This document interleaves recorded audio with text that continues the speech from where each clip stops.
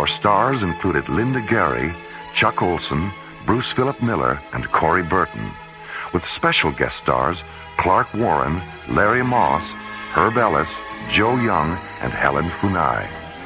Associate producer Ron Thompson. Music director Tom Rounds.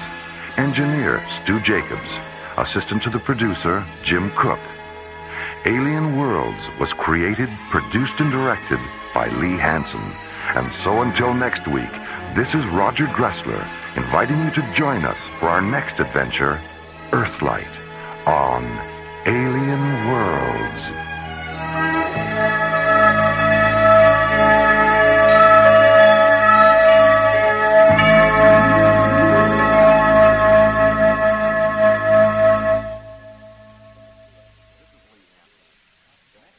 This is Lee Hansen. The next 2 episodes of Alien Worlds will not involve Starlab or our friends in the ISA. We're going to take you on a mystical journey through a science fiction fantasy adventure that explores the intergalactic origins of spiritual evil and how the inhabitants of the ancient planet of Althia set out to neutralize that evil over 2,000 years ago. Here then are Olin Soule, Lorene Tuttle, Russi Taylor, and Roger Dressler in Part 1 of our special presentation, Earthlight.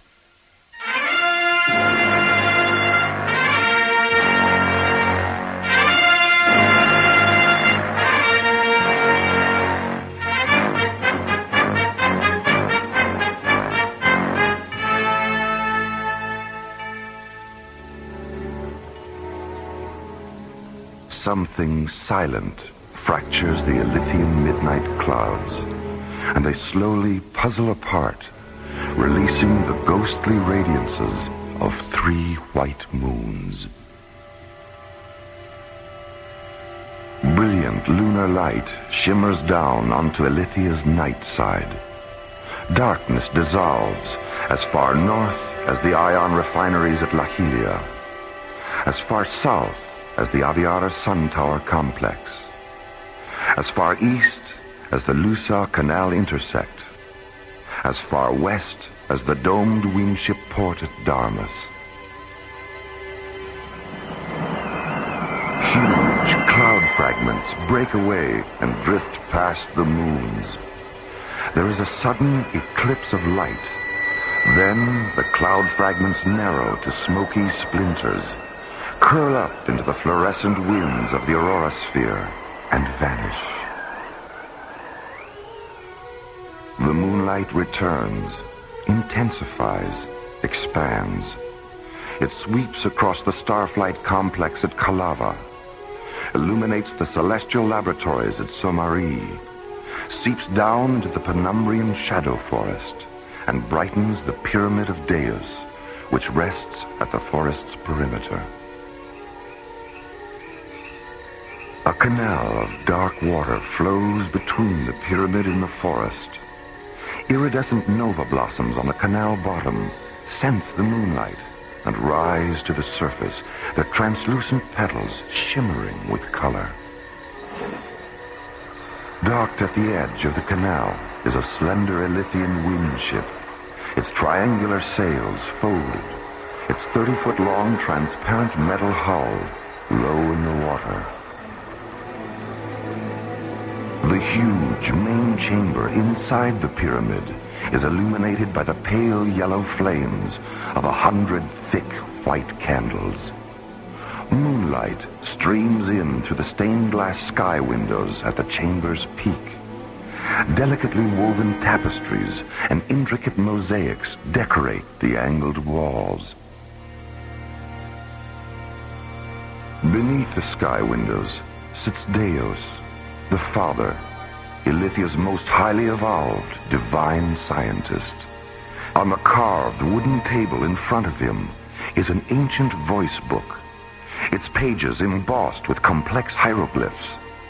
As he moves his fingertips over the hieroglyphs, the book voice tells him the future, reaffirming his dream about another expedition to the planet of Teralo. A beautiful woman is blinded by visions of immortality and falls to sleep in a flower field. A star machine floats down into the scented voids of summer. A child is born. A healer of spirits walks across the deep currents of the faraway sea. The suffering are comforted. The dying are healed. The dead are reborn. The healer of spirits ascends to the stars. Teralo sinks below the fiery horizons of an alien sun. Faces look up. The sky stands still. Teralo. So many expeditions. So little progress. So many of our sons and daughters lost. 1,000 years, and it's just beginning. Deus? Ah, come in and sit with me, Sibella. Have you seen the sky, Deus? The clouds are gone and the moons are out. It's a perfect night for star flying. Mm-hmm. The book said it would be. Has the book reaffirmed that we're returning to the Veda sector of Teralo? Yes, and it told me about the woman. Her name is Aram. She's young and strong and beautiful, and she's never known the Darkbringer virus. Elishaba had never known the virus either. Do they share the same blood? Yes. And because they do, the embryon child implanted in Elishaba during the last expedition and the embryon child of this expedition will share the times to come. The times to come. How are things progressing at Cava? The ship was moved to Dome 3 at sunset for fueling and ancillary pre-flight maintenance. Has Aram's embryon child been taken aboard? Yes. Lyria took him into the ship's nucleus chamber at moonrise. She's holding him in the secondary Genesis tank while Karmas finishes refocusing the convection lenses on the primary. And what about Zuriel? Has he installed the new Paratron refractor? He's still working on it. He would have finished by now, but there was a technical setback. Oh? When Zuriel examined the new refractor, he found that 2 of the waveform links were flawed. There wasn't time to send it back to Soma Ray, so he's correcting the flaw with a series of Nimbus filters. Nimbus filters? I wasn't aware that such things existed. They didn't until now. Zuriel synthesized them in the Spectrum Laboratory in Dome 6. Is this the beginning of a new era in Althian technology? Well, Zuriel seems to think so. You know how he is when he does something especially inventive. Yes. Yes, I know. Deus. Hmm? When Aram's embryon child evolves to his final form and begins his work, will he be alone? He will at first. But eventually there will be a multitude. How will it end? Tears, blood, a heart pierced with metal. And what will become of us? Will we return to Alithia? The book didn't know, Sibella. Where the journey back should have been, there was only silence. Deus, was the book able to calculate the time lapse between our departure from Alithia tonight and our penetration of Teralo's gravity veil? Yes, 11 solar days, 9 phenomeners. When will we make contact with Aram? 3 phenomeners past sunrise on the morning of the 12th day. She'll be alone in a field near her village, gathering red and white flowers. Red and white. Blood and purity. Yes. The 2 elements that will haunt Aram to the end of her days. Well, it's getting late, Sibella. We'd better start for Cava. As Deus and Sibella walk down the luminescent gemstone path leading to the canal, a swarm of fluorescent blue spider moths stream out of the shadow forest, circle the canal's reflection of Alithia's 3 moons, and streak away into the flower-scented night.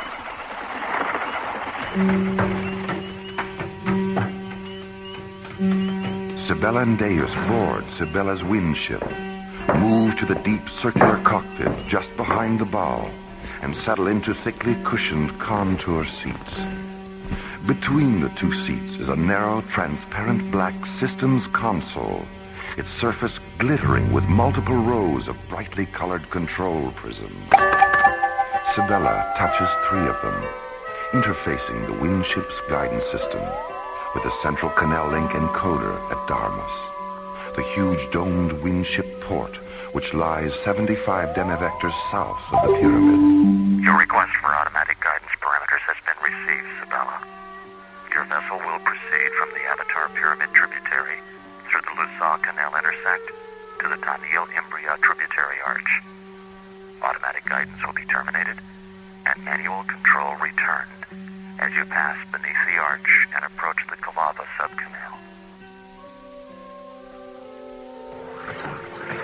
Tiny levers fold open in the Windship's thin metal masts, releasing a quiet, magnetically generated wind which swells the translucent yellow sails.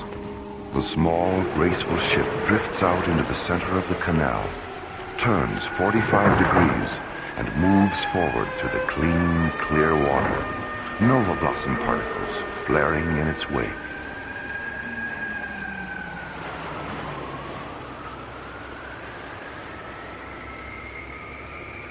Deus, what is calorescent spectrosite? I overheard Zuriel mention it to Karma. Spectrosite was the liquid light fuel that powered our first starships. We terminated its use long before you were born. Why? Wasn't it efficient? Yes, it was the perfect experimental fuel, Sibella. Efficient, highly unstable, and extremely dangerous. During the 3rd expedition, we killed 9,000 inhabitants of Teralo with it. 9,000? Deus, what happened? An accident. A circuit malfunction caused a fuel bay hatch to open, and an armed spectrosite fuel pod was ejected. The pod exploded on impact between 2 wilderness cities that stood near the shore of a dying inland sea. When Karmas and Lyria went down in a lander to look for survivors, all they found was a young female in the nearby hills. Was she alive? No. Spectrosite radiation had transformed her into a pillar of white ionic stone.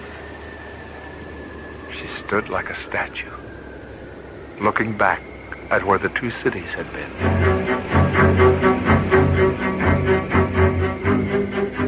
The perimeter of the shadow forest slowly fades into the night as the Windship leaves the Avatar Pyramid tributary and sails out into the Lusaw Canal intersect, the vast artificial lagoon where all of Ilithia's equatorial waterways converge.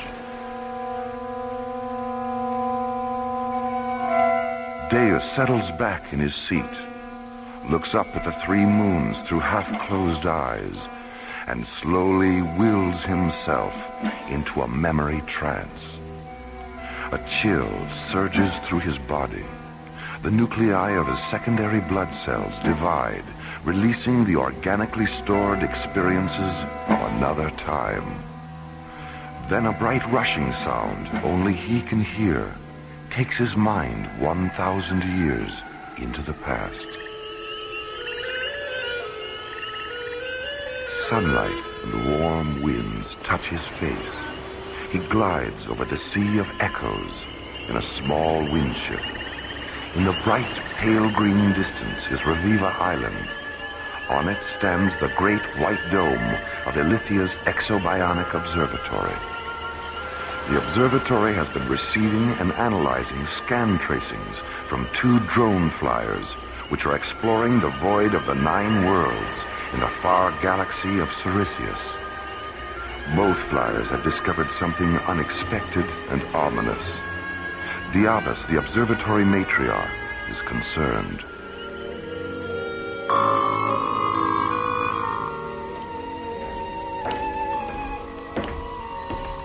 Have you confirmed it, Diabas? Yes. Sit here beside me, Deus. I'll transfer the visual data to the wall screen. An abstract 3-dimensional scan pattern fluoresces onto the large triangular wall monitor and slowly becomes a geological image of multi-layered earth and volcanic rock. Embedded in one of the layers are the mummified bodies of 3 nude humanoid women. Next to them are 5 black skeletons whose grotesque skulls resembled the heads of ebony gargoyles. Each skeleton lies against a secondary pattern of thin black bones, the bones of what were once large, bat-like wings. Another world contaminated by Darkbringers. Is it a planet in this star system? No, it's in the Sirius galaxy. Teralo, the only inhabited planet in the void of the 9 worlds. Drone flyer Septus began transmitting these substrata images 7 days ago. Was it a full-scale invasion? No, it was confined to a relatively small area near Teralo's equatorial meridian. When did it happen? 19 light eons ago, just as Teralo was entering its 3rd neuroevolution. They lived in caves then, Deus, and ate the flesh of things that crawled and flew. How large was the attack force? 1 Darkbringer Legion, probably an inquest unit. They invaded the cave settlement, killed the males and children, and then attacked the females. The same assault methods they used here, and on Anianus and Telluria. Why didn't the assault extend beyond that one area? The region was destroyed during the attack by a first-magnitude stratoconvulsion and volcanic eruptions. An enormous chasm breached open, and the entire settlement collapsed into it. The Darkbringer Armada was probably in an observation orbit during the assault, but when they saw the instantaneous destruction of an entire legion, I think they became frightened and moved out into deep space. Yes, you're probably right. They always did become blind with confusion in the presence of unexpected planetary convulsions. Have the reproductive organs of the dead females been analyzed? Drone flyer Erebus transmitted its scanner analysis last night. The bodies of all 3 females contain traces of calcified Darkbringer insemination fluid. Have you received a retrospective survival projection? Yes. According to the residual biotime scan from drone Erebus, there were over 800 female survivors. All of them inseminated during the assault. None of their newborns had any physical Darkbringer characteristics, but they all emerged from their parent mothers, saturated with the Darkbringer anti-light virus. Has the virus evolved with them? This morning, from an orbital distance of 300 nemavectors, drone Septus hemoscanned the entire population of Teralo. It saw the virus in the blood and bone marrow of every male and female, regardless of tribe or age. And has the virus affected them in the same way it affected us? There are variations, even some resistance at first. But in time, the virus flourishes, and the inner light grows dark. Without any evolutionary interference from us, how much longer will the virus control Teralo? A minimum of 500 centuries. But by the end of that time, the entire Sirius galaxy would be contaminated. There's only one choice, isn't there? Yes, an expedition. We know the inner light can be resurrected through induced evolution meditations. We proved that here. We proved it on Anianus and Telluria. Diavus, do you see any reason why our spirit magicians couldn't teach the meditations on Teralo? I see 2 reasons. The anti-light disease wasn't as advanced on those planets. And where Anianus and Telluria were both entering an age of radiance when the invasions came, Teralo is still hyper-primitive and superstitious. It would be impossible to land ships there without terrifying. Our teachers will have to come to Teralo from within, not from without. Embryons? Yes. Created from your blood and implanted in their female. It would take time. It would be difficult. It would be dangerous. But in the end, the virus would be neutralized. The light would be resurrected. And Teralo would no longer be divided against itself.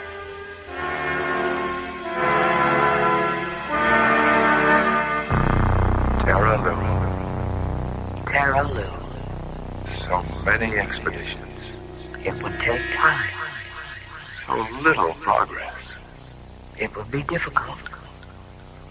So many of our sons and daughters lost. It would be dangerous. 1,000 years. But in the end, the virus would be neutralized. The light would be resurrected. And Teralo would no longer be divided against itself.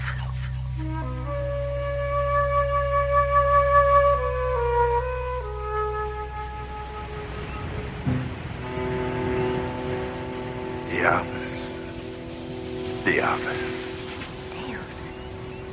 Deus? Sibella. I was just remembering an old friend, and 100 other nights like this, and 100 other expeditions. So much time has passed. So many of Alithia's sons and daughters have been lost. 1,000 years, and it's just beginning.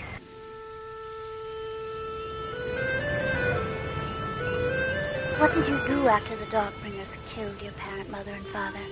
I escaped into the wilderness of Bas with a group of scientists and technical magicians from the city of Tialin. We thought we'd be safe there, but 3 days after the initial attack, Darkbringer annihilation squads began saturating the atmosphere and waterways with the virus. Eventually, we all became infected to some degree. The effects of the anti-light disease have never been described to me, Deus. What actually happens? It begins with an underlying discontent with the ceremonies and celebrations of life. Intelligence is corrupted. Emotion displaces logic. Imagination ceases to evolve. The ability to separate the symbols of existence from existence itself disappears. And so does the belief that all life is sacred. The effects are irresistible and inescapable, even in the unconscious sanctuaries of sleep. How long were you in the wilderness? 25 years. Do you know the story of Vershila? Oh, some, but not all of it. Vershila was a mantric high priest who came to us in the wilderness during our 25th year of exile. He told us he had cured himself of the anti-light disease through a series of induced evolution meditations. He had discovered the meditations in the Persana ut Valiat Jewel, the ancient Alithian poem of creation. He taught us the meditations, and we healed ourselves. Then we went out from the wilderness and secretly taught the meditations throughout Alithia. And the revolution against the Darkbringers began 50 years after that? Yes. Our technical magicians built secret subterranean laboratories where they created ships armed with powerful liquid light injectors. 1 year after our ships rose up against them, the Darkbringers abandoned Alithia, and the Age of Radiance began. As the winged ship approaches the Tanil-Imbria tributary arch, it passes a sun tower complex construction site on the lagoon's northern shore. Polished metal, saucer-shaped hover drones lower huge white sun tower obelisks onto thick pads of fluorescent synergite. Giant constructor tripods stand in front of the huge synergite blocks, their long, flexible arms coiled around the 400-foot-tall sun towers, guiding them into place. The complex is surrounded by multifaceted solar energy domes and power dispersion pyramids made of thick, white crystal. Did you see Shiva today? Yes, we walked in the forest this morning. How does she feel about the new sun tower complex? It looks as though it's nearly finished. She's delighted with its progress. The iron refineries at Lahilia and the floral hatcheries at Vianatet are already drawing power from it. She estimates it'll be fully operational in another 6 days. We'll be halfway to Teralo in 6 days. Sibella, are you concerned that the book didn't know if we'd be coming back? What will become of us, Deus, if the ship should fall into a star? The prospect of death doesn't disturb you, does it? No. No, I thought not. Then, what does? Rebirth. Have you ever imagined what it would be like to be reborn on some other planet? One that wouldn't care about our secrets or understand our ecstasies or forgive our failures? There's no such planet, Sibella. Not in this universe.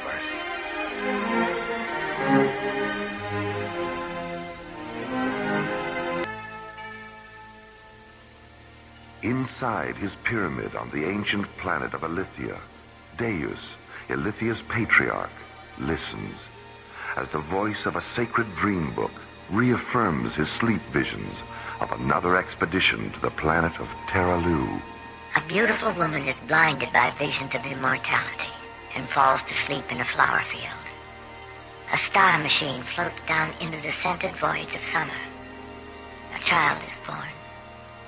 A healer of spirits walks across the deep currents of the faraway sea. The suffering are comforted. The dying are healed. The dead are reborn. The healer of spirits ascends to the stars. Teralo sinks below the fiery horizons of an alien sun. Faces look up. The sky stands still. Teralo. So many expeditions. So little progress. So many of our sons and daughters lost. 1,000 years, and it's just beginning. Deus? Oh, come in and sit with me, Sibella. Has the book reaffirmed that we're returning to the Veda sector of Teralo? Yes, and it told me about the woman. Her name is Aram. She's young and strong and beautiful, and she's never known the Darkbringer virus. Elishaba had never known the virus either. Do they share the same blood? Yes. And because they do, the embryon child implanted in Elishaba during the last expedition and the embryon child of this expedition will share the times to come. How are things progressing at Cava? The ship was moved to Dome 3 at sunset for fueling and ancillary pre-flight maintenance. Has Aram's embryon child been taken aboard? Yes. Lyria took him into the ship's nucleus chamber at moonrise. How will it end? Tears, blood, a heart pierced with metal. And what will become of us? Will we return to Alithia? The book didn't know, Sibella. Where the journey back should have been, there was only silence. Well, it's getting late, Sibella. We'd better start for Cava.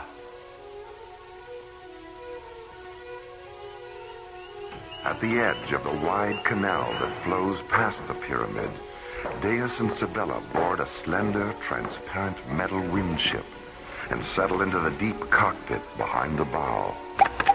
Touching 3 small fluorescent prisms on the control console, Sibella interfaces the windship's guidance system with Alithia's central canal link encoder.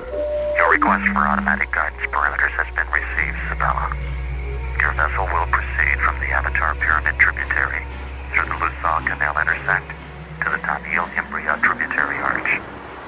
Automatic guidance will be terminated and manual control returned as you pass beneath the arch and approach the Cava subcanal.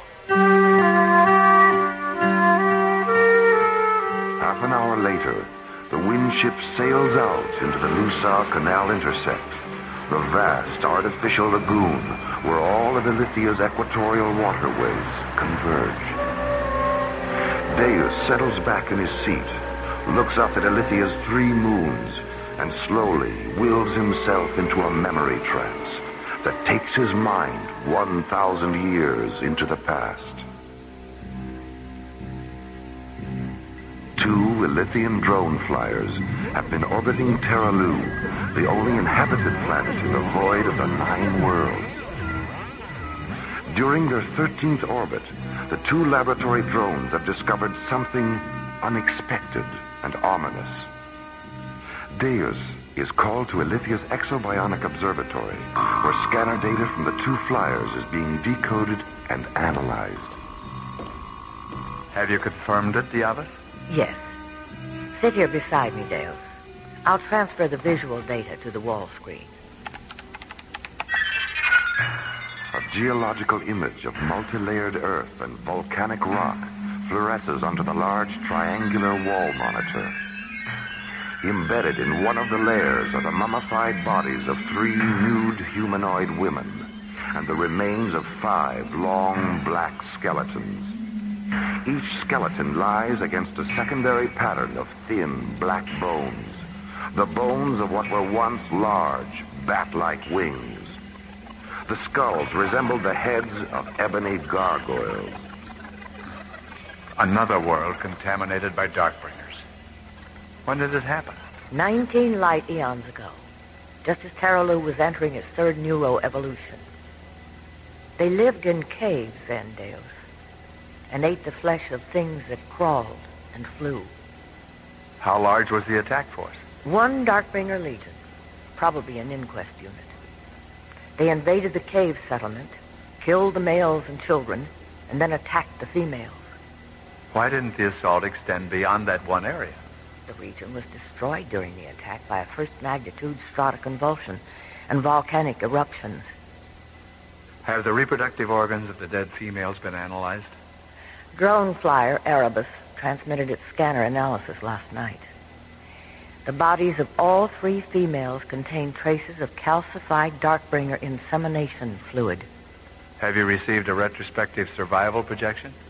There were over 800 female survivors, all of them inseminated during the assault. None of their newborns had any physical Darkbringer characteristics, but they all emerged from their parent mothers, saturated with the Darkbringer anti-light virus. Has the virus evolved with them? This morning, from an orbital distance of 300 demivectors, drone Septus hemoscanned the entire population of Teralo. It saw the virus in the blood and bone marrow of every male and female, regardless of tribe or age. And has the virus affected them in the same way it affected us? There are variations, even some resistance at first. But in time, the virus flourishes, and the inner light grows dark.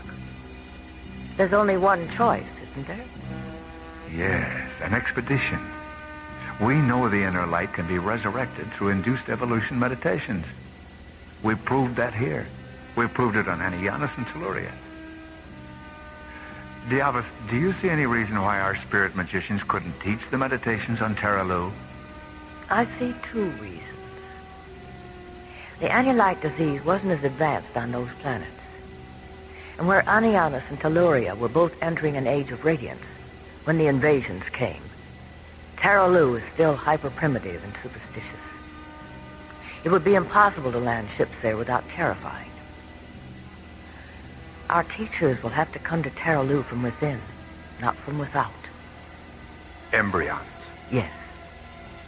Created from your blood and implanted in their females. It would take time. It would be difficult. It would be dangerous. But in the end, the virus would be neutralized. The light would be resurrected. And Teralo would no longer be divided against itself.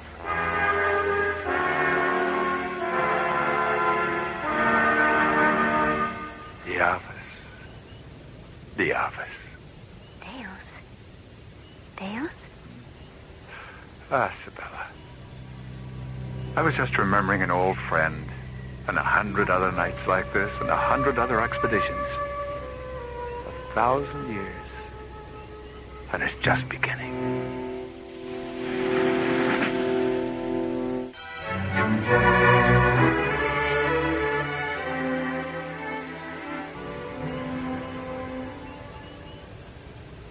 Deus, was the book able to calculate the time lapse between our departure from Elithia tonight and our penetration of Teralo's gravity veil? Yes. 11 solar days, 9 phenometers. When will we make contact with Aram? 3 phenometers past sunrise on the morning of the 12th day. She'll be alone in a field near a village, gathering red and white flowers. Red and white. Blood and purity. Yes. The 2 elements that will haunt Aram to the end of her days. Deus, Sibella, you are now approaching the Tanil Imbria tributary arch. As you pass beneath it, automatic guidance will be terminated, and manual control of your windship will be returned. May the spirits of the 12 Lords of Light be with you. on your journey to Teralo. As the canal link override terminates, Sabella touches a control prism, which activates a triple row of bright rectangular lights in the bow.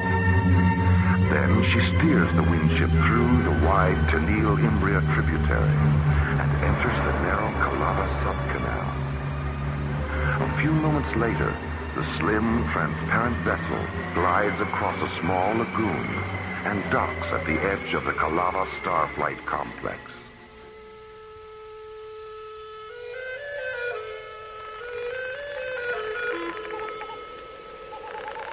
The complex is a vast, circular plain, flawlessly paved with interlocking triangles of white gemstone and red fire crystal. Hundreds of hexagon-shaped lamps free float around the perimeter, focusing brilliant light on 6 enormous copper-colored domes, a triple row of sun towers, and a primary launch arena.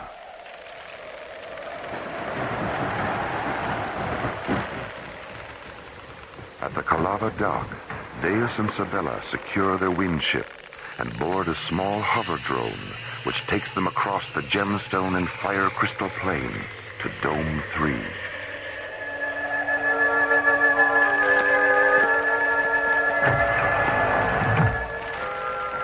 Inside the dome's airlock, Deus and Sabella remove their long, dark cloaks and fold them into a small compartment in the wall.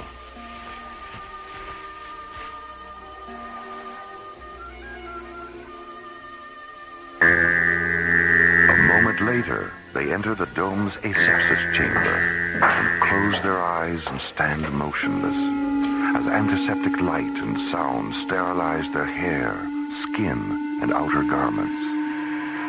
Then, a large circular hatch irises open in front of them, and they step through into the dazzling light of the dome's interior. In the center of the dome is Alithia's most powerful and complex starship, a huge ovaloid spacecraft created from organically grown metals. It rests heavily on 3 massive pneumatic parking spheres and dwarfs the 50 technicians who move over its seamless, polished metal surface. Parked in front of the starship are 3 teardrop-shaped tug crawlers, their transparent canopies slid open. 6 technicians string thin metal cables between the rear of the crawlers and towing rings on the ship. What do the inhabitants of Teralo think happens to them after death? They believe that if they live lives of kindness and affection, their dream selves transmigrate to the serenities of Empiria. And if they live negative lives? Then their dream selves transmigrate to the fires of Stygia. But those regions were destroyed during the subvoid annihilations. The Darkbringer archipelago had its genesis in the fires of Stygia long before the annihilations. But as life was evolving on its surface, the archipelago left its orbit and passed through Empiria. And in this passing, Empiria's light began to destroy the Darkbringer primitives. But they survived and continued to evolve under the delusion that physical and spiritual light were their deadliest enemies.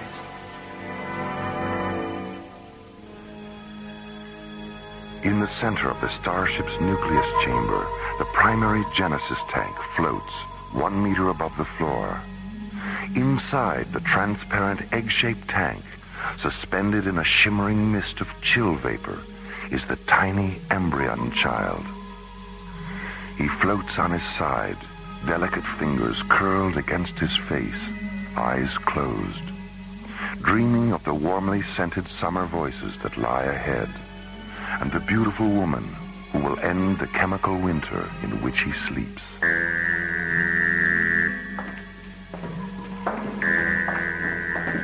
Just look at him, Sabella. He's beautiful. He takes after his father, Deus.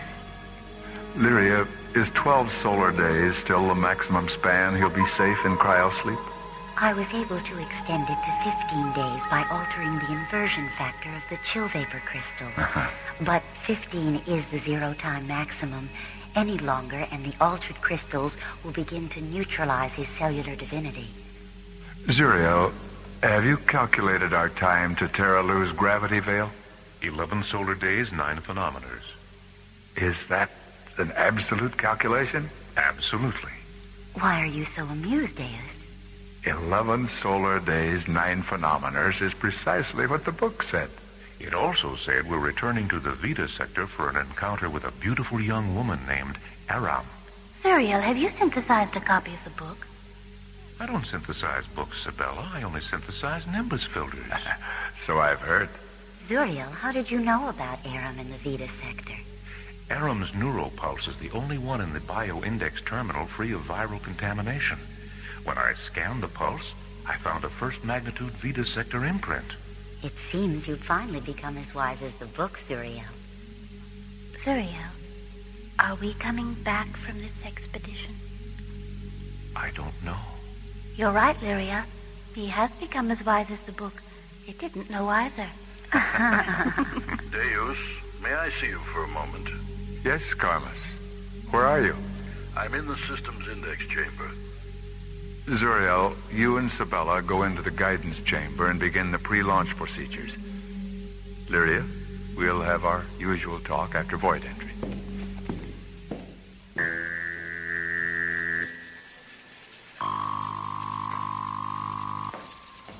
Is there a technical problem, Carmus? No.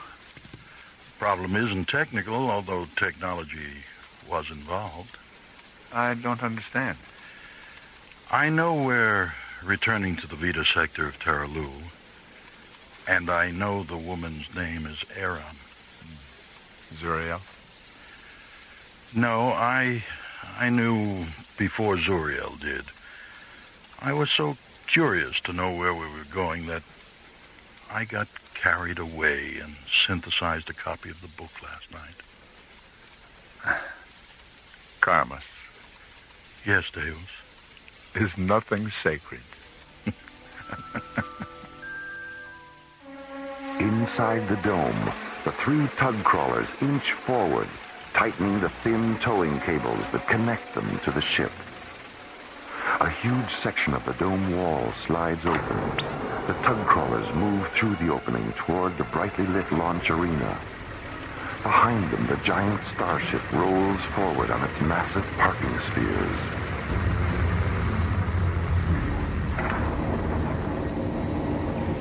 In the guidance chamber, Deus, Sabella, and Zuriel sit in cushioned pod chairs, facing a massive instrument console. Its dark metal surface, alive with control prisms, regulator diodes, sequencer jewels, interface crystals, and iridescent decoder keys. Start the pre-emanation cycle on the artificial gravity radiator, Sabella. Interior gravity is stable at E.3. Grav factor links are sequenced to convert to E.9 during corridor penetration and E.12.1 at void entry. Deus, an ion storm is forming in the penetration corridor over Illyria. Carmus, we need a revised launch velocity. Just a moment. A launch velocity of KPS .660 will take us through the storm before its primary spectrum collision phase. KPS .660. Sabella, engage the exterior hyperlight coils when we launch. Ion storms are too unpredictable not to take precautions. Yes, Deus. The ship is in position, Deus, and the towing vehicles have cleared the launch arena. Engage the ancillary pulse drive reactor, Sabella. Reactor engagement confirmed. Solar power matrix is stable at multiple sublinks 8, 18, and 80. All ship register encoders, guidance optics, and inverter grids are hyperlinked and scanning. Release the parking spheres, Sabella.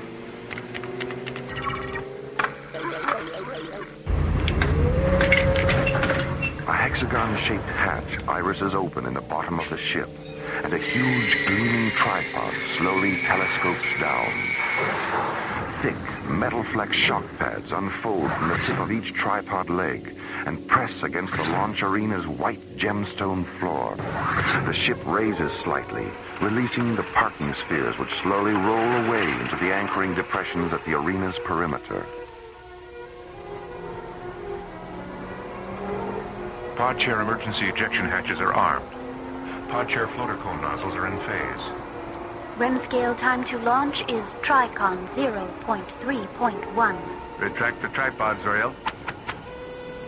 The bright metal tripod withdraws into the ultraviolet glow of its storage bay, leaving the huge Althian starship suspended 25 meters above the arena. 9 round ports iris open around the concealed tripod hatch, releasing thin beams of dazzling white light. Louvered exhaust vents blast raw magnetic waste against the arena floor, raising a translucent wave of fine white dust which rolls out over the anchored parking spheres. REM scale time is terminated. Primary reactor interlock at binary 2.3.1.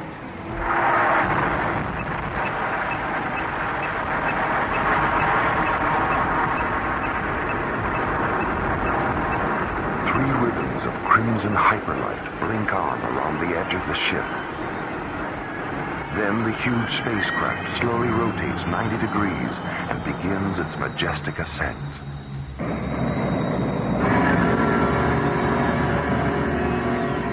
At an altitude of 30 demivectors, the ship is a tiny ovaloid shadow at 9 pinpoints of light.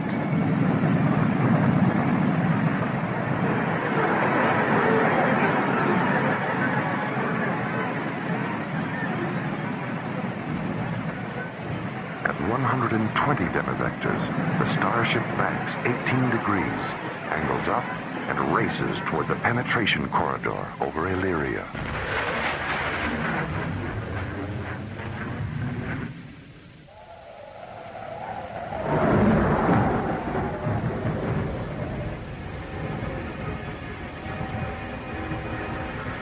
Suddenly, a section of the corridor ceiling tears away, and a sucking vacuum of ionized winds lash out, trying desperately to draw the ship up into its crushing vortex. Then, as suddenly as it began, the crisis is over, and the ship accelerates out through Ilithia's shimmering aurora sphere into the starlit serenity of deep space.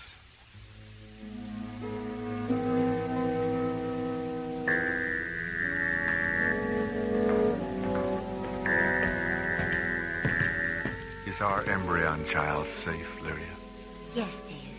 Safe and sleeping. Have you decided what his name will be?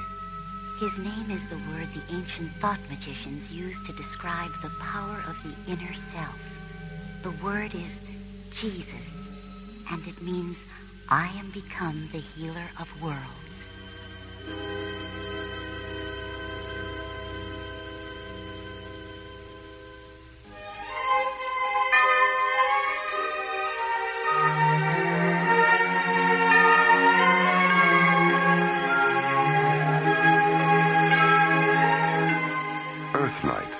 Written by Ron Thompson and starred Olin Soule as Deus, Lucy Taylor as Sibella, Mel Wells as Karmas, Byron Kane as Zuriel, Susan Silo as Lyria, and Lorene Tuttle as Diabas. Associate producer Ron Thompson, engineer Stu Jacobs, music director Tom Rounds, assistant to the producer Jim Cook, technical consultant Peter Sky. Alien Worlds was created, produced, and directed by Lee Hansen. And so until next week, this is Roger Dressler inviting you to join us for our next adventure, The Seeds of Time, from the elsewhere and elsewhen of Alien Worlds.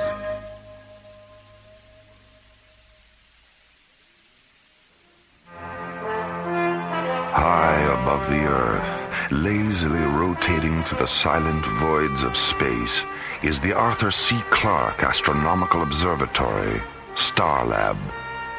Here, Earth's International Space Authority, ISA, watches over countless uncharted galaxies and the planets that lie within their star-clustered borders. One of those planets is Tinian 3, site of the top-secret Starsmith Project. Beyond the atmosphere of Tinian 3, a sudden, unexplainable incident whose momentum will soon carry Starlab Research Director Mora Cassidy, Captains John Graydon and Buddy Griff, and the Starsmith Project itself into the unknown territory of alien worlds.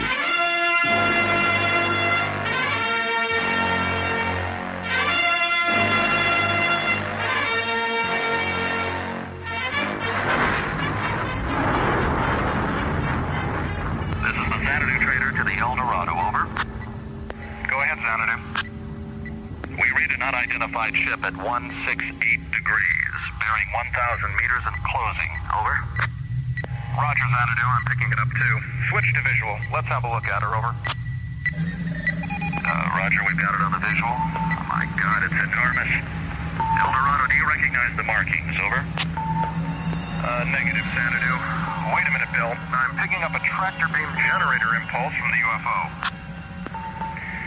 They've locked onto us, Zanadu. They're overriding our shielding circuits. Bill, I see another tractor beam nozzle.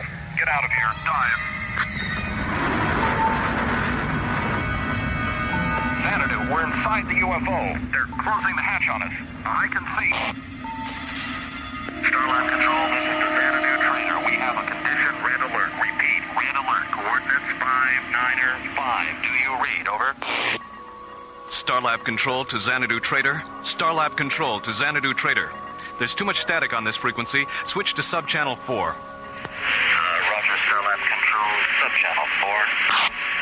How do you read me now? Over. 4 by, loud and clear. Go ahead. We've just been attacked by an unidentified alien vessel. Huge. Twice the size of a Viking-class cruiser. What's your location, Zanadu?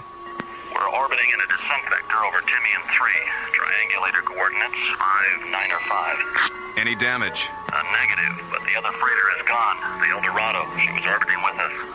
Destroyed? No, the alien didn't fire a shot. They locked onto the El Dorado with a tractor beam and took her aboard through some kind of recovery hatch. What was the El Dorado's cargo? Same as mine. Classified hardware for the Starsmith Project.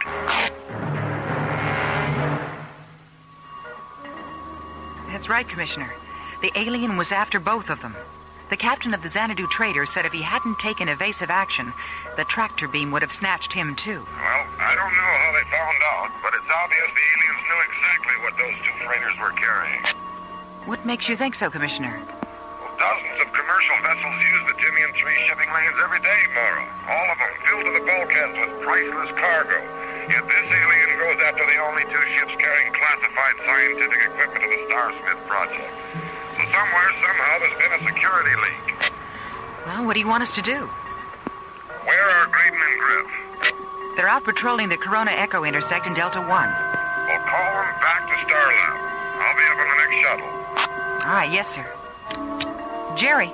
Yes, Mora. Contact Delta 1. I'll be down in a minute. Okay, Mora. Delta 1 coming up.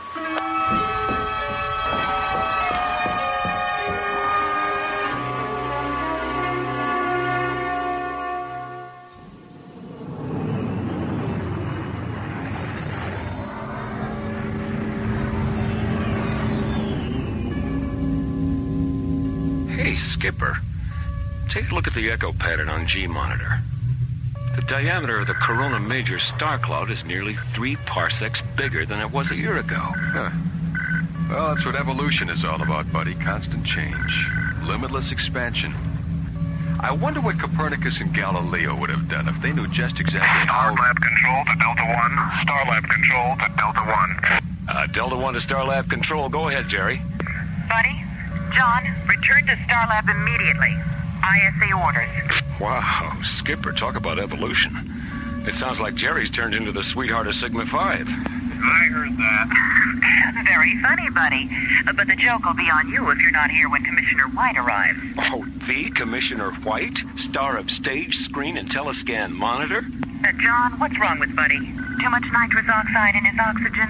Too much stargazing, Mora. It finally got to him. A likely story. What's the problem, Mora? Why is the commissioner coming up? ISA thinks there's been a security leak at the Starsmith Project on Timian 3. That's all I know. The Starsmith Project. All right, Mora. We're on our way. Delta 1 out. A huge alien spacecraft hijacks a freighter in the shipping lanes over Timian 3. A second freighter barely escapes. The cargo of both vessels, classified scientific equipment for the Starsmith Project, a secret ISA installation on Timian 3, a lonely, Earth-like planetoid orbiting at the threshold of alien worlds.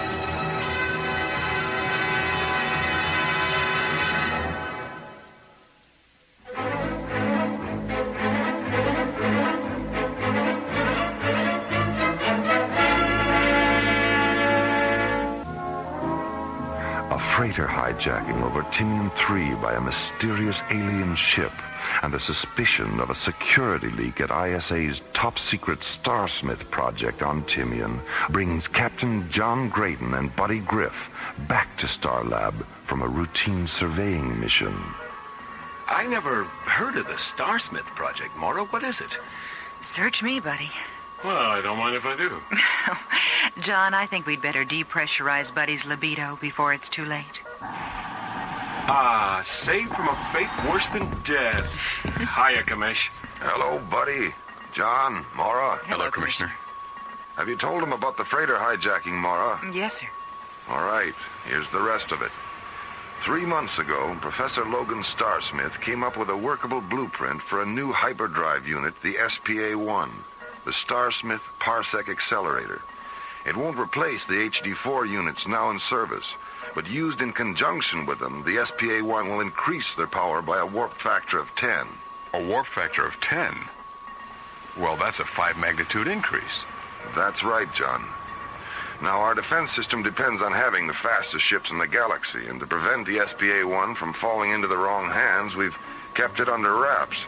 We even had the various components built at separate locations. Now, 2 weeks ago, we reopened the ISA Plasmatron laboratory on Timian 3 so Starsmith could assemble the unit. He took some of the components with him. The rest were aboard the Eldorado and the Zanadu Trader. Well, how many people knew what the freighters were carrying? Only Starsmith. The freighters were loaded 3 days ago. He ordered them up himself. Well, when did you find out? He didn't contact ISA until the ships were orbiting Timian. Well, if there's been a security leak, Starsmith would seem to be the obvious suspect. Well, that's what we thought at first, but there's no motive. He's rich, respected, dedicated, completely devoted to his family. He's also one of those typically isolated geniuses whose concept of an alien is someone who sneaks into the country without a passport. Oh, what do you want us to do? Go to Timian 3. Bring back Starsmith. We'll keep him here till we can figure out what's going on. Besides, I think a few days' rest will do him good. What makes you say that? Well, something I learned this morning from his assistant, Frank Baxter. He and Starsmith were taking a walk last night when Starsmith stopped, stared up into the sky for a long time, and then he said, "All my children are dying." And then he started to cry.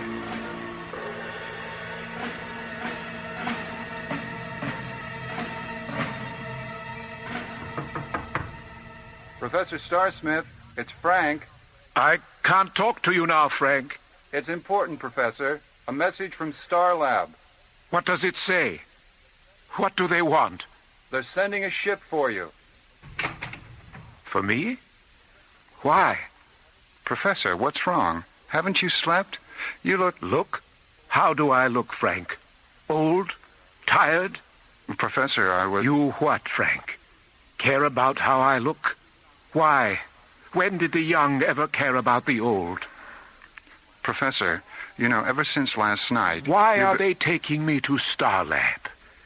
Well, in view of what happened yesterday, the Commissioner feels you'll be a lot safer there. Well, what about you? I'll be all right.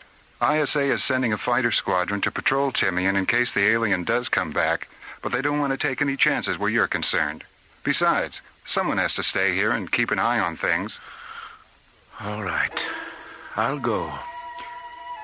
I'm going to miss you, Frank.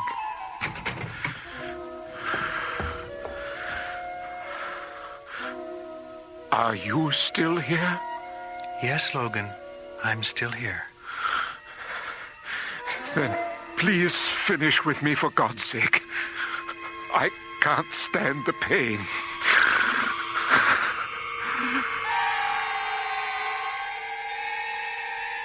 An alien voice in the dark, a sudden swirl of shimmering golden rainbows, then silence as Professor Logan Starsmith is drawn into the sunless void between being and nothingness. Meanwhile, aboard Delta One, John Graydon and Buddy Griff are crossing another void, the space between Starlab and Timian 3. A distance normally measured in days, about to be compressed into one measured in minutes. Okay, buddy, let's start the switch over to hyperdrive. Pulse converters? Pulse converters. Check. Shift register circuits A through E. A through E. Check. Sequencer links to substatus screen. Substatus screen. Check. Primary and secondary parsec refractors. Parsec refractors are in phase. All right. Synchronize timers for a -15 interface, and hold on to your hat. Timers are set and counting. Hat is firmly gripped. Check. Oh, if only Werner von Braun could see us now. Who knows, buddy? Someday if we stay in hyperdrive long enough, maybe he will. We're through. There's Timian. You all right, Skipper? Yeah, fine. How about you? Okay. Except that now I'm 3 days late for my date with that cute little Mycroft technician. 3 days late? Yeah. We were supposed to go out the day after tomorrow. Right. Roger, Delta One. Stay aboard. We'll rotate the pad. Professor Starsmith will be right there. Roger, Timian Control. Tell them to use the starboard ramp. We've already got the hatch open. Roger, Delta One. Personnel ramp 5. Professor? All right, Lieutenant. Thank you. You're sure you're all right, Professor? Yes, Frank, I'm sure. I was just going through one of those neurotic episodes we so-called eccentric geniuses are famous for. Well, I'll do my best to hold things together while you're gone. Excuse me, Professor, but you'd better hurry. The magnetic storm we've been tracking is moving in fast. Another 15 minutes and you won't be able to launch. I'll be in touch, Frank. Goodbye, Professor. Take care of yourself.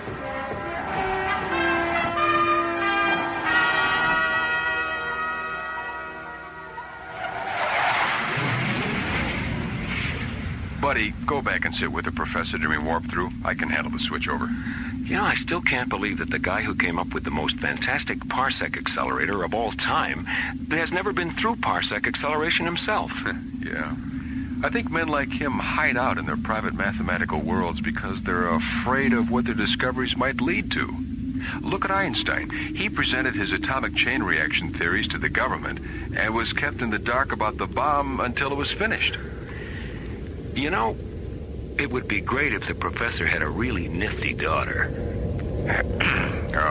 Any reason in particular, aside from the obvious ones? Mm-hmm. We'd never get tired of each other. As long as the professor was there to keep shuffling time around, it would always be love at first sight. Buddy, please see about making the professor comfortable. Right, Skip.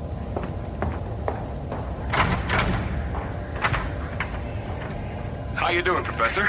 A little nervous, but other than that, I'm fine. Well, you'll experience a little blurred vision at light speed, but that'll clear up as soon as we warp through. Don't worry about a thing. I'll be right here beside you all the way. I appreciate that, Captain. Thank you. All right, gentlemen. Timers are synchronized for a -10 interface. See you on the other side. Here we go.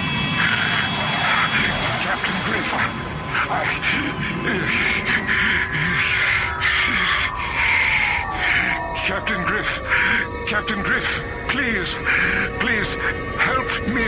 Oh, my God, Professor. Skipper, Skipper, something's happening to the professor. Buddy, what's wrong? Oh my God, he's shriveling up. He's dehydrated. I can see his cheekbones. Rainbows.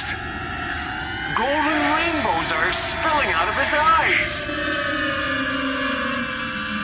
As Buddy Griff looks on, helpless, Professor Logan Starsmith undergoes a strange and terrifying metamorphosis.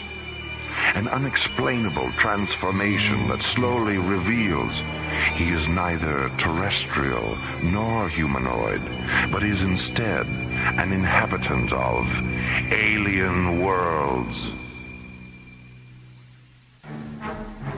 Returning to Starlab from Timian 3, Delta One has warped through the time-space continuum. A routine hyperdrive procedure normally harmless to both terrestrials and extraterrestrials. But as Buddy Griff looks on in disbelief and John Graydon frantically radios ahead, their passenger, Professor Logan Starsmith, as a result of the warp-through, is undergoing an astonishing transfiguration. You heard me the first time, Jerry. The professor is changing into some kind of alien life form. Notify Mora and the commissioner, and tell Dr. Rossiter to get down to sickbay and open up the alienology unit. And get us aboard now. Whoever this creature is, he's dying. Starlab control to all incoming traffic. Hold your positions. We have an emergency. Dr. Rossiter, report to sickbay. Prepare the alienology unit. Starlab to Delta One. Red Vector approach 589er. Bay 14, level C. I'm opening the doors now.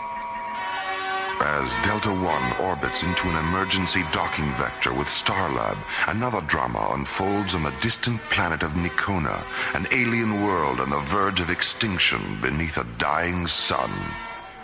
Emperor Mika sits alone in the Imperial Tower of the Nikonian Citadel, awaiting the return of the ship he sent on a desperate mission to another galaxy. Mika? What is it, Ariana? Our recovery ship has returned from Timian 3. Have the accelerator components been unloaded?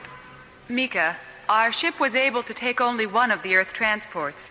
The other one flew out of tractor beam range before we had... I don't care to listen to any excuses today, Ariana. I ordered both ships to be taken. They weren't. I don't know how much longer I can tolerate having my orders disobeyed. Mika, please. The life element supply aboard our ship was subcritical. If they had pursued the other transport, they might not have come back at all.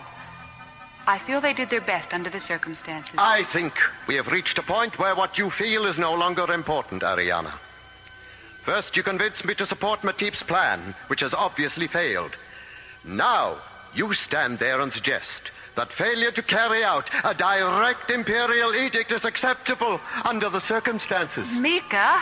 Nikona is dying. That is our only reality. And survival by any means possible is our only concern. Disobedience and failure, regardless of the circumstances, are inexcusable, and they have no place in an unforgiving and uncompromising universe. There was a time when you understood failure. Was there? I doubt it. What's being done with the crew of the capture transport? They're being held in the Legionnaires' quarters. Have them taken to the cells. No, Mika, I won't. There's no reason to make them suffer your disappointment. I see. Andros. Yes, Mika? Take the crew of the Earth ship to the suffocation chambers. Yes, Mika. Stop it, Mika! Stop it. I'll have them taken to the cells. Ignore my order, Andros. Yes, Mika. Do you see how useless it is to oppose me, Ariana? I know you think I have become a sadistic tyrant. But I am the Emperor of Nikona, and our situation is desperate. Unlike you, I have no affection for Earthlings, and if I have to execute 10 or 20 or even 1,000 to maintain your obedience to me, I shall do it. I am sorry, Ariana. I never thought it would come to this. It came to this 2 solar years ago, Mika, when you ordered the construction of the first suffocation chamber. Meanwhile, on Starlab, Delta One has docked, and the mysterious being Professor Starsmith has become lies near death in Starlab's alienology unit. Collapsed 1723 UIT. Mark. Right and left lobes are 100%. What are his chances, Diana? We won't know until Mycrop finishes analyzing the pathological data. But if his body fluids keep misting out of him like this, he won't last another hour. Sandy? Yes, Doctor? How are you coming with the anti-dehydration chamber? Just a few more minutes. Captain Grip, you said his eyes were hemorrhaging golden rainbows. How long do they do that? Well, it all happened so fast. 15, 20 seconds, maybe? Were his eyes transparent before the hemorrhage or after? Before. His eyes changed, and then the rainbows just spilled out. What is it, Diana? You have that look on your face. The eye phenomena. I've read about it before. Captain Graydon, did you witness any part of the reversal process? No, I didn't. By the time I got to the passenger deck, Professor Starsmith was gone, and this alien was there, strapped in next to Buddy. Diana, why does he still have one human hand?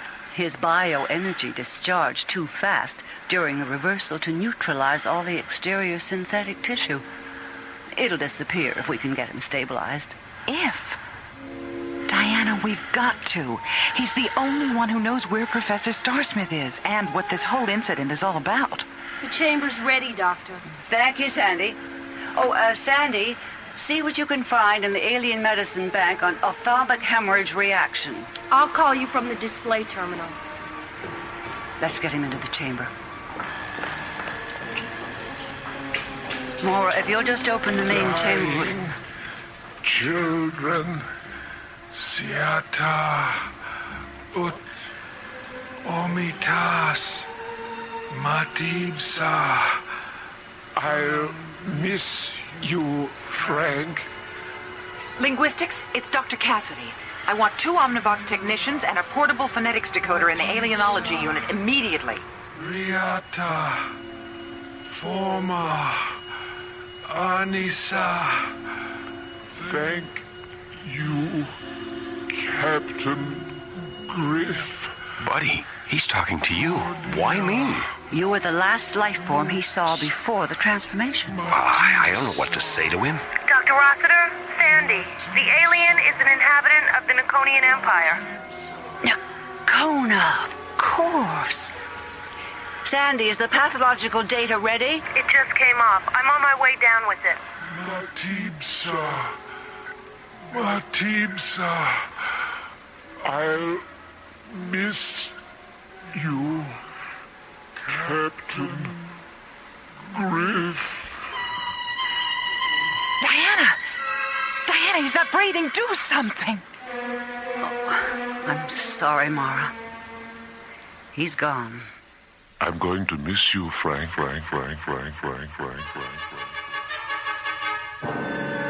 Delta One hyperdrives through the time-space continuum as Professor Logan Starsmith is mysteriously transformed into a being from another galaxy. A creature so badly injured by the warp-through ordeal that Dr. Diana Rossiter, Starlab's executive physician, is unable to save him.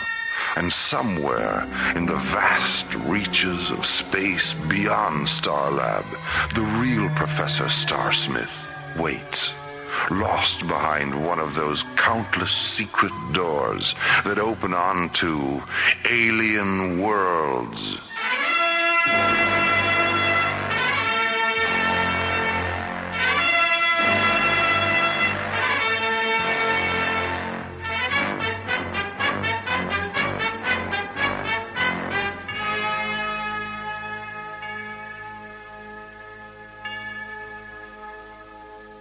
The Starsmith Project was based on a story by Ellen Pellicero and written by Ellen Pellicero, Ron Thompson, and Lee Hansen. Associate producer Jeff Allen. Music director Tom Rounds.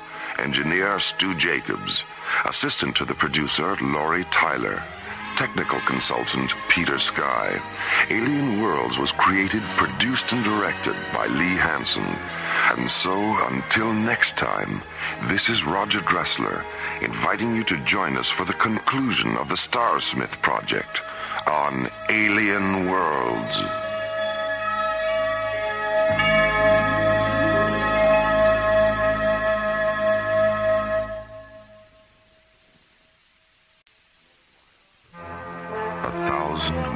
Above the Earth, slowly rotating through the silent voids of space, is the Arthur C. Clarke Astronomical Laboratory, Starlab.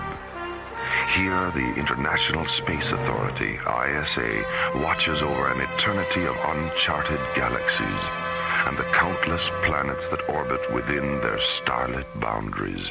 On one of those planets, Timian 3, Professor Logan Starsmith and his staff await the arrival of the components for Starsmith's latest invention, a new hyperdrive unit known as the SPA-1.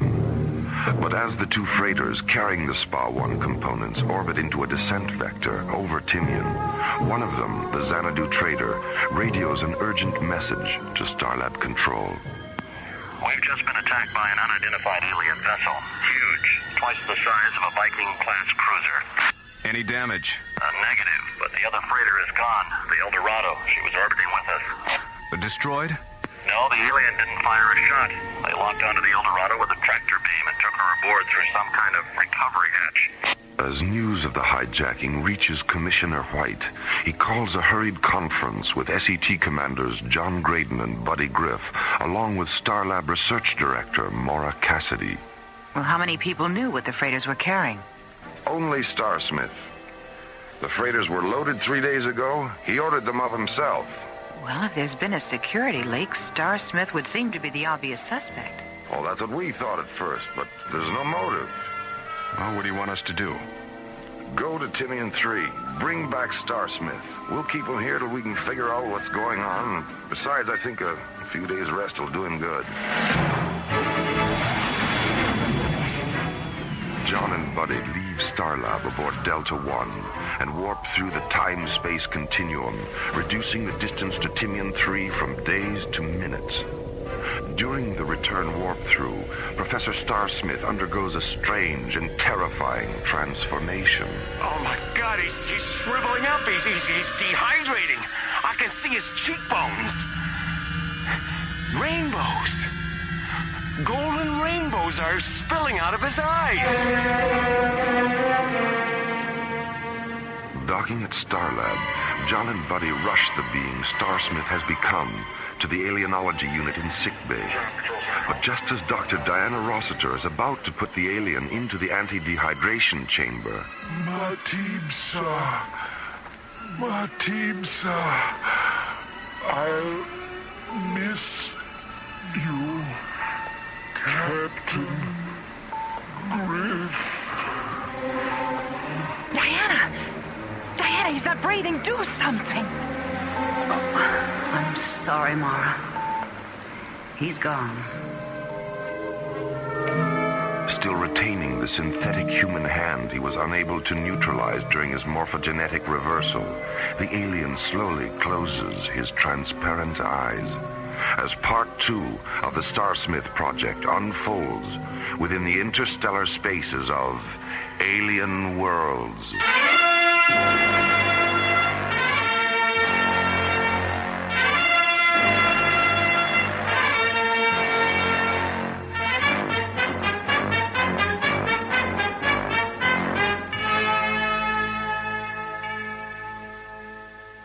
Right and left lobes are 100% negative function. Body temperature is centigrade. Doctor, look. His hand is dissolving. Let's get him into the chamber. There still might be a chance. You mean he's not dead? If he were, the hand would calcify, not dissolve. I think he's lapsed into a pre-death coma. I hope we haven't run out of time. Here's his data, Dr. Rossiter. TOS profile, pathological readout, and neurotracings. Nitrogen, oxygen, neon theta, hydrogen, paragen violet. His cells are 92% paragen violet. Sandy, Flood the chamber with an osmotic vapor of 80% Paragen Violet and 20% Neon Theta. All right, Doctor. Mora, turn on the chamber microphone. This one? The red switch, yes, that's it. Captain Griff. I'm right here. I was afraid. You don't have to be afraid anymore. We're all here to help you. Then you should know me. I am Matib, a thought magician from the Niconian Empire in the galaxy of Cerisias. Buddy, ask him where Professor Starsmith is. Whose voice is that, Captain Griff? My name is Mora, a friend of Captain Griff's. We're concerned about Professor Starsmith. His spirit is within me. His form is safe on Nicona. Is there a physician among you? Yes, Matib. My name is Diana. Are you monitoring my heart pulsations, Diana? Yes. I'm beginning to feel the symptoms of Paragen Violet saturation. When I finish speaking, reduce the osmotic infusion 10% every 25 pulses, and remove me from the chamber. An alien thought magician is saved from death by Executive Physician Rossiter. Although Professor Logan Starsmith's body is safe on Nicona, his spirit still resides within Matib. Exactly why and how Matib assumed Starsmith's body remains a mystery, one which moves them deeper into an alien world.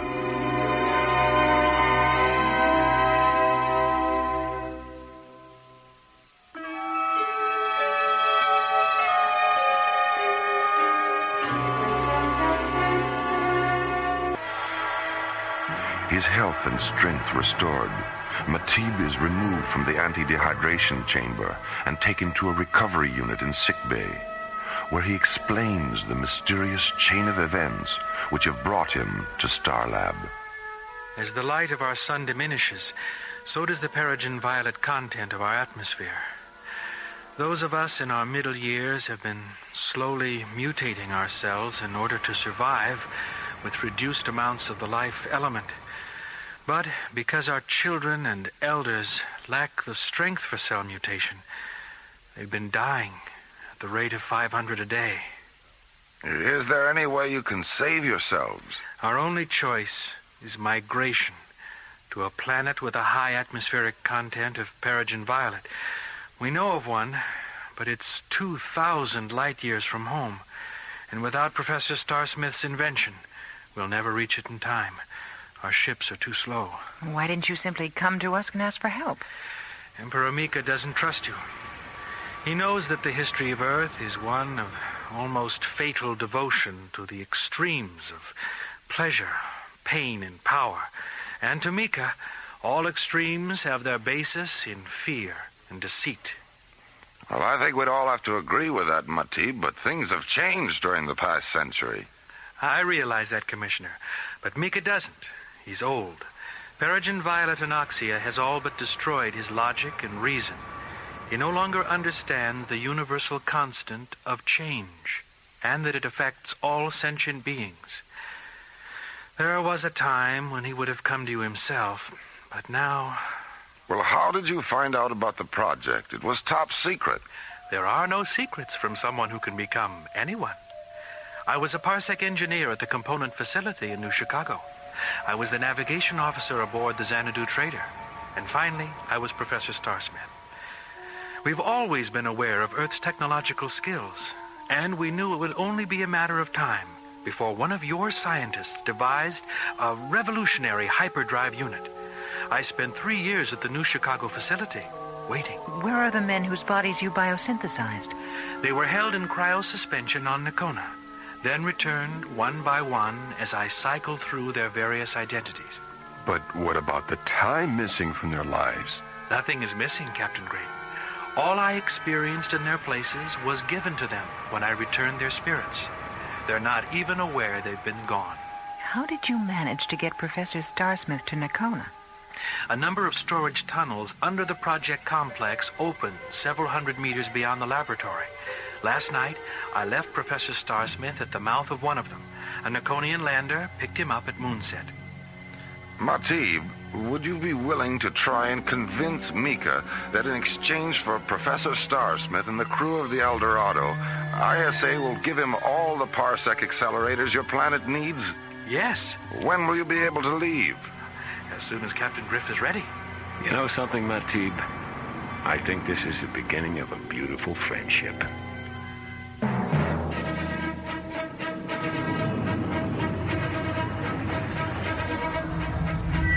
How much further to the warp-through meridian, buddy? 2 minutes, 40 seconds. Matib, are you certain you'll be all right during parsec acceleration? As long as I only have to sustain one body, faster than light speed is as harmless to me as it is to you. Skipper, we have 3 Piranha-class fighters at 282 degrees. 5,000 meters in closing. Magnify 1,000, and let's have a look at them on B monitor. Captain, those are Nikonian spectrum raiders. Something's wrong. Mika's never sent a patrol out this far before. 1,000 meters in closing. 500 meters in closing. Captain, open a close proximity subfrequency. Niata lux Nikonia, Niata lux Nikonia, Luveriat Matipsa, Matipsa, Teres Naxo. Matipsa no Mokta und Amchur. Mika Imperius Benarius Meatum Terra Axos. They have orders to destroy any Earthship they see. Mika believes I was taken to Starlab and killed. The pilot thinks my voice is a deception. They're gonna nail us next time, Skipper. Please, don't fire on them, Captain. They're not aware of the real situation. Buddy, open the starboard fuel bay and jettison the primary liquid oxygen pod. And then get ready for an emergency warp-through. The pod's jettisoned, Skipper. Okay, now when they start firing, blast the pod with our starboard laser cannons, and I'll warp through behind the explosion.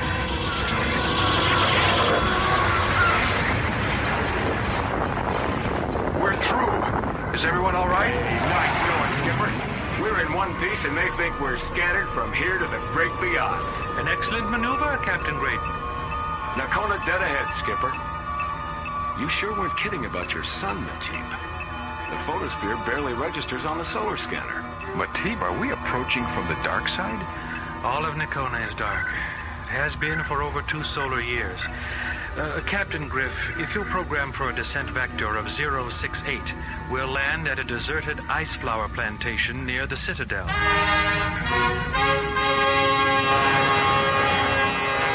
As John, Buddy, and Matib approach Nikona aboard Delta One, Emperor Mika sits alone in one of the Nikonian Citadel's high towers, his spirit weakened by Peregrine Violet's starvation, his mind suffocated by hallucinations. And then Nikona came out of the sun, and we came out of Nikona into a void of broken eyes and blood and darkness. Mika, What do you want, Ariana? the crew of the captured transport vessel. They're desperately in need of water. They can have all the water they need, but not until I've eased the suffering of our own people. Mika, please, they haven't That had... will be all, Ariana. Yes, Mika. Ariana, Yes, Mika? please, bring me a heart-beam photon pistol. Why? You have no enemies here. Oh, but I do, Ariana. They live all around me, in the twilight and the shadows. The pistol, Ariana. Yes, Mika. Yes. The pistol. As Emperor Mika sits, planning his revenge against a dark force of invisible enemies, John, Buddy, and Matib enter the subterranean corridors beneath the Nikonian Citadel and make their way to one of Matib's cryo-laboratories. Professor Starsmith is in here. Matib, all these crystal pillars, what are they? Beautiful. These are the cryo chambers. Buddy, Professor Starsmith is standing inside this one. He looks all right, doesn't he? Captain Griff, if you touch that prism, the chamber will open. Captain Graydon, take these jewels and place the red one over the professor's left eye, the yellow one over his right eye, and the blue one in the center of his forehead. Like this? Yes. Now, please stand away or you may be harmed. Professor Starsmith. Professor Starsmith. Are you still here? Yes, Logan. I'm still here. As John and Buddy watch, two razor-thin beams of golden light erupt from the center of Matib's forehead and penetrate the iridescent jewels over Professor Starsmith's eyes. The gem on his forehead begins to oscillate, filling the white crystal chamber with a blinding ultra-blue radiance. Matib begins to tremble, his bioenergy temporarily weakened, as he returns Professor Starsmith's spirit, erasing the void between being and nothingness, where the professor has been suspended in the dark sanctuaries of cryo-sleep.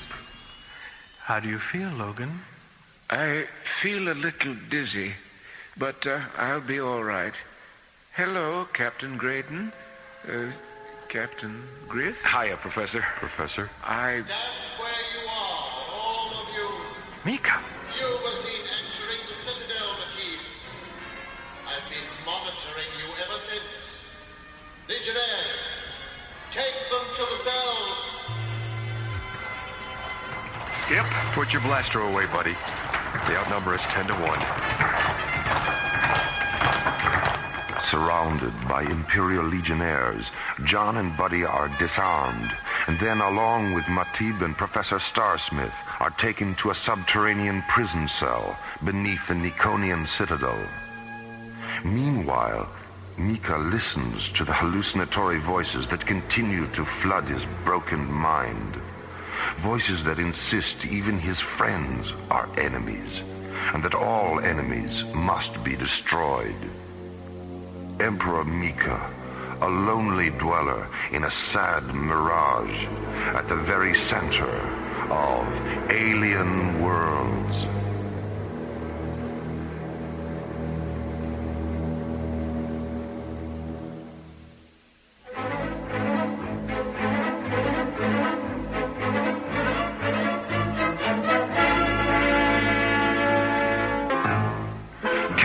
By Imperial Legionnaires, John, Buddy, Matib, and Professor Starsmith have been locked in a cell beneath the Niconian citadel.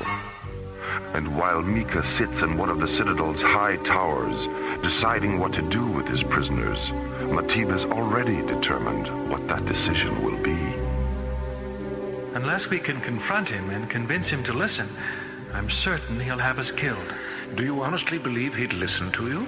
Mika and I have known each other all our lives. I've experienced his kindness and generosity and wisdom throughout the years. I can't believe that everything he was has been lost. Well, if it isn't our boys in uniform. Professor Starsmith, please come with us.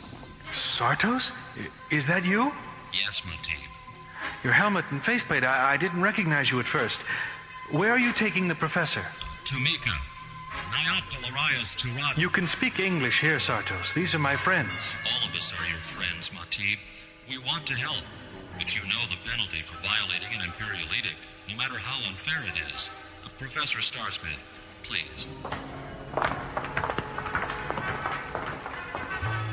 Do you think he'll be all right?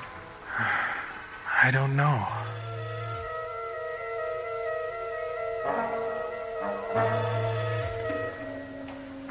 Mika, they've brought Professor Starsmith. Have him come in. Tell the guards to wait. Yes, Mika. Professor? Professor, I want you to contact your laboratory on Timian 3 and order the rest of the components to be transported here. If you refuse, I shall order the execution of the freighter crew. You don't have to threaten me, Mika. You can have all the parsec accelerators you need. That's what Matib wanted to take. Matib has failed me. He didn't fail you. Without him, we'd never have learned how desperately you need our help. I don't want your help, Professor. Only your invention. Our own technicians are quite capable of assembling it. That would take months. You don't have that much time. If you let me supervise the assembly, it would only be a matter of weeks. Mika, I'm willing to stay here and help in any way I can. Like you helped certain races on your own planet? I'm familiar with your history, Professor. I know how ruling system like yours forced their way into other lands on the pretext of helping. And I know how you destroyed their cultures when they resisted you. What was the dominant political philosophy of that age? Burn the infants of one land so the earth could be made safe for the children of another land? That was a long, long time ago, Mika. I live in whatever time I choose, Professor. Now, shall we begin again? He's been gone a long time, Matib. What do you think's going on up there? I don't know, Captain Graydon. I don't know. Ariana! There isn't much time. Mika's in a terribly violent state. Here are your weapons. Sartos gave them to me. Sartos. I knew he'd help us. He said he had no choice. Not after seeing you here. I'll leave the door open. Give me a few moments, then come to Mika's chamber through the tower passageway. And please, try not to hurt him. Well, things are certainly looking up. Who was that, Matib? Mika's daughter. I shall kill them, Professor. I'll kill them all. All right, Mika. But you've got to promise me that you'll... No promises, Professor. Now, please, follow me to the communications chamber. Mika, wait! Stand where you are, Matib. Mika, put that weapon aside. We don't want to harm you. Mika, please, listen to him. Ariana, Ariana, you set them free. Mika, we've come to help your planet, your people. No! Skipper, look out! Oh, Mika, stop it! Stop it! Ariana! Matib! I'm blind! I'm blind! Father, no! Oh, my God, Skipper, he shot himself. I couldn't help myself, Ariana.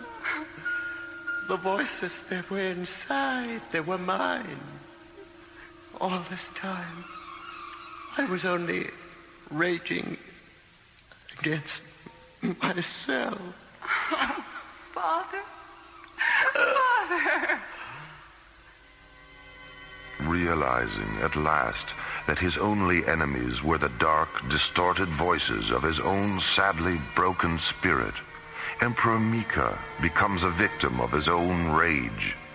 Understanding in this final moment that only in the sanctity of death can the raging sound of one's own self be silenced, purified, and given back to that infinite, invisible place from which all things eventually return.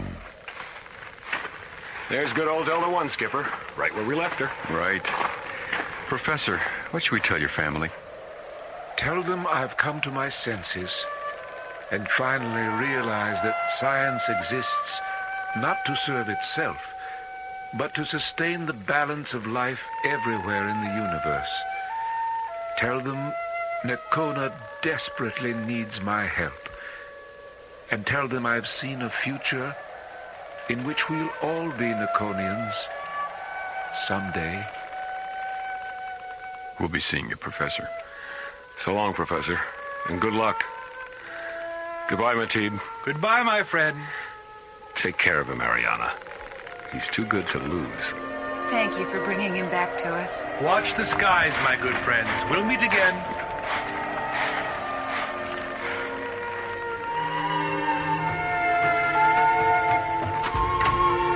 Lironia amicus lux eterna. Valerix anayamasomata manitus. Illyria mantras eterna setum. Vias noveriat lux eterna.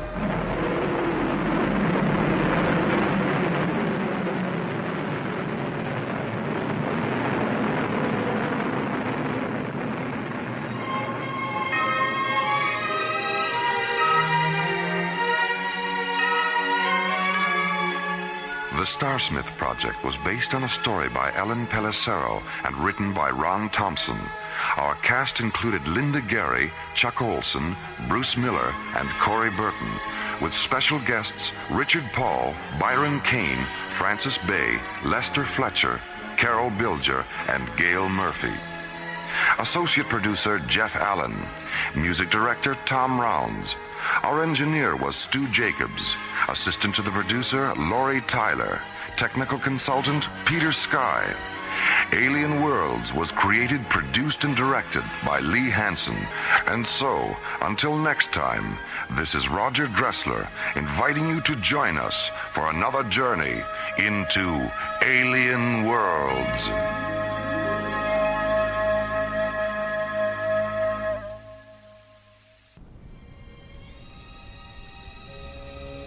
High above the Earth, slowly rotating through the silent voids of space, is the Arthur C. Clarke Astronomical Observatory, Starlab. Here, the International Space Authority, ISA, watches over an eternity of uncharted galaxies and the countless planets orbiting within their starlit borders. For 6 days and nights, 2 drone laboratory pods, the Osiris and the Anubis, have been floating in a safety orbit 1,500 kilometers beyond Starlab. Aboard the Anubis, physicist Paul Kramer is completing a dangerous hydrogen plasma experiment. 200 meters away aboard the Osiris, Starlab Research Director Mora Cassidy is monitoring the experiment's data and relaying it to the Mycroft computer aboard Starlab. It is July 19th, 2026. 0815 Universal Interstellar Time, as this week's adventure, The Keeper of 8, takes us from the routine of a deep space laboratory experiment into the mysterious light and shadow of Alien Worlds.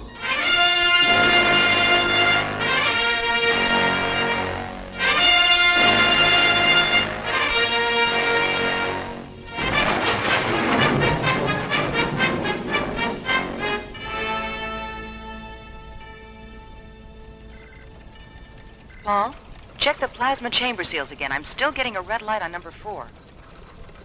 I read 000 across the board, Mora. There must be an indicator malfunction on your end. Let's cross-check it. Osiris to Starlab. You there, Valerie? Valerie? Oh, Dr. Reed, good morning. Oh, sorry, Mora. You caught me with a mouthful of toast. Anyway, Paul's right. Mycroft also reads 000.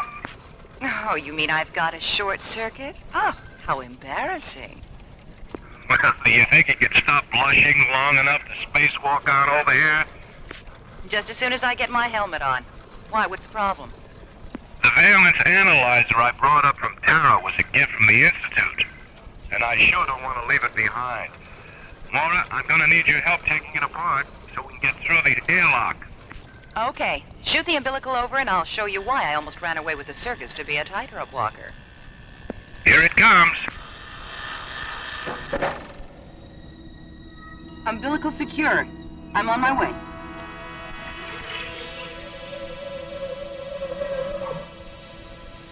Depressurizing her airlock, Mora swings open the hatch and floats from the zero-gravity interior of the Osiris into the starlit vacuum of deep space. Her tinted glass helmet and metallic yellow pressure suit glittering in the clean, white light of the sun. Paul, can you see me? I sure can. Loud and clear. What's so funny? You're upside down. Wait a minute. Mora, I'm reading a ship in the area, 057 and closing. Do you see it? Hold on. Let me get turned around. Yeah. Yes, I see it. It's black. There aren't any markings. It's shaped like a bat. Tremendous heading into a parking orbit directly above us. Something's coiling out of one of those nose vents. Looks like a metallic black snake. Oh, it's moving toward!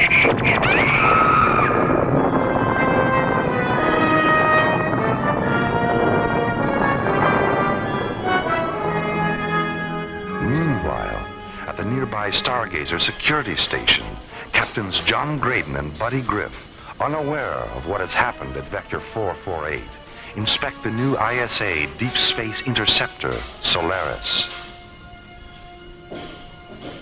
4 Alpha Sunburst engines, primary and secondary energy absorbent field generators, high-density particle deflectors. Hey, this baby's really loaded. Yeah, hard beam photon shielding, 5 dual laser turrets, and a modified Starsmith parsec accelerator.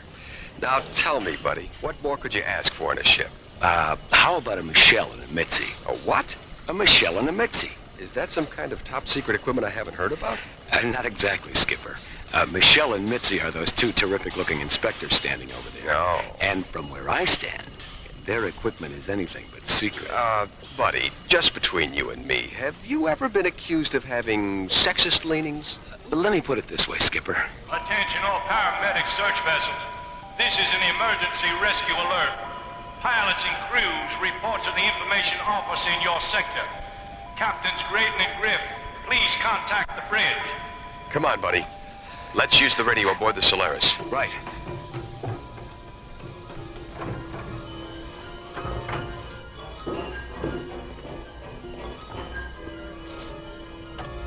Solaris to bridge, this is Captain Graydon. I have some bad news, John. The Anubis laboratory pod exploded 5 minutes ago. Dr. Kramer was inside. Exploded? Dr. Kramer. What about the Osiris? What about Dr. Cassidy? Is she all right? We don't know, John. She was EVA when the Anubis blew up. Well, for God's sake, what happened? We don't know that either, buddy. They finished their experiment, and Starlab was about to launch a shuttle to pick them up when an unidentified ship came into the area. 30 seconds later, the Anubis exploded. All right, feed the coordinates into the Solaris onboard computer. We're going out there. John Graydon and Buddy Griff streak toward the area aboard the Solaris, followed by Stargazer rescue ships. Meanwhile, the mysterious Batwing alien vessel moves into a parking orbit behind the moon.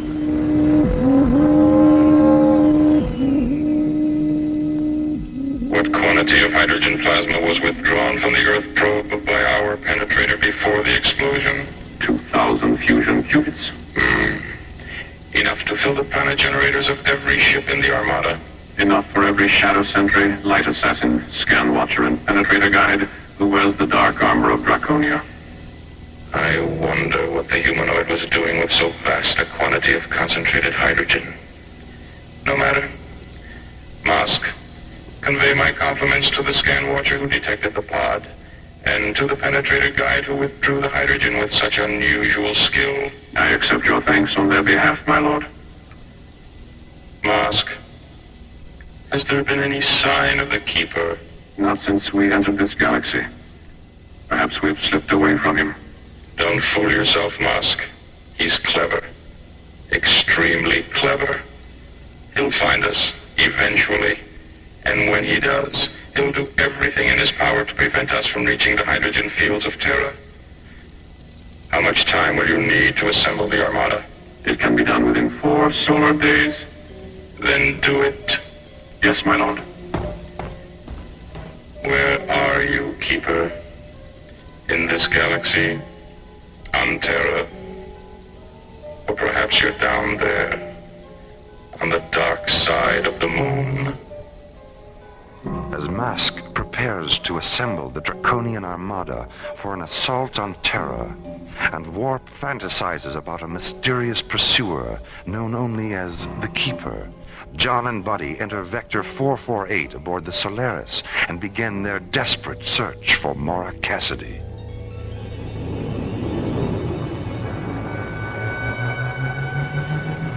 Buddy, what's that on screen 6? Take it easy, Skipper. Let's magnify it and have a look. It's the plasma chamber from the Anubis. Damn it. Wait, something's not quite right here, Skipper. What do you mean? The chamber's still intact. If the hydrogen plasma didn't explode, what did? I'll tell you what. I'll stay here and watch the lifeform scanner screen. You get down to the recovery bay and take the chamber aboard with the grapplers. We'll turn it over to the spectrograph on Starlab. They can analyze it. Maybe they can tell us what happened. That's good. John, about Mora. She's alive until we prove otherwise, okay? Of course. I'll talk to you from recovery. Starlab to Solaris. Solaris, go ahead, Starlab. John, it's Valerie. Anything? We found the plasma chamber from the Anubis. It's completely intact, isn't it? Yes, it is. How did you know? I've been scanning the area on the elemental spectrum analyzers. There isn't a trace of hydrogen plasma residue. Then what caused the explosion? Skipper, get down here. What is it, buddy? The plasma chamber. There's a hole in it about the size of my fist. And so help me God, I can hear someone breathing.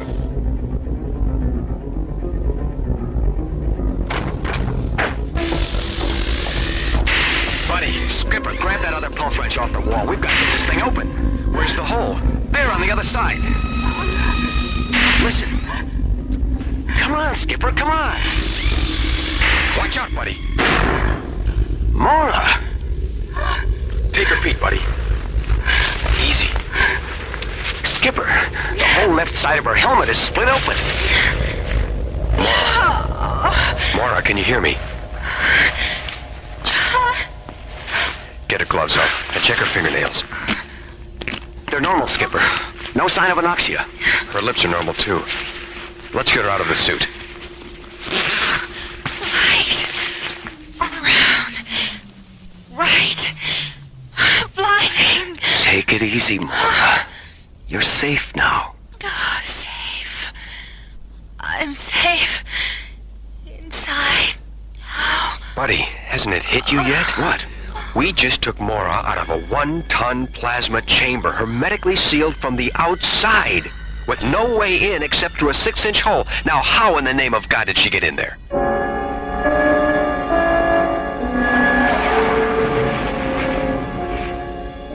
I don't know. And Mora doesn't know either.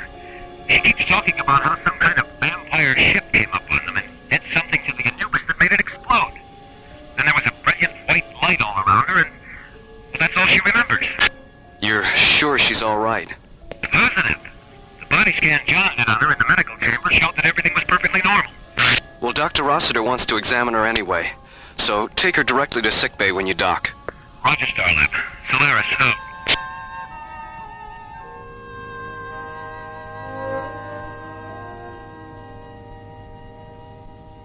I know what Dr. Rossiter said, Mora, but I think you should take it easy for a day or two.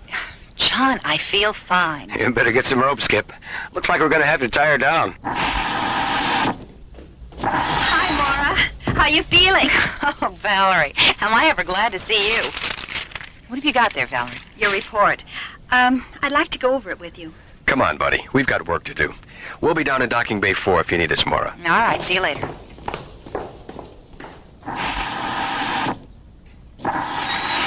You look more serious than usual, Valerie. What's on your mind? How you got inside the plasma chamber. I've worn every circuit in Mycroft to a frazzle trying to figure it out. Have you tried the Houdini file? The Houdini file? It's a joke, Valerie. Oh, sorry, Mora. My sense of humor escaped me there for a minute. Oh, yes. Well, maybe we can get a volunteer from the audience to help you find it. Dr. Cassidy, is Dr. Reed with you? Oh, yes, I'm here, somewhere. The Mycroft's printing out the results of your molecular transposition program. Oh, I'll be right there. Be back in a few minutes, Mora. Maybe Mycroft's finally come up with something. I hope so. What on earth? What on earth? No more and no less than on any other planet, Mora. I know your voice. Where are you? Sometimes I'm here, sometimes I'm there. I'm here, there, and everywhere. Who are you? My father was infinity. My mother was the light. I am Echo, the keeper of ages. Translucent fragments of cool white light materialize in Mora's quarters and slowly puzzle together to form a calm, shimmering pool of ethereal radiance free-floating in the center of the room. Mora suddenly finds herself in the presence of Echo, the Keeper of Eight, a free energy being who has suddenly manifested in the form of a radiant pool of floating light. I am the last of an ancient race of Star Watchers, a refugee from a parallel universe, destroyed in the subvoid annihilations that created the star system. A parallel universe? You mean there used to be more than one? There still are, Mora. Hundreds of them, beyond the time-space continuum of this one. What are they like? You know that as well as I do. I don't understand. You dream, don't you? Yes, I dream. And when you do, you pass from the illusion of one universe into the illusion of another, and then another, and then another. Each is a reflection of the other, endlessly echoing through the antediluvian corridors of infinity. What happened during the explosion? Molecular dematerialization of what might have been the moment of your death. While their numbers were still disintegrating, I transformed you into pure energy and rematerialized you inside the plasma chamber. If I hadn't, you would have been killed by the shrapnel debris of the exploding pod. But my helmet was split open. It was struck by a powered fragment an instant before I dematerialized you. I sealed it with thought until the chamber was taken aboard the Solaris. You're lucky I happened to be in the neighborhood. Yes, lucky. I don't know what to say. Thank you, Echo. Oh, God, thank you. The vampire ship that killed Dr. Kramer is part of an armada from the Draconian system. They're preparing for an assault on the hydrogen fields of Terra. Hydrogen fields? On Terra? The Draconians are hydrogen guild breathers. Even their economy is hydrogen-based. They trade among themselves like currency. But, like any system that bases its economy on a single element, there are power struggles, greed, waste. The hydrogen vaults of Draconia are nearly empty, and a civil war is raging throughout their system for control of what remains. They need vast amounts of hydrogen to restabilize themselves, and they intend to take it from the Earth's oceans. Then Paul's death was an accident, wasn't it? Yes. When they penetrated the hydrogen plasma chamber, they punctured the pod's retro-fuel tanks. That's what caused the explosion. Pure oxygen is one of the most explosive gases in the universe. The Earth would be saturated with it if they removed the hydrogen from our oceans. Echo, how can we stop them? Where's the Armada? What are their weaknesses? I have to leave you now, Mora. Echo! Come back, Echo! Echo! Echo? He called himself Echo? Are you absolutely certain you weren't having some kind of delayed stress reaction?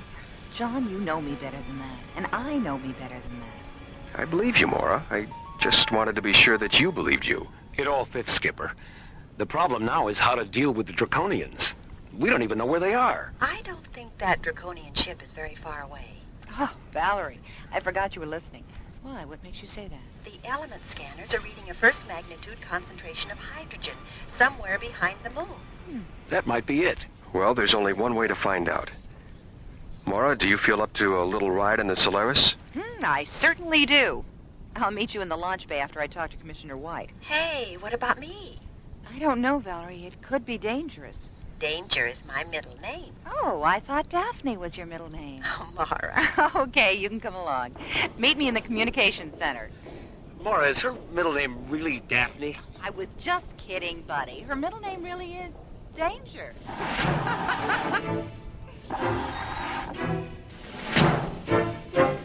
As Mora hurries toward the communications center, John and Buddy enter a pneumatic lift and descend to the launch bay complex located in Starlab's huge central hub. Meanwhile, 250,000 miles away, the Draconian vampire ship continues to drift in a parking orbit 1,000 kilometers above the dark side of the moon.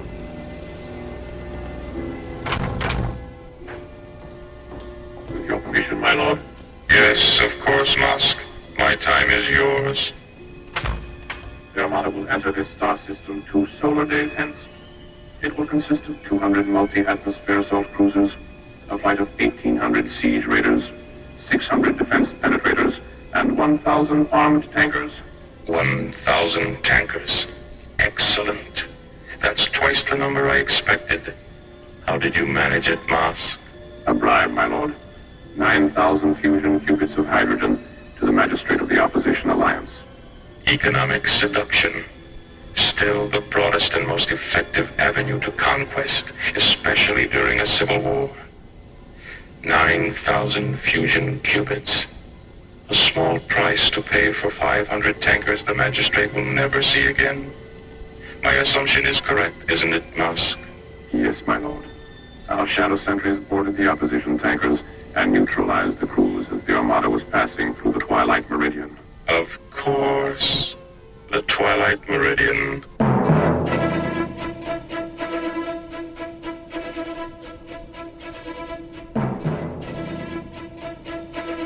Are you two strapped in back there? Anytime you're ready, John. All set. Okay, buddy. Let's do it.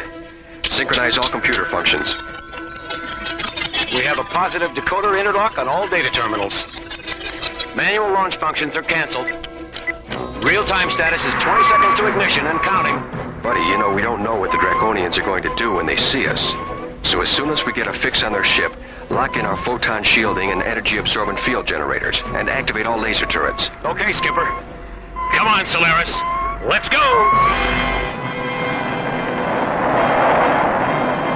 Behind the moon, a Draconian command ship floats in orbit, waiting for the Armada it will lead in a vampire assault against the hydrogen-rich oceans of the Earth. Aboard the Solaris, Buddy, John, Mora, and Dr. Valerie Reed, jetting toward the moon to investigate the bat-winged alien vessel from what they hope will be a safe distance. Solaris to Starlab. Starlab, go ahead, John. Our scanners have just locked onto the Draconian ship. It's hovering 50 kilometers above the Lucas Kubrick crater chain. THX coordinates 1138 at subvector 2001. We're locking in now. Thanks, Jerry. Solaris out. John, Valerie and I are getting a little edgy back here. Isn't there something we can do? How about a snack? Oh, buddy, how can you think of food at a time like this? It's easy. I'm hungry. Skipper, is there an echo in here? Mora? Incredible. What is it, buddy? Would you believe a mysterious pool of talking light? Echo? Hello, Mora. Hello, Valerie. We'll be there in a flash. You certainly will. Mora! Valerie! Oh, Echo, that was fantastic. Wow, what a rush. I'm glad you enjoyed it. Echo, how do you get people from one place to another so fast? Mora, darling. She's been through the process before. Echo, I'm beginning to feel a little strange. So am I. Me too. What's going on? You're all about to enter a metamorphic coma. And when you return to consciousness, you'll discover that in addition to being oxygen breathers, you'll be rightful in a hydrogen environment as well. But why? You'll see. Pleasant dreams.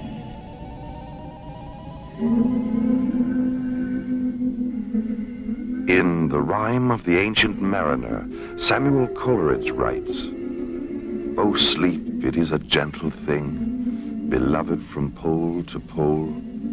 She sent the gentle sleep from heaven that slid into my soul." A poem from the distant past, perfectly echoing the deep metamorphic future sleep that silently enfolds Mora, John, Buddy, and Valerie on the extraterrestrial frontier of an alien world.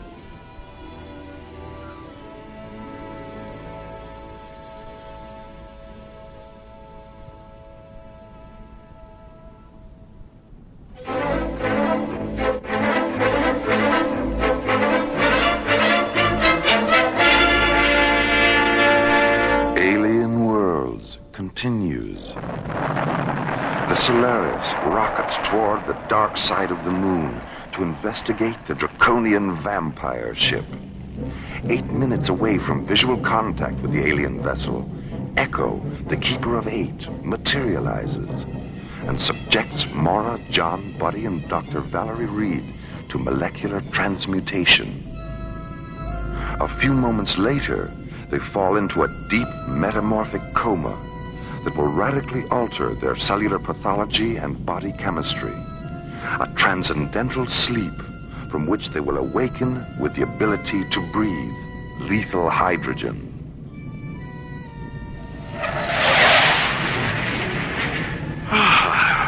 What year is it? It's still 2026, buddy. How do you feel? Well, that's the best news I've ever had. Echo, why have you made it possible for us to breathe hydrogen? So you can survive aboard the Draconian vampire ship. Oh, yeah? And me without my wooden stake. And me without my Christopher Lee outfit. Echo, what do you want us to do? The very thing you all want to do. Go aboard their vessel and meet them face to face. Well, that sounds very dangerous. The Draconians had planned to withdraw all the hydrogen from the oceans of Earth. It's a final, desperate attempt at survival. They're not an aggressive race. They only use their armada as a bluff toward hostile intruders. If their system weren't so divided by the reactionary pressures of civil war, Warp, Mosk, and Vina wouldn't be acting so silly. Warp, Mosk, and Vina? Who are they? Warp is head of the Draconian Coalition. Mosk is his subordinate preceptor. And Vina is magistrate of the Opposition Alliance. Well, what can we do? Tell Warp and Mosk where they can find alternate sources of pure hydrogen. How are we going to do that? I know where the sources are, Mora. And I'll tell you where they are before you see Warp and Mosk. Well, wouldn't it be easier if you just told them yourself? Yes, it would. But if I did, Draconia and Earth would still be strangers to each other. You see, I arrange circumstances wherein strangers become friends. Now, how do you suppose they'll feel about Earthlings if you guarantee their survival for centuries to come? Are you sure we'll be safe? Buddy, you already are. Right, we already are. You're intruding into a Draconian defense perimeter. I believe there's a call for you, John. Yeah.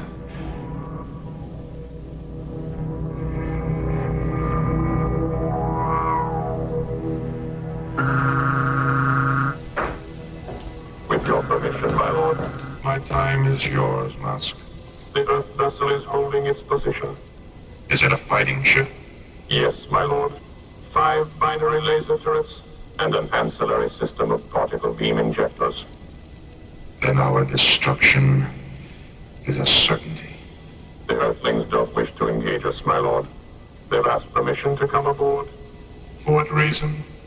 They claim to have information that will ensure the survival of Draconia. Without going to war? Yes, my lord. Without going to war. What is your opinion, Mosk? They know why we're here. They even know our names. Those 2 facts alone lead me to believe they've had a visitation from the Keeper. The Keeper wasn't always our enemy, Mosk. Yes, my lord. Chaos. Desperation. Oh, this terrible civil war.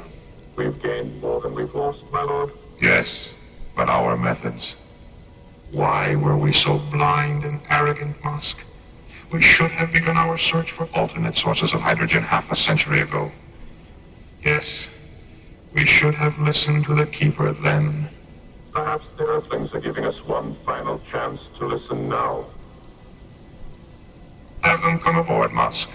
Yes, my lord.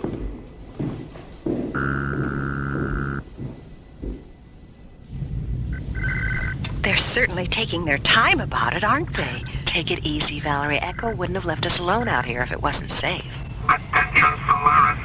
You have been granted permission to come aboard. Guide your vessel under ours and enter through the illuminated docking bay. Will you require survival costumes? No, we're able to survive in your atmosphere. Proceed.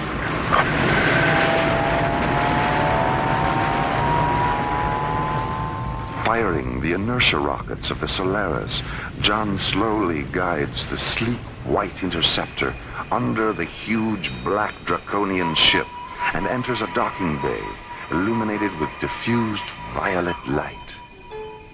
As the shadow sentries stand silent, Mora, Buddy, John, and Valerie move into the airlock of the Solaris. Warp, head of the Draconian coalition regime, has decided to reconsider his attack on Earth's hydrogen-rich oceans. A decision based on a mysterious series of star charts Mora has given him. Forgive my skepticism, Mora. Are you absolutely certain these star charts are accurate? I'm positive, Warp. Well, we'll know soon enough. I didn't realize there were so many sources of hydrogen within our own galaxy. This planet here, it's uninhabited. Its atmosphere is hydrogen pure, and it's only a fractional light year away from Draconia. With your permission, my lord. Yes, Blur. What is it? I've just received a report from our equatorial observatory. The 3 planets are there, just as the star charts indicate. Thank you, Blur.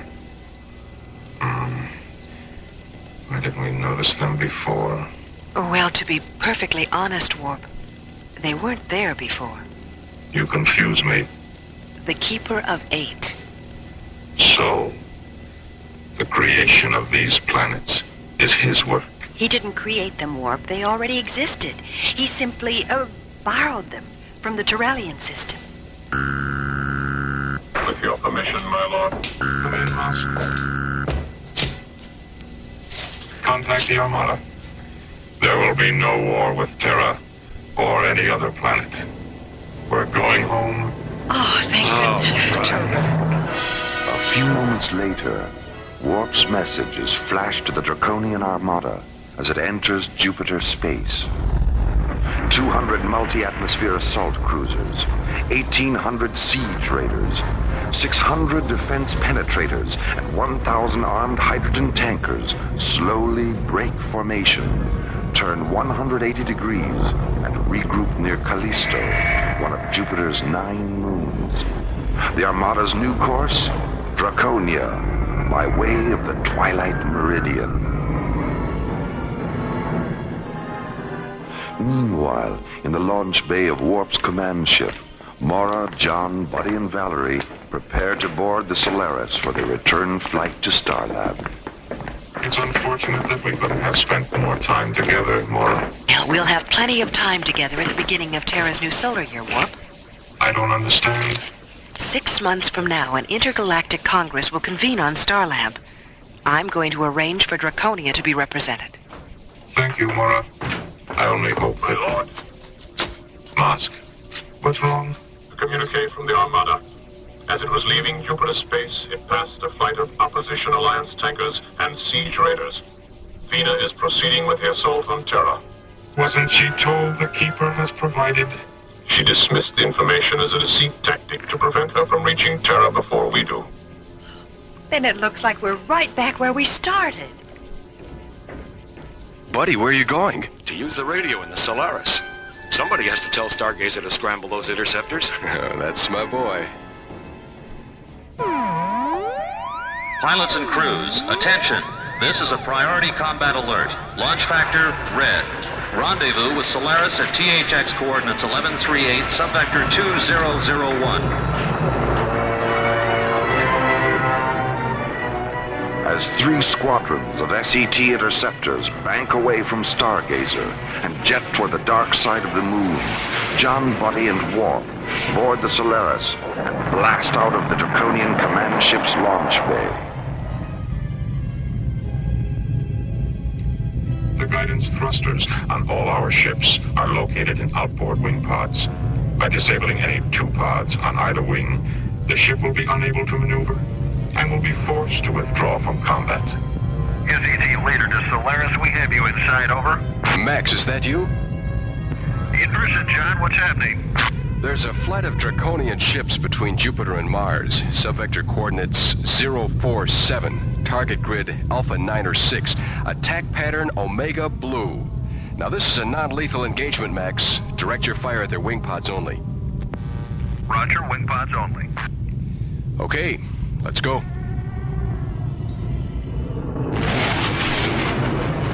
There they are, Skipper. John, before you commence the attack, I'd like to try to reason with Vina. Open a close proximity channel, buddy. Okay, Warp. Go ahead. Vina, can you hear me? I hear you, Warp. The Keeper has placed infinite sources of hydrogen in our galaxy. You believe me before, Warp.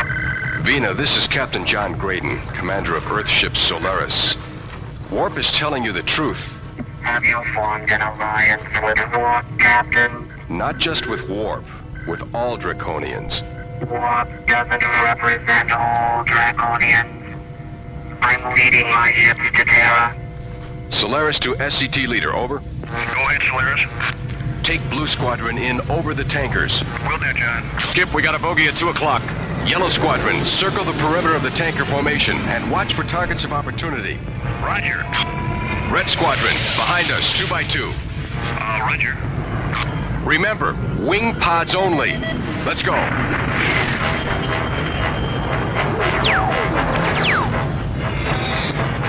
Dive out of there, Blue 4. I'll take the other pod. Break it off, Yellow Niner. They're opening another gun port in the tail. I'm right behind you, Red 5. Let's go around again.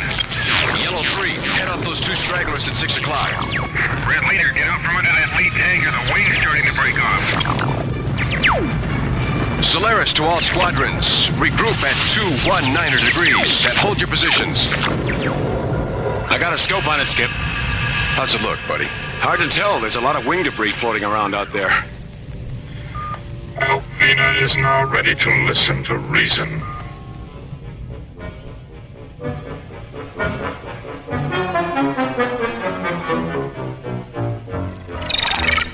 Vox, have you a casualty report? There are no casualties, Vina. Neither death nor injury. It appears that the attack objective was to disable our ships, not take lives. I don't understand. You haven't understood for a long time, Vina. Echo. Vina. Vina, whatever am I going to do with you? You're such a fool. Am I? Yes. And a stubborn one at that. The Earthship attack wasn't calculated to destroy you. Only your belief in armed force, and your conceit that you are right and Warp is wrong. War never determines who's right, Vina. Only who's left. Now, if you really care about the future of Draconia, you'll return to Warp ship with Captain Graydon, and stay there until you and Warp resolve your differences. I'll go, Echo, but no buts about it, Vina. Remember, those 3 hydrogen planets are a gift. And what the Keeper giveth, the Keeper can darn well remove it.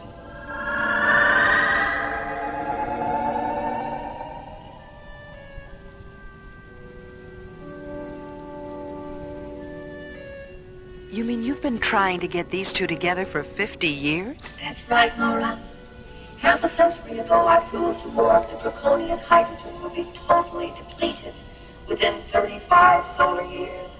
He said that was more than enough time to find alternate hydrogen sources, and went on about his business. Then I told Vina, who finally made it known to the entire planet. But she turned around and used it as a political issue to agitate against war. How many times over the past 50 years have you tried to bring them together? I lost count, John, which for me isn't easy.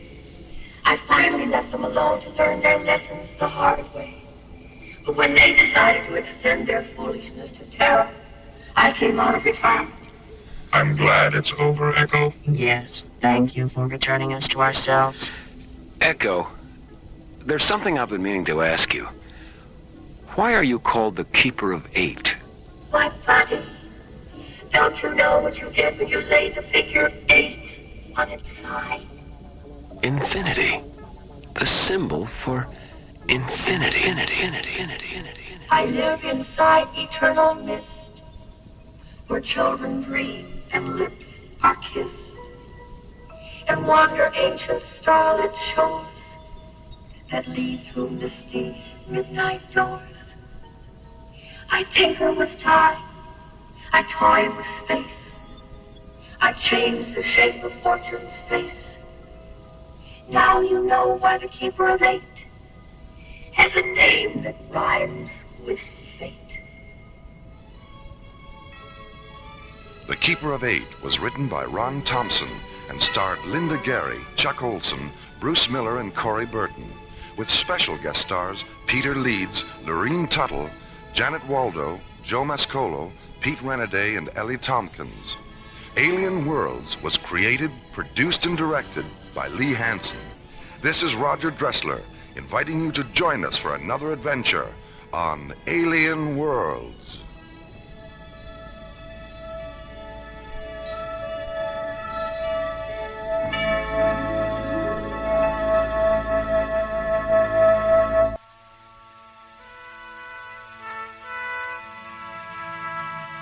Slowly rotating at the edge of deep space, 1,000 kilometers beyond the atmosphere of 21st century Earth, is the Arthur C. Clarke Astronomical Observatory, Starlab.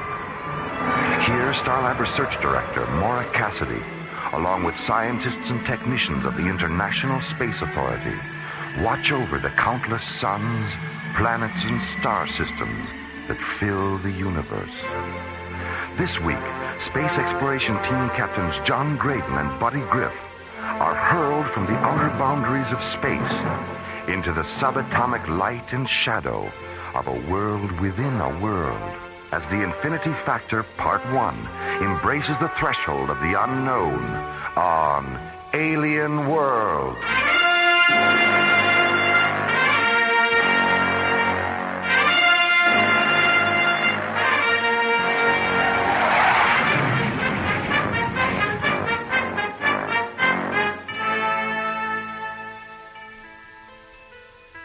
Astrophysicist Tom Liu Ping has been performing experimental tests in supralight travel, moving at velocities beyond the speed of light. The final step in a series of tests is now at hand. A specially modified ISA Delta Series craft, the Hyperion, will be piloted by John Graydon and Buddy Griff at speeds traveled before only by an infinity of light. Starlab Control, this is Tom Ruping aboard the Hyperion. This is Starlab. Go ahead, Hyperion. I just finished Timian 3, a little behind schedule. Jerry, I've got a revised ETA. Any problem, Tom? No problems, just a delay in getting launch clearance. What's your new ETA, Tom? 15 minutes, 29 seconds. Roger. I copy 15 plus 29er. Your docking orbit insertion coordinates are 614 at subvector Alpha, docking bay 3. Starlab, clear. Roger, Starlab. Hyperion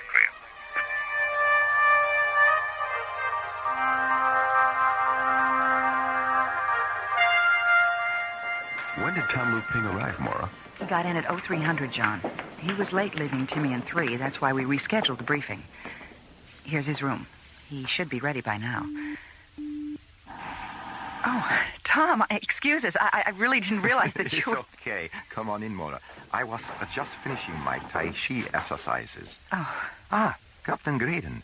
So good to meet you in person after all the visual communication. Yes, hello, Tom. Nice to see you. Tai Chi, huh? Mm-hmm. Sort of looks like slow-motion karate. Yes. Actually, it's more meditation than martial art. Well, keeping in shape out here is a good idea. I do a little hatha yoga myself. Oh, very good, Mora. Very good. Well, what's our program? I understand the briefing was rescheduled? Yes, we're meeting at 1300 hours in room 2 on Level A Conference Center. All right. I'll meet you there in a few minutes.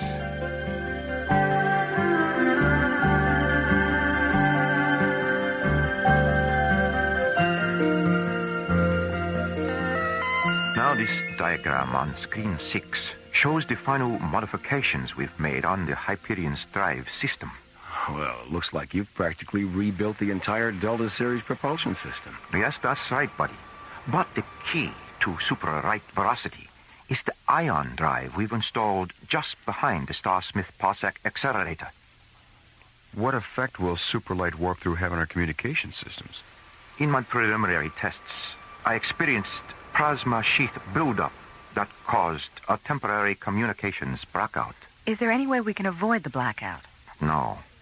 But even though our telemetry signals will be delayed, when we reach superlight speed, you'll be able to monitor our shadow image on the screen.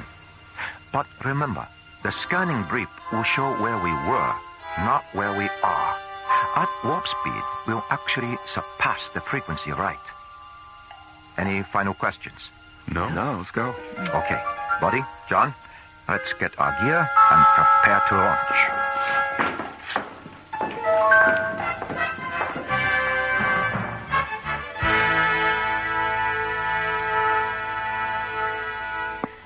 Starlab Control to Hyperion.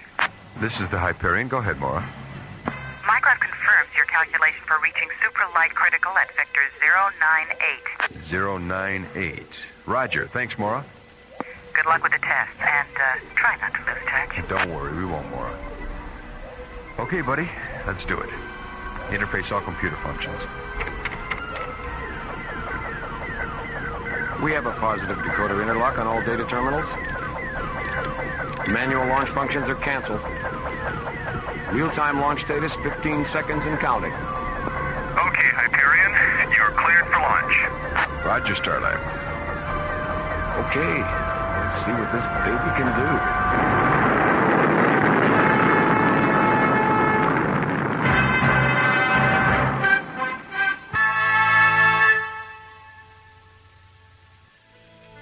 After months of planning and experimenting on Timian 3, astrophysicist Tom Liu Ping arrives at Starlab in preparation for the final phase of tests into supralight speed travel.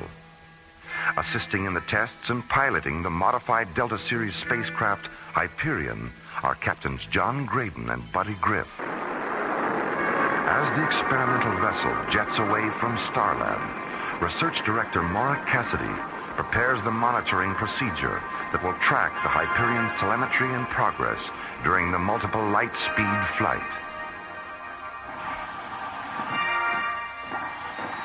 Oh, hi, Mora. Hi, Jerry. How's it going? Well, they've made a couple of orbits at light speed 1 to check the systems. We're monitoring them on screen 4. Dr. Cassidy, this is Barbara, Spectral Analysis. Our monitoring is beginning to show telemetry distortion coming back from the Hyperion.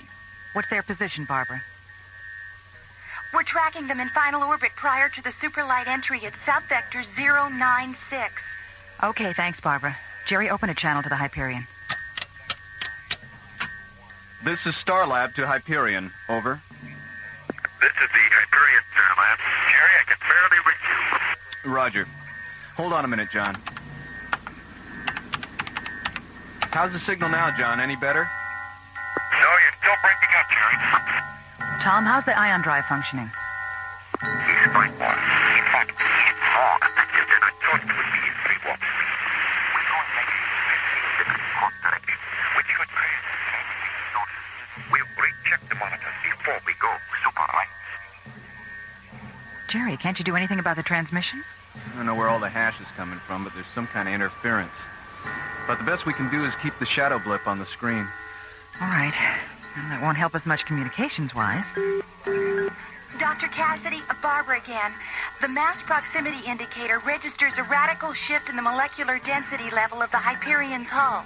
Start an MPI printout recording, Barbara. Mora, the Hyperion shadow blip has just disappeared from the screen. And they've vanished from all our tracking instruments.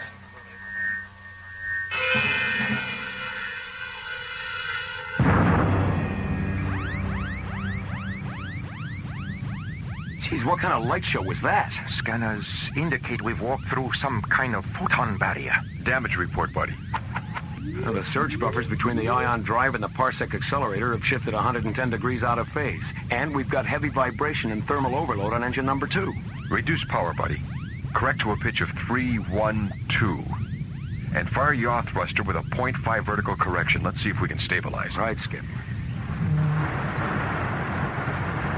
She's coming around, Skip. Where the devil are we? let me check the translocator beacon.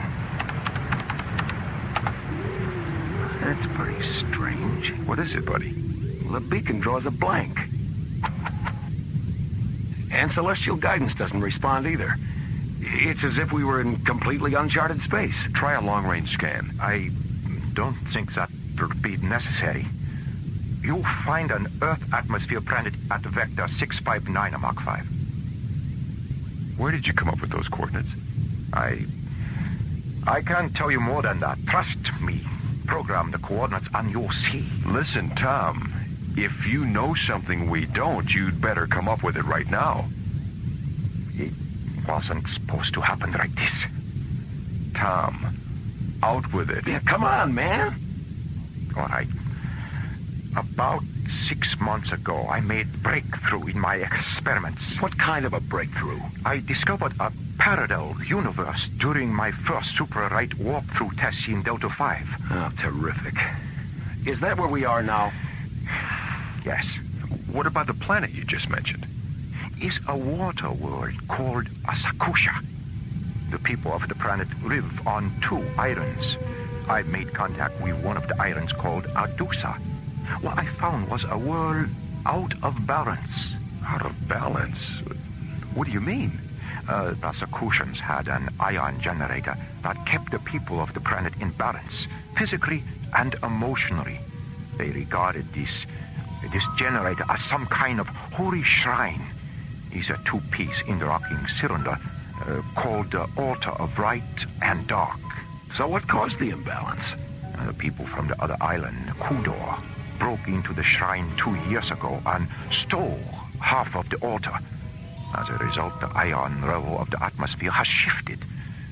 This shift caused the people of Adusa to become weak and passive, while those of Kudor become strong and aggressive. How did you get involved? Why did you get involved? It was my intention to return to the planet after we had completed these tests and leave my ion generator with the people of Adusa so they could restore their physical and emotional balance. But now that the generator seems to have malfunctioned, I don't know what to do.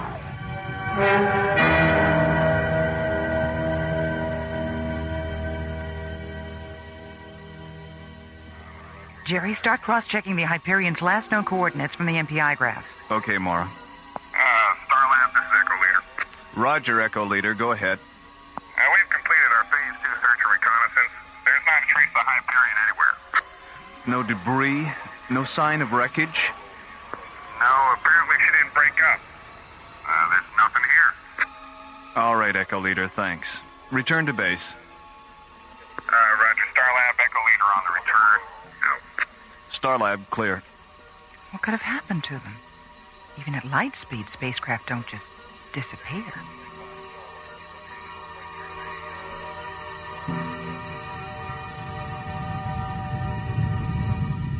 Buddy, how's number 2 engine holding up? Thermal overload is critical, Skip. Okay, shut it down. We're gonna have to put her in the water.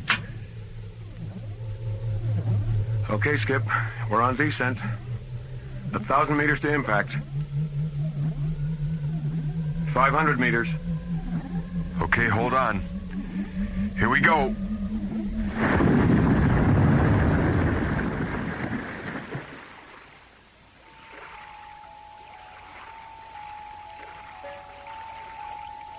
Oh, my head.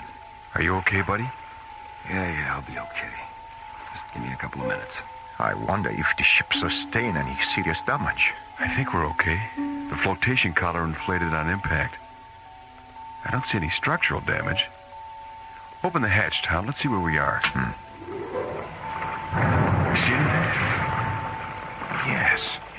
A small boat approaching. It's Ready Kami and Rod Goncho. Friendlies, I hope. Yes, they're the ones from Medusa I told you about. Ready Kami. You did come back. Thank God you found us, and not the raiders of Kudor. You brought others. Yes, Rod Goncho. This here is John Graydon. Hello. And Buddy Griff. Pleased to meet you. You You come with us. We take you to Adusa.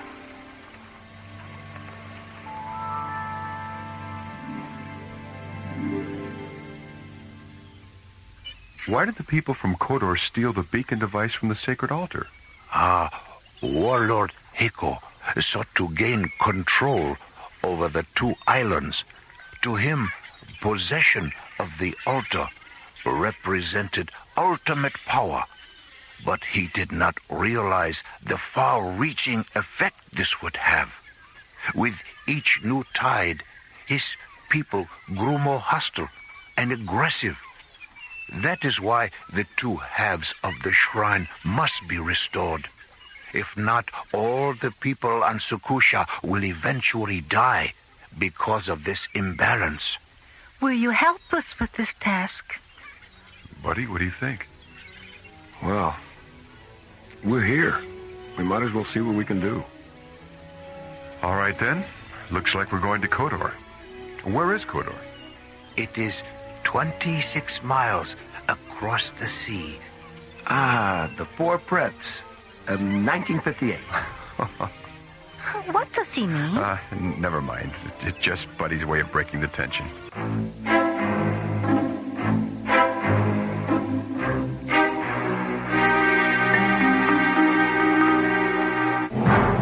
Orbiting above the emerald green water world of Sukusha, the Hyperion develops an engine malfunction, forcing John Graydon to ditch the ship in the sea. 10 minutes later, John, Buddy, and Tommy Lu Ping are rescued and taken to the nearby island of Adusa. Here, Lady Kami and Lord Gunshow convince them to help Adusa recover a sacred altar from the nearby enemy island of Kodor. Meanwhile, on Kodor, Fleet Officer Sora enters the Imperial throne room with a message for Heko, Kodor's ruling warlord.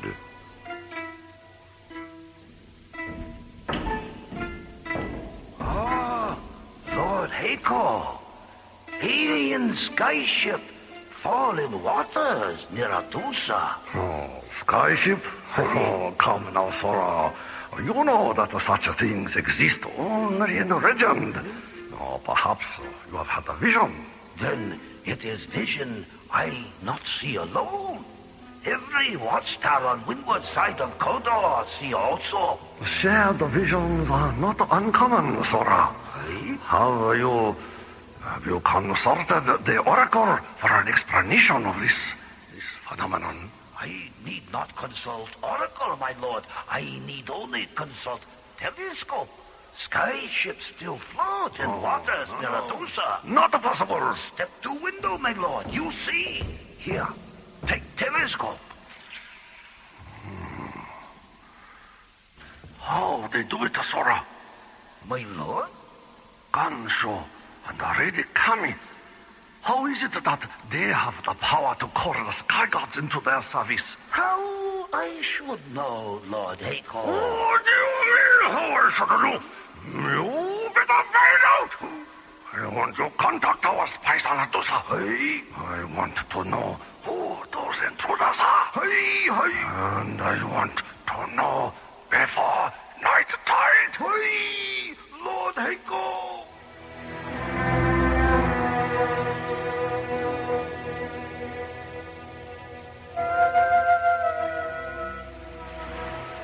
Mora must be going crazy wondering what's happened to us. Yeah. Dear Mora, we're somewhere in a parallel universe. The weather is overcast, and so are we. Your pals, Buddy and John. P.S. Help. Where's the post office, Gunshaw? I want to get this off right away. What is your friend talking about, Tom? He's expressing dissatisfaction with our circumstances. Can you blame him? No, I suppose not. Look, Tom, we know that you should have told us about all this before the Hyperion took off. So we're not going to get too upset right now. But when we get back to Starlab, if we ever do, you'd better be prepared to run for your life. All right? All right. And thanks. Our ship is ready, my lord Gansho. Hey, wait a minute. I don't mind sailing into the Valley of the Shadow of Death, but not in broad daylight. The sun sets quickly on twilight afternoons like these, buddy. It will be dark long before we sail. Cross your heart? My heart? That's just Buddy's way of asking for reassurance, Cammy. Oh. Yes, buddy. Cross my heart. Tom, where's the equipment you brought ashore from the Hyperion? Over here, John.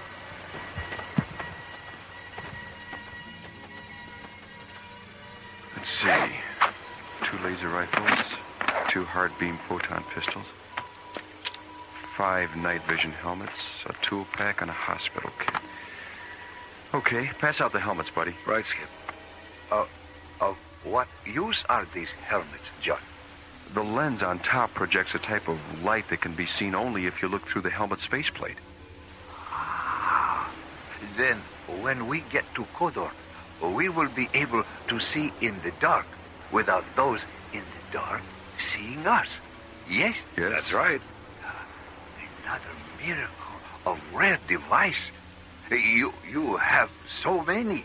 Are they endless? I hope not, Gansho. We're going to need every miracle we can get our hands on before this is over. The night tide cycle is beginning, my lord Gansho. Yes, it is time we sailed. Have you told Kiatsu where we are going? Yes, he's been aboard the ship all afternoon charting our course. Who is Kiatsu? He is our helmsman and navigator, Tom. He knows these waters better than anyone on Adusa. Okay, let's get going.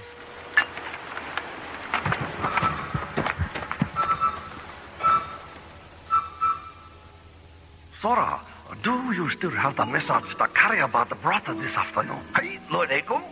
Read it to me again. But Lord Echo, I already read to you dozen times. Please, Sora, if you wish to remain in the good graces of your Imperial Warlord, you will indulge him, not question him.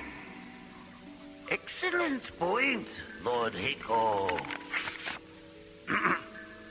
My Lord Echo, Gonshu, Kami, and 3 sky gods depart for Kodar on night tide. Course I have charted will take ship within 100 leagues of Pagoda Tower, between islands. Your faithful servant, Kiatsu. Good old Kiatsu. He certainly does epitomize the word spy, doesn't he? Hey, he does indeed, my lord. Hey. And what arrangements have been made to welcome our visitors from Adusa? But, Lord Heiko... Tell me again, Sora. I love the image it conjures up. 15 Kodorian siege galleys positioned in semicircle round Pagoda Tower. When Kiatsu sail past tower, circle will close, and Gonshu, Kami, and Sky Gods will be taken prisoner. Oh, you certainly have a way with the words, Sora. Aye, thank you, Lord Heiko. By the way, what you plan to do with them after their capture? We'll try to persuade the Sky Gods to give us the secrets of their power. Aye? And if they not easily persuaded? Then we will simply feed them to the carnivore eels. And when no trace of them remains, we will tell ourselves they never existed. After all, Sora, life must go on.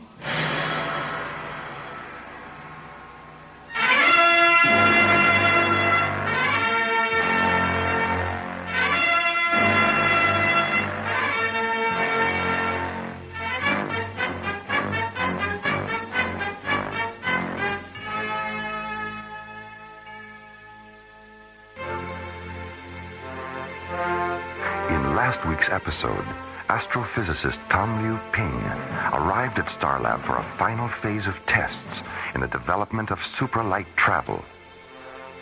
Piloting the modified Delta Series spacecraft Hyperion and assisting in the tests are space exploration team captains John Graydon and Buddy Griff. As the experimental vessel jets away from Starlab, Mora monitors the progress of the multiple light speed flight. Dr. Cassidy, the mass proximity indicator registers a radical shift in the molecular density level of the Hyperion's hull. Start an MPI printout recording, Barbara. Mora, the Hyperion shadow blip has just disappeared from the screen. And they've vanished from all our tracking instruments.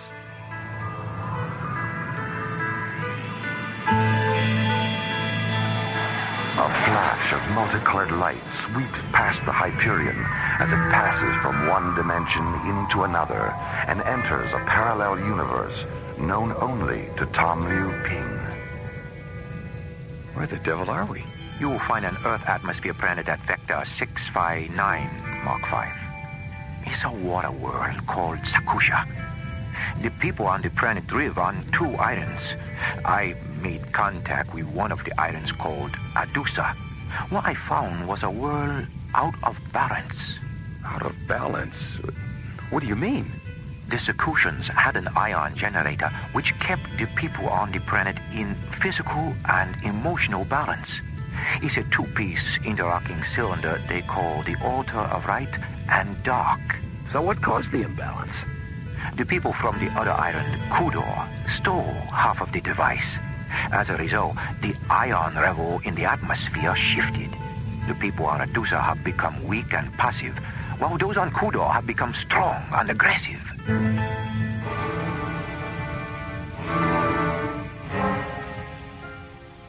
Orbiting above the emerald green water world of Sakusha, the Hyperion suddenly develops an engine malfunction and is forced to ditch in the sea.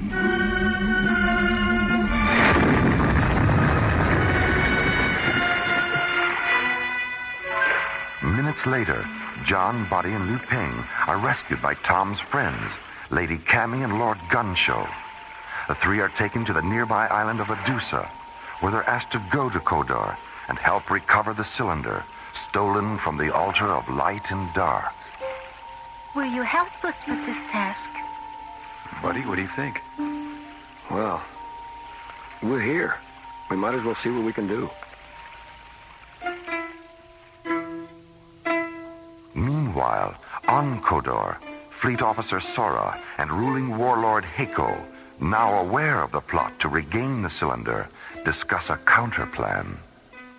15th Kodorian siege galleys position in semicircle round Pagoda Tower.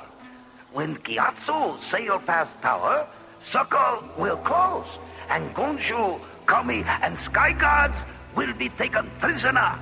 And now, the conclusion of the Infinity Factor on Alien Worlds.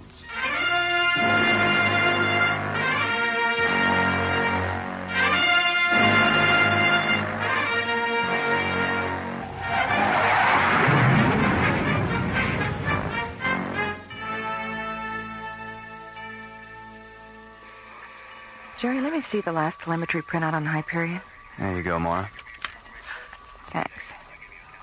Jerry, has all this data been cross-checked? As far as I know. Why? Well, according to this, the Hyperion is still right where it was when it disappeared. What? And then why aren't the scanners picking it up? They can't, Jerry. The MPI data indicates the Hyperion has been reduced to the size of a subatomic particle.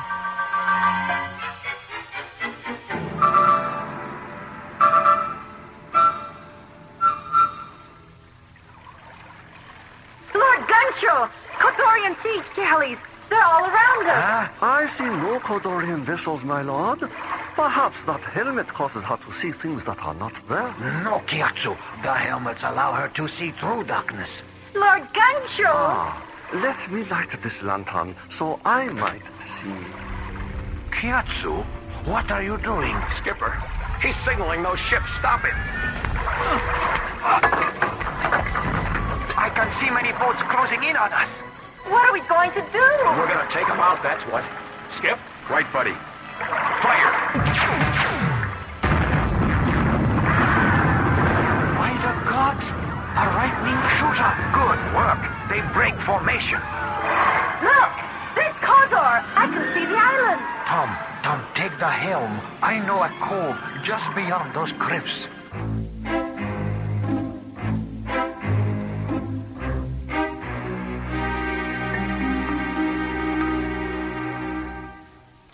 As the ship carrying John, Buddy, Tom, Lord Gunshow, and Lady Cammy approaches the pagoda tower between Adusa and Kodor, Kiatsu, the ship's helmsman, signals to the fleet of Kodorian siege galleys waiting in the darkness. Stop, Kiatsu! Skipper, he's signaling those ships. Stop him!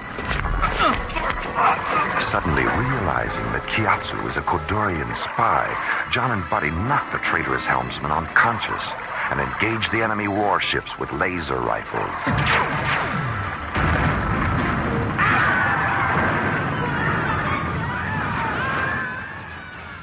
Half an hour later, Fleet Officer Sora reports the outcome of the battle to Warlord Heiko. 10 ships, my Lord Heiko. The Sky Gods projected lightning bolts that destroy 10 of our ships. I nearly drowned. Where are the Adusans and the Sky Gods now, Sora? You have captured them, yes? No. No? What do you mean, no? I mean, no. We did not capture them. They escaped to the other side of the island. Escape? You had better find them, Sora. I'll drown you myself. Oh, Lord Heiko, you don't want to do that, do you? Kiatsu! Lord Heiko. Kiatsu! What happened? When I tried to signal our ships, Sky Gods knocked me out. Where are they now, Kiatsu? In a cove on other side of island. When they went ashore, I escaped. They're after the cylinder for the Order of Right. So, my trusty Kiatsu, you did not fear me after all. No, Lord Heiko, I not fear.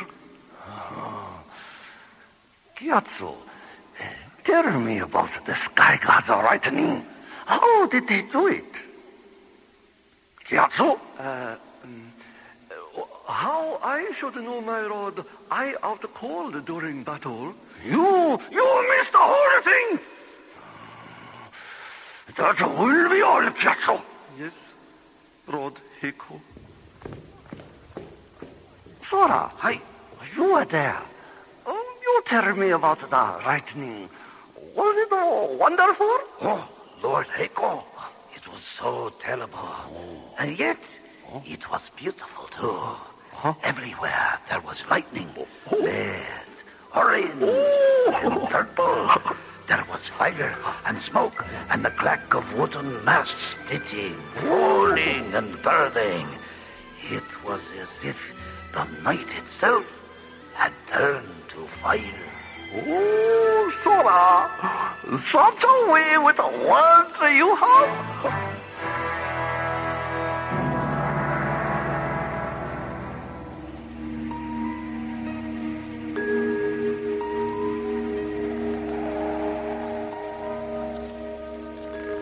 How much further to Heiko's palace, Lord Ganshu? Up ahead on the ridge. Do you know where Heiko keep the cylinder? Yes, in his throne room. Do you remember how to get into the palace, Lord Gunshow? Yes, lady. I remember. How long's it been? He was brought here 200 moontides ago and nearly tortured to death by Heiko's warriors as a demonstration of Kodor power. I used to come here often. Kodor was once the trade center for the two islands. Of course, that was before Lord Heiko became so obsessed. Yes. But we do have one advantage. Heiko must certainly know by now that we are in the company of Sky Gods. Everyone on Sakusha fears the Sky God legends, even Heiko. Oh, I'm sure we can make that work for us. What do you mean, buddy? We'll use our lasers to make them dance a little. I mean, we don't want to hurt them. It is good you do not wish to harm anyone. We also believe this to be right. To hear you speak makes me fear for the first time since the theft of the cylinder that all is not lost. Don't worry, Gunshow. We'll get your cylinder back. And I will do my best to understand the manner in which to restore the altar. But I will need your help, Lord Gunshow. Yes, Tom. Can you tell me if there are any insignias, markings, colors, or anything like that which connect the two halves of the altar? Yes. The markings on the two halves of each disc fit together to form the law of the word symbol. Stop a moment, huh? Just a moment. Please show me the symbol. Here, draw it for me on the ground. Yes. A circle. Of course. The infinity factor.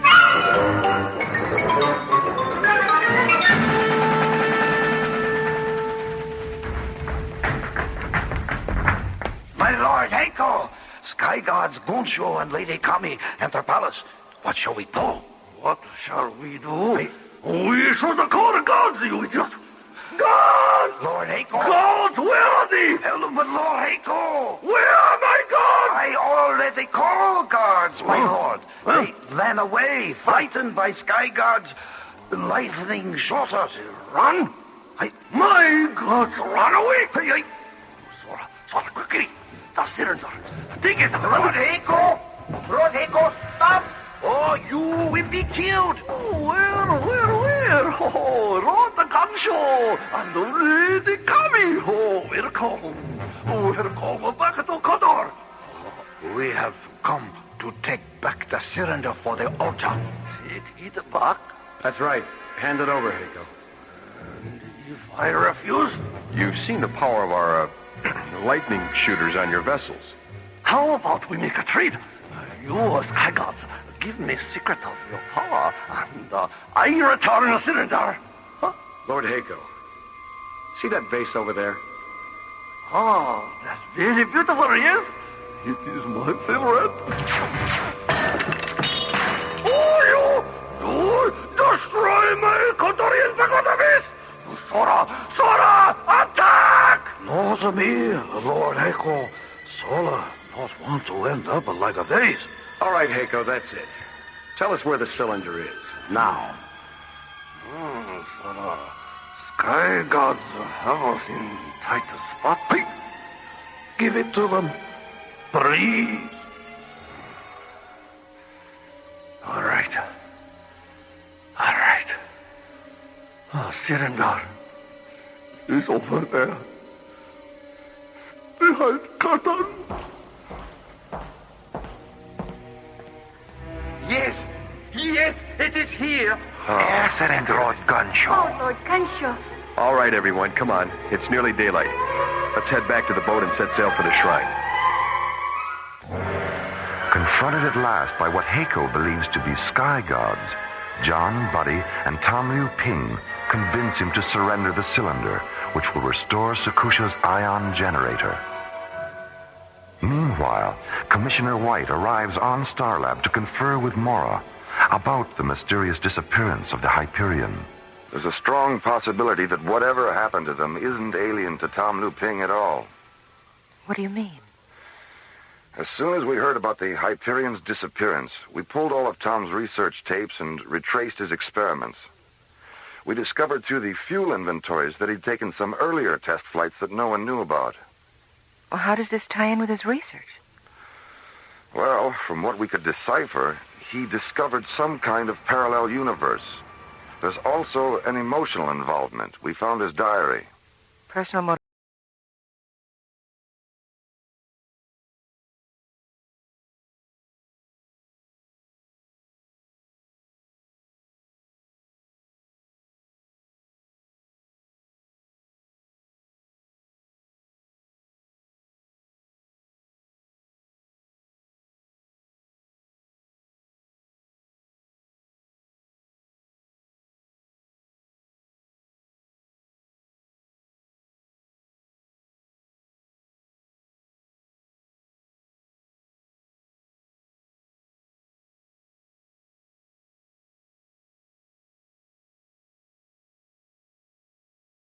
Lady Kami, Tom has restored the altar. It is working. All right. Well done, Tom. Well, I'm glad it wasn't as difficult as you expected.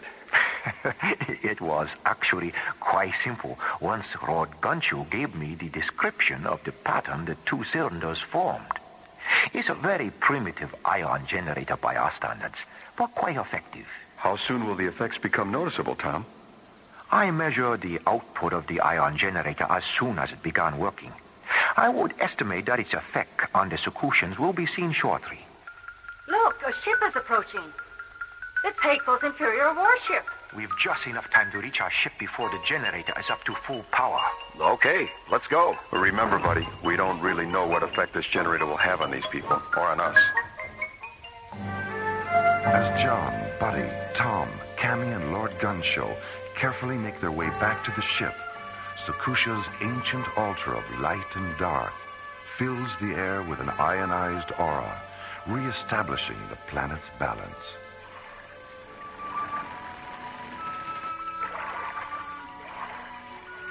Meanwhile, aboard Lord Hako's Imperial flagship. Ah, Sora, isn't it a wonderful day for a sailboat ride? Water smooth and the wind just right. Hey, my lord, sailboat, very relaxing. Lord Hako, huh? Didn't we have something we were going to do today? Ah, yes, Sora. I believe you're right. Did it have anything to do with Lord Gunshoe? There's his vessel off the window at the side. Hi.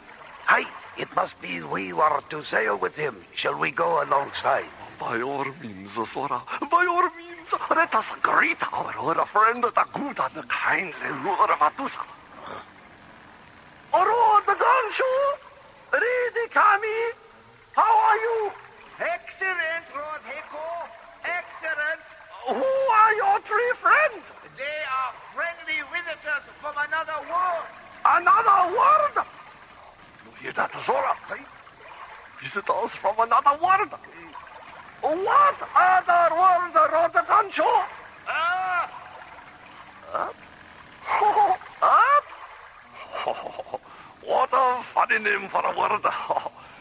You must bring your friends to Koda for a visit. Thank you, Lord Hako. Glad to see that you're feeling better. Thank you. We will look forward to that. Be seeing you. Goodbye. Goodbye. Goodbye, Lord Hako. Sora, what did the visitor from other world mean?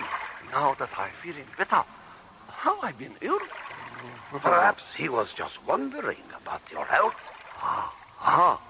Where I never felt better. So good to be feeling so good. Sora, hey.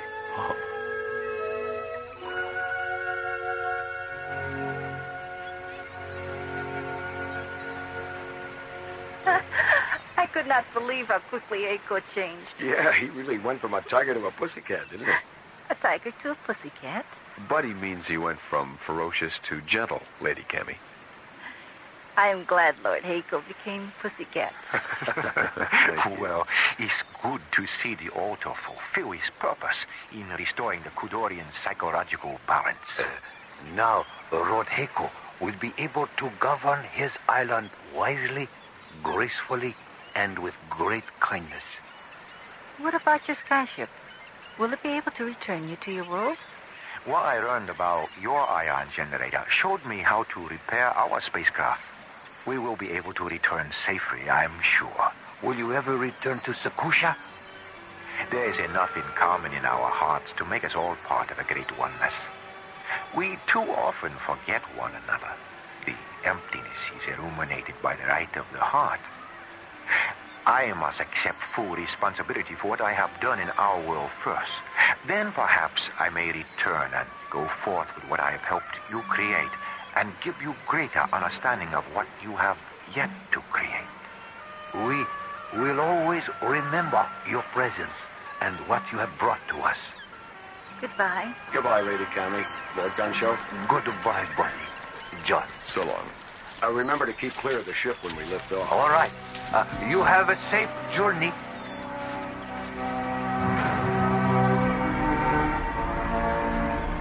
As Lady Cammy and Lord Gunshow watch the Hyperion rocket away from the emerald green water world of Sekusha, John, Buddy, and Tom Liu Ping make ready for the critical warp back through time and space into their own universe.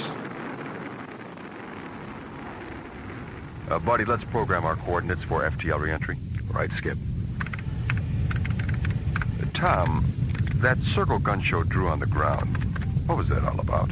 This circle, John, was the missing key to all my research. I knew that by understanding what had happened on Sekusha, I would be able to understand what I had discovered. We were reduced in time and space to an infinity where balance is restored through the cohesiveness of philosophy and science together. And the moon circle on the cylinders united the two. The moon circle? Yes, you see, the circle had been broken, separated, and the way the two cylinders fit together restored the circle and the balance of Sekusha. We're programmed for FTL re-entry at Vector 558, Mark 1, Skip. Okay. Keep your fingers crossed.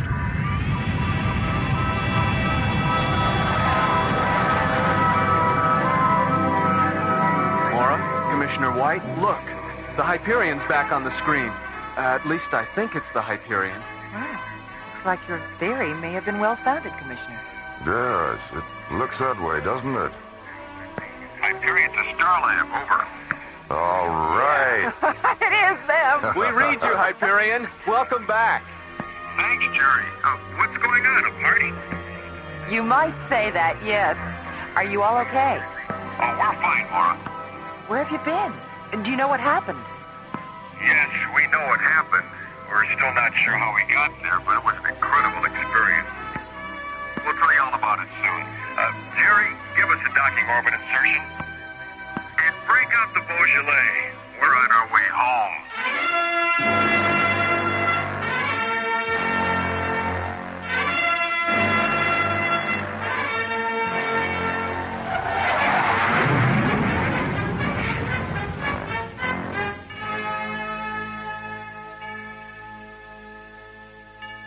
The Infinity Factor, Part 2, was based on a story concept by Larry Oakner and written by Lee Hansen, Jim Cook, and Ron Thompson. Our stars included Linda Gary, Chuck Olson, Bruce Philip Miller, and Corey Burton, with special guest stars Clark Warren, Larry Moss, Herb Ellis, Joe Young, and Helen Funai. Associate producer Ron Thompson. Music director Tom Rounds. Engineer Stu Jacobs. Assistant to the producer Jim Cook. Alien Worlds was created, produced, and directed by Lee Hansen. And so until next week, this is Roger Dressler inviting you to join us for our next adventure, Earthlight, on Alien Worlds.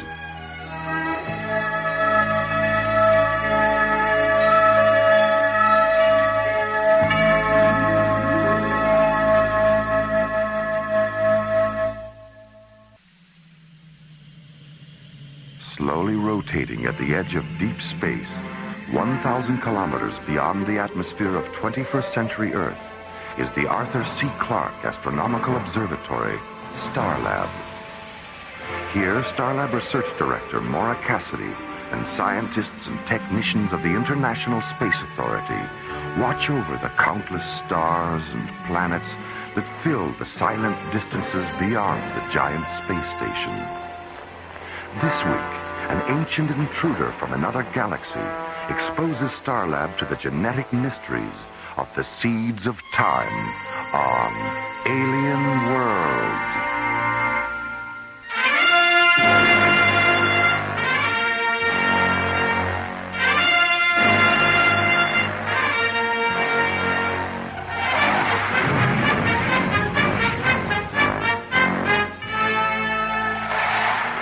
50 kilometers beyond Starlab, the SET interceptor Solaris reduces speed and moves into a preliminary docking orbit with a huge space station. Aboard the Solaris, Captains John Graydon and Buddy Griff. Solaris to Starlab Control. This is Starlab. Go ahead, Solaris. We're holding at the outer boundary, Jerry. How soon can you get us aboard? The traffic's pretty heavy right now, John. I've got a Soviet freighter and 2 Canadian tankers coming in now. And 3 lunar shuttles in a docking orbit 2 kilometers out. Hold your position. I'll get back to you in about 10 minutes. Roger, Starlab. Solaris out. Starlab, clear. Well, since 10 minutes usually means half an hour, why don't we put the ship on autopilot and go down to the cargo bay for a little zero-gravity racquetball? Do you know where the rackets are? Oh, they're floating around down there somewhere. All right, let's go. What? We better stay, Skip. The high-density scanners are picking up something. How far away? 4.6 kilometers. And it's holding at 081 degrees starboard. Get a full magnification visual and bring it up on screen 6. Right. What is it? I don't know. I've never seen anything like it.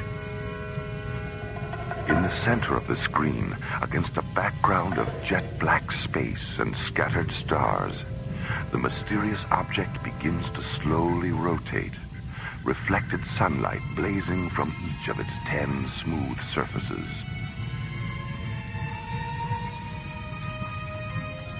Solaris to Starlab. This is Starlab. Go ahead, Solaris.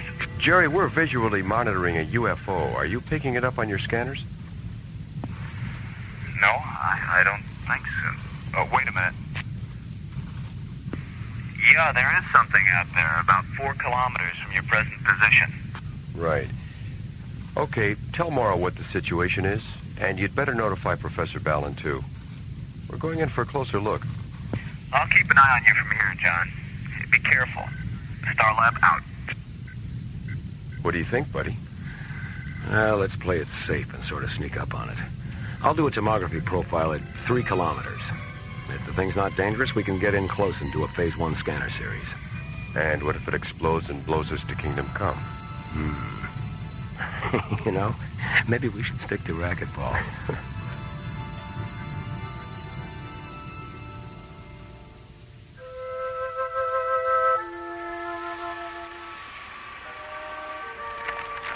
Whoa. Talk about sensory overload. I wonder how she keeps her balance. Maybe it's trick photography. Couldn't be. No photographer is that tricky. Construction orbiter 5 to Starlab Control. This is Starlab. Go ahead, Maggie. We've got a problem, Jerry. We're still working on this new orbital power satellite at Vector 706, and we've just lost our last bundle of solar panels. What happened? An anchoring cable on the superstructure let go, and the panels have drifted off into deep space. Can you help us out? This thing's supposed to be operational by tonight. How many panels do you need? 10. What type? Amplitron SP16. Oh, hold on. I'll check the computer and see what we got. This is your lucky day, Maggie. We've got 24 SP16s in storage. Will this be a pickup or a delivery? I won't be able to spare any of our tugs for another hour or so. What's available on your end? Well, we've got a Soviet freighter heading your way in about 15 minutes. I'll have the captain contact you, okay? I'll stand by for his call. Thanks, Jerry. Construction orbiter 5 out. Starlab Control, clear. Docking Bay 12, this is the bridge. Bay 12. Go ahead, Jerry. Yeah, Ernie, call Storage Bay 19 and tell them to deliver 10 Amplitron SP16 solar panels to the Odessa. And then have Captain Vashenko contact Construction Orbiter 5. It's kind of an emergency. Will do, Jerry. Now, where was I? Right. Sensory overload. Oh, yeah. Wow, look. Oops. Hi, Jerry. Hi, Mora. You heard from John and Buddy? Yeah, about 20 minutes ago. They've maneuvered the Solaris into a side-by-side position with the UFO, and Buddy said he'd contact us as soon as he did the preliminary scan series. Okay. What's that magazine you're holding behind you? Magazine? Come on, Jerry, hand it over. Oh, Mora. The Astounding Adventures of Galactic Gladys, the Girl Wonder? Well, you know. Which one of these bimbos is Galactic Gladys? I believe that's her there, locked in mortal combat with the evil swamp gas creature. Well, she's certainly a wonder, all right. I'll bet she hasn't seen her feet in years. Jerry, where did you get this publication? I found it in the technician's lounge. Uh-huh. I wondered why they were all running around down there with their tongues hanging out. Jerry. Hi, Professor Ballin. How you doing, Jerry? David, you're just in time for a little X-rated science fiction. Look at this. What happened to her clothes? The evil swamp gas creature ate them. Well, yum, yum. I don't know about you, David. 3 days on Starlab, and you're already starting to sound like Buddy Grip. It must be the altitude. Solaris to Starlab Control. This is Starlab. Go ahead, John. We finished the preliminary scans on the UFO. Is Mora there? I'm right here, John, and so is our new alienologist. Okay, here's Buddy. The object is 3 meters square and shaped like a dodecahedron. It's made of some kind of copper-colored metal that's about 75% hydrogen. As far as we can tell, there's no inboard or outboard propulsion system. How fast is it moving, Buddy? How fast do you want it to move? What does he mean, John? Well, it was stationary when I brought the ship alongside, but for the past 10 minutes it's been matching our speed, no matter how fast we go. What kind of a readout did you get on the tomography scan, buddy? The interior of the thing is filled with some kind of ionized gelatin that converts to nitrogen plasma, and then reconverts to gelatin at 12-second intervals. Buddy, is it giving off any kind of sound? Yes, it is. When the gelatin converts to plasma, the object gives off what sounds like accelerated heartbeats. And when the plasma reconverts to gelatin, we hear the heartbeats in reverse.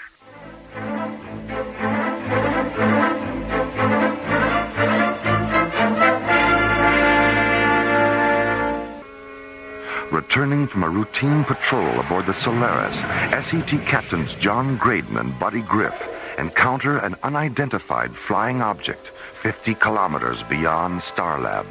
The object is 3 meters square and shaped like a dodecahedron. It's made of some kind of copper-colored metal that's about 75% hydrogen. As John maneuvers the Solaris into a side-by-side position with the UFO, Buddy continues to analyze the object with the ship's tomography scanners. The interior of the thing is filled with some kind of ionized gelatin that converts to nitrogen plasma, and then reconverts to gelatin at 12-second intervals. What do you think, David? I think we better see about getting that thing into one of the isolated laboratory pods. Buddy, shoot a magnetic grappler over and see if you can bring it in. We already tried that, Mora. The grappler pad won't stick. The object is anti-magnetic. How about if you go EVA and try to push it into the Solaris' cargo bay? Hold on just a moment, please. I don't think that'll be necessary. From the way it's been matching our speed, I think it'll follow us in. All right, give it a try. If it works, get the object as close as you can to the outboard airlock of ISOLAB 9. I'll have a crew standing by to take it inside. Okay, Mora. Solaris out. Starlab clear. Come on, David. Let's get down there.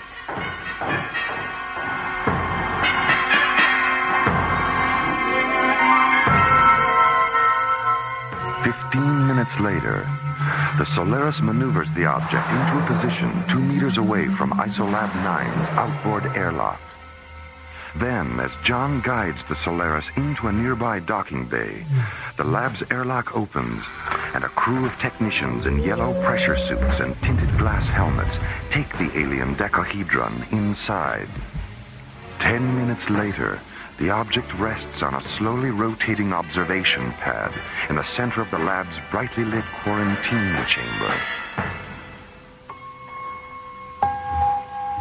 It's remarkably beautiful, isn't it? Frightens me. Why? The way it looks. The color and size, texture. All those desperately perfect angles constantly repeating themselves. Its physical aspects are so familiar we can call them by name in a language we all understand. And yet we don't know what it calls itself or what it might be calling us. You feel whatever is inside is alive? Don't you? Yes. Well, at least our scientific selves are still in sync. Mora, please. Not now. Hey, look who's here. Hi, fellas. Well, I'm glad to see it hasn't blown up yet. Come on, Skip. Let's go inside for a close-up. Yeah, okay. I think you better stay on this side of the glass for a while. The object's still being scanned. If you go in there now, your body impulses will be included in the scanner data. Maybe we should go in anyway, just to blow their minds up in data processing. I can hear Professor Clark now. I say, Ramsey, have you seen this printout? Graydon and Griff are trapped inside that alien gizmo. Really? How do you know it's them? Elementary, my dear Ramsey. The tall one's thumbing his nose, and the short one thinks it's funny. Mora? David? Not even a smile? What's with you two? We've got a lot on our minds, John. Yeah, I see. Well, okay. Come on, Skip. Let's go have dinner. Yeah, right. So we'll see you guys. See you later. It's time we had a talk, David. Let's go up to my quarters.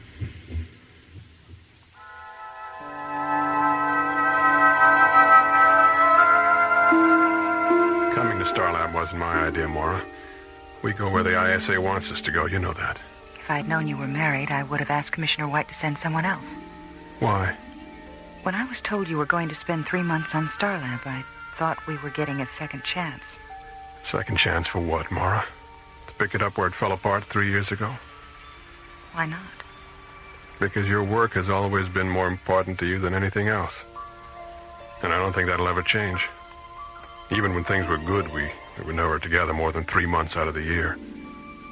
Your whole life was spaceports and laboratories and conferences and trips off the planet.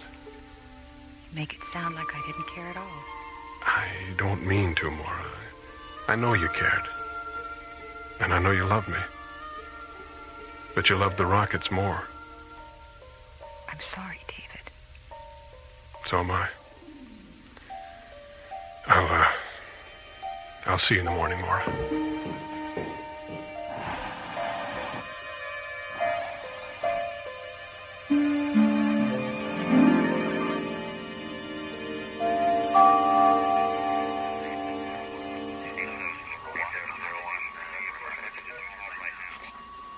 Okay, Lunar Shuttle 10, I have you on the screen. Your docking orbit insertion coordinates are 509er at subvector 70 Alpha. 509er at 70 Alpha. Roger, Starlab. Lunar Shuttle 10 out. Starlab control, clear. Morning, Mara. Jerry, have you seen David? Not since yesterday afternoon. Morning, everyone. Good morning. Have either of you seen David?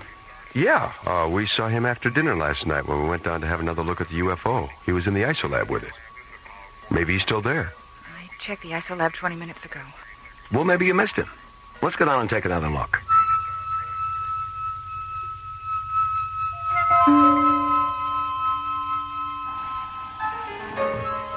There he is, Mora. Hit the intercom button, Skip.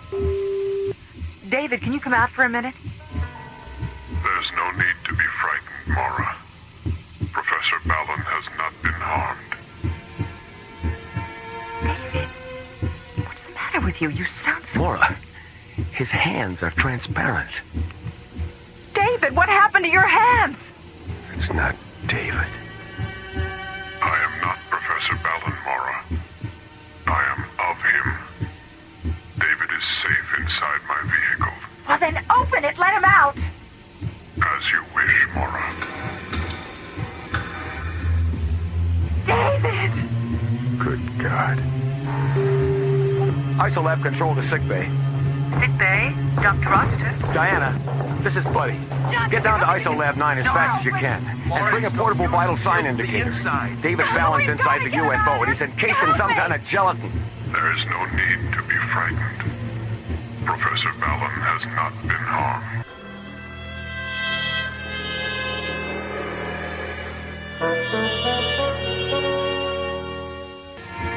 Entering the control booth of ISOLab 9, Mora, Buddy, and John discover that the substance inside the alien decahedron has transformed itself into a duplicate of Professor David Ballon, leaving the real David Ballon encased in a cocoon of translucent white gelatin.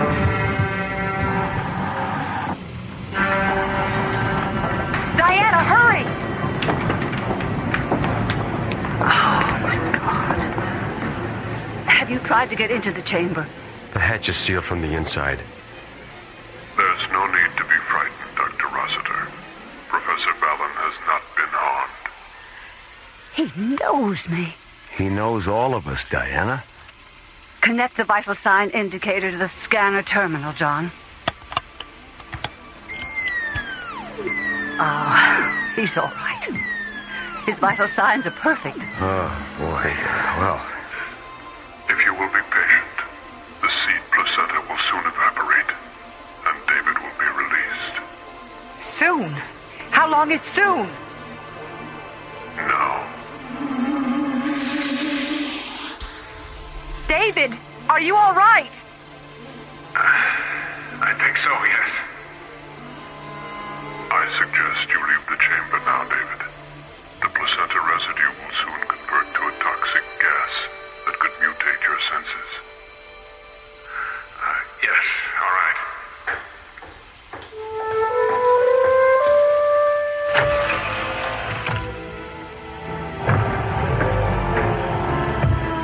hey, welcome home. Where have you been? When that thing opened up last night and took me inside, I thought I was a goner. But as soon as the seed placenta started to cover me, I wasn't afraid anymore. It was incredible. I sensed everything that was going on. And when my duplicate emerged, it was like one of those films where the guy dies and you see his spirit leave his body. Film, huh? I guess art imitates life after all. I think it's the other way around, Skip. Life and art should be the same. Ah, yes. They should be. But they rarely are. Perhaps we should learn the lesson of the Balinese. They say they have no art. They simply do everything as well as they can. You once said that to me, David. I know. It's amazing, isn't it, how precisely I've been duplicated. Well, David number 2, what now? I want to return to my world, Diana. And I want to take Mora with me. Now, hold on a minute, you. I'm not in the habit of running off to alien worlds with life forms I hardly know. You know me, Mora. And I know you. He's got a point there, Mora. Well, be that as it may, I just don't think the original me and the duplicate you are ready for... Well, why are your hands transparent anyway? David was wearing protective gloves that prevented the seed placenta from taking a precise imprint of his hands. And Mora, a duplicate of you is all I want. Why? I still love you, Mora. Oh, David. Why didn't you... Wait a minute. What am I saying? This is weird. David? Yes? Yes. Oh, I'm sorry, David. I mean the duplicate David. Yes, Diana. I think all of us would like to know a little more about your origins. Centuries ago, explorers from another galaxy visited my planet. Their bodies contained bacteria, harmless to them, but lethal to us. There was a plague, and before the end came, our scientists created the placenta substance and filled it with the genetic seeds that were the essence of our race. Then they placed these seeds of time in hundreds of vehicles like this one and set us adrift in the universe. Was your race humanoid? Yes, buddy, it was. But some of the cells were randomly coded, so we could become whatever organic life form we contacted.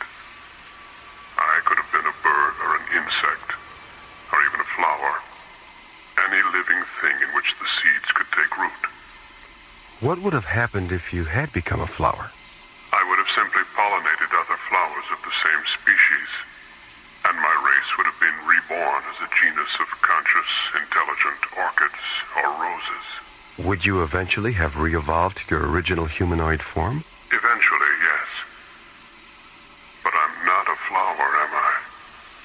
I'm an ion-negative duplicate of a human male. And my race can be reborn only if I interact with an ion-positive duplicate of a human female. All right, I'll do it. Good girl. Thank you, Mora. It's okay. Just remember, I don't fool around on the first date. What do you want me to do? Saturate yourself with pure oxygen for 2 minutes. That will protect you from the toxic residue. Then come into the chamber and enter the secondary placenta compartment of my vehicle. Okay. Get me an E4 oxygen unit, buddy. I'm about to become a double feature. Okay.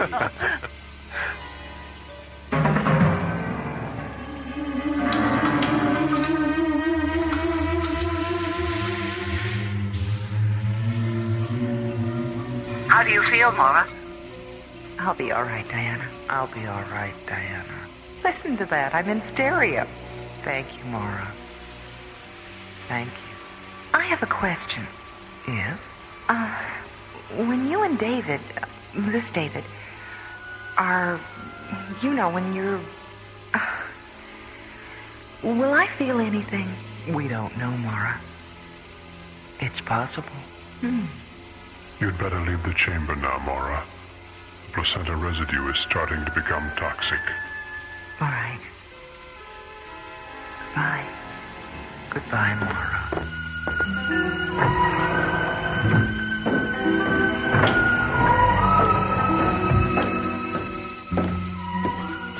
Did you arrange for a ship, John?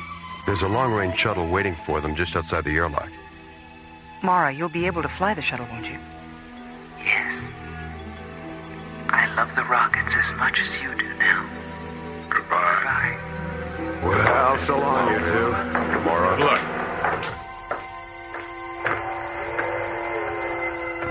It looks like we're getting that second chance after all, Mora. You're right, David. You're absolutely right.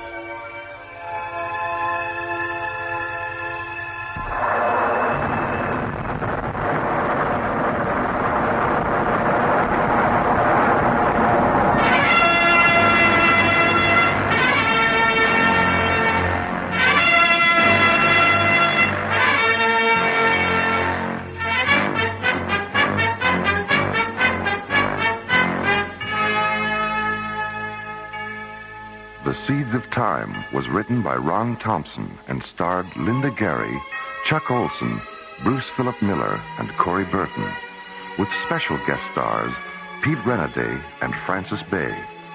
Associate producer Ron Thompson, music director Tom Rounds, engineer Stu Jacobs, technical consultant Peter Sky, assistant to the producer Jim Crook.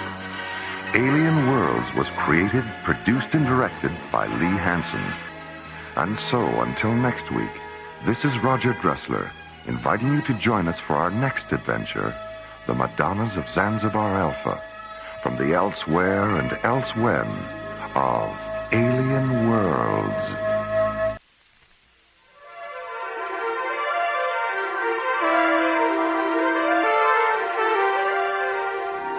Within the far reaches of deep space, there remain unknown planets, journeys into galaxies yet uncharted. Stellar exploration is the newfound adventure. High above Earth's windy skies, 1,000 miles in space, a large wheeling disk lazily drifts in orbit.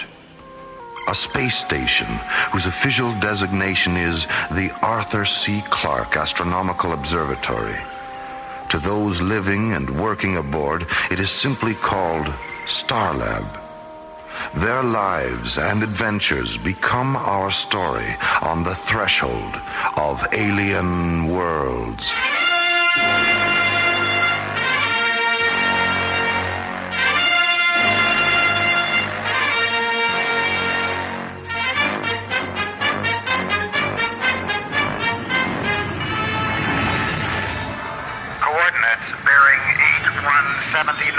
Roger. This is Mission Control. You're cleared for EVA. Stand by, Mission Control. We have a red code report from Level C radio telescope. Roger, Starlab Control. Go ahead. Starlab Control, this is the Spectral Analysis Officer, Level C. Our radio telescope interferometry has detected unusual sunspot activity at a bearing of 409er. Thanks, Bill. Keep us posted. What's going on, Jerry? I'm not sure, Tim, but we're gonna find out. Starlight Control, this is Telescope 4, Level D. We're tracking with Level C. Yeah, Ken. The solar graphs show high-density activity. All right, Level D. Print through the data on the ICM recorder, please. Right, Control. It's online.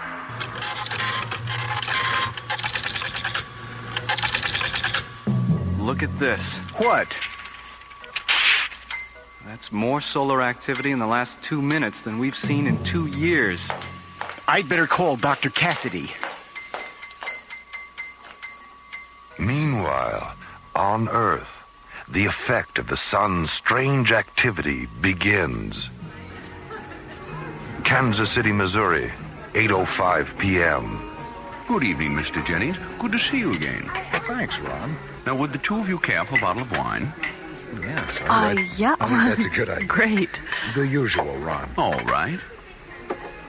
Well, I'm certain you'll love the food here, Sully. It's a very special place. It's been a favorite spot of mine for years. I've known the owner a long time, too. What's that? Huh, that's strange. Probably just a heavy truck going by on the street outside. My God! Roger! It's an earthquake!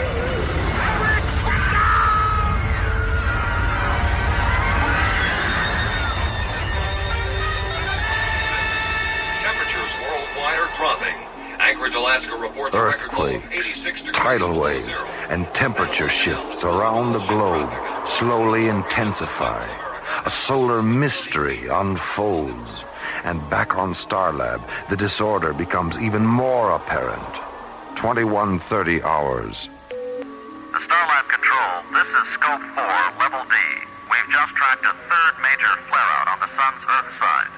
Level D, begin all radio telescope recorders. Feed us an audio scan. Plug in the Mycroft computers. Roger. Mycroft on. Log on scanners.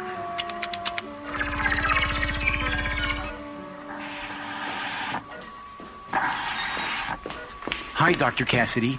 Thanks for coming up here.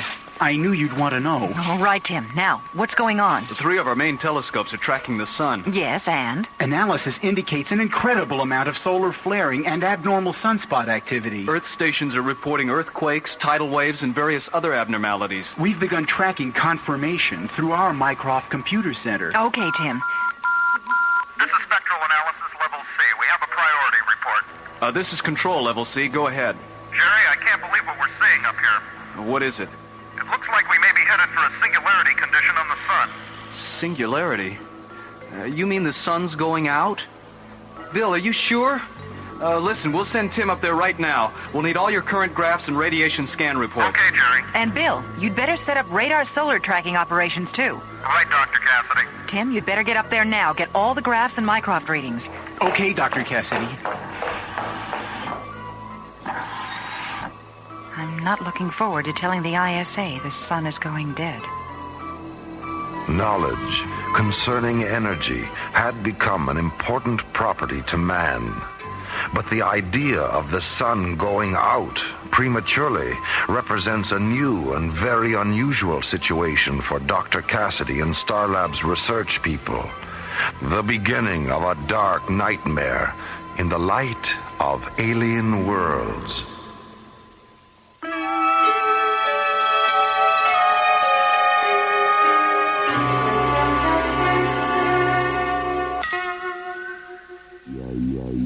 To those aboard Starlab, a shiny rotating observatory high above Earth, the sun seemed to be going dead. Radio telescopes reveal a once fiery sun darkening. Research Director Mora Cassidy contacts the International Space Authority. This is the ISA, Dr. Cassidy. Are you there? Yes, Commissioner. We've had a 20-degree temperature shift in the last hour in the Sahara, Mara. Satellite charts show glacier movement at the poles. It looks like an eclipse. What the hell's going on up there? We don't know exactly what's happening yet, but our Mycroft computer terminal shows readings that indicate the sun is losing electromagnetic energy at a rate greater than normal.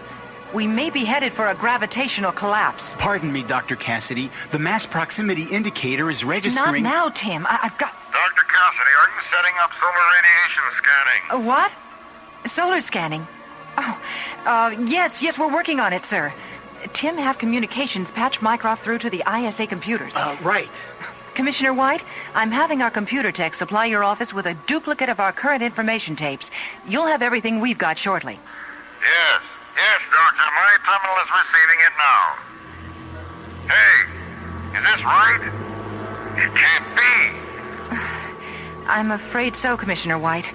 We've got about 60 hours before the sun reaches singularity and Earth freezes solid. What can we do to help? Well, first of all, we need you to send an SCT up here right away. We need to make a house call. Well, the only space exploration team I've got for immediate launch that can handle this is Delta 1. Delta 1? Oh, wait a minute. That's Graydon, right? Captain John Graydon? And Buddy Griff, that's right, Ma. Oh, no, Commissioner. Isn't there anyone else you could send us? I'm sorry, Doctor. That's the team. We'll launch immediately. Their ETA is 3 hours, 10 minutes. Keep us informed, Ma. Out. Yes, sir. We'll keep you informed. Out. Dr. Cassidy, what's wrong? I can't believe they're sending Buddy Griff up here. They might as well let the damn sun go out. Delta 1, SCT command. Report to ISA pre-launch immediately. What? Oh, we just got in. Oh, you can't get a spare minute anywhere anymore. Oh, come on, Captain. Let's just finish this hand, huh? Oh, we better pass for now, buddy. We better get down there. Pass? The man's 18 in back of me. I got a hot 21, and he says pass. It's just a game. We can pick it up later. It's just a game. I'll say it's just a game. All right. ISA says jump, and Captain John Graydon jumps. That's how come you're a bloody hero and I'm just a lover. And that's the story of your life, right, buddy? Dr. Cassidy, I just got back from spectral analysis. The mass proximity indicators are registering some kind of solid object near the sun. It's like a planetoid. Oh, Tim, don't be silly. The MPI is probably reading solar flare-off gases. But I think there's something there. Don't worry about it, Tim. Besides, the problem right now is the SCT crew they're sending us. I don't understand. Isn't that the next logical step? Logical step, yes. Logical team, no. Especially with Buddy Griff. Buddy Griff? Captain John Graydon's co-pilot. The Prince of Pomposity. John Graydon. I met him just after he got back from Altair. He's a great pilot. I remember a lecture he gave our academy class in 2010. It's not John who worries me. It's Griff. During the Altair mission, my father was with them. Buddy made a very bad judgment error with a photon laser. It caused my father's death. Oh, Doctor, I'm sorry. I had no idea. Yes. Well, never mind. I'll deal with that later. Well, let's get up to spectral analysis and take a look at this planetoid of yours. I'm really worried about this, Doctor. I have a theory that this object is affecting the sun. Now, don't ask me how the devil it got there. Tim, pull yourself together.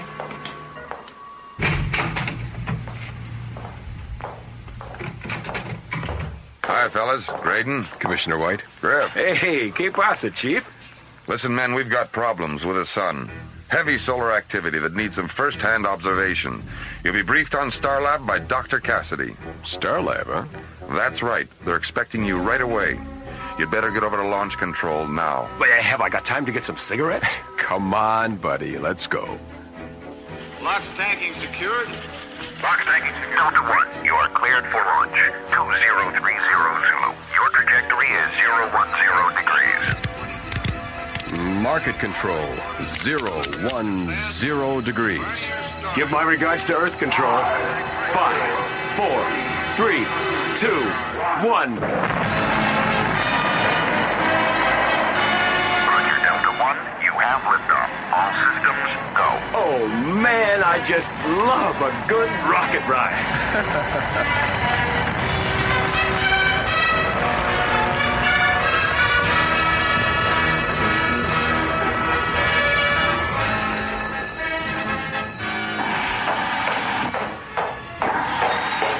ISA Launch Control reports Delta 1 liftoff, Dr. Cassidy.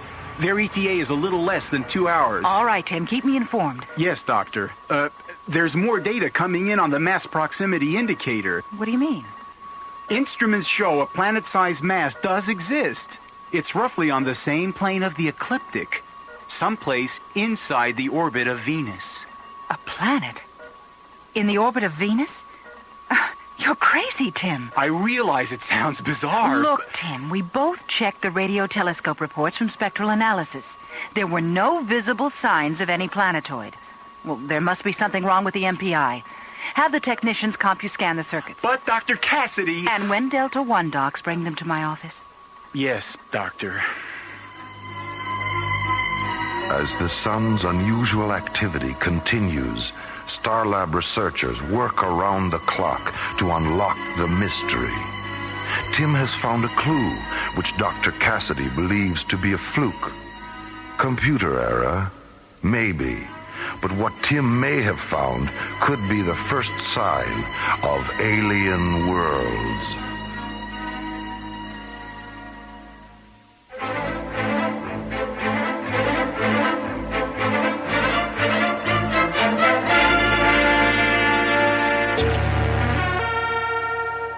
Strange solar activity threatens the survival of Earth. A solar exploration team is sent to investigate under the direction of Dr. Mora Cassidy at Starlab, a space observatory. There is little time. Dr. Cassidy? Yes, Tim.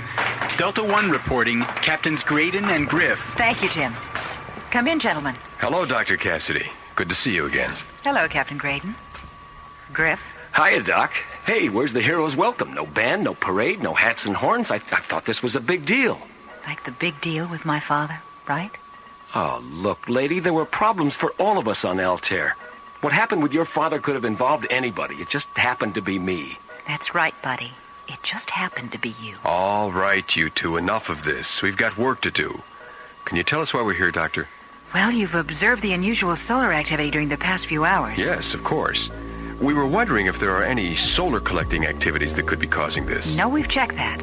There's something going on with the sun itself.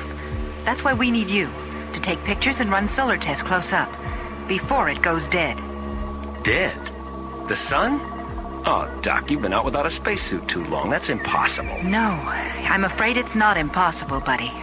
Watch the computer terminal. Tim? Right.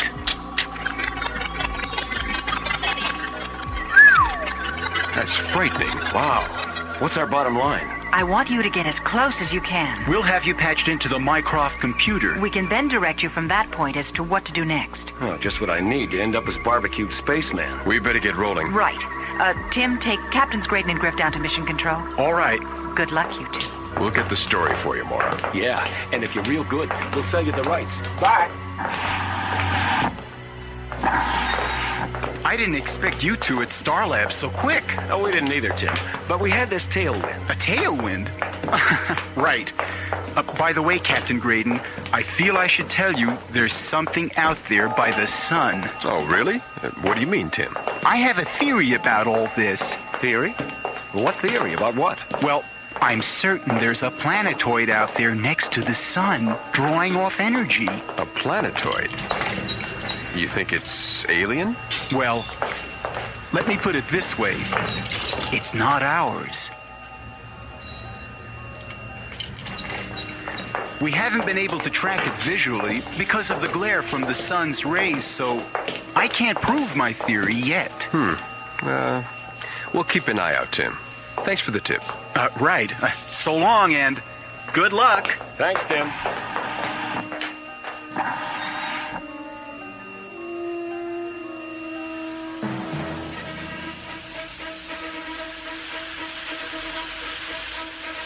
Delta 1, you are at T-minus 30. Launch. Roger, Starlab Control.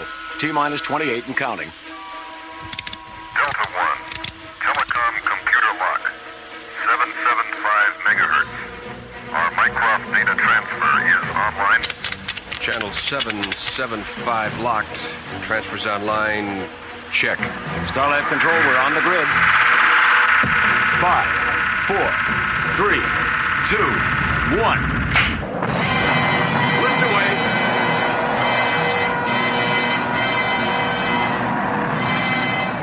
As Delta One moves into the black depth of space, Captains Graydon and Griff set a course for a dying sun.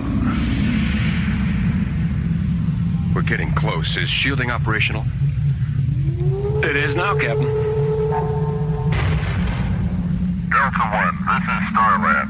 We scope you at 214 degrees, bearing 030. We have visual radio telescope contact with you. MPI shows a planet-sized mass close to your present position. You are off course by 02.5 degrees. Have you visual Starlab. Starlab, this is Delta One. Do you receive? Over. What the? Skipper? What's happening, buddy? Where's our power? The main rockets just went brenchless, flame out. We've lost our maneuvering power. The radio's gone, too. Fire retros. I am, Skipper. Nothing. They're like a plate of cold spaghetti. We're being pulled off course.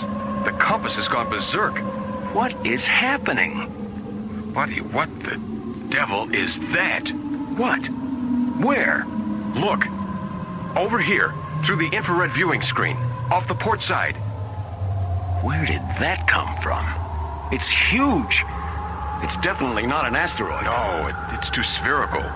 Well, whatever it is, we're being pulled towards it. Look at the size of that thing. I wonder if that's what Tim was babbling about.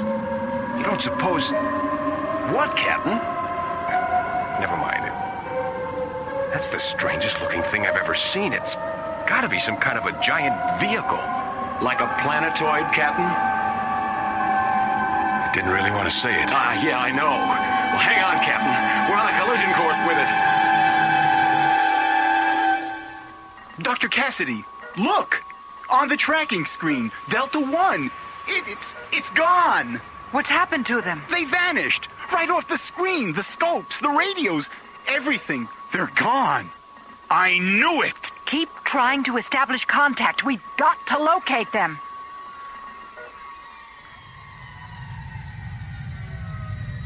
Hey, Captain, what happened? Who turned out the lights? Buddy, we're inside Tim's planetoid. What? Oh, man, I must have blacked out. Look, over there. An opening. That's where we must have come in. Hey, what's that? Something's outside the hatch door. I think we've got company.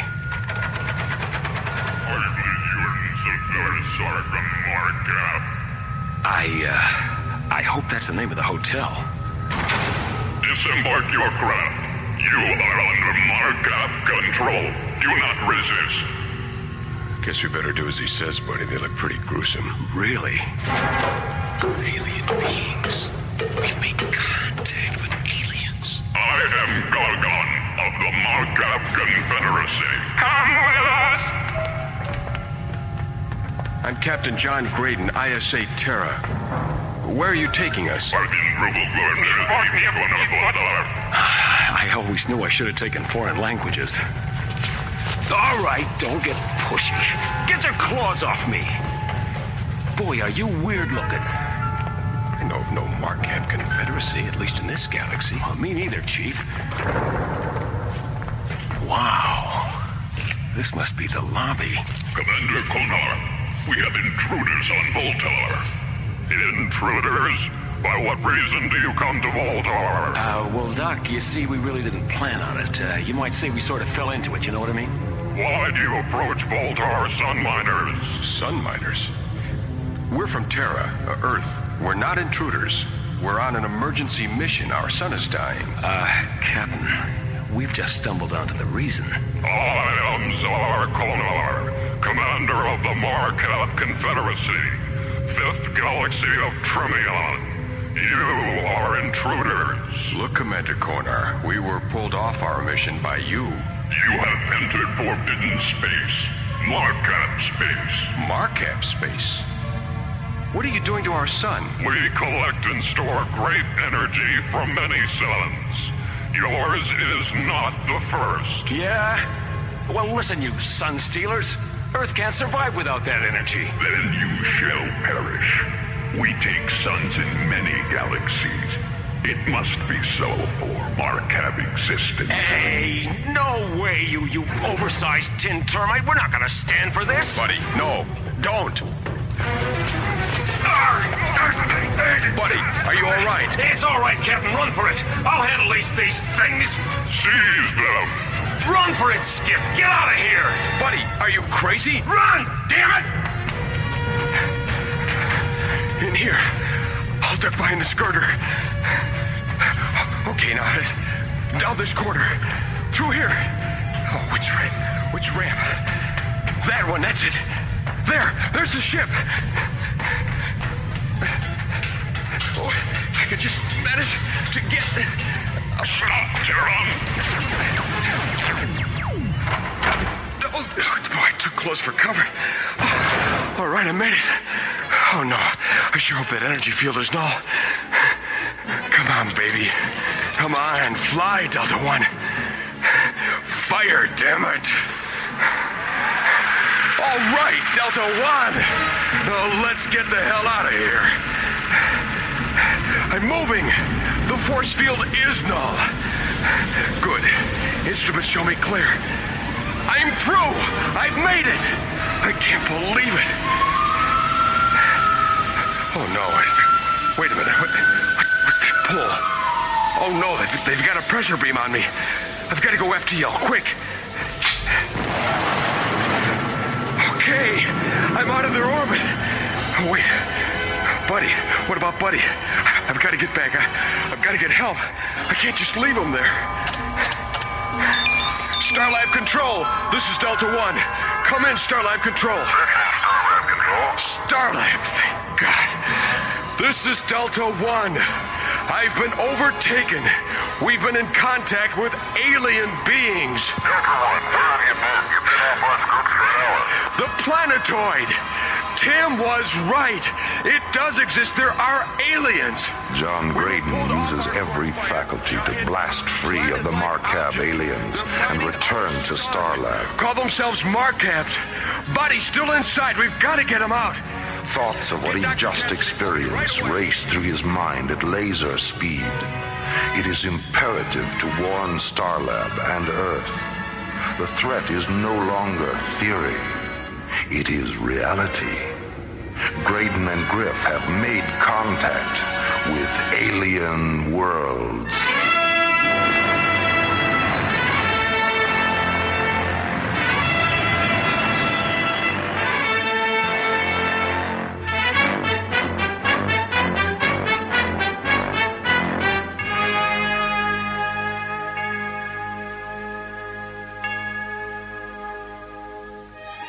This is Roger Dressler, inviting you to stay with us for the conclusion of The Sun Stealers after a brief intermission on the world premiere of Alien Worlds.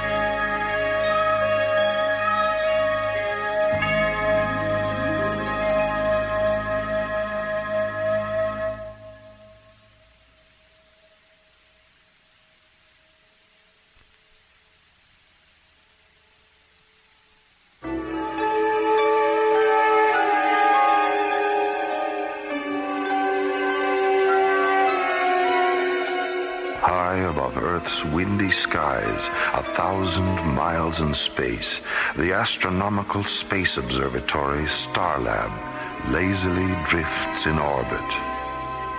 Research teams aboard have detected strange solar activity on Earth's sun.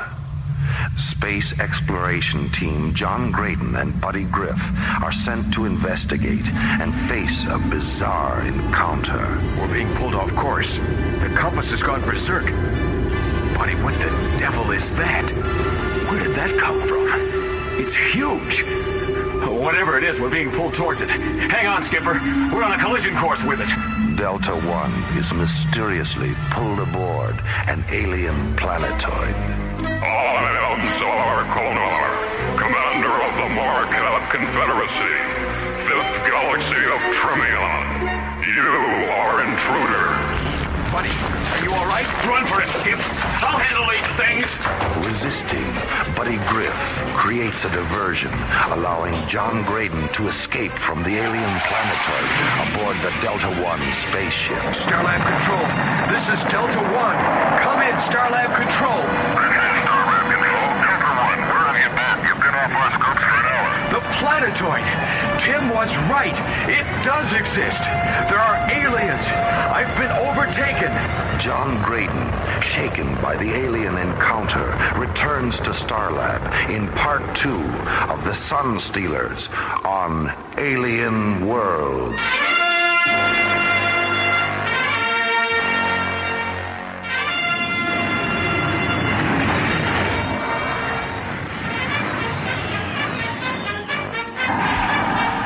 Here, Dr. Cassidy. They're bringing Captain Graydon in now. Okay, Tim, come on.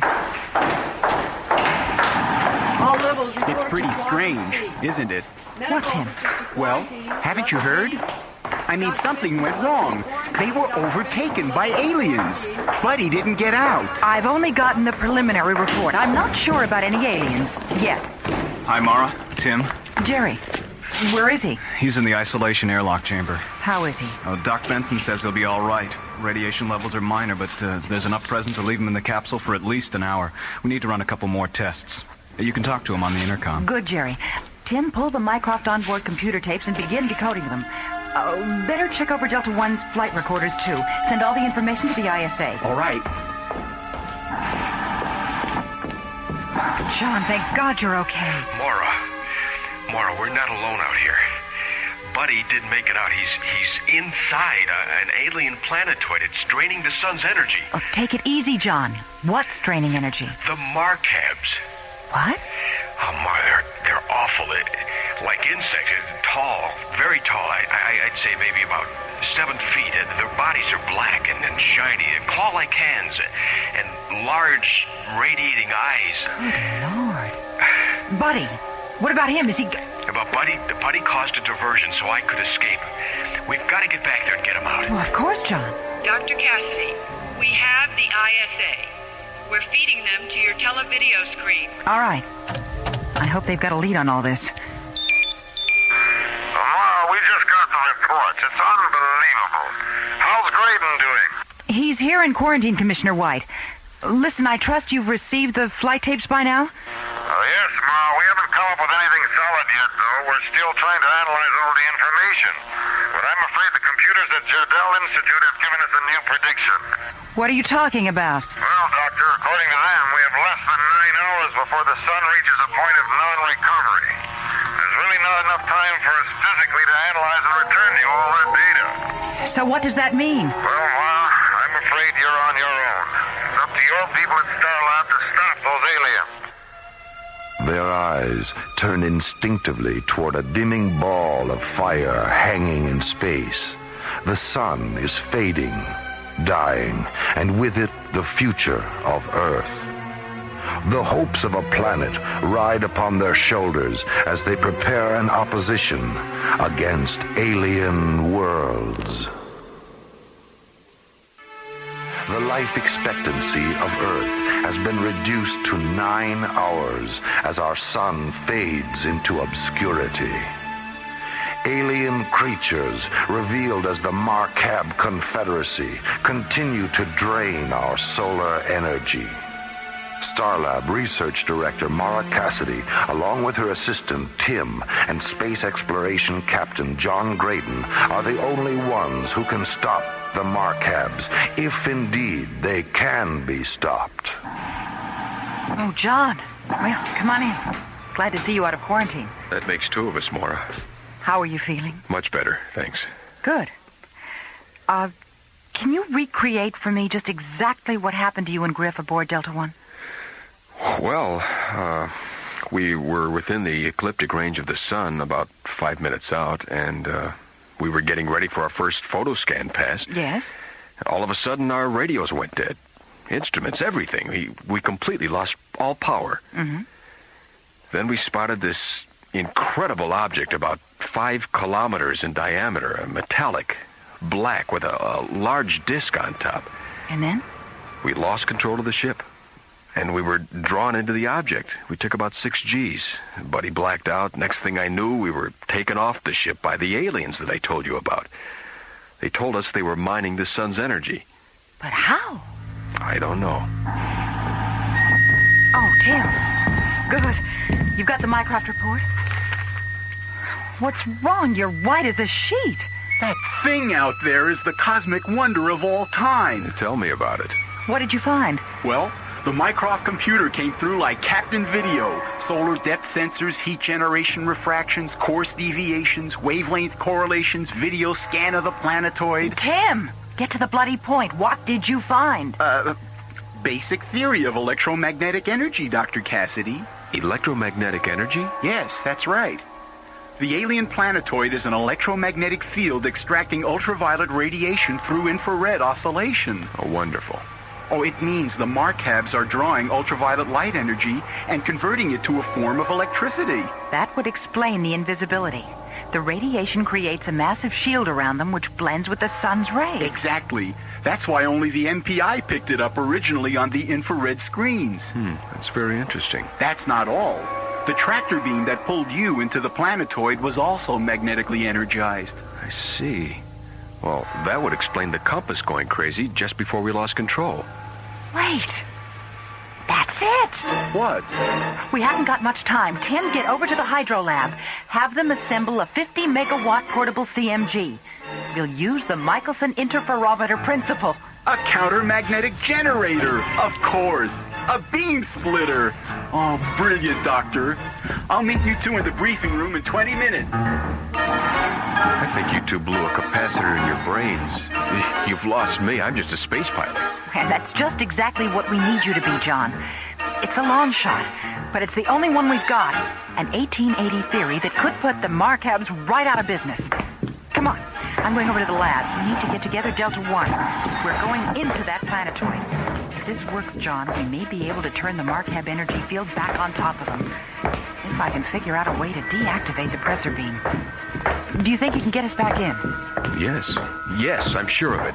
But we'll need some kind of an escort to create a diversion. I'll go up to Mission Control and recruit a few pilots from Stargazer 1. Okay. I'll meet you in briefing within half an hour. As time continues to slip into the past, the future draws closer, their design to dethrone the Markab power.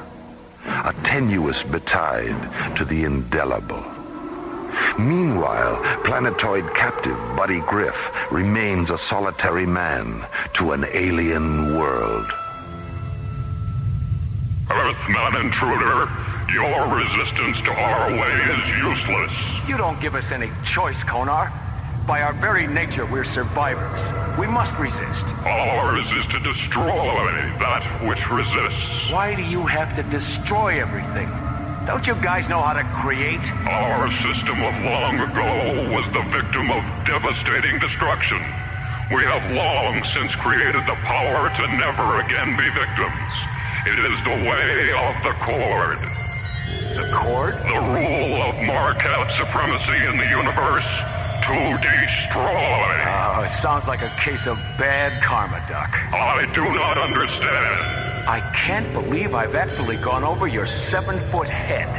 Karma is the... Take him away! Hey, what are you doing? You too shall be destroyed. We are the rulers of the light. Yours shall be the world of darkness. Ah, you'll never get away with this, Konar. My people will be back. You're all lunatics. Can't be a no crime, Tim. That's what this is all about. All right. You fellas have been asked to fly this mission based on your experience as fighter pilots. Now, we've programmed D-28 missiles aboard your ships for a diversion ploy on the Markabs. Hopefully, the counter-orbital passes will cause enough confusion to allow us time to land Delta 1 inside. Now, if we're not out by the 20-minute limit, You're instructed to launch full Titan Helitrobus missiles into the side of the Marcab planetoid, and then return to Starlab. Any questions? Okay. We'll launch in 8 minutes. Synchronized watches, 1600 hours, 22 minutes, and 15 seconds. Mark. See you guys on the 50-yard line. As Starlab pilots prepare the final assault on the alien encounter, a galaxy clings to the hope of triumph on alien worlds.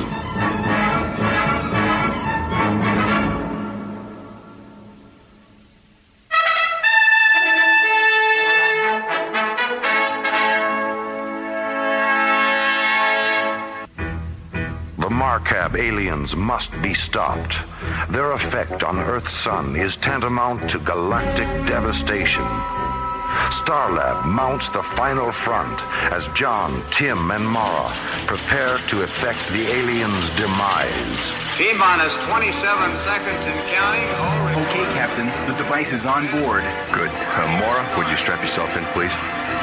Mission Control, Delta 1, on the grid for 028, trajectory on 1775.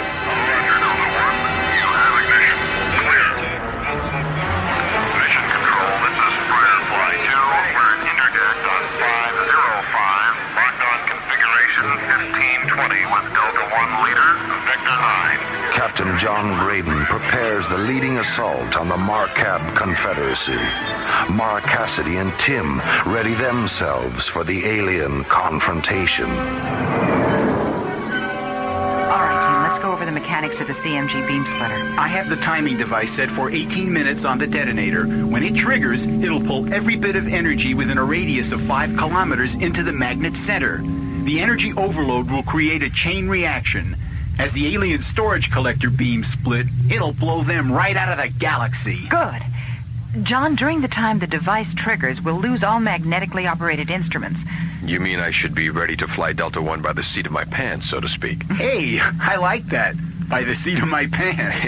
It's an old term used when flying airplanes without instruments, Tim. You used to fly airplanes? Oh, John's a pilot of many experiences, Tim. Including pilot commander for the Jupiter 1 mission. Really? Oh, gee, that must have been some flight. Yeah, Mora remembers that one, don't you, Mora? She was our science officer, and a good one, too. That was my introduction to the ISA. And the last time I saw my father alive. Pardon me for asking, Doctor, but what happened to your father? On Altair, I mean. My father was chief science officer for NASA. They were conducting neutron laser tests in zero gravity. He was setting up the guide path for the beam's target. Buddy Griff pre-detonated the laser's timing mechanism. My father was killed. Mora, listen, it's time you knew. That's not really what happened. It wasn't Buddy's mistake. What are you talking about? The report said I know all about the report. It was an accident, that's true. But your father miscalculated the laser's initial impact strength on the beam's path. The device was hot, overheated from testing all day. The heat triggered the premature detonation, not Buddy. How do you know all this? From Dr. Solomon, the project coordinator. He told me the whole story shortly after it happened. But he never said a word about it to anyone, including me. But it wasn't in the report. Why? Because Buddy wouldn't allow it in the report. Since your dad was a notable scientist, Buddy took full responsibility for his mistake to clear his record. Why didn't Buddy tell me the truth?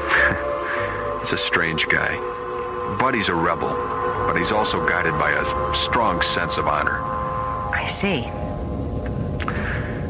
All right, if you two are ready, I've got to get our act together before our Marcab madmen discover we're here.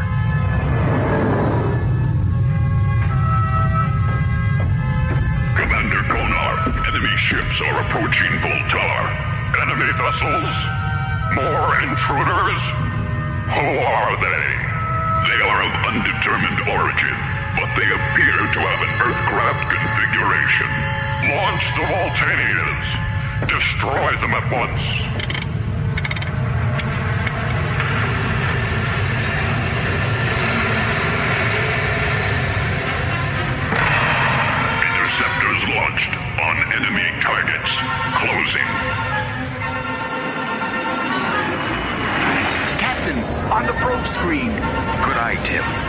Markabs have obviously spotted us. This is Delta 1 leader to strike force. Okay, you guys. Looks like this is the 50-yard line. Execute ZK-15s now. Got him, Captain. Got you covered. Now fly that rascal right down their throats. This is Firefly 2, on the lead. Okay, boys, slow your computer better. 0905. This is Omega 1, Galaxy 9. You got a hot screamer at 6 o'clock high. Roger, Warlord. This is Firefly.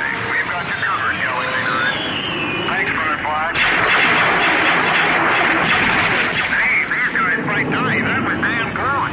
Right, Galaxy 9. Doesn't need no turkey shoot. Well, looks like you've got your diversion, Captain. Right. And there's the planetoid. Really is incredibly large. Oh, my God. Hang on. We're going down. Mora, I sure hope your rig nullifies that tractor beam. Tim, program the key code. 5513. Lock. Energize. Locked, Captain. We should be clear of any field wave. Good. So much for part 1. Now all we gotta do is find the right place to set down. There's the opening. Radar configurations check out. There's the coordinates given on the open side. Mycroft's computations are correct. I love you, Mycroft. Not bad for an expensive adding machine. Mycroft's a lot more than that, Captain. Just kidding, Tim. Hang on. We're setting Delta 1 right in that pigeonhole.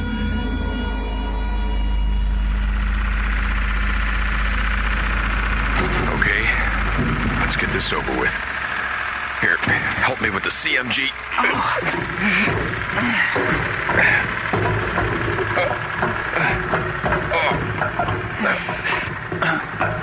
Okay. All right, you both have your communicators? Yeah. All right, Tim, you'll bring the CMG with me. Mora, you guard Delta 1. And if you run into any trouble, you call us. You've got your lasertron, right? Right. All right, don't be afraid to use it if you have to. I'm ready, Captain. We'll set up the jamming device. Then I'm going to try and find Buddy. Okay, Tim, let's go. Good luck. Good grief. Did they have to make this thing so heavy? Oh, God, it's cold in here. This place is amazing. I've got to get some pictures of this interior.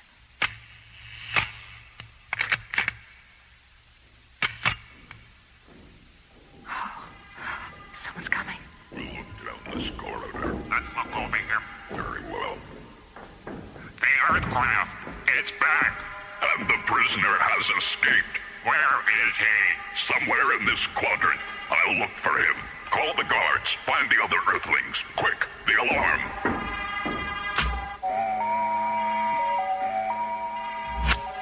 Captain Graydon. Come in. John. Yes, Mora. They know we're here. I just saw 2 of them. They said something about an escaped prisoner. That can only be Buddy. What do you want me to do? Check your locator. Make sure you don't get lost, and then go for it, Mora. Follow them. Be careful. If you find Buddy, call me. Okay.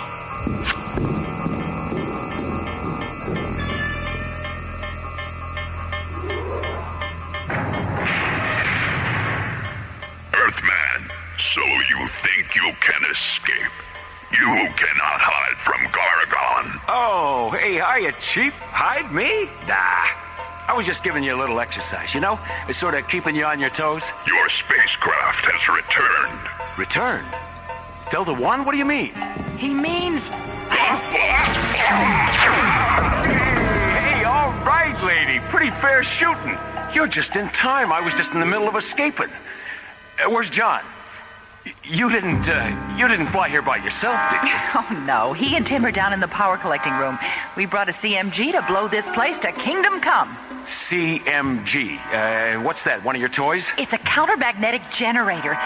We think it'll counteract the method the Markabs are using to draw energy from the sun. Sweetheart, save it. Maybe later, over dinner, perhaps? Oh, that's right. We better get out of here. And hopefully not any too soon. Now, quick, down this corridor. How much longer, Tim? Just 2 more connections here. Hand me those leads.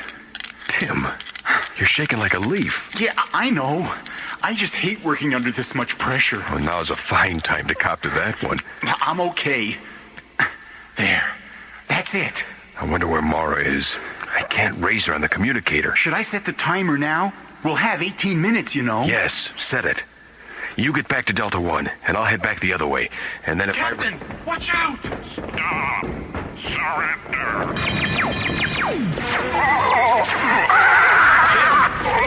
I never knew you had it in you. I can't believe I did that! All right, set the timer. Let's get out of here. Set! There they are! Stop them! Quick, Tim, this way!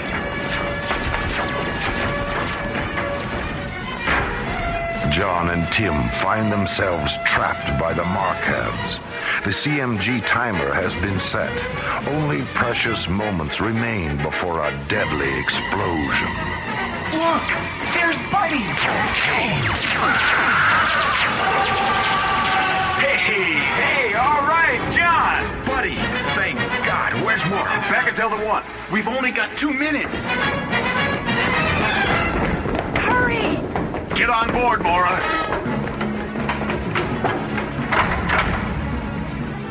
Okay, everyone. We're not out of this yet. Buddy, fire module 1. Right, Skip. I'll take the rocket guns and hold them off.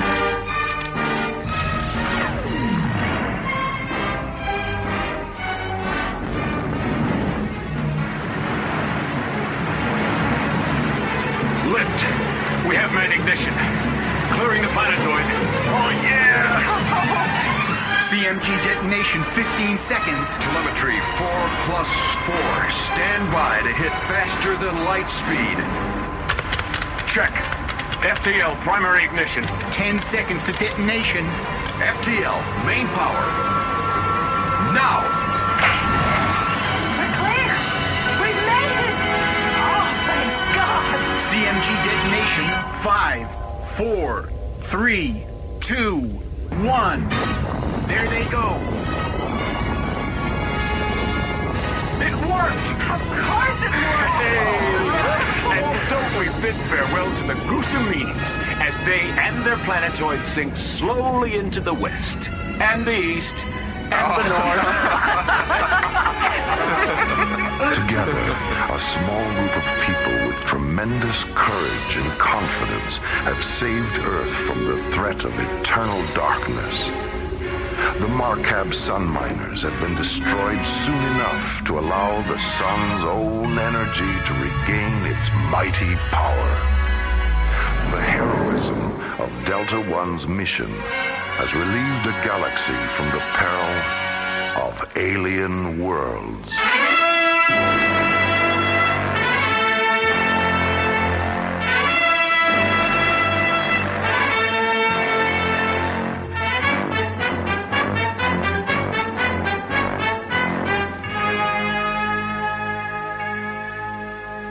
Alien Worlds was created, produced, and directed by Lee Hansen. Associate producer, Jeff Allen. Music director, Tom Rounds. Original music by the London Symphony Orchestra, composed by Jim Kirk and Rich Fox. Story by Lee Hansen and Mike Odell. Alien Worlds starred Chuck Olson, Linda Gary, Bruce Philip Miller, Phil Diskin, Corey Burton, Bob Taylor, Graydon Gould, and Pat Paris. Our engineer was Stu Jacobs. Production coordinator, Erin O'Neill.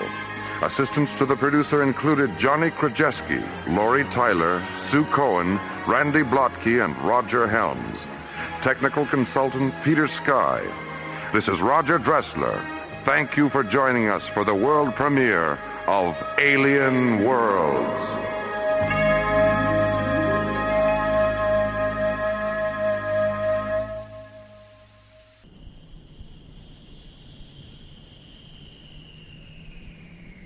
High above Earth's windy skies, slowly rotating through the silent voids of space, is the Arthur C. Clarke Astronomical Observatory, Starlab. Here, the International Space Authority, ISA, watches over an eternity of uncharted galaxies and the countless planets orbiting within their starlit borders. 5 kilometers beyond Starlab, the Earth shuttle Electra moves into a docking orbit with a giant space station. Aboard the shuttle, Dr. Richard Nicholson, a molecular biologist whose research in the field of alien spore mutation has just earned him the Brandenburg Prize, the most impressive award the scientific community of Earth can give. Aboard Starlab, Dr. Nicholson's wife, Anne, awaits the arrival of the Electra. Here, the shuttle will refuel, then take them both back to Earth for the award ceremony at the International Achievement Pavilion, located in the center of New Vienna. It is April 28th, 2026, a day no one on Starlab will ever forget, as this week's adventure, the Resurrectionists of Lethe, removes us from the ordinary and takes us into the mysterious light and shadow of alien worlds.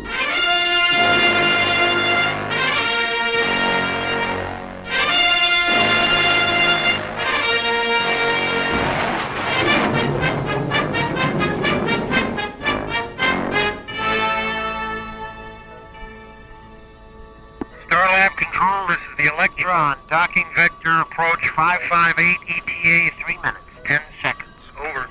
Roger, Electra. You're cleared for entry into Shuttle Bay 5. The doors are open and the refueling crew is standing by. Roger, Starlab. And send the systems technician down after we dock. I've been having a little trouble with the NO3 feeder line, the number 4 retro thruster. Nothing serious, but it wouldn't hurt to check it out. Will do, Electra.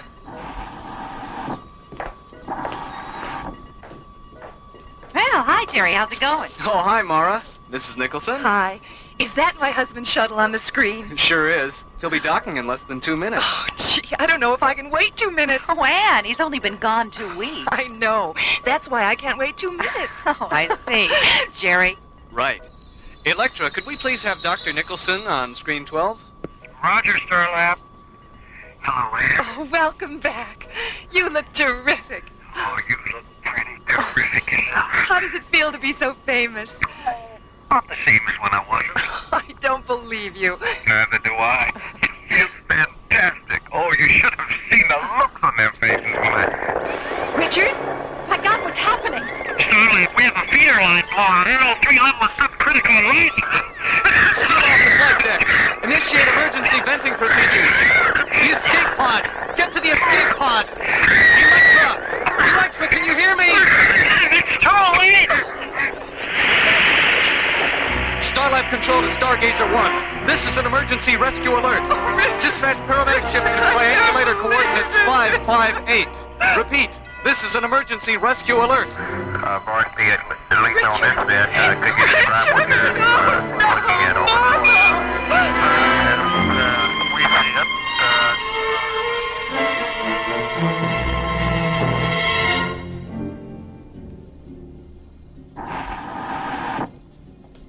Dr. Cassidy? Come in, Carl. You look exhausted. It's been a long day. A long day. I just can't believe he's gone. He always took so much time with us at the academy, always making sure we understood things. There were times when I was ready to quit, and I would have if he hadn't talked me out of it. I know. He was understanding with all of us. Is that the accident report? Yes, I just finished it. NO3 suffocation. It's so stupid. I'm going to find out why the Electra's retro thrusters weren't converted to a non-toxic fuel if it's the last thing I do. I mean, the Ithaca was converted. The Corinthia was converted. Oh, why wasn't the Electra good? I'm sorry, Mora. Mora, Commissioner White is coming through. Have the message recorded, Jerry. Mora will have to... No. That's all right, Carl. I'll be there in a minute, Jerry. Come on.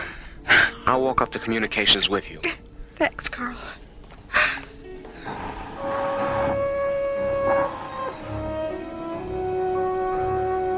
Yes, Commissioner, that's all been taken care of. Here's Dr. Cassidy now. Hello, Commissioner. Hello, Mora. Are you coming up to Starlab? I'll be up there tomorrow. I just wanted to let you know that the ISA Council has ordered an honorary internment for Richard on Lethe. Supervisor Toadmaster has already been notified, and one of his mortuary ships will be there tomorrow afternoon. Toadmaster? Simon Toadmaster? I thought you knew. He's been Lethe's supervisor for nearly 2 years now. How did a man like that ever end up on a satellite for the dead? Meanwhile, preparations are underway to transfer the body of Dr. Nicholson to Lethe, an artificial burial satellite 1,000 kilometers in diameter, created for the internment of Earth's honored dead. The casket's just arrived, Master. Good, Berkey, very good. Let's get on with it. Lethe's supervisor, Simon Toadmaster, a man from Mora Cassidy's past, a master of the dead to whom no undertaking is insignificant. Number 6, Professor Joseph Digby Allen. Number 7, General Arnold Boom Boom Bernstein. Number 8, Prime Minister Ichiro Suzuki. My, what expensive caskets. Is this the entire manifest, Berkey? All except this one, Master. Oh, it's an interesting casket. Who's inside? Richard M. Nixon. Well, I thought he'd never pass on. Neither did anyone else. And did he leave any incriminating documents? Only an 18-minute last will and testament tape. What was on it? We'll never know, Master. There's nothing on it. I'm not at all surprised. Well, come on, Berkey. We have work to do. That is an affirmative, Master. A simple yes will do, Berkey. If you knew how I loathe affirmative, you'd be quaking in your boots. Or whatever it is you call those things on your feet. My apologies, Master. Accepted. Now, you mentioned an ISA communique. It's on the teleprinter in the control room. Shall we? After you, Master.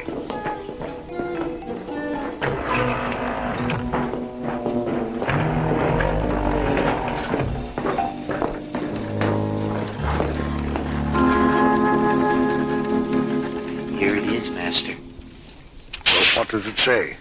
We've been ordered to Starlab to pick up the body of Dr. Richard Nicholson. So, Dr. Nicholson has finally shuffled off his mortal coil. Cause of death? An accident. NO3 suffocation. How utterly fitting that the man who used to give me so much gas should succumb to a lethal dose himself. I don't understand. Now, poor Richard and I worked together on Starlab once upon a time as fellow science officers. We were Professor Cassidy's golden-haired boys. Oh, you mean you used to have yellow protein filaments growing on that shiny dome of yours? Golden-haired boys is just a figure of speech, Berkey. Now, where was I? Oh, yes, well, I got into some trouble while I was stationed on Starlab. Nothing serious, just a little glowstone smuggling, but they railroaded me into prison anyway. I'd still be there if Lethe hadn't suddenly required a man of my unique talents. From prison to Lethe? What's the difference, Master? Yes, indeed. Volunteering for this post was sheer inspiration. Berkey, Professor Cassidy had a daughter, Mora. Find out if she's still on Starlab. And find out if Ann Nicholson is there, too. She could be very useful to us, considering how closely she and her husband worked together. As you wish, Master. Ratchet? Master? Berkey and I are going to Starlab. Prepare the Orcus Omega. Yes, Master. By the way, Mrs. Thorndancer is waiting to see you. Well, send her in, Ratchet. My dear Mr. Toadmaster. My dear Mrs. Thorndancer. I just couldn't leave without thanking you for everything. 24 hours with my husband, alive and happy, reliving the best times we ever had. Oh, Mr. Toadmaster, it was wonderful. Well, I'm delighted that you're delighted. But remember, this is our little secret. Oh, don't worry. I won't breathe a word to a living soul. Goodbye, Mr. Toadmaster. Oh, it's never really goodbye, Mrs. Thorndancer. Only au revoir. Ratchet, what's the progress on the Thorndancer experiment? She relived a period with Professor Thorndancer during which he was deeply involved with mind weapon research. Some of his workable hypotheses were so dangerous, he never revealed them to his colleagues, but he did confide them to his wife, and she talked her head off about them. The professor's replicant functioned so well that it had her discussing mind weapon theory within 5 minutes. The data is in the Omni Extrapolator now. Good work, Ratchet. Stay tuned. Berkey, what did you find out about Mora Cassidy? She's now Star Lab's research director. And Nicholson is there, too. Well. Are you feeling all right, Master? I'm feeling very well, Berkey. Thank you. The Orcus Omega awaits you, Master. Thank you, Ratchet. Come along, Berkey. We mustn't keep the dead waiting. Leafy's sinister supervisor and his assistant Berkey descend to the mortuary satellite's launch bay and board the sleek cobalt blue funeral ship Orcus Omega. Orcus, the ancient Roman name for Pluto, the god of Hades, and Omega, the Greek symbol for the end, the final singularity. Meanwhile, on Starlab, Ann Nicholson has just been told about the ISA decree to have her husband honorarily interred on Lethe. I can't help the way I feel, Mora. I am not going to Lethe, and that's all there is to it. Well, you still haven't told me why you won't go. It's grotesque. Taking him away from me like this, and hiding him in a place where I'll never see him again. Couldn't he be put in cryosuspension, Mora? Have you asked the council about that? Maybe there's still a chance that Richard could be brought back to me someday. And you know it's too late for that. All right. Then you take him to Lethe, Mora. You salute all those stupid flags and smell all those dying flowers. And, yes, listen to people who never knew him lie about what a good friend he was. There won't be any flags, Anne, or any flowers or speeches or anything like that. It's a private ceremony between you and Richard. Oh, I'm tired, Mora. Will you please leave me alone? All right. I'll be on the control bridge if you need me.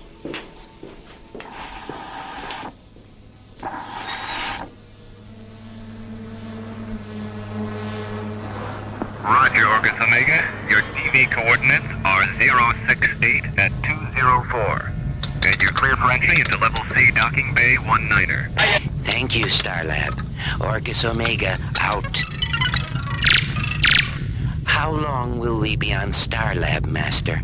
Just long enough for you to load the late Dr. Nicholson, and for me to have a few words with my past. Starlab. I'm looking forward to seeing what goes on inside. Well, I'm sorry, Berkey, but I'm afraid you'll have to stay aboard the ship. Not again. Berkey, how often do I have to remind you that you are an image infusion android, an illusion? That you only have substance when the light is right, that you'll vanish if the light should change. I'm sorry, but if someone sees you 1 minute and then doesn't see you the next, they'll know that I'm in control of an illegal procedure. You don't want me sent back to prison, do you? Berkey? Oh, don't rush me, Master. I'm thinking. The Orcus Omega maneuvers into a docking orbit with Starlab. On board, Leafy's tall, black-cloaked supervisor, Simon Toddmaster, and his assistant, Berkey. A former assistant to Mora Cassidy's father, Toddmaster is no stranger to Starlab. Hello, Mora. It's wonderful to see you. Simon, you're the last person I ever expected to see on Starlab. I'm sorry, I mean, I didn't mean that personally. Well, you know what I mean. It's all right, Mora. I understand. Are those flowers for me? The roses are here. Thank you, Simon. Who are the other ones for? Mrs. Nicholson. We always give a bouquet of twilight blossoms to the widow. I doubt if you'll have a chance to present them. Anne doesn't want to go to Lethe. I see. Well, perhaps if I spoke to her, I do have a way of making people understand the importance of being present at the final interment. Well, if you think your talking to her will do any good, I'll take you to her quarters. Mora, is Mr. Toddmaster there? Yes, he is. Dr. Nicholson's body has been taken aboard the Orcus Omega, Mr. Toddmaster. Thank you. Oh, would you mind telling my assistant that I'll be there in a few minutes? Will do. And now, Mora, if you will show me to Mrs. Nicholson's quarters.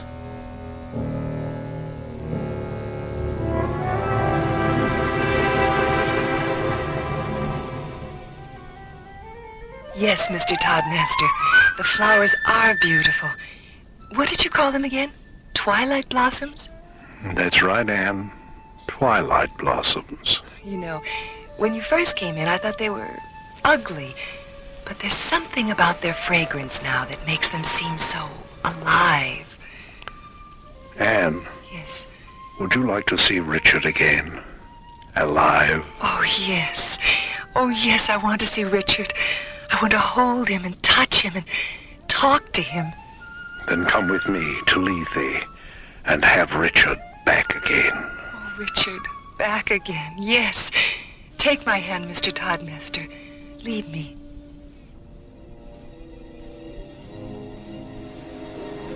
We've just got confirmation on it, Mora.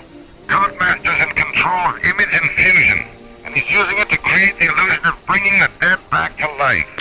The dead? But why? So he can extract classified military and scientific information from those who were at one time associated with the men and women now interred on Lethe. In some cases, it's a husband and wife would work together. In other cases, colleagues or fellow officers. I still don't understand, Commissioner. What exactly does he do? Well, he creates an image infusion replicate of the man or woman whose secrets he wants. Then he invites the husband or wife or former colleague to Lethe, drugs them, and puts them in the room with the replicate.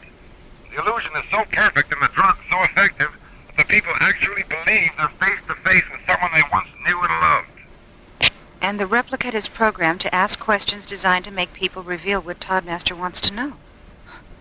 It's insane. Commissioner, he's with Anne right now. Get on the intercom and tell her to stay put. I'll stand by. Anne! Anne, it's Mora. Hello, Mora. I'm feeling much better, thank you. Oh, thank heavens that you're still here. You were right about Mr. Toddmaster. He's persuaded me to go to Lethe after all. Anne, listen to me. And since I'll be back in a few days and didn't really feel like seeing anyone, Mr. Toddmaster suggested I leave this recording. Recording? Jerry! Yes, Mora. Shut the doors on the Orcus Omega's launch bay. Mora, the Orcus Omega took off 3 minutes ago. Oh, God, no. Was Anne Nicholson aboard? Yes, she was. Mora, what's wrong? Jerry, what's the Delta 1's ETA? 14 minutes, 50 seconds? Contact them right now. Give them the flight plan of the Orcus Omega and tell them to intercept it. Right. I was too late, Commissioner. They're gone. Gone? Damn.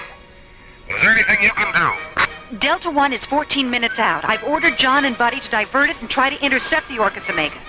Stay with it, Mora. I'm coming up in a priority shuttle. I'll do my best, Commissioner. Mora, I just talked to Buddy and John. They can't do it. Delta 1 doesn't have enough fuel. All right. Contact the Stargazer security station. Tell them to scramble a pursuit cruiser. And find out who the pilot is. I want to talk to him.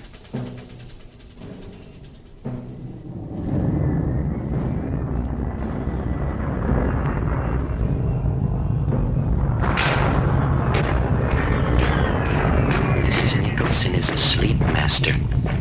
To sleep. Perchance to dream, eh, Bertie? Dream? What's a dream, Master? An expedition to the interior of the subconscious. Something humans do when they sleep. What's the subconscious, Master? A place where secrets live. In Mrs. Thorndance's case, thought weapon secrets. In Anne's case, bacteriological warfare secrets. Disease weapons based on Richard's alien spore mutation research. Weapons so terrible, he hid the data tapes for them, and only Anne knows where they are. Amazing, isn't it, Berkey? The way a Twilight Blossom trance can bring out the best possible secrets about the worst possible things. Did she tell you where the tapes are? Not yet, but she will when her dead husband rises from the grave and takes her in his arms again. Oh. In times past, there were legends and myths that told how the dead became the undead and walked the regions of night, passing ancient moonlit walls and mirrors, casting neither shadow nor reflection. But because dreams of resurrection are ageless and the powers of darkness infinite, the demon sorcerer of the past has reappeared as the Simon Toddmaster of the future.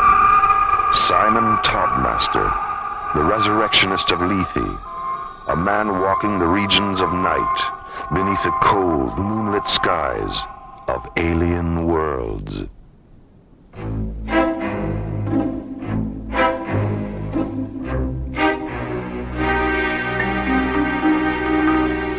Alien Worlds continues.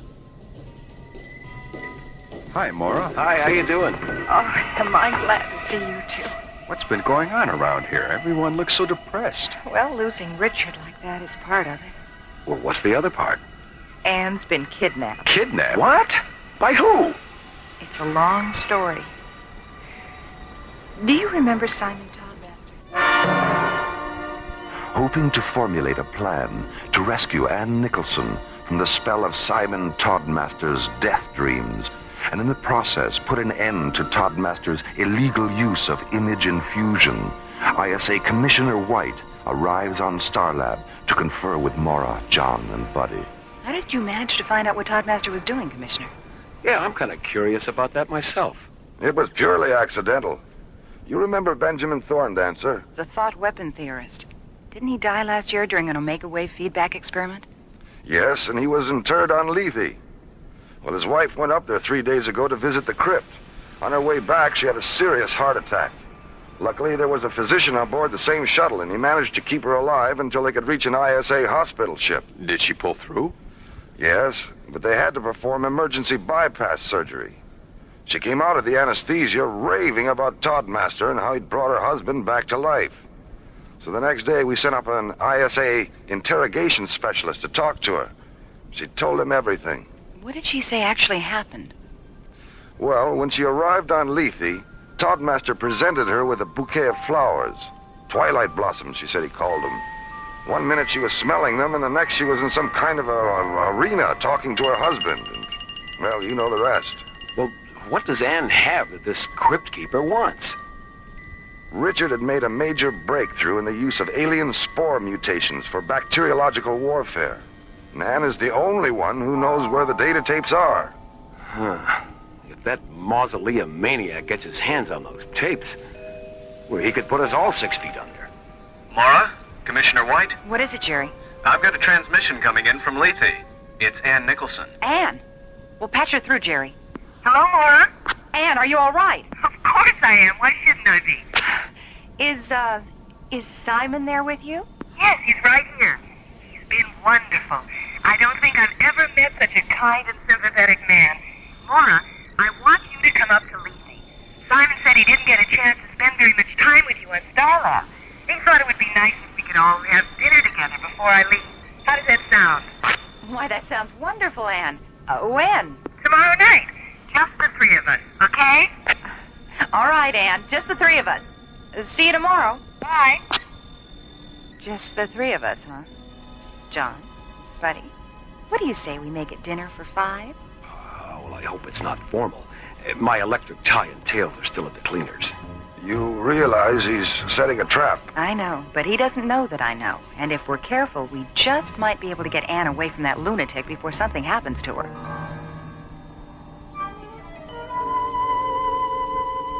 Old wine, sweet music, candlelight, delicious food, good friends.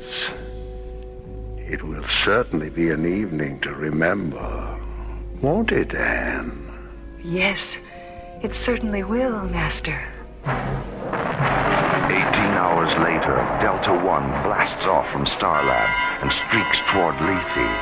Mora, alone at the controls, John and Buddy hidden in a portside storage locker, which has been lined with scanner shielding, a precaution taken before blast-off to prevent Toddmaster from detecting more than one life form aboard the Delta One. Hey, Skipper, how about us getting out of here for a few minutes? I'm starting to feel like a cross between a pretzel and the Hunchback of Notre Dame. Relax, buddy. Well, I wish we would have had enough thin core shielding to line the starboard locker. It's a lot bigger. Sorry, buddy. What do you think Toddmaster would do if he detected more than one life form aboard? Oh, please, don't tell me. He'd probably kill Anne and blow the Delta One into the next galaxy. Oh, Skip, I told you not to tell me. Berkey, would you mind stepping in here, please? Not at all, Master. Here I am, Master. Where? Right here in front of you. Berkey, you've gone transparent again. Step back into the light a little bit. Thank you. Sorry I disappeared like that. That's all right, Berkey. It wasn't my fault. I didn't say it was. You built me. I can't help it if I'm here today and gone tomorrow. Berkey, if you don't pay attention, you're going to be gone tonight. Oh, my. How's Mrs. Nicholson? Who? Berkey, I'm warning you. I put fresh bouquets of twilight blossoms around her bed, just as you ordered. She's sound asleep.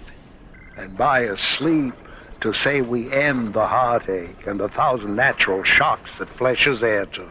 'Tis a consummation devoutly to be wished. Has Dr. Nicholson's replicate been programmed? Yes, Master. It knows exactly what to ask her. And the Illusion Theater is ready for your inspection. Ah, the Illusion Theater. The play certainly is the thing, eh, Berkey? The play is the thing. Certainly. The thing certainly is. The certainly. Oh, I knew he wouldn't get that one. Ratchet. You called, Master? Put Imagerina 4 on the screen. Coming up.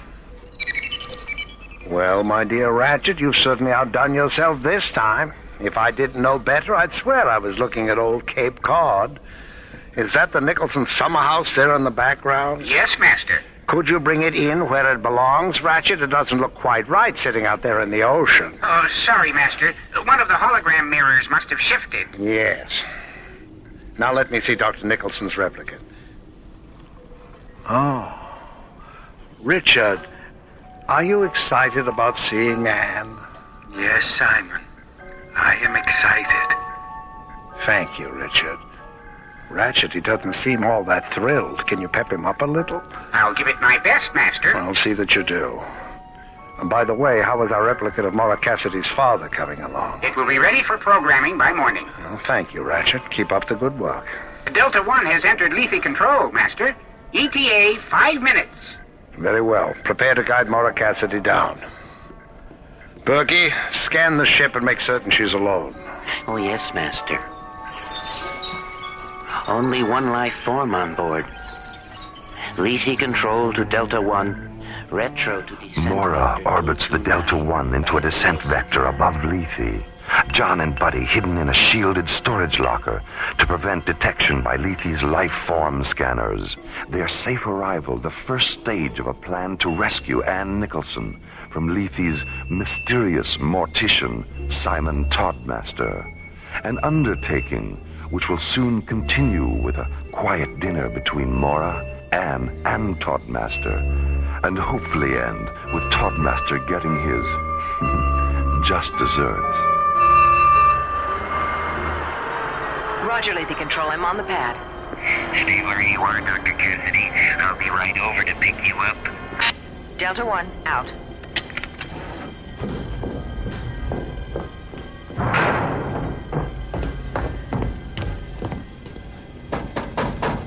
You two all right in there? I keep telling you, Sheriff, this locker just ain't big enough for the both of us. We're fine, Mora. I've already switched on the beep sender Carl concealed in Richard's metal, and I'll give it to Anne the minute I see her. Your micro receivers are on the console. One of them is tuned to Ann's beeper. The other one is tuned to my button transmitter. Dr. Cassidy. For God's sakes, don't lose track of us.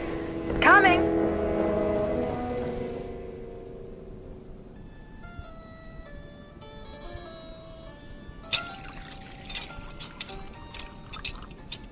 Well, Simon, I see that you've managed to maintain your taste for exotic foods in spite of everything.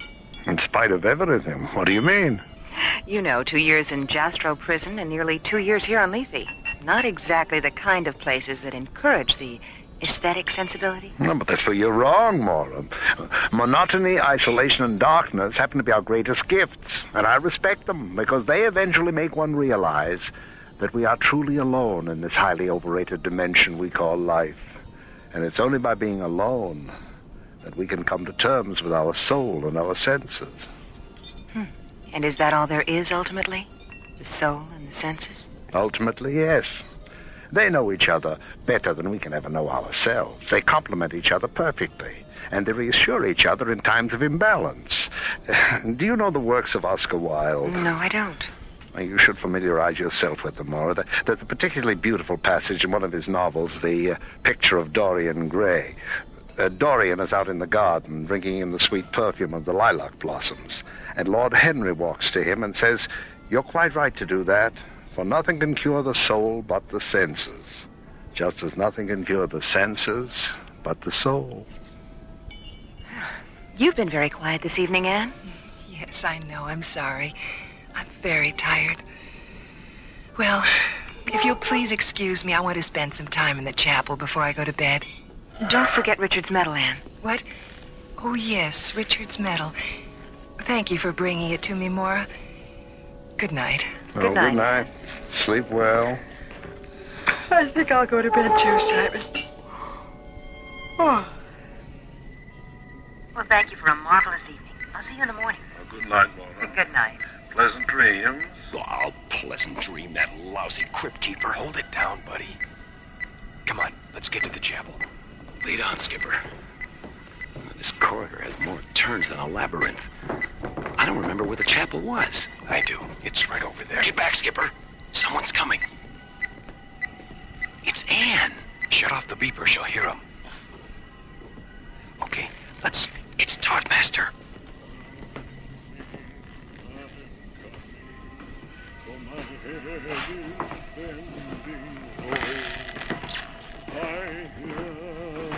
Gentle voices calling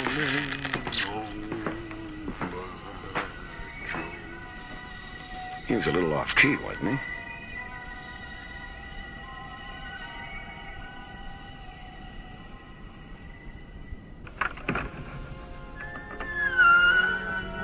Lovely, isn't it, Anne? The way the candlelight transforms the flowers into living shadows. Oh, yes. Beautiful. Richard is waiting. Oh, Richard.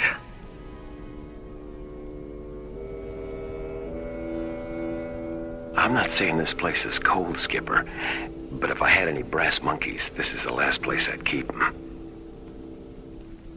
Take it easy. Here comes Mora. Mora, over here. Where's Anne? She and Toddmaster went into the chapel a half hour ago. Half an hour ago? Well, come on. Ready? Let's go. They're gone. John, the beep scanner. Over here. She's behind the wall. Well, feel around for a lever or something.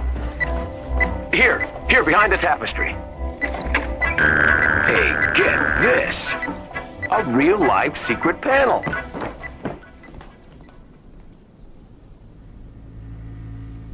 Now, Anne, if you'll just sit here. That's right. Berkey, bring up the lights in the arena. Yes, Master. Richard. Anne! Anne! Damn you, Mora. Damn you. Get away from that console, Toddmaster. Berkey, Ratchet, kill the intruder. Get down, Skipper. Toddmaster. Buddy, take out the other two. Master, help us. Help us, Master. John, blast the control panel! Ratchet, my children! You're killing my beautiful children! Mora, what's happening? I am the Resurrectionist of Lethe, Master of the Dead, Master of the Dead, Master of the Dead. He's melting. Toddmaster is melting. My God, they're all androids. Mora, where am I? Let's get out of here. This place is gonna blow any minute.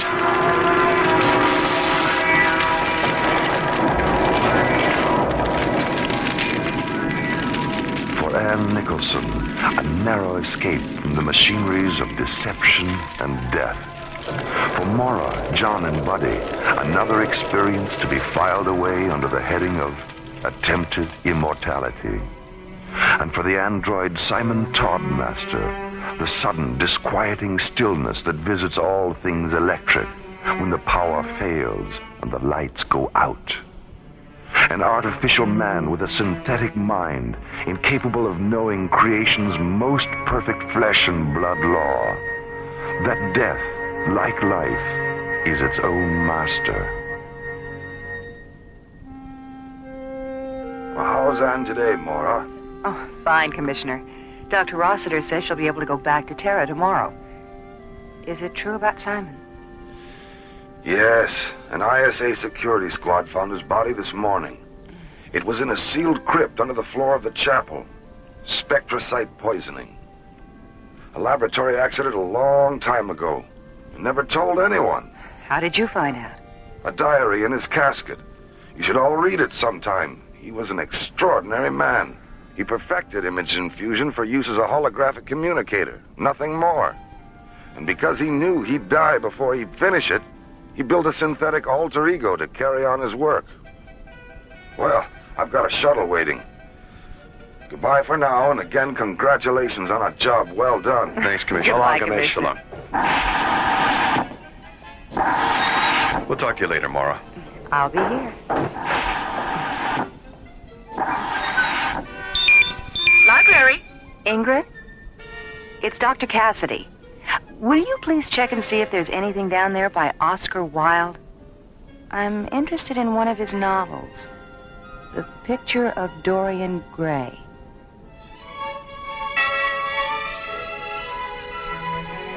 The Resurrectionists of Lethe starred Chuck Olson, Linda Gary, Bruce Philip Miller, and Corey Burton, with guest stars Hans Conried, Susan Brown, George DiCenzo, Cliff Norton, Jack Lukes, Joseph Sakari, and Sally Smaller. Alien Worlds was created, produced, and directed by Lee Hansen. And so, until next time, this is Roger Dressler, inviting you to join us for another adventure on Alien Worlds.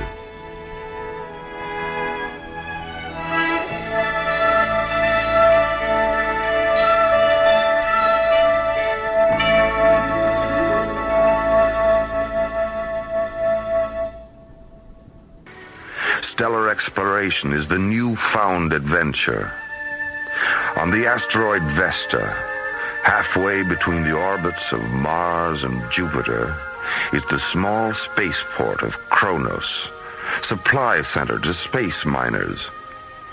Here, in this isolated watering hole, exist prospectors, gamblers, pirates, and cutthroats of every persuasion. Our story is about these daring and ruthless men who risk their lives in search of precious stones and metals in the icy tomb of deep space and journey upon the threshold of alien worlds.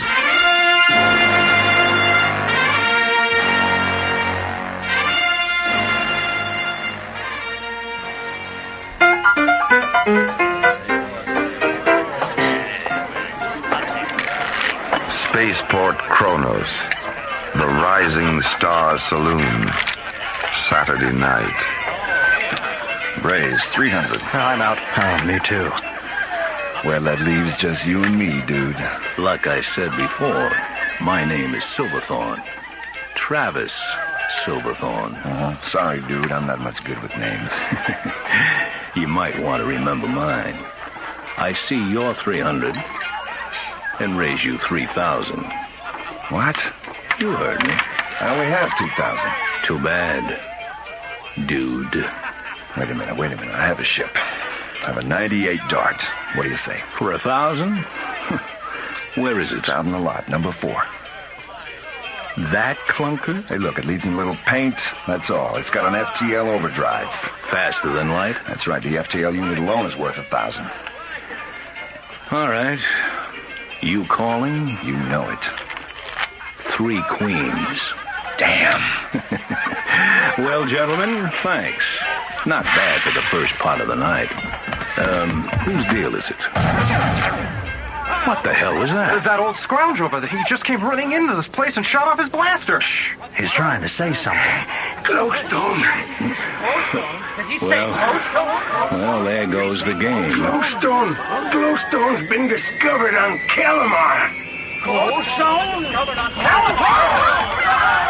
Meanwhile, high above Earth, Starlab, the spinning observatory wheel, drifts silently, peacefully through space. Aboard Starlab, Research Director Mora Cassidy and her assistant Tim ready the giant telescopes for a close-hand look at the new frontier. Dr. Cassidy, you're early. I know, Tim, but I'm anxious to get a look at the planet. Besides, Commissioner White has ordered a 24-hour surveillance of Calamar. Mycroft is moving the 900-inch scope into position now. The 900? What's wrong with the big one? It's working. On spectral analysis. 2 more hours. Oh, well, we can't wait. Delta 1 will be here any minute, and I want Calamar on the viewer when Graydon and Griff arrive. Why are they coming here to Starlab first? Calamar's in the opposite direction. I don't know, Tim. They didn't tell me. I can't believe it was just yesterday that news of the Glowstone strike got out. It seems like everybody's going to Calamar. Well, I wouldn't mind going there myself. What for, Dr. Cassidy? Well, for one thing, I've never even seen a grain of glowstone, much less the rocks rumored to exist on Calamar. Will you settle for a good look right now? The scope's ready. Well, then turn on the viewer, Tim. Let's see this new frontier. Right, Dr. Cassidy. Viewer on. Ooh.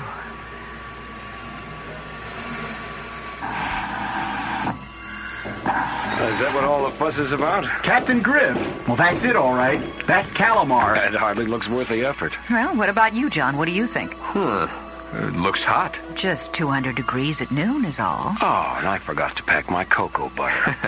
Can you tell us anything else, Mora? Well, not much. A double sun accounts for the hot days. Nights, on the other hand, are cool and very dark. There is no moon. Most plant and animal life will probably be nocturnal.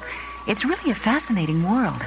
If only we knew more about it. Well, we'll give you a complete report when we get back. How long are you going to be gone? Oh, a week or so, until the ISA can set up a permanent command post there. I don't understand why you two went out of your way to come here before going on to Calamar. Well, an ISA directive, Mora. Commissioner White's orders. But why? You tell her, buddy. Oh, thanks, pal. Well, you see, Mora, the chief told us to leave Delta 1 here at Starlab. Then how will you get back to Calamar? In Starlab's cruiser. Columbus! The heck you will! You're not touching my ship! Now, come on, Mora. Be reasonable. We need the shuttle from Columbus. I don't care. Forget it. Excuse me, Dr. Cassidy. Yes, Tim. What is it? You said you wanted to go to Calamar. Here's the perfect opportunity. Yes. So it is. Thanks, Tim. Okay, John. You can take my ship on one condition. Uh-oh, Skipper.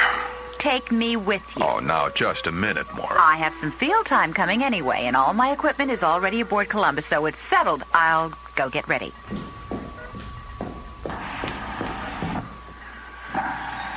Hey, Skipper. We sure handled that well. Yeah, well, maybe it's a good thing she's coming along, buddy. We can use the help. As Graydon and Griff prepare to disembark Starlab for Calamar, early prospector arrivals begin on the small planet. Mark Robbins and Lee Johnson are among the first.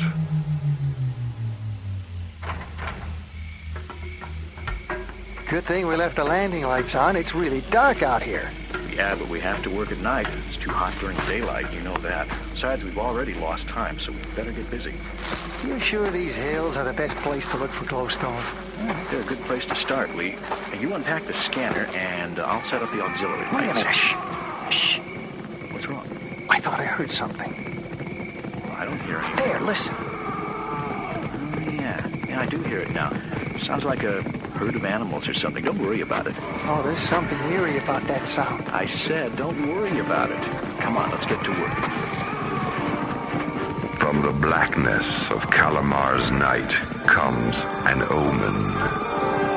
What lies ahead on this tiny, distant planet remains an unknown, shrouded in mystery on alien worlds.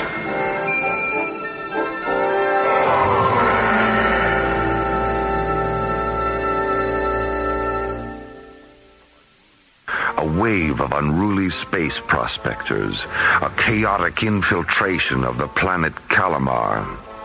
Anticipating the outbreak of lawlessness, the International Space Authority intervenes.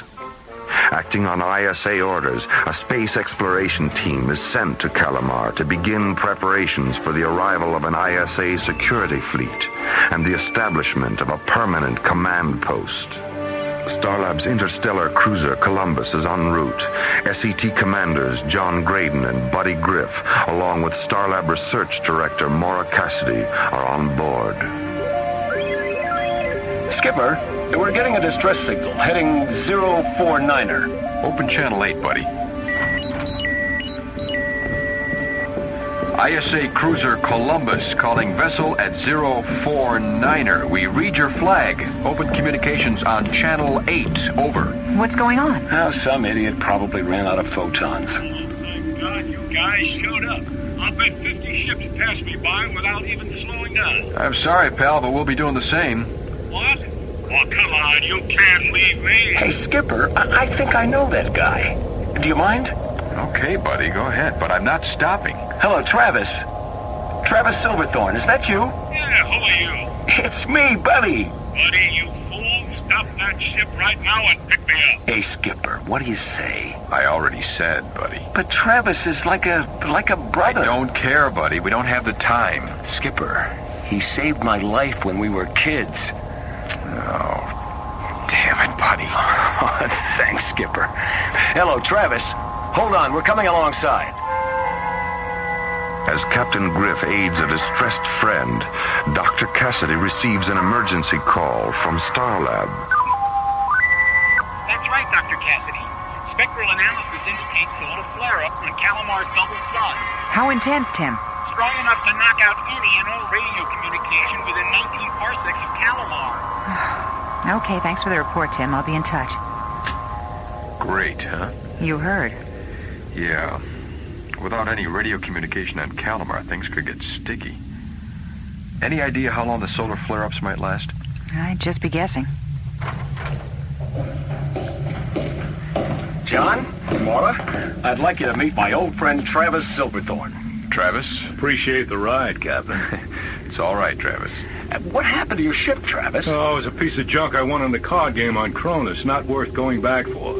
Say, you wouldn't be headed for Calamar by any chance, would you? We sure are. Fantastic. Back on Calamar's night side, prospectors Mark Robbins and Lee Johnson continue their search for glowstone. Out of the black depths, a mysterious sound draws closer. I think they're getting closer, Mark. You stop worrying about that noise. It's probably a natural phenomenon. Well, natural or not, I got a bad feeling about it. Hey, what do you say we break camp and set up in another location? Oh, Lee, come on. You got prospector jitters. Listen, the sound, it stopped. You see there? Nothing to worry about. Like I said, it's a natural phenomenon.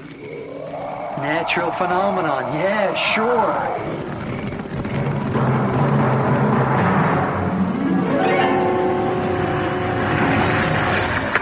Well, that's it. We've entered the area affected by Calamar's sun. We no longer have any radio communication with anyone. We'll need to keep a monitor on the radio at all times. Hey, Skip, me and Travis are throwing a party to celebrate our reunion. You want to join us? Oh, no thanks, buddy. But go ahead, just don't overdo it, huh? Right, Skip. How about you, Mora? Would you like to have a drink with us?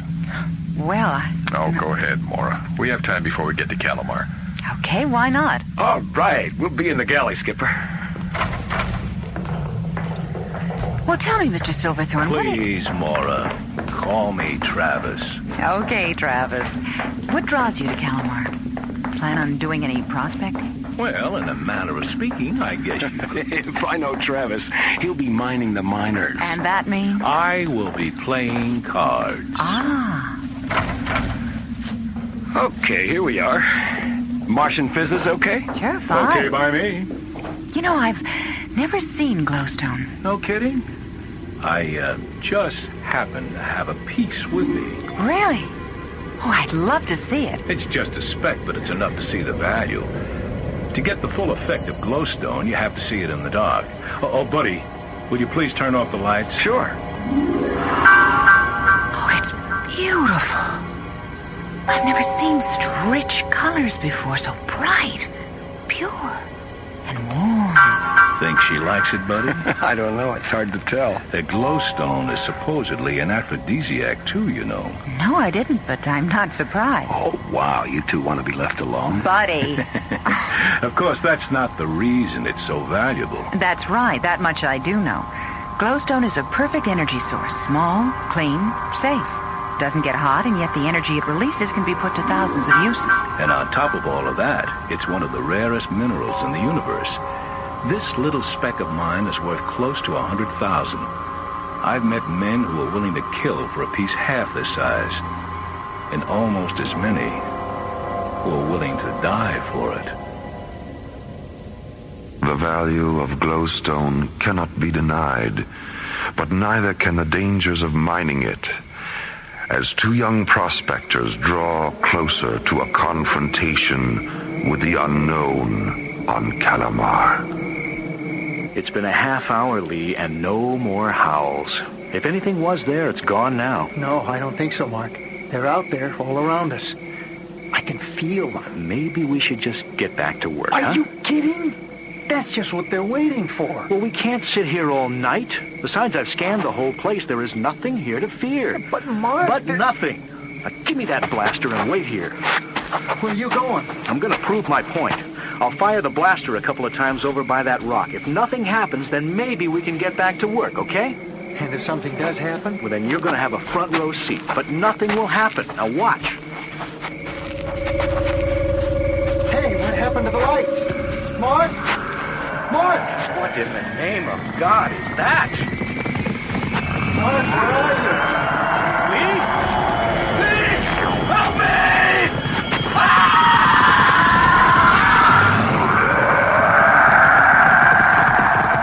From the deep darkness of a mining camp on Calamar, a scream of terror and silence of death. What strange creatures stalk the blackness and lure these helpless miners into horror?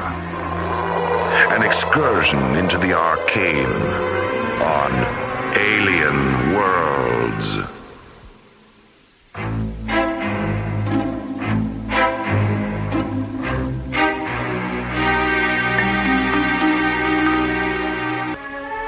Mysterious, hostile creatures attack a prospector camp on Calamar.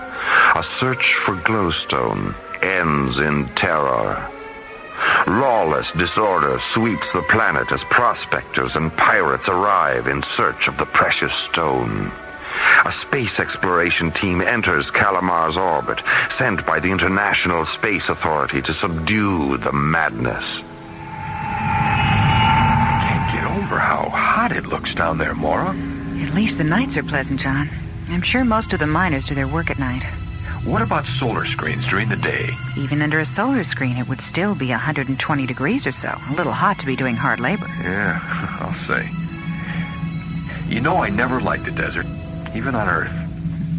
I think I'll stay up here and let the rest of you take the first EVA. So now all I have to do is find Buddy and Travis. I think they went up to the launch deck. In just a minute, I'll go with you. Okay. You know, Travis, seeing you again reminds me of the first time we left Earth together, remember? Oh, how could I forget?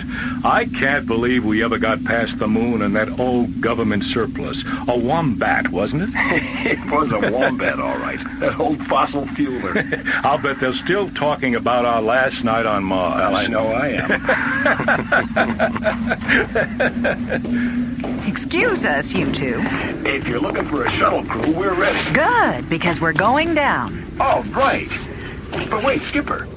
Someone has to stay. Yeah, I'll stay, Buddy. The three of you can go. Right. Well, come on. Buddy? Yeah? Listen, whatever you do, don't land. Why not? With the radios out, I just don't want to take any chances, that's all. Just look around and then report back here after your EVA. Okay, Skip. Boy, you sure know how to take the fun out of an EVA. As the EVA crew prepares to descend from the cruiser Columbus, other preparations are underway on Earth.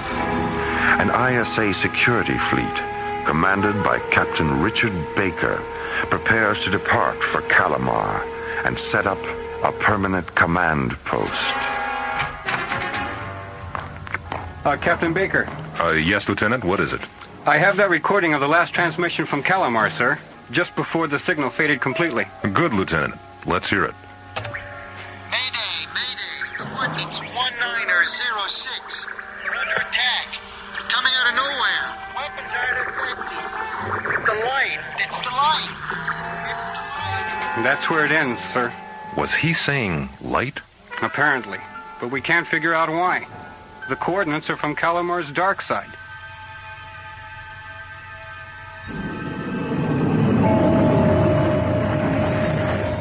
An EVA shuttle streaks across Calamar's ebony skies into the planet's night side.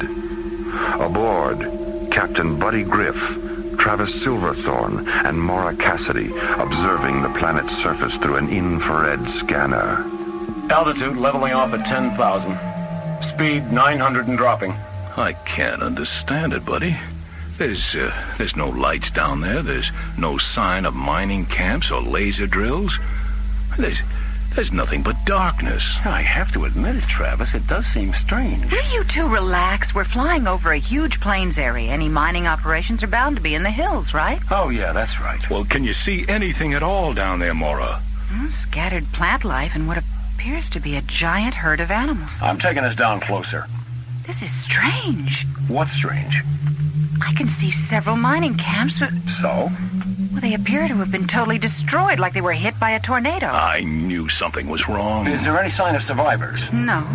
Wait, slow down. Okay, give me a chance. What do you see, Mora? What do you see? A group of men. Some of them look injured. They're standing together near some caves. They're trying to get our attention. So why don't they turn on a light if they want us to see them? Only one way to answer that question, buddy. I think you're right, pal.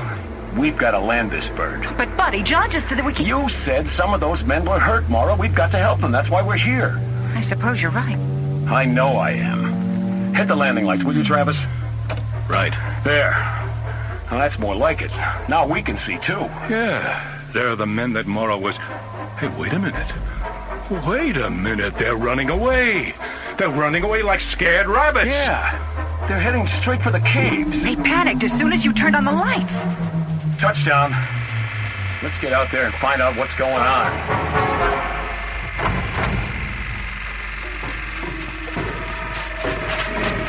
Turn off your lights. The creatures are coming. Who are you? What are you talking about? You're in great danger. The Night Riders, they've seen your lights. They are attracted by light. There are hundreds of them. They will be here any minute. Okay. Quick, turn off the lights, Travis. Right. The only way to save your ship is to leave now. Buddy, listen. It's them. They're coming, I tell you. I'll take a look through the infrared binoculars. Hurry. They can't be stopped. They'll tear your ship to pieces and us too if we don't get out of here. What is that? It's the Night Riders. Night Riders? Mora, can you see anything through the binoculars? Can I ever? They're coming this way, all right. There must be several hundred of them. Several hundred what? Strange creatures, reptilian, I think, but huge. They're riding on the backs of those animals I saw earlier. My God, I don't believe it. What is it? What is it? They don't have any eyes. But how can they? Please, there isn't much time. You must leave. He's right. They've already reached the foothills. Okay, let's go. Everyone in the shuttle. You too, mister. Thank you. Thank you.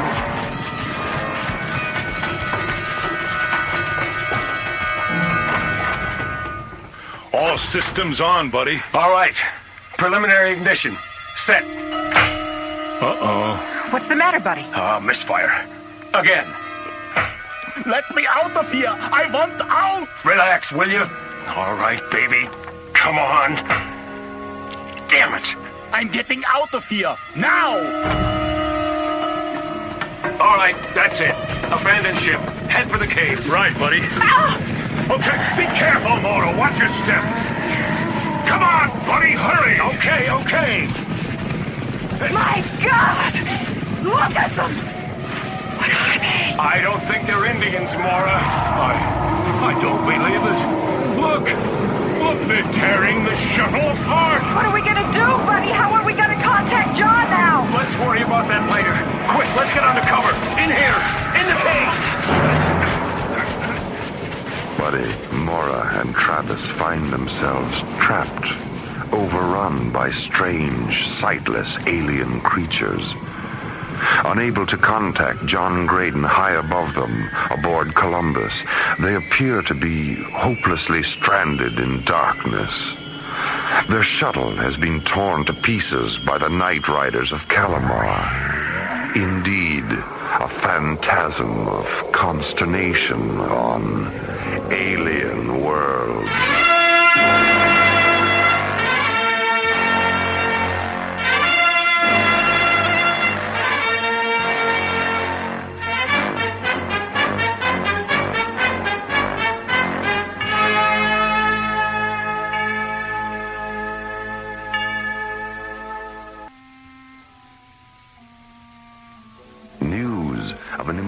Discovery on distant Calamar elicits the reactions of space miners from every corner of the galaxy. Glowstone's been discovered on Calamar. In an effort to control the lawlessness, the International Space Authority sends an SET in to establish a permanent command post there.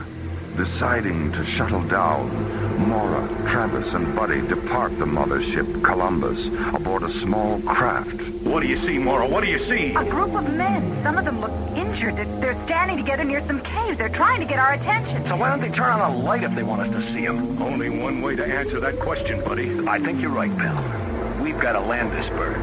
Upon setting the small craft down on the surface of Calamar, a turn of events would make it appear as though they might never get off the planet at all. Turn off your lights. The creatures are coming. The Night Riders. They've seen your lights. They are attracted by light. Buddy, listen. It's them. They're coming, I tell you. They're coming this way, all right. There must be several hundred of them. Several hundred what? Strange creatures, reptilian, I think, but huge. They're riding on the backs of those animals I saw earlier. My God, I don't believe it. What is it? What is it? They don't have any eyes. But how They appear to be hopelessly stranded in darkness. Their shuttle has been torn to pieces by the Night Riders of Calamar. Indeed, a phantasm of consternation on alien worlds.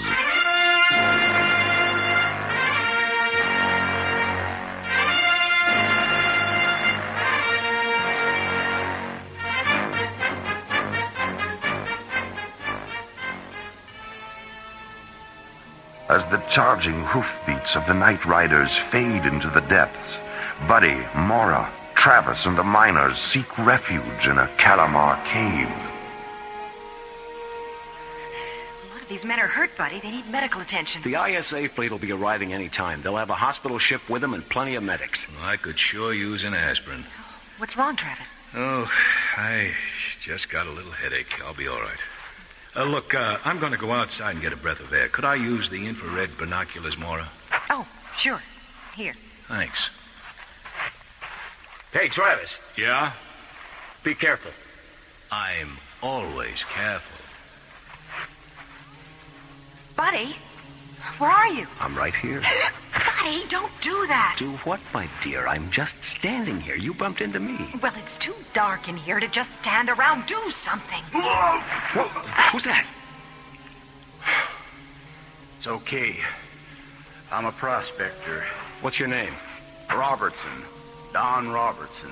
Did you, find any glowstone? Sure did. Hit a strike about 2 weeks ago. You alone? Well, I am now. Had a partner till day before yesterday. He's dead now. What happened? Night Riders get him? Nope. He just fell over. Just like that. Well, what happened? I mean, what did he die from? I don't know. He was fine up till 3 or 4 days ago. Started complaining of headaches. Then he started getting dizzy and falling over things. Next thing I knew, he was laying dead on the ground. Then I got overrun by those freaky lizards, busted up our ship, lost all the glowstone. Oh, I wish I'd never come here. Who's that? Who is it? Oh, it's only me. Travis, what happened? Well, I tripped. No big deal. It's not easy walking through this cave looking through these binoculars at the same time, you know. Hey, guess what I found outside? A poker game. Oh, nope. A shuttle truck. A land shuttle? Truck? That's right. One of the miners must have abandoned it. It's a little banged up, but I think I can make it run. Run? Run where? Well, we could follow the Night Riders. What? Follow them where? Why? 'Cause it's better than sitting around here in the dark. That's why. Wait! Maybe following him is a good idea. Wait, what is this, mutiny? In fact, we should follow them. Well, look, don't you see? We need to study them, learn about them, find out why they're destroying the mining camp. Sounds like you're planning to tag along. Oh, of course I am. I'm a scientist. I didn't come here to ignore the native life. I came to study it. All right. All right, I'll stay here and see what I can do for these people. You two go ahead. But try and be back before dawn, okay? Otherwise, you're liable to get a real mean tan, you know what I mean?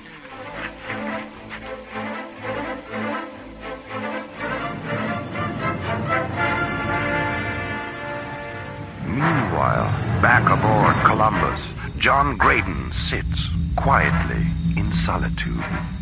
It's been nearly 5 hours. Where could they be? Something's happened, and I sit here doing nothing. Well, no more. I'll land this monster by myself. Carefully. See anything yet, Mora? Nothing but the tracks. But we're on the right trail. How are you doing? Well, it's not the driving. It's not being able to see where I'm going. Don't worry about it. I'll direct you. Wait a minute. Slow down. What is it? Turn left 10 degrees. Coming up on a cliff or a crevice or something. Wait, no. It's a crater. The animal tracks lead into it. Ow! Don't stop so fast, Travis. Oh, I'm sorry, Mora. Let me take a look. Here. The sides of the crater are too steep for the truck. We'll have to go the rest of the way on foot. Well, that won't be easy in this darkness. And we only have one pair of infrared binoculars. Well, you walk alongside of me. My turn to guide us with the binoculars. Maybe we should hold hands? I thought you'd never ask. Now, careful now. Watch your step. You watch your step. How do you focus these things anyway? They're a little blurry. Are you nearsighted? Oh, yeah, why? Push the little button on the top right side. Oh, yeah. Oh, yeah, that's better. What's that? I don't know. I don't see anything. Just a lot of rocks. Travis? Oh, no, Mora. Mora, we're surrounded by them. Don't move. Get away from us! Put me down! Help me! It's got me! Travis! Large, two-legged reptilian creatures drag them helplessly into the dark abyss, deep into the underground, and into the dominion of alien worlds. An SET crew of 4 arrives on Calamar. A 3-member group sets down on the planet's surface and are overrun by strange, sightless alien creatures. The 4th crew member, John Graydon, having not heard from the others for several hours, decides to solo fly the giant ship in for a landing. Infrared scanners up. Good. Okay, between those hills, I'll try and land there. Big and flat. What? Instruments are picking up debris. Uh-oh, it's a shuttle wreckage. Coordinates 89er3. Oh, no, I'm coming in too fast. I'll reverse thrusters.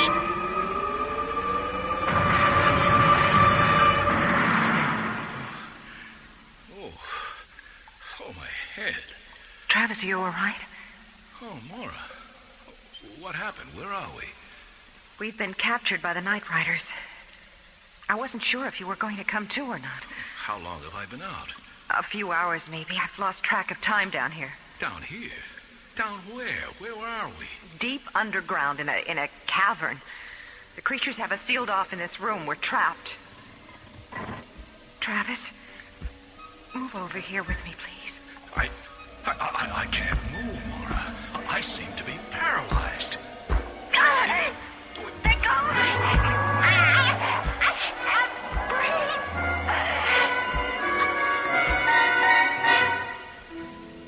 Skipper, up here! This way, John! My God, there's Buddy. Thank you, Skip. I see you discovered the Calamar cool suit. Yeah, in the survival equipment hold. Right where they said it'd be. Oh. Buddy, thank goodness you're alive. Where are the others? They took out after the night creatures. Night creatures? Yeah. Oh, boy. Really weird aliens riding hooved creatures overran us on the shuttle. I told you not to land. There was something in the briefing tapes about that. Said it was a mythical legend. There's nothing mythical about it, John. They're definitely real. And Mora, Travis, did you say they went after them? Yeah. Travis found a shuttle truck. Well, I hope they don't get hurt. Look, I'll go back to the Columbus and get the other Solitarian spacesuits. And then you can help me get what medical supplies we've got up there to help the rest. Okay, but hurry back. Right. Put the Earth people down, Cardos. Oh, my head. My head hurts. Mora. Mora, he talked. Mora? Mora, are you there? Yes. Yeah, I'm here. I'm just trying to get my breath back. Quiet. Do not move, or we will kill you. Oh, don't worry, pal. Don't worry. We're not going anywhere. I can't see a thing in here. See? Ah, yes. Earthlings can see. A most bizarre ability. We've come to learn about you. You've come to destroy us. No! No, we've no intentions of harming you. I am Cregan, leader of Trollmen. We are of this world, not you. You speak English. How? Our translatory linguistic ability is of your galaxy. You are not the first of your kind to enter our world. Why have you attacked our people? You bring the great pain. Whose pain you talking about, pal? What you call light, to us is pain. It is the poison of our wavelength. But how do you perceive light if you're blind? Blindness is relative only to your spectrum of perception. We are of telepathic senses. You are disrupting our wavelength, altering our sensibilities. You must leave Calamar. But what about sunlight, glowstone? Enough talk. Wait, you don't understand. We represent the... You are an invader. to our universe. We are not compatible. Well, what do you plan on doing with us? We will display your death to your people without mercy. Then they will know our power, and they will leave. Oh, come on, pal. You don't want to do that. I've got too many poker games left. Besides, the miners won't leave. They could care less about us, believe me. Silence. It is done. We ride when nighttime is again full. A terminus planned by the leader of the Troman promises the doom of Mora and Travis at sundown. An exhibition in death by the Night Riders of Calamar as darkness slowly overcasts this alien world.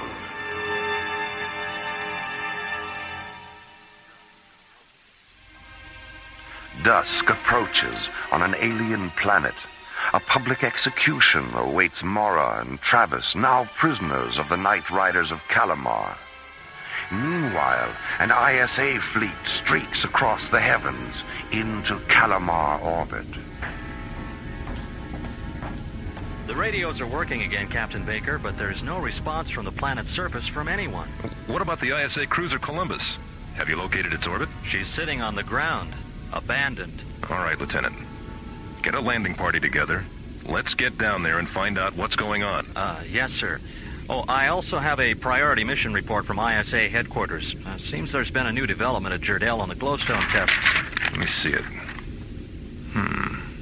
Very interesting.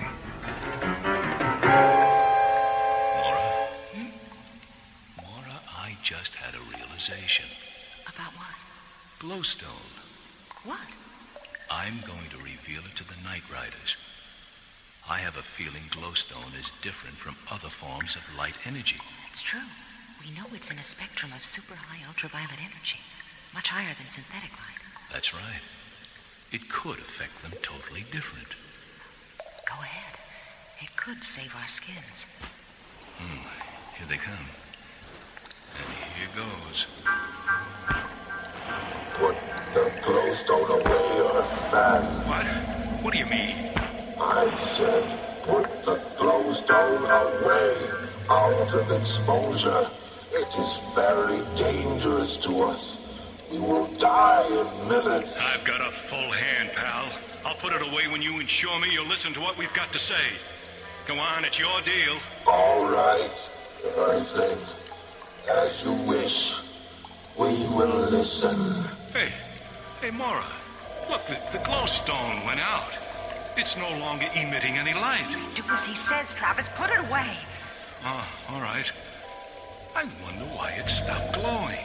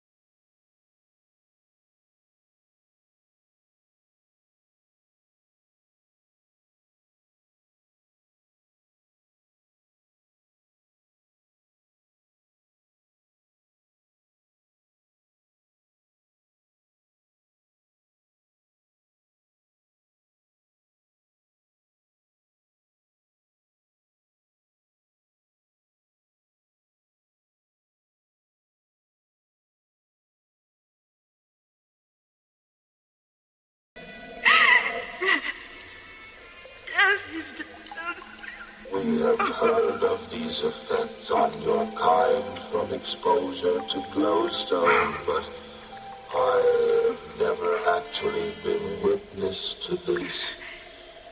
What do you mean you've heard of this? How? It is the legend of the Light Plague. Our glowstone is what the Troman use for guidance.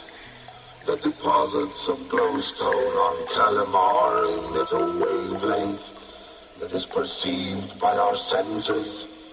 That is why we attacked your people, for destroying our wavelength. But how do you know of this affecting humans? All we know is that certain ones in your world are victims of the light plague. It is a weakness in the eyes of humans that causes death.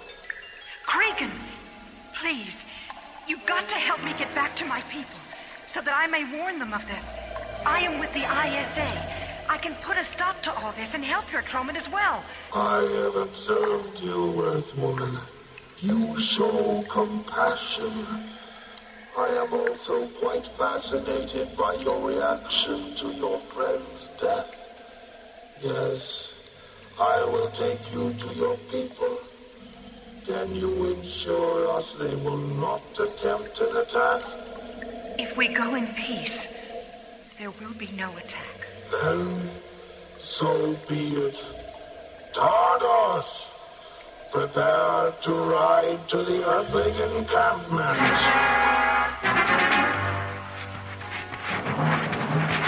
Captain Baker, SCT Commanders John Graydon and Buddy Griff. Thank you, Lieutenant. Welcome to ISA Security Command, gentlemen.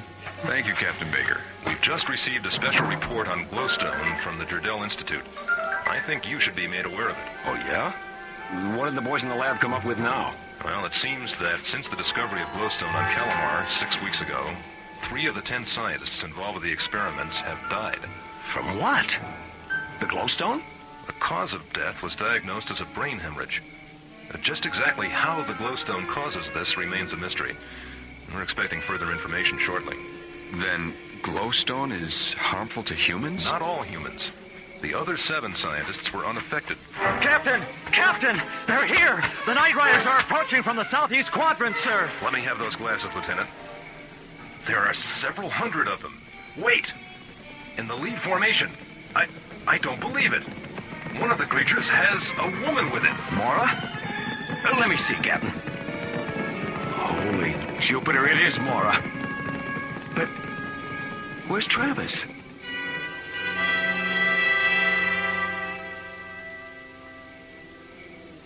Mora, are you all right? Yes, buddy, I'm fine. Where's Travis? He's dead. Travis? Dead? Oh, come on, Doc, you're putting us on. That old buzzard will live to be 100. I'm afraid it's true.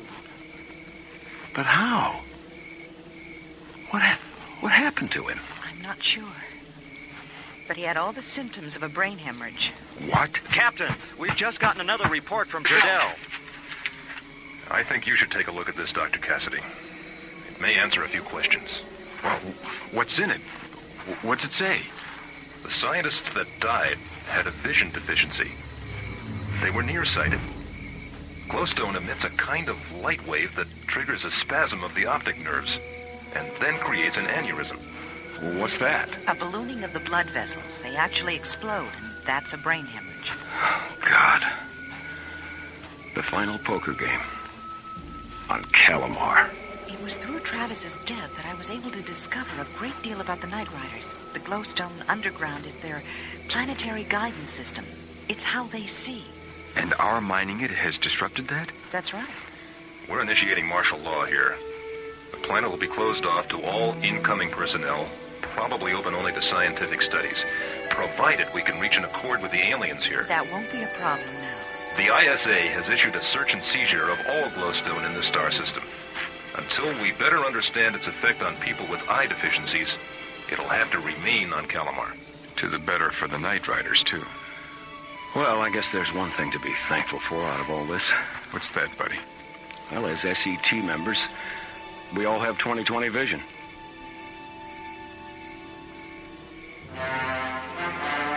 As the SET prepares to disembark Calamar, a galaxy has been spared an outbreak of the light plague.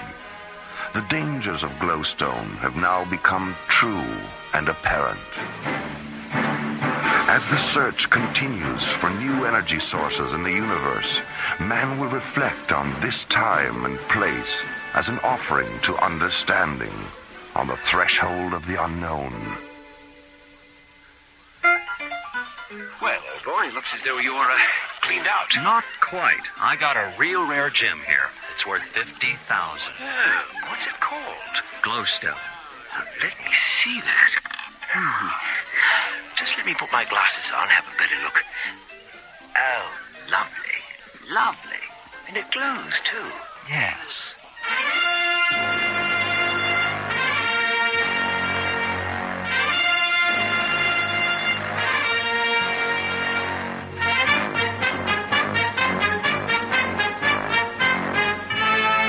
The Night Riders of Calamar was written by Dudley Brown and Lee Hansen and starred Linda Gary, Chuck Olson, Bruce Miller, Phil Diskin, and Corey Burton, with special guest Peter Leeds. Associate producer Jeff Allen. Music director Tom Rounds. Our engineer was Stu Jacobs. Assistant to the producer Laurie Tyler. Technical consultant Peter Sky. Alien Worlds was created, produced, and directed by Lee Hansen. And so, until next time, this is Roger Dressler inviting you to join us for another journey into Alien Worlds.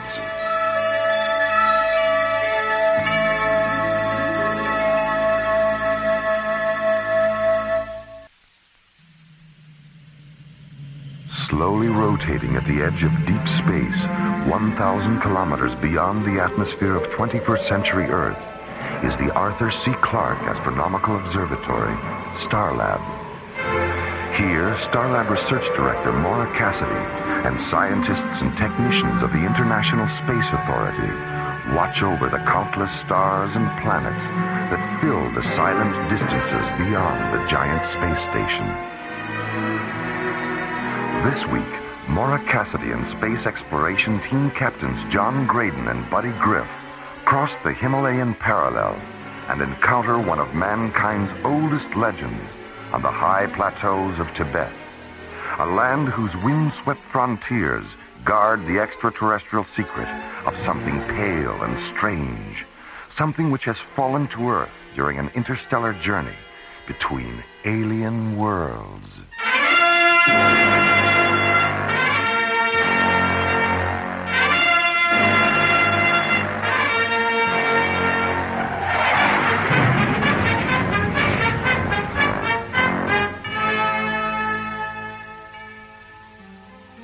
At the International Space Authority Command Center on the north shore of New Chicago's Lake Michigan, ISA Commissioner White sits in his 21st story office discussing the construction of a new spaceport with ISA Project Director Brian Phillips. We're talking about a spaceport that will occupy 300 square kilometers of land area, Commissioner. And of the 4 available locations, only the Baja Peninsula coastal site and the South Pacific Island site are situated on or near large bodies of water. Well, we both know the advantages of having spaceports near the water. Let's take another look at the pre-construction profile tapes for the Baja site. Commissioner. What is it, Katie? Comm Center has a transmission coming through from the ISA tracking station at Tikal, Tibet. It's Major Lewis. Says it's urgent. All right, I'll take it in here. Patch him through. All right. Commissioner White? I'm here. Go ahead, Major. There's an alien spacecraft down in the Himalayan parallel, about 400 kilometers south of here. You're sure it's alien? Yes, sir. We tracked it from atmosphere entry to impact and recorded a full magnification scanner visual. Any chance of a storm covering up the alien ship with snow? Yes, sir, there is. That's why I flew a recon shuttle over the crash site this morning and dropped a radio marker beacon. Good. All right, Major Lewis. Fly down to LaSalle and check in with our regional science complex. Then arrange an audience with the High Lama and get his permission to send an ISA investigation team to the crash site. The team will be coming from India, so they should be there within 12 hours. Yes, sir. I'll leave right away. ISA tracking station TT1 out. Katie? Yes, Commissioner. Put me through to Professor Samavati at the ISA Annex in Calcutta. Yes, sir.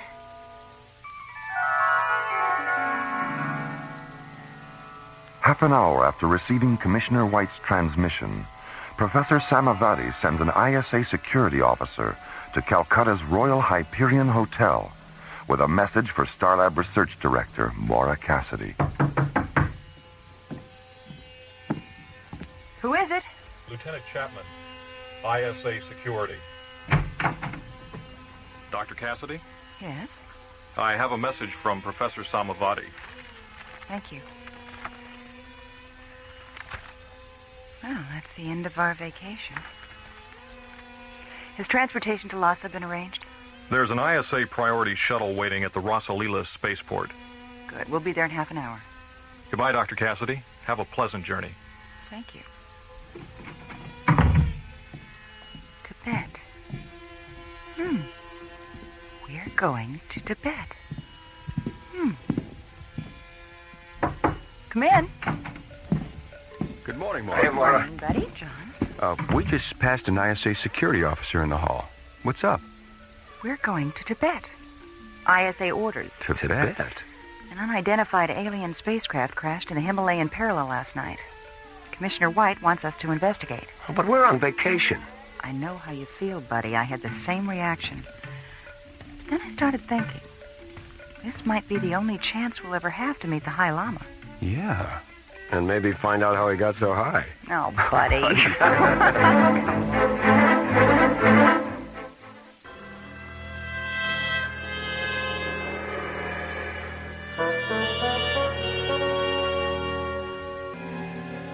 An unidentified alien spacecraft has crashed in the Himalayan parallel, 100 kilometers south of Lhasa, the capital city of Tibet. After being notified of the crash by an ISA tracking station, Commissioner White sends a message to Calcutta, ordering Mora Cassidy, John Graydon, and Buddy Griff to interrupt their vacation and investigate the incident. 20 minutes later, Mora, John, and Buddy board an ISA jetcopter on the roof of Calcutta's Royal Hyperion Hotel and take off for the Rasalila spaceport, located on the Bay of Bengal. I wish we could have spent more time traveling across India. It's really an amazing country. Yeah. So interesting. You know what I like most about it? What? Well, all the things that are holy. I mean, they've got holy cows, holy rivers, holy smoke. Buddy.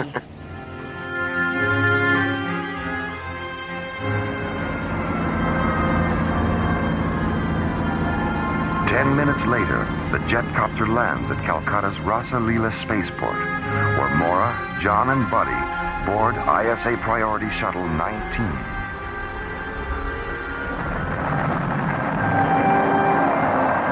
Then, as the new morning sun fills the blue waters of the Bay of Bengal with scatterings of brightness, the shuttle lifts off, banks 90 degrees, and rockets away toward the wind-swept high frontiers of Tibet.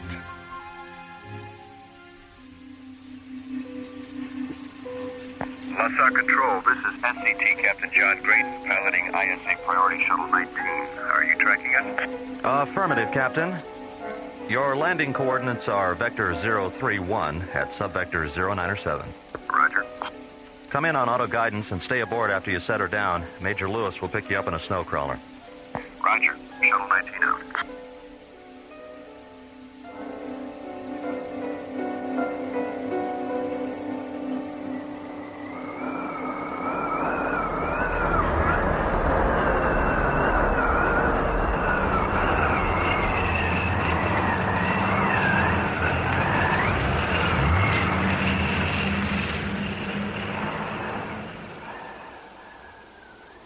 Would anyone care for more tea? Thank you. I wouldn't mind another cup, Major.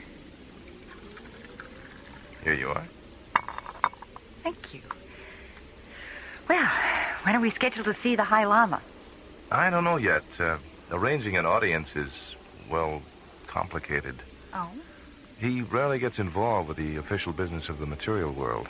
An inner circle priest named Chang usually handles that. Well, when can we see Chang? We can leave for the Lamasery just as soon as Dr. Cassidy finishes her tea.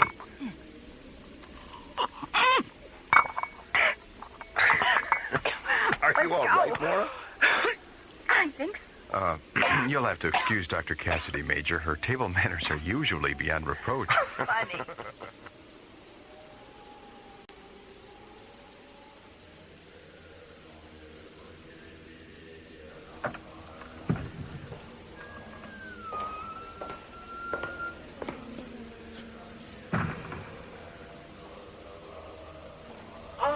Major Lewis, good morning.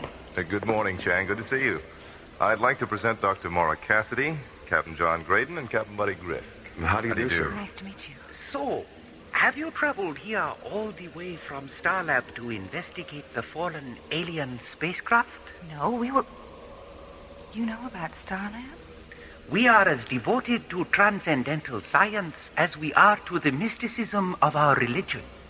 The basic precepts of Theravadan Buddhism and the underlying concepts of astrophysics are quite similar, you know. Yes, I know.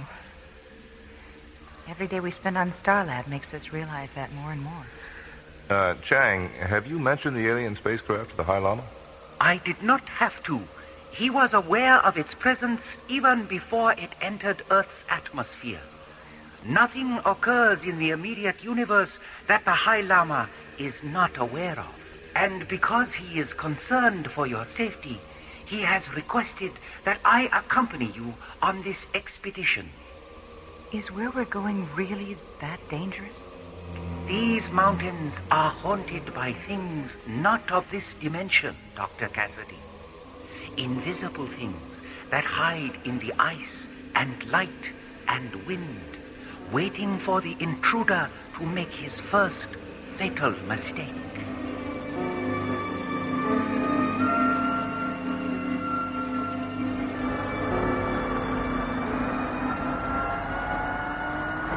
Two hours later, Priority Shuttle 19 lifts off from the ISA Science Complex near Lhasa.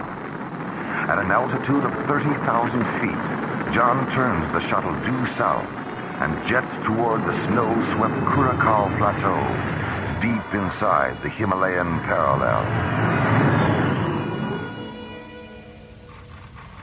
Major, what's the frequency of the marker beacon you dropped near the alien? 94 megahertz.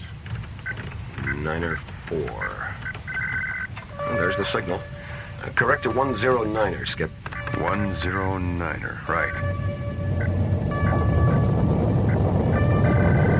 Okay, we're right on the money. Check your seat harnesses, everybody. We'll be landing in 4 minutes.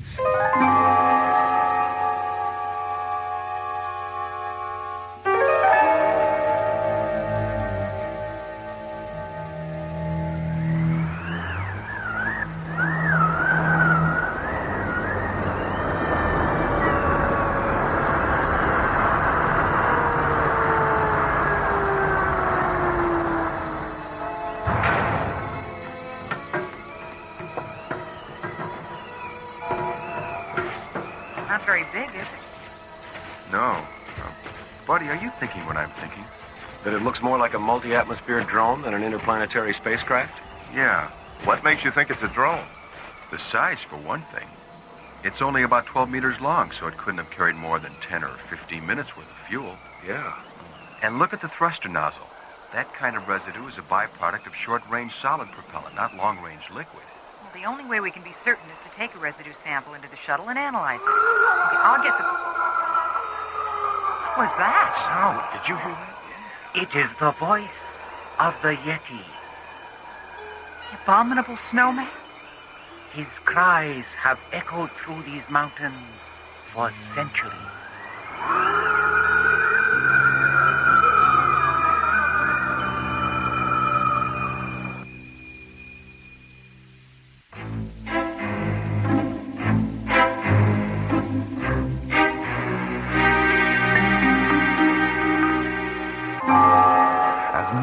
John and Buddy prepare to analyze an exhaust residue sample from the fallen alien drone.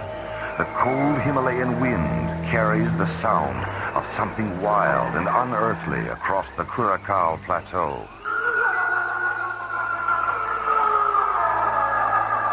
What was that? Sound. Did you hear that? It is the voice of the Yeti. The abominable snowman? His cries have echoed through these mountains for centuries.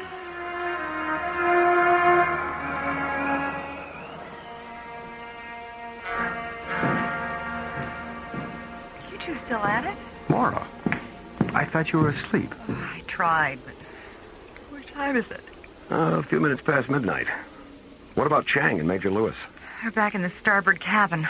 Chang's meditating, and Major Lewis is sound asleep. Ooh, it's freezing in here. Why is the port open? Oh, we collected so much scanner data from the drone today, we thought we'd better start indexing some of it. Oh, John here started to nod out, so I opened the port to let in some of that terrific mountain air. I started to nod out. You were the one who fell asleep with your face on the console.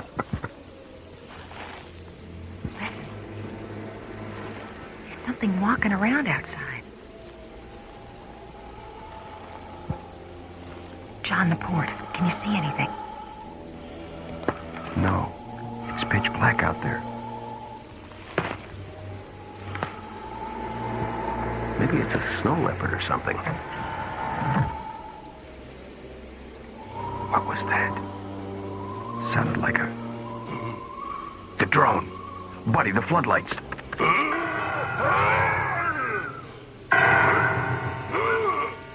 God, it's a Yeti. Well, let's get out there. Grab a couple of blasters, buddy. Right.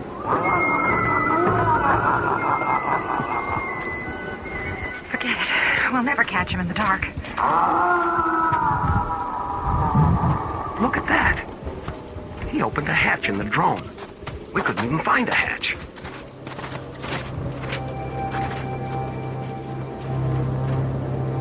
Boost me up, Skip. What's inside, buddy? Racks full of spare parts and tools. Looks like a maintenance depot in here.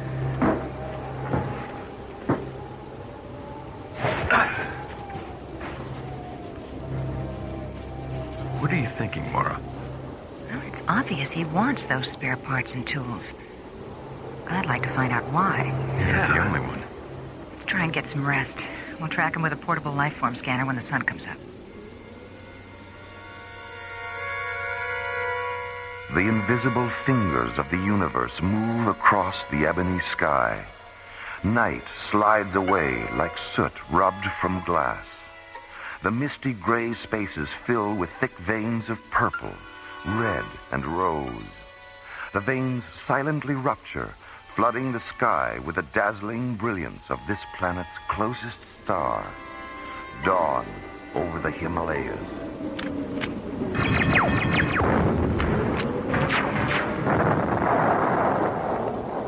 Okay, the laser pistols check out. Let's test the lifeform scanner. Stand over there, Mora. Okay, come on back. Okay, is everyone ready? Ready here. Chang? We are about to cross into an extremely dangerous area.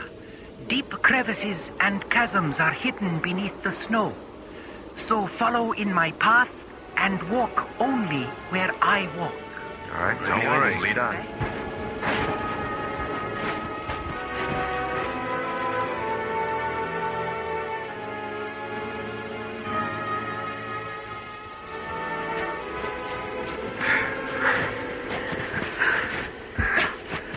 It's true what they say about long-distance perception, isn't it? Leave it on the trail 3 hours and those peaks don't look 1 centimeter closer. Hold it. I'm getting something on the scanner. How far away? 200 meters to the left. Just over that rise. Check your weapons. Right. Chang, if there's any shooting, get behind me. As you wish, Captain Graydon. Okay, let's go. Look at the size of that thing. Looks like it's been there for years. The hatch is open. Come on. You're right, Mora. It is an old ship. John, look at this. The modules on this section of the control console are brand new. Yeah. And it's warm in here. The auxiliary power must be on. John, buddy, there's a hibernation pod over here with 2 baby Yetis inside. Are they alive? He's sleeping. Listen.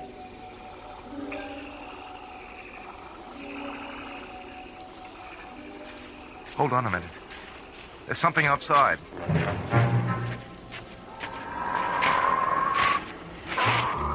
look at that thing! Major, don't! Damn you, Major. But that thing was about to fall. My children, please don't kill them. John, buddy, help me turn him over. Okay. Easy. Easy. Chang, he's bleeding to death. Do something. Captain Griff, my physician's pouch on the floor behind you. Here. God, what have I done?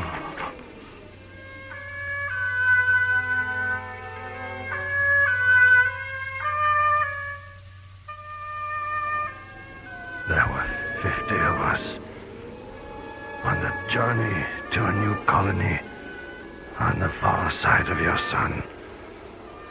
There was an accident. We crashed in these mountains. Mapadani and I were the only survivors. We lived in this ship for over 6 centuries. What became of Mapadani? She died last night after a drone landed. When she saw it, she said she was happy that our children could now return to Nomalaras, our own world. Then her eyes turned to ice. Sariga, why did it take so long for the drone to reach you? So many planets, so many stars, so many possibilities. Stay with him, Chang. I want to see how Buddy and John are coming with the repairs.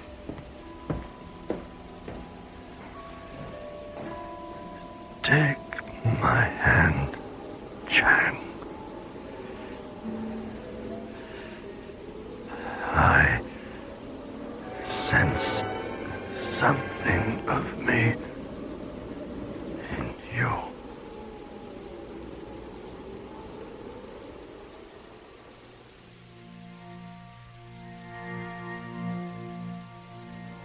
Everything checks out, Mora. We followed Sariga's instructions to the letter. There really wasn't all that much to do. He'd finished most of the repairs himself. What about auto guidance? We cross-checked it 3 times. It's locked on a direct course for Nemaloris. And the 2 babies? The hibernation pod's life support system is functioning perfectly. Where's Major Lewis?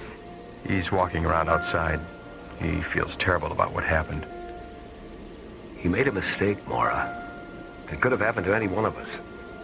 I'd better go talk to him. Good idea. Dr. Cassidy? What is it, Chang? He is dead. He asked that we bury him here. Yes, all right. Set the launch timer for 10 minutes, Buddy. Right. All right. Let's take Sariga away from here.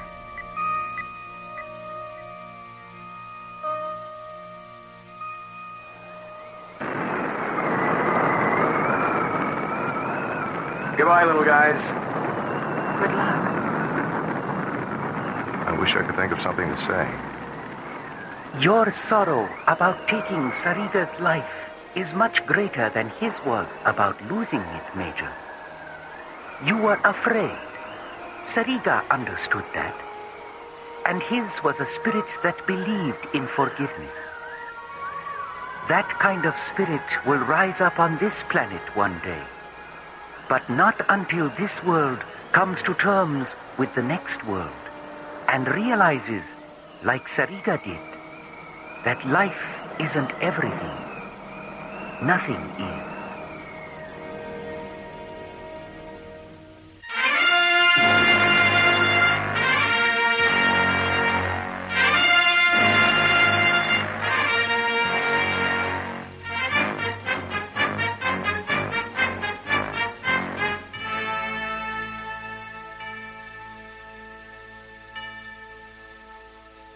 The Himalayan Parallel was written by Ron Thompson and starred Linda Gary, Chuck Olson, Bruce Philip Miller, and the Watermark Players, with special guest stars Philip Clark, Chuck Howerton, and Larry Moss.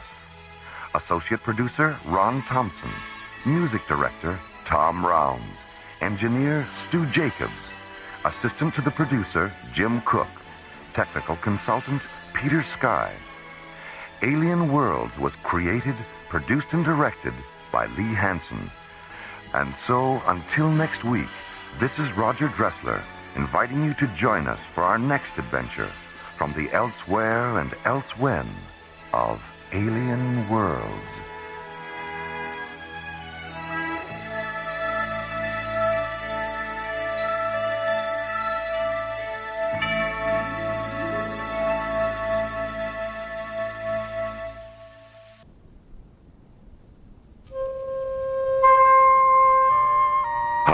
Above the windy blue skies of Earth, slowly rotating at the edge of deep space, is the Arthur C. Clarke Astronomical Observatory, Starlab. On Earth's moon, 250,000 miles beyond Starlab, Omega General Industries have uncovered the corroded hull of an ancient spacecraft during a lunar mining operation. Excavating further, they discover the mummified bodies of 50 extraterrestrial humanoids and a strange statue made of jet black crystal. Mining Operations Director Ray Farrell contacts the science complex at Lunar Base 12. Roger, Omega General. Mine Pit 15, 9 kilometers due north of Clavius. A research team is on the way. Don't touch anything till they get there. Lunar Base 12 standing by.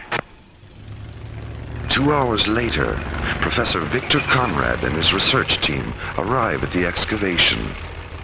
They finish their preliminary investigation at 0830 the next morning.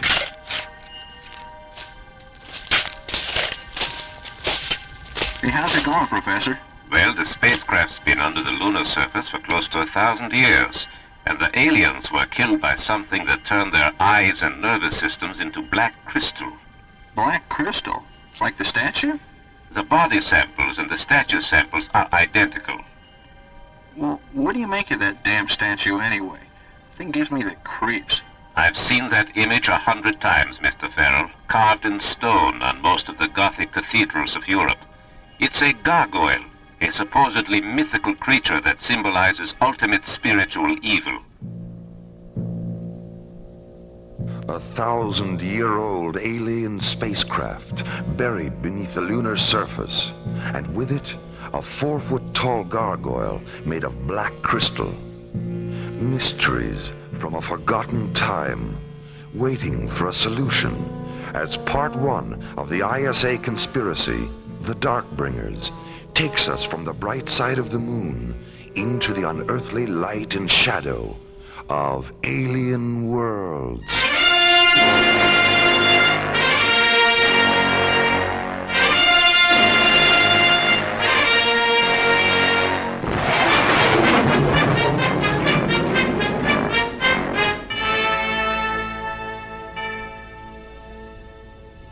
Lunar Base 12 to Starlab Control.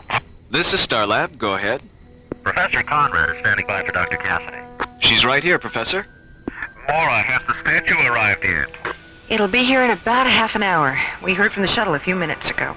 How is it being transported to Earth? We've got an SET cruiser standing by. Well, tell them to be careful with it, Mora. When we ran the thermal tests, it started to emit an ultraviolet glow that had all of us hallucinating. Hallucinating? What do you mean? For a few minutes there, we thought the statue was coming to life. Scared the pants off of us. Coming to life?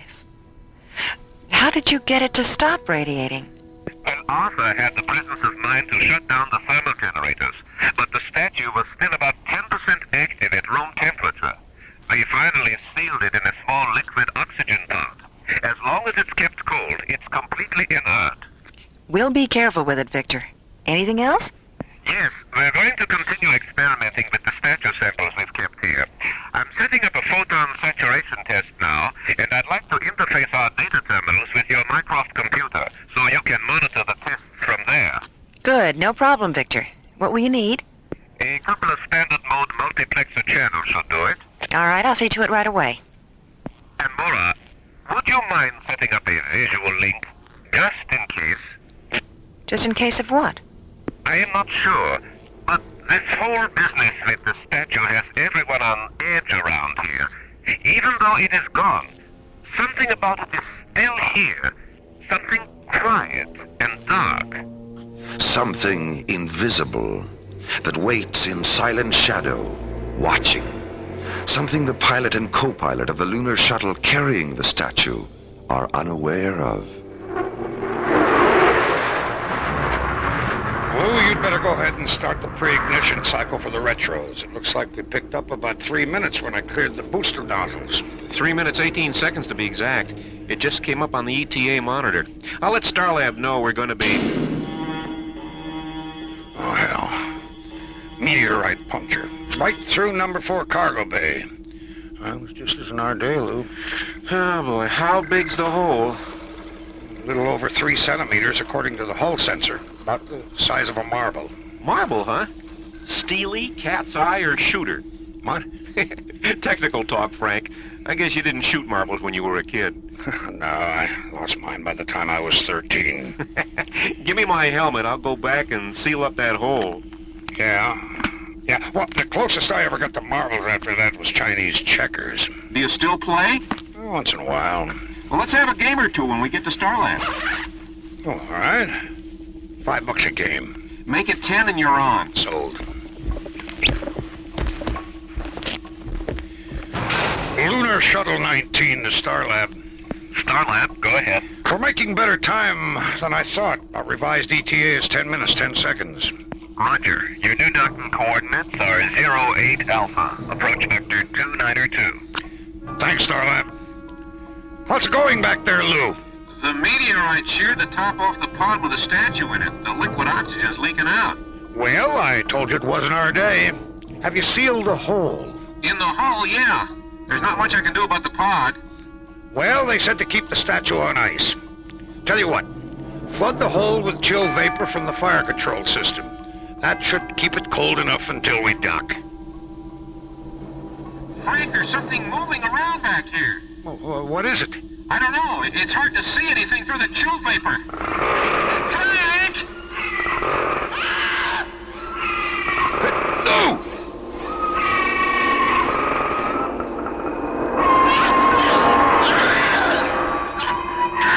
An ancient shadow creature is loose aboard Lunar Shuttle 19. The sound of its unearthly fury merges with a terrified scream of co-pilot Lou Stratton. Then, silence. Pilot Frank Hollister activates the visual scanner in Cargo Bay 4. Oh, my God. Lou!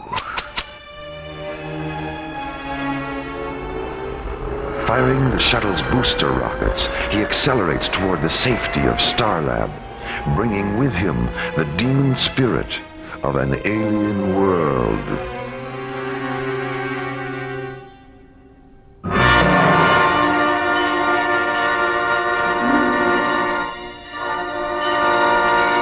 It's all there in the flight recorder, Dr. Cassidy. How many times do I have to go through this? This is the last time, Lieutenant, I promise. It won't work. What do you mean? What won't work? All this interrogation, you're not going to trap me into saying anything I haven't said before. Look, no one's trying to trap you. Oh, come on. Who do you think you're kidding? Yesterday it was the security officer, Major Wheeler. Last night it was Dr. Rossiter. Today it's you. You're working up a psychological profile on me, right? You're wrong, Lieutenant. None of us had any intention of... Lee Stratton was my best friend, Dr. Cassidy. But there just wasn't anything I could do. When did you realize it was too late? When I switched on the visual scanner and saw him hanging upside down from the storage rafter. His face. The look on his face. What else did you see? The statue. Sitting there in the corner, looking up at him.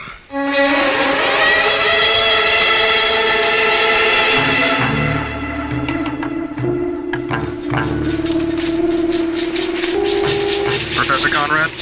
Yes, I am right here. I've got Starlab on Scrambler Channel F. It's Dr. Cassidy. Good, good. Patch her through. Victor, Lieutenant Stratton's autopsy report just came off the computer.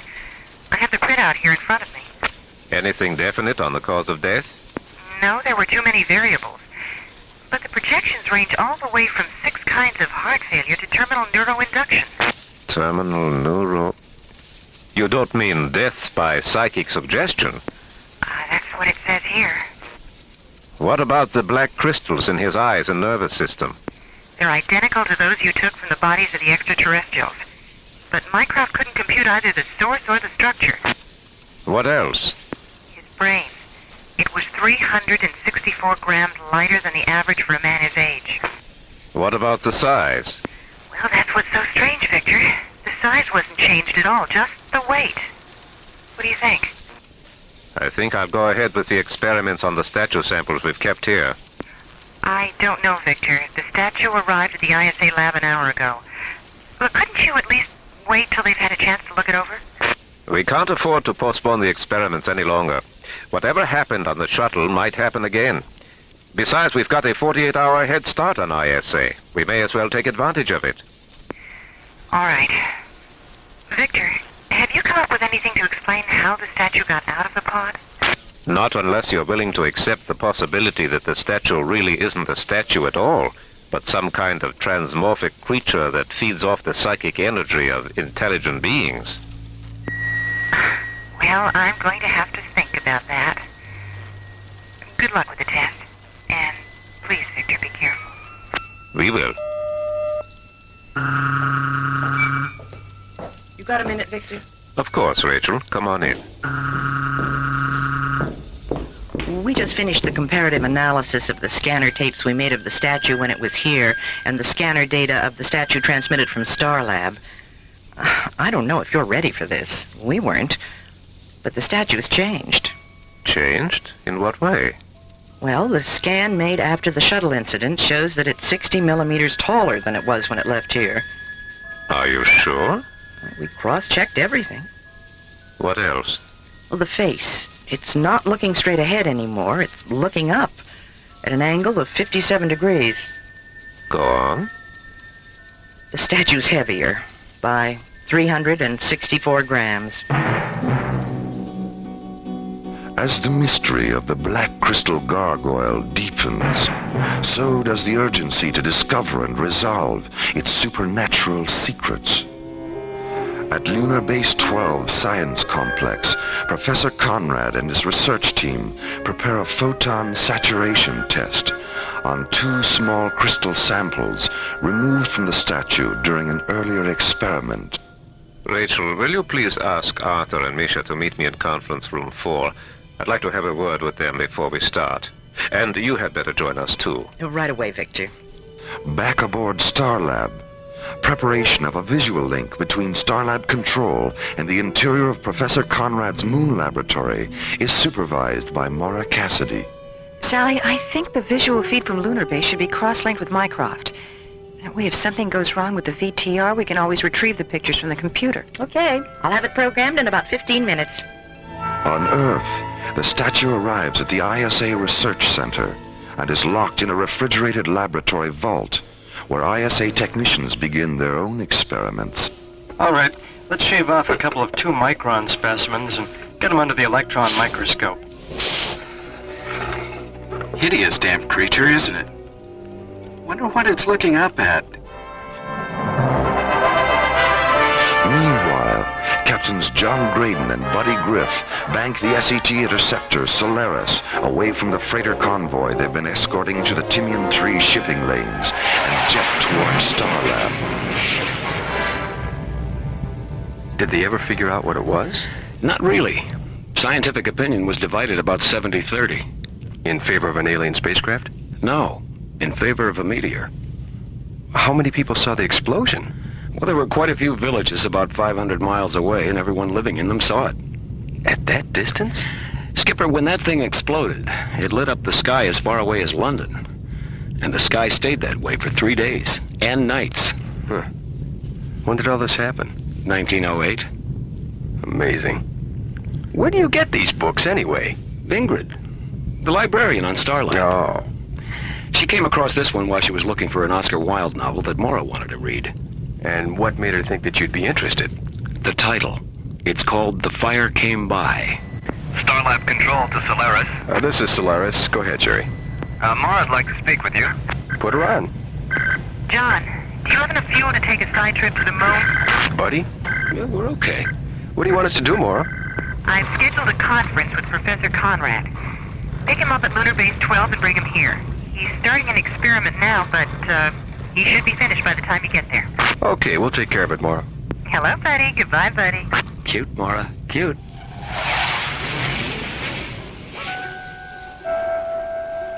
In the science complex at Lunar Base 12, Professor Conrad places a sample of the statue into a Stellatron Systems PC-80 photon chamber. On Starlab, Mora watches by remote visual link as Professor Conrad seals the chamber, sits down at a control console, and presses a button. Radiant white light illuminates the chamber's observation ports as the needle-thin beams of 6 neothane Zelium lasers penetrate the statue's specimen. On Starlab, Mora monitors the experiment by remote visual link. On one screen, a wide-angle interior view of Professor Conrad's moon laboratory. On a second screen, the bright metal pyramid-shaped photon chamber. Rachel, the spectroscope is starting to shift out of phase. Will you please check it? Right away, Victor.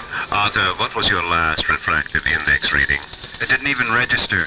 The crystals are absorbing all coherent light up to 8,000 angstroms. All right. Let's switch over to the neon borazine lasers.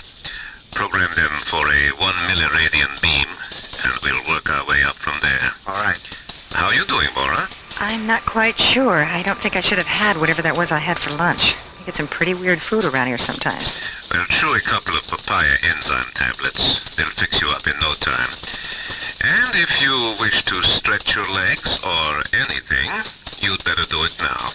This next part of the experiment is going to take a while. No, I think I'll just sit here and plan my revenge on the Starlab chef. We're ready, Victor. It looks like intermission's over, Mora. All right, Rachel. Turn them loose.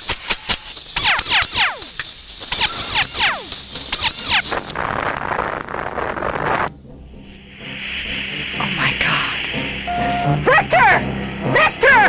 Dr. Cassidy, what's going on? I just saw some telemetry from Lunar Base. Look, there's been an explosion. Jerry, contact the Solaris and tell them to get to Lunar Base 12 as fast as they can. Starlight Control to Solaris. Starlight Control to Solaris. Sally, get hold of the ISA lab and tell them to stop their experiments with the statue until they hear from me. This is Solaris. Go ahead, Jerry. I'm on my way. I've got the Solaris, Mora.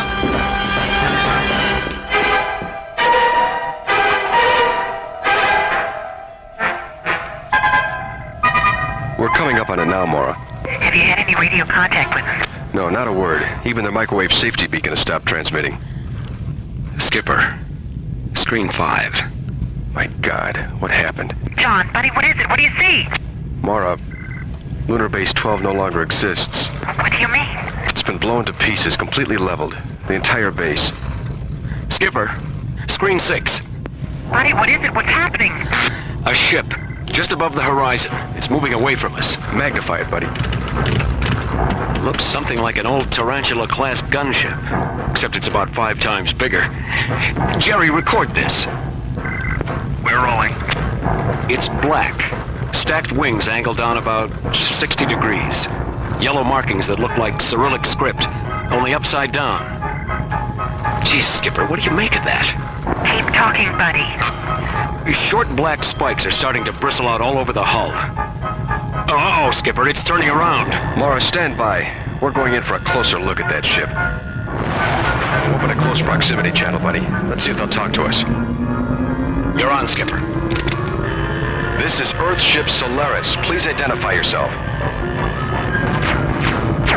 Skipper, let's get some altitude before their aim improves. This is Earthship Solaris. Our intentions are not hostile. Please... All right. I'll try it one more time, but that is it. You better let me do it, Skipper. Every time you talk to them, they shoot at us. Solaris, there is still time. Time? For what? Escape. From what? Ask your dead brothers and sisters on the wasteland below us. Damn you. You did that? You murdered all those people? But why? They were committing sacrilege. Just who are you? Disciples. Of what? Lightlessness. I've had about all of this I can take. Hold on, buddy. Skipper, lightning is pouring out of those spikes and crawling all over the hull of their ship. Activate the rest of the laser turrets, buddy. We're going around again.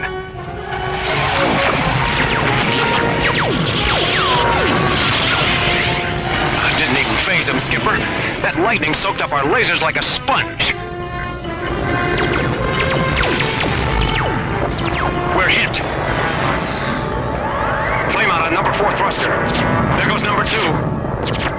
The starboard fuel pods are split open. Skipper, if we don't get out of here now, we'll have to set her down on the moon. I don't want to lead that ship to Starlab. Solaris, we are aware of the thing you name. Don't concern yourself with its safety. It is one of our destinations. Come on, Skipper. It's now or never.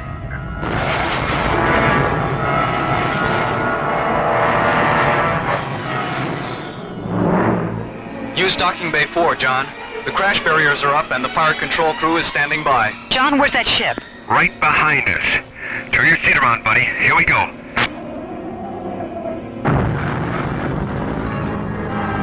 John! Buddy, are you all right? We're okay. Come on, buddy. Let's get out of here. Mora, the alien ship, screen 10. Listen to me, Starlab. Who are you? I am Stygos, High Priest of the Trance. You have stolen the symbol of our redemption. The symbol? The statue? Narl is his rightful name. We have traced him to your moon.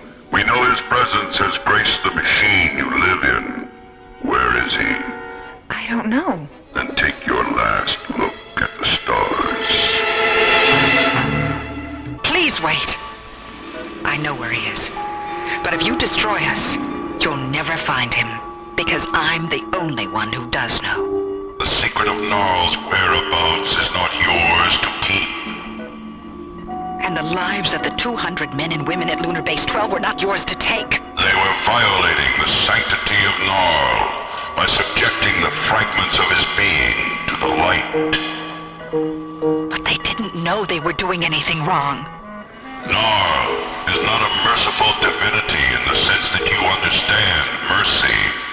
Neither is he forgiving in the sense that you understand forgiveness. But there's nothing about innocence to forgive. Where is he? I don't know. Suffer the darkness until you do.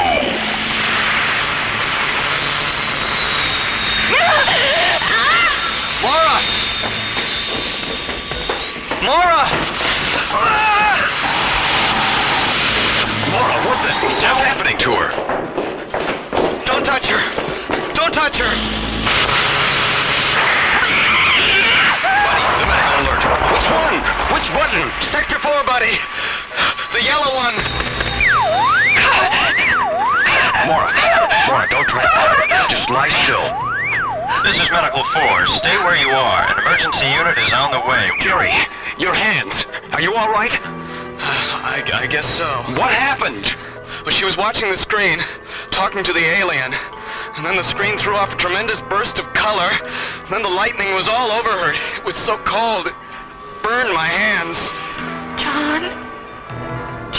I'm right here, Mora. And so is Buddy. Dr. Rossiter's on her way. John? I'm blind! When the lashing ribbons of lightning finally release her, Mora falls, blind. Your blindness is just a warning, Mora.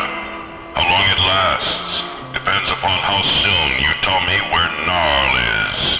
Shut down all the transmitter frequencies, Jerry. Now run a check on Screen 10's receiver circuits. Whatever they use must have come in through the outside lens. Okay. What are you going to do, Mora?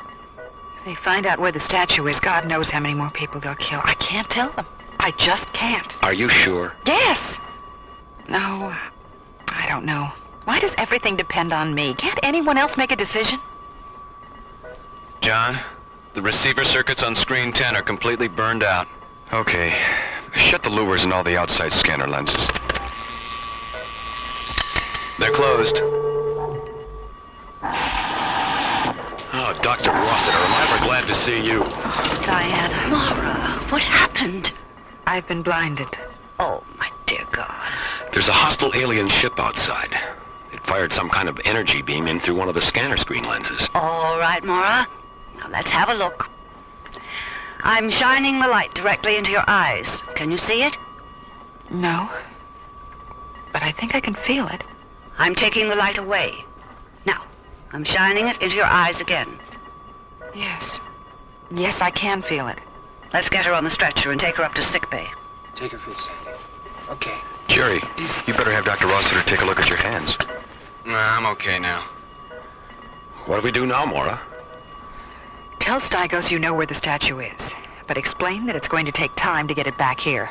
If that doesn't work, use our photon injectors on his ship. Maybe they'll be able to do what the laser cannons on the Solaris couldn't. I'll contact Commissioner White and tell him what's going on. Now, come on, Diana. Communications first, and then sickbay. Sound General Quarters, Jerry. Okay, open a close proximity frequency. Let's see how good we are at telling the big lie. Stygos, this is Captain Graydon. Have you made a decision? Yes, we decided to give you the statue. Our sensors indicate that Gnarl is no longer aboard your machine. No, he isn't, but we've contacted the laboratory where he was taken, and our scientists are sending him back. You're lying, Captain Graydon. We've monitored no transmissions. Close the channel, Jerry. Now open number 8 scanner lens, and project a target grid onto the screen. All right, interface the coordinates of their ship with our photon injectors.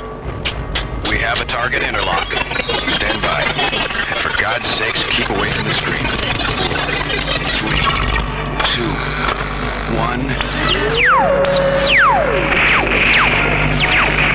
No good, Skipper, no good. Their force field is deflecting everything. The ship's coming around. Jerry, shut down screen 8. Too late. There. Buddy, hit the deck. Crawl away from the lightning. It stopped. What happened? Jerry, let's see what's going on. Skipper, the ship's moving away from us. Buddy! Look! What is it? Magnify it, Jerry. My God. It's a city. A floating city. As the black metal insect ship of the Trell stalks away into the dark distances of deep space, a huge floating platform appears and slowly moves toward Starlab. On the platform, a dazzling architectural phantasm, a dream city of white crystal towers, transparent steel minarets, gleaming arches, and pale metal domes. As John, Buddy, and Jerry stand silently in Starlab control, watching the approach of the shining mirage-like metropolis, Mora tries desperately to contact Commissioner White at the ISA Command Center on Earth. I'm sorry, Dr. Cassidy, but it's a top security conference. Commissioner White left strict orders that he wasn't to be disturbed. Listen, we've got an emergency situation up here. I'm only following orders. Yeah, right. That's what they all say. Now, Mora, if you don't change your tune, I'm going to be forced to stick a tranquilizer syringe in your backside. ISA, please have him contact me as soon as possible. I will, Dr. Cassidy. ISA out. If I could only see. Mora, we haven't even examined you yet, and already you're acting like a poor little orphan child who's got herself lost in the woods. I am? Yes, you am. Don't start feeling sorry for yourself now. We have too much to do. Attention all Starlab personnel. The emergency alert is terminated. Stand down from general quarters and return to your stations. Dr. Cassidy, please contact Captain Graydon and Starlab Control. John, it's Mora. What's happening? The troll ship has broken off its attack and left the area. What did you do to get him to back off? It wasn't anything we did. It was something else. What?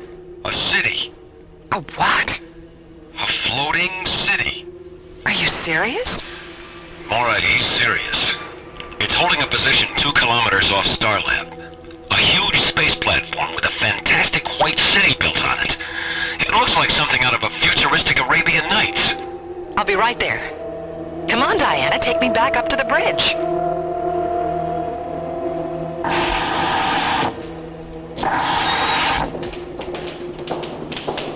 John, is it still out there? Hasn't moved an inch. Oh, Mora. It's so beautiful. Are you here, Jerry? I'm right here. Please, open a close proximity frequency. Go ahead, Mora. This is Dr. Mora Cassidy. Would you please identify yourself? Dr. Mora Cassidy. Which of those 3 names do you have the greatest affection for? Mora. We are the Diatons, Mora, and we inhabit the star city of Imbria. I am Phaedra, Sky Priestess of the Before Time. We know your machine has experienced an encounter with the Trell. Did Stygos harm you? Yes. Yes, he did. I'm blind. Can you feel the light upon your eyes? Yes. Yes, I can. Then it will be my pleasure to restore your sight. It will? Of course. We have no vehicles of our own, so transport yourself here to Imbria. A projection of light will guide you. I'll be waiting. Oh, yes. Jerry, call the short-range vehicle hangar and tell them to get a shuttle ready. John, Buddy, Diana, let's go to Imbria. Imbria. A fantasy of gleaming crystal and bright transparent metal. A construct of light and serenity and magic. A floating star city, casting its radiance over all who grope their way along the blind corridors of alien worlds.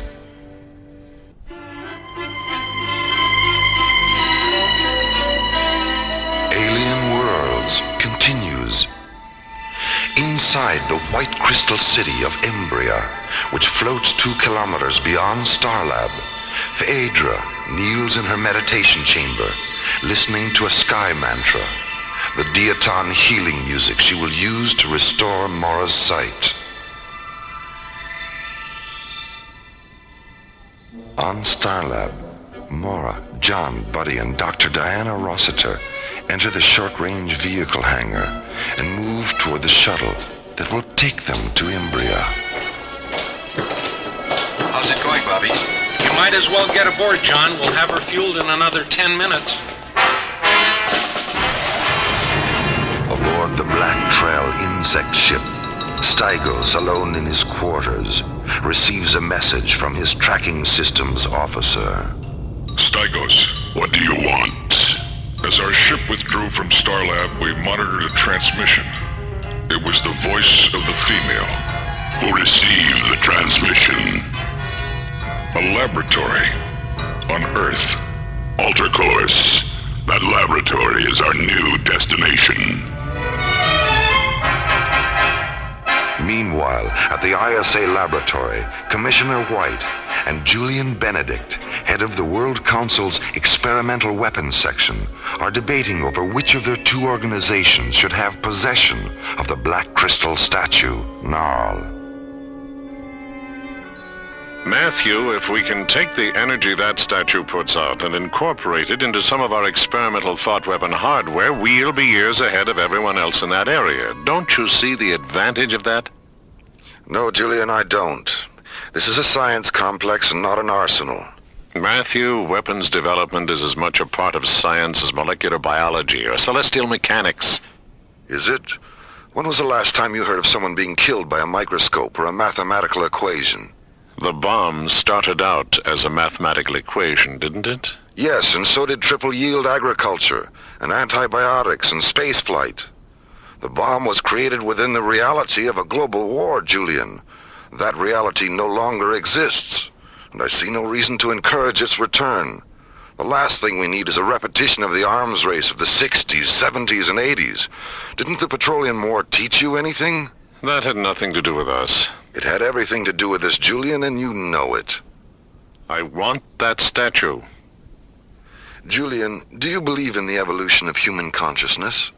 Of course I do. And what about immortality? Do you believe in that? Yes, I suppose so.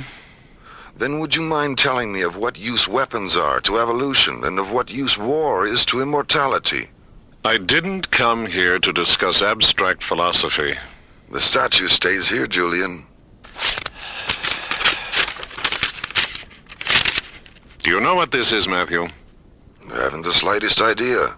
It's a World Council directive signed by the Secretary, ordering you to release the statue to my section. Julian, we both know your section is being phased out. Why are you going through all this? It won't be phased out for another year. And if I can help it, it won't be phased out at all. After all, what if the statue should fall into the wrong hands? What would be our defense against it? Can I see that directive? Thanks. You'll have to excuse me now, Julian. I have things to do. And stay away from my people. I've already given them orders not to cooperate with you. As far as you're concerned, I'm the ISA, and this is between us. What is this, Matthew? Some kind of conspiracy? Yes, it is, Julian. A conspiracy of my values against yours.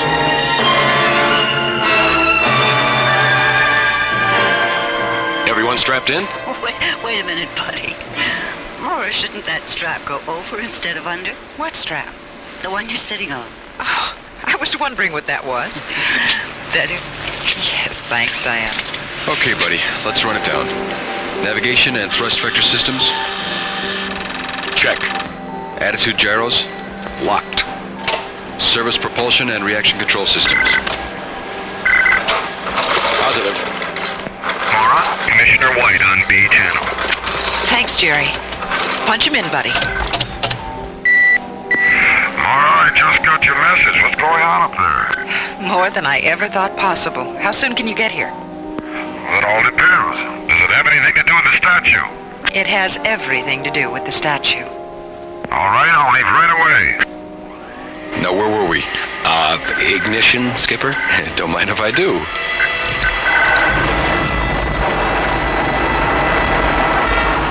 As John, Buddy, Mora, and Dr. Rossiter jet toward the Diaton Star City, Imbria, Commissioner White enters the short-range vehicle dome near the ISA laboratory and boards a priority shuttle. 5 minutes later, the shuttle is towed from the dome to Launch Pad 6. Then, as the setting sun slowly erases the day, the shuttle lifts off and disappears into the darkening sky, racing toward Starlab on twin streams of fire. Meanwhile, 550 kilometers above and 400 kilometers south of the ISA laboratory, the Black Trail insect ship enters the Earth's ionosphere.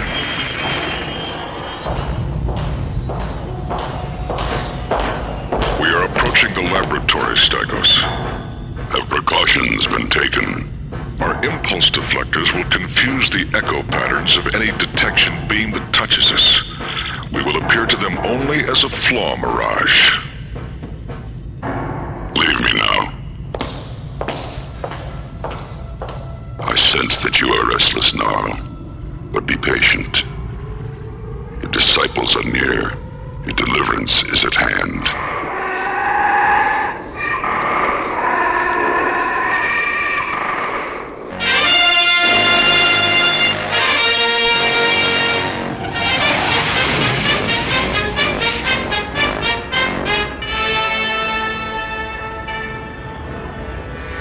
we now, buddy? How close? We're 1,700 meters away, Mora.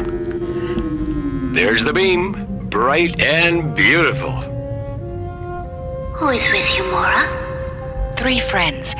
John, Buddy, and Diana. Who is your pilot? I am Phaedra. John. Just a moment. John, our scan tracings indicate that your propellant emits a lethal mist. Will you please terminate your engines? Our atmosphere is delicate. If I shut down the thrusters, we won't be able to maneuver. The light will control your vehicle and guide it safely down. All right. Shut them down, buddy.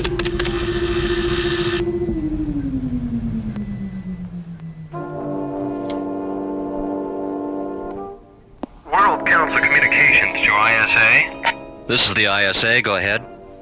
Is Mr. Julian Benedict still there? Secretary Stone is returning his call. Yes, he is. He's in the laboratory complex. Stand by, please.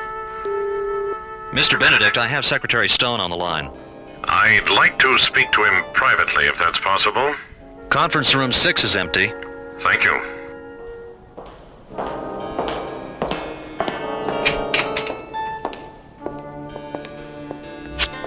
Mr. Secretary, Commissioner White ignored your directive, tore it up as a matter of fact. Well, if I had his sense of ethics, I probably would have done the same. What do you mean?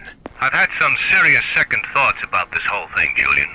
I think we'll let the matter of the statue rest until the President and Vice President get back from Draconia.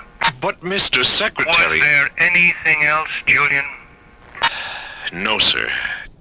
Thank you. You can let it rest if you want to, but I can't. Julian Benedict, a man slowly becoming obsolete in a universe that will soon have no use for his services. A weapons maker on the verge of taking his first desperate step into an alien world. Julian Benedict sits alone in conference room 6 at the ISA Earth laboratory, silent, sad, filled with resentment. The experimental weapons section he heads up is being phased out by the World Council. An attempt to gain control of the Trell statue and use its energy in a final desperate attempt to prove his usefulness has failed. It seems your political system has little use for you, Julian Benedict. Wait, who's there? I am Stygos, High Priest of the Trell. What are you doing on this channel? It's a top priority frequency. We have access to whatever frequencies we choose. Where are you? Hiding in the darkness above. How did your ship get past our defense scanners? That's of no importance now. What is then? What do you want? What you want. The icon of Gnarl. Is it yours? 10,000 millennia past. Our planet was visited by a nameless race of darkling beings with magnificent wings and eyes of fire. We were without intellect then. Nothing more than restless shadows, hiding in the sea, crawling out at night to feed off the night mists. The Darkling Priests gave us the gift of Gnarl, and through him flowed the powers of redemption that transformed us. Then, a nomadic stealer ship came down from the air and took Gnarl away, thinking he was a construct of a precious gem called Nightstone. We know now that the stealer ship malfunctioned, causing it to impact on your moon. The violators built a dome as protection from the lunar cold, but they made the mistake of taking Gnarl into the shelter with them. How did you know he'd been found? Our parsec scanners have been probing the universe for centuries. Do you have access to Gnarl? Why don't you just take him? That was our intention. But now we know the chamber that imprisons him is small. If we destroy it, Gnarl may be harmed. Suppose I do have access to Gnarl. So what? Free him, and I'll give you the secret of his power. It'll take time. I understand. ISA Communications. Please put me through to the Security Bureau in my section. Right away, Mr. Benedict. Security.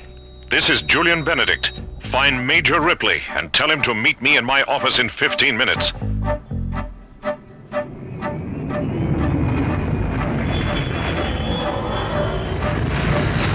Starlab Control, this is ISA Priority Shuttle 1 requesting docking coordinates.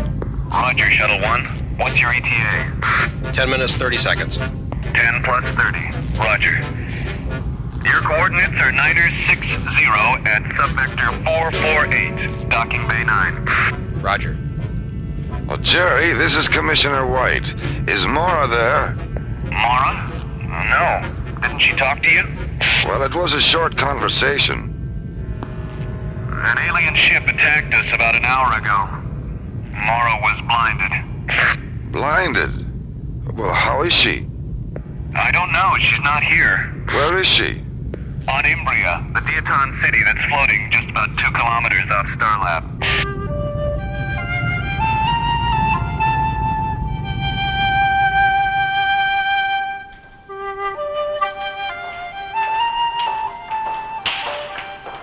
Welcome to Imbria, Mora.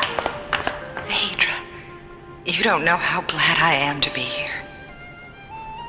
I'm Diana, Phaedra. This is John. Phaedra? And this is Buddy. Wow. Are you ready, Mora? Yes, I am.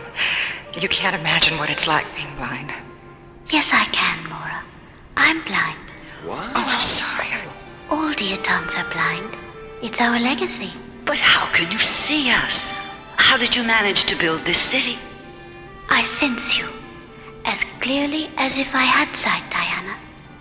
And as for Imbria, it was dreamed into existence.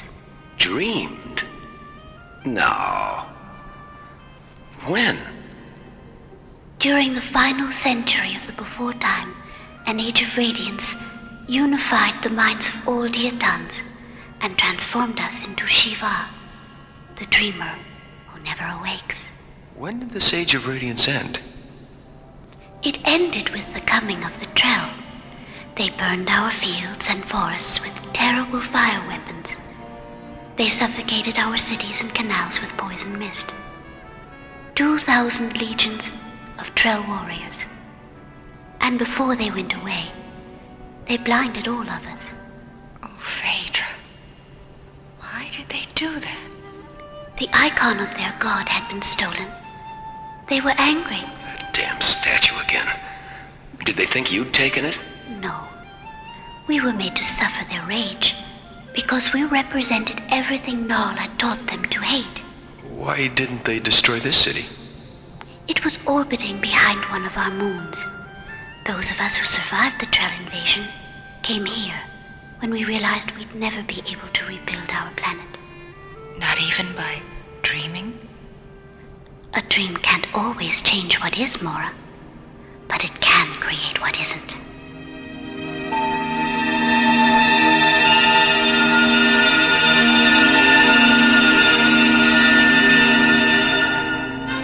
ISA Control to Starlab. Starlab, go ahead.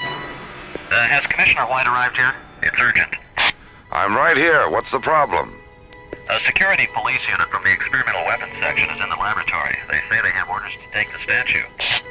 Damn it, Julian. Who's the officer in charge? Major Ripley. Call the lab. Tell Ripley if he doesn't want to spend the next 10 years in Jastro prison, he'd better talk to me.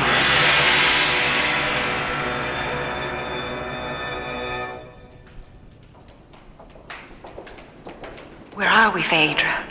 The Synergy Chamber. Who else is here? Hold out your hands. Oh, who are you? This is Aleph, the avatar of Imbria. Welcome to our dream, Mora. Hello. There's a recliner in front of you, Mora. Turn and lie down on it. I'm going to place 3 small synergy prisms on your forehead now. Oh, they're so warm. In a moment, you'll hear the sound of a sky mantra, the music we use to heal those outside the dream. When the music begins, think only of your eyes and how they looked out upon the various dimensions of your life.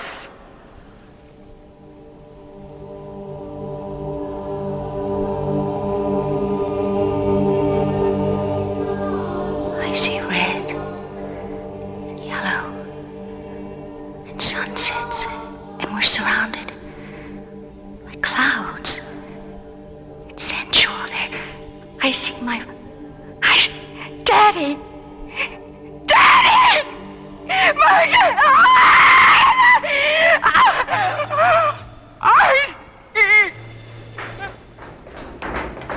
What's going on? Mora, what happened? I can see! Thank God, when we heard you scream, we didn't know what to think. Oh, no, I wasn't afraid, but everything, it was so beautiful. It was just so beautiful. I thought I died. Deep within the star city of Imbria, Mora lies sleeping, exhausted by the Diaton Sky Mantra ritual, which has not only restored her sight, but for one fantastic moment has opened her mind to eternity. Meanwhile, Aleph has led John and Buddy back to the Starlab shuttle, which sits on an illuminated white crystal platform in the center of Imbria. Inside the shuttle, John contacts Commissioner White on Starlab and learns what is taking place at the ISA laboratory on Earth. How did you find out about Stygos and Benedict, Commissioner? An ISA communications technician was filing the lab's hourly intercom recordings and came across their conversation. Well, where's Benedict now? An ISA security unit arrested him 15 minutes ago. Ripley, too. Well, what's the present situation? Well, Stygos will probably move against the laboratory when he doesn't hear from Benedict again. John, stand by, Commissioner. Yes, what is it, Aleph? The vault where Gnarl is. Do you know its precise latitude and longitude? Commissioner White does. Why? We're going to take possession of Gnarl before Stygos does.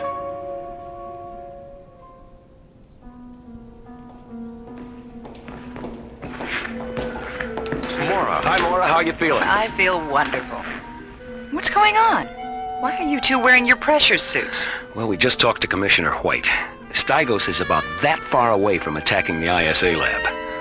We're going down for the statue. You'll never make it in time. Earth's an hour away by shuttle. We're not going by shuttle. We're going by light. Teleportation.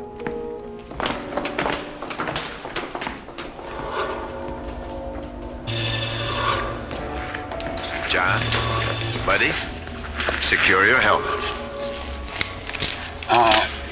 This isn't gonna hurt, is it? I think you'll find it a rather pleasant experience, Buddy. Phaedra, lower the cylinders. The dematerialization thresholds have integrated, Aleph. Purge the cylinders.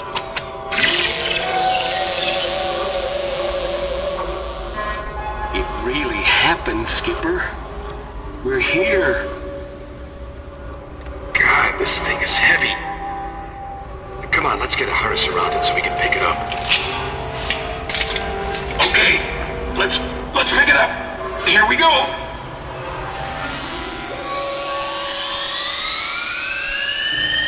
Raise the cylinders, Phaedra. Where is it? What happened? Where's the statue? Oh no, we lost it. Phaedra. Gnarl was too powerful. He rejected the translocation process just beyond the Earth's atmosphere.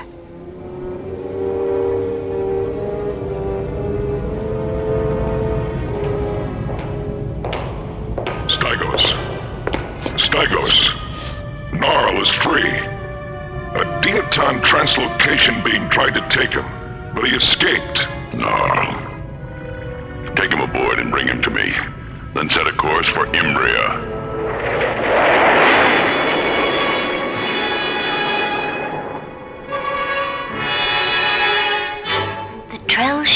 is at 90 power spans and closing, Aleph. The scan tracers acknowledge that Null is aboard. What can we do, Aleph? Begin the light storm cycle, Phaedra. What's going on? Imbria is now being enclosed by an aurora sphere of ionized winds, invisible to the Trell sensors. As their ship penetrates this enclosure, their force field will be temporarily neutralized. At that moment, Phaedra will flood the aurora sphere with liquid light.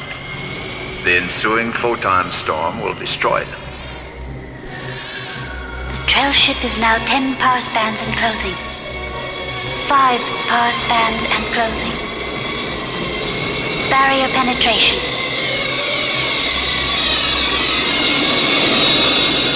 Null is free! Null is free!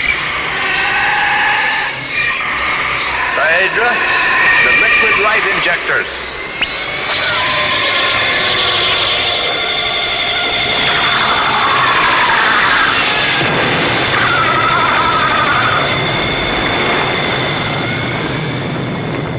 A blinding glance of light, a final scream, and the huge Trell insect ship convulses and disintegrates. Its luminous fragments growing cold and dark as they pass like demon whispers into the deafening silence of the void.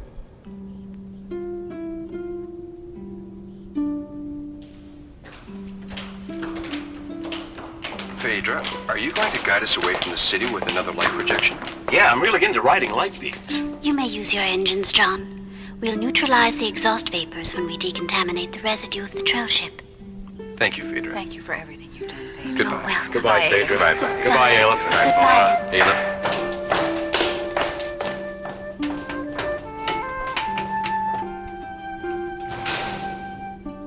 You didn't tell them, did you? I saw no reason. If they knew that we alone survived the Trell invasion, and that our blindness makes the generation of life impossible, it would only make them sad. But we'll heal ourselves in time, and then perhaps, when we see them again, there will be more to the dream than just you and me.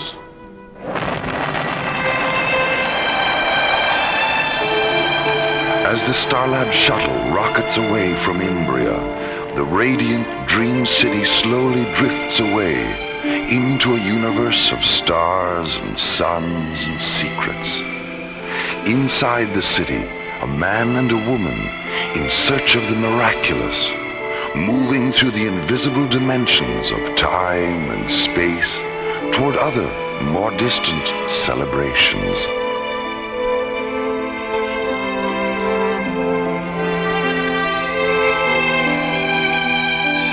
Lightstorm, the ISA Conspiracy, was written by Ron Thompson.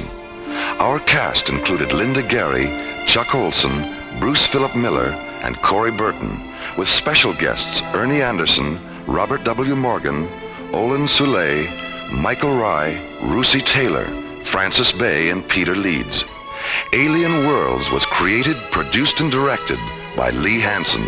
And so, until again we meet, this is Roger Dressler, inviting you to join us soon for further adventures into alien worlds.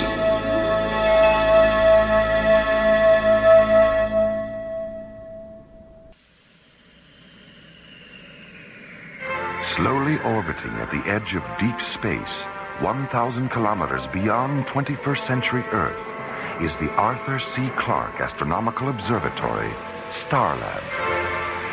Here, Starlab Research Director Mora Cassidy and scientists and technicians of the International Space Authority watch over the countless star systems that fill the universe. This week, England's most famous consulting detective, Sonar T. Foom, and his associate, Dr. MacGuffin Drone, return to Starlab and become involved in the adventure of the Parallax Deception on Alien Worlds.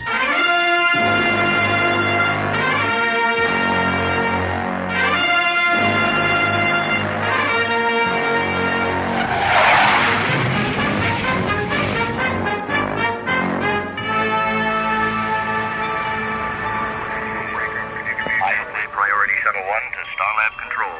This is Starlab. Go ahead, Shuttle 1. Please stand by for Commissioner White. Jerry, is Mora still on Cronus with Buddy and John? Mora got back this morning, Commissioner. Buddy and John are still there. All right. Well, tell Mora I'm on my way in from Timian 3 with an old friend of hers, Professor Madeline Stoner. Will do. Thanks, Jerry. Here's Captain Lester again. Okay, Starlab. I'm ready to receive docking orbit insertion coordinates. We are 800 kilometers out on approach meridian 690, and our ETA is 7 minutes, 10 seconds.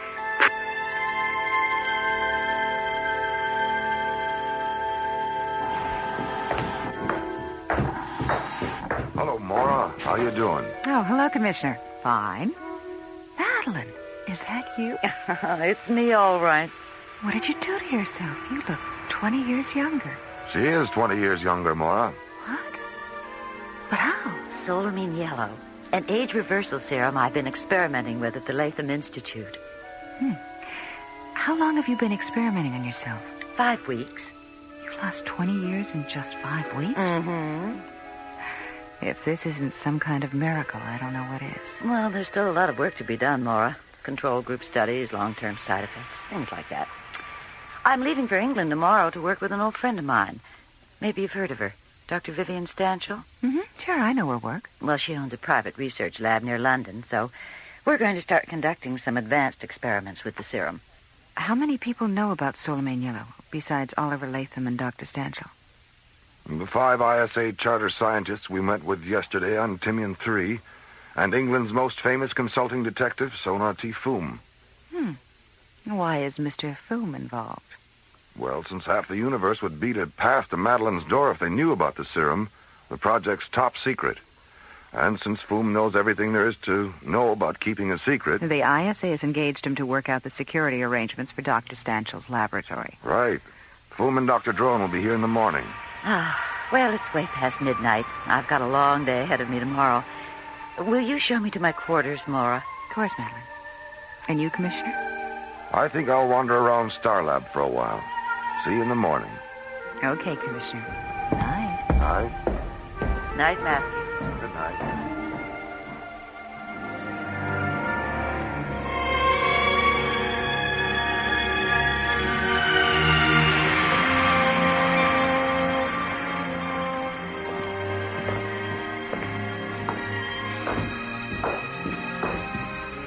Well, I'll see if Madeline's ready, Commissioner. See you in a few minutes.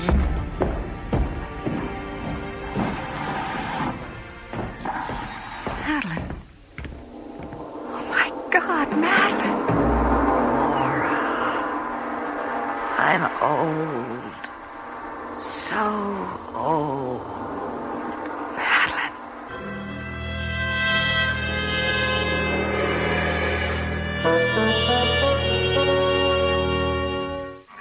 Okay, Starlab. I'm ready to receive docking orbit insertion coordinates. We are 800 kilometers out. Following a top-secret science conference on Timian 3, ISA Commissioner White and Professor Madeline Stoner arrive at Starlab for a meeting with Mora Cassidy. Madeline, what did you do to yourself? You look 20 years younger. She is 20 years younger, Mora. What? But how? Solamine yellow, an age reversal serum I've been experimenting with at the Latham Institute. But when Mora enters Madeline's quarters the next morning, she finds her friend lying on the floor, her newfound youth gone, her eyes glazed with age, transformed overnight into a withered old woman.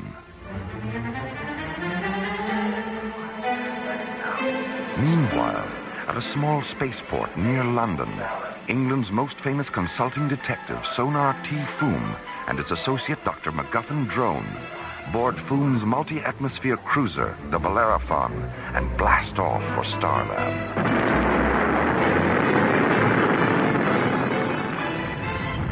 All right, Drone. Reduce power 30% and ease back on the controls. Yes, yes. Good. Now, stabilize the attitude gyros and engage the autopilot. Engage the autopilot. Well done, my dear drone. You really are becoming a first-rate pilot. Well, by Jove, thank you, Foom. That's quite a compliment coming from you. Yes. Now, let me see. Right. Starlab Control, this is the Bellerophon. Dr. McGuffin drone in the driver's seat, Sonar T Foom at the onboard computer.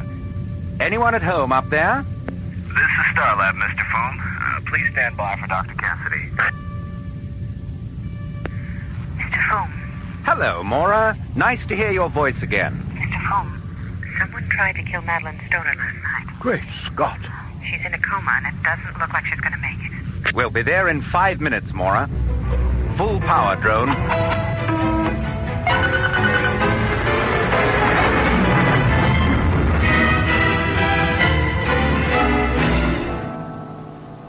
We thought at first she'd had some kind of reaction to the serum. But when Dr. Rossiter examined her, she found this in Madeline's back. Why, looks like a needle from an old-fashioned hypodermic syringe. I'm afraid not, drone. This is a projectile from an extremely powerful compressed air pistol, and I'm certain the blue stain on its tip is a lethal poison. The weapon that fired this is used exclusively by the Zil assassination regiments on Shakandra. Why would a Zil assassin want to kill Madeline anyway? And how on earth would one of them get aboard Starlab without our knowing it? I mean, my God, Shakandran adults are 8 feet tall. Someone would have noticed him. Where in Professor Stoner's body was this projectile found? In her back, about 3 inches below the base of her skull. The point was embedded in the first cervical vertebrae. It's fortunate the bone prevented it from entering her body completely. Oh? Why do you say that, Foom? This projectile is made of a synthetic metal that is 100% chromic. Chromic? What do you mean? A chromic substance is one that dissolves in the body without a trace, Commissioner. If that projectile had penetrated completely, we'd still be operating under the delusion that Professor Stoner did, in fact, experience a negative solamine yellow reaction. That probably is what the would-be assassin wanted us to think. Yes. Commissioner, do you have a sample of the serum with you? There's a small vial in Madeline's bag. Good. I'll need some laboratory facilities, Mora. Starlab is at your disposal, Mr. Foom. All right, then let's get on with it. We have a lot of work to do.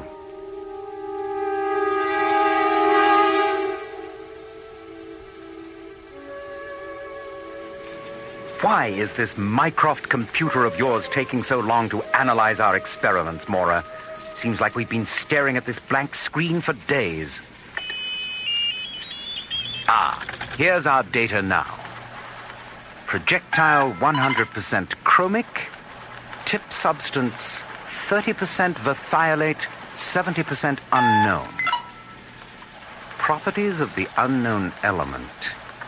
Interacts exclusively with solamine yellow, converting it to an age acceleration agent by a factor of 18.6. Well, that's it, isn't it? Whoever tried to kill Madeline had to know about solamine yellow and what it took to reverse the process. That considerably narrows our list of possible suspects, doesn't it, Foom? Yes. Oliver Latham, Dr. Vivian Stanshaw, and the 5 ISA scientists on Timian 3. If you think it'll do any good, I'll go back to Timian 3 and investigate the possibility of a security leak. Excellent. Now, what about Dr. Stanshaw? No. Madeline said they were so close they could practically read each other's minds. They were like sisters. All right, that's good enough for me. Does Oliver Latham know what's happened? Yes, I radioed the Institute just before you docked. Radio him again, Mora, and tell him we're on our way down to have a chat. Okay. Oh, one more thing, Mora. Have Jerry pull the visual scanner tapes of every docking procedure that's occurred here within the past 48 hours. This fiend had to arrive by ship and leave the same way. Perhaps the tapes will disclose something.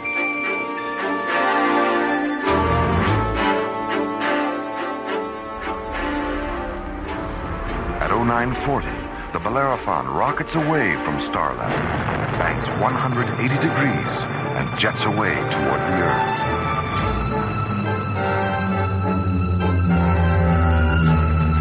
Minutes later, Foom's powerful ship enters Earth's atmosphere and approaches the Latham Institute, a complex of pearlescent blue domes situated on the Gold Coast of New California. Meanwhile, behind the locked doors of the Institute's executive suite, Oliver Latham sits behind his desk, staring up at the white skeleton-like face of the 8-foot-tall, black-cloaked alien who stands before him. It's the judgment of the Shikandran War Council that you've overextended yourself, Latham. I don't care what your War Council thinks, Brack. I'm doing The Council's ultimatum is this. If you cannot deliver the Etrusine you promised, they will terminate the flow of wealth you so desperately need to maintain this complex of yours. You have 10 days. 10 days?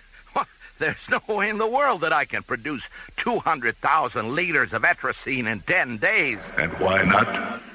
You produced 200,000 liters of solamine yellow in only 6 days. Well, producing solamine yellow in quantity was easy. It was already developed. Etrusine is still in the experimental stage.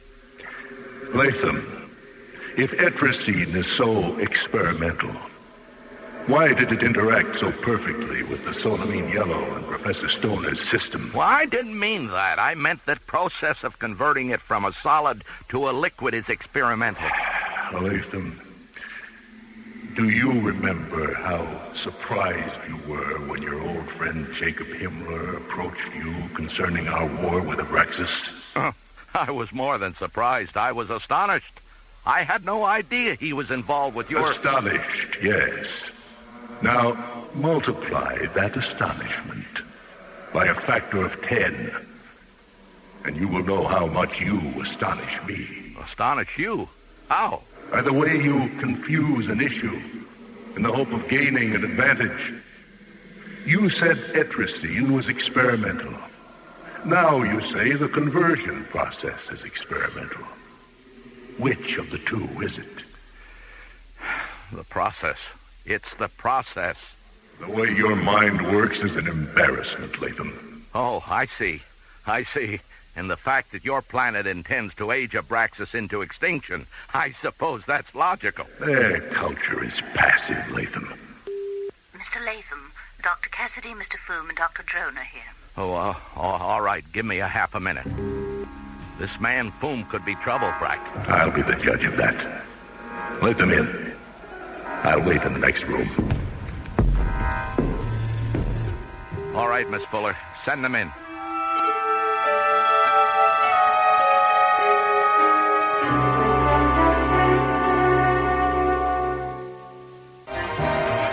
Hours after entering Oliver Latham's office, Mora, Dr. Drone, and Sonar T. Foom return to the Institute's spaceport, board the Bellerophon, and blast off for Starlight.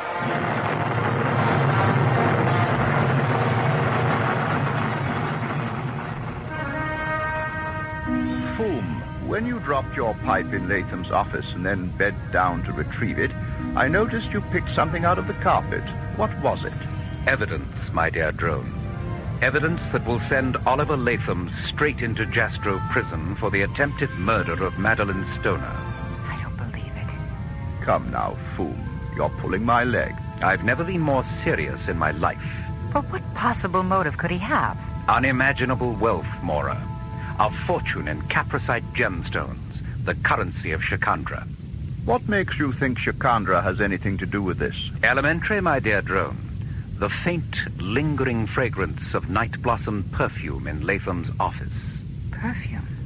Yes. The Zil assassins on Shikandra anoint themselves with it as part of a self-purification ritual. All right, let's assume Latham is responsible. How did he get aboard Starlab? And what about the fact that he was in his office from 7 last night until 7 this morning? His door was open. 12 people saw him. Oh, they saw him, all right.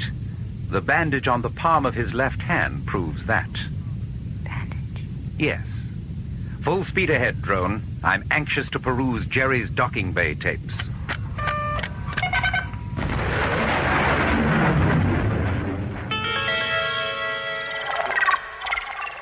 There it is, Mr. Foom. Lunar Shuttle 135. It came in late last night after the pilot radioed he was having trouble with the life support system. A perfect excuse to get out of the shuttle wearing the perfect disguise. A pressure suit and helmet. What else, Jerry? The stripes on the tail fin. Now, it should be a red stripe, then a stripe of yellow and black checkerboard, then a blue stripe. The red and blue stripes on this shuttle are reversed. Aha. So I called Lunar Base Operations. There is no such vehicle as Lunar Shuttle 135. All right, then. Mora, radio the Institute and have Latham meet you in Professor Stoner's lab at 10 o'clock this evening. Tell him the ISA has authorized you to pick up her personal effects. All right. Drone, take the Bellerophon to London and pick up that special equipment we talked about. Meet us at the Institute's spaceport no later than 9 o'clock.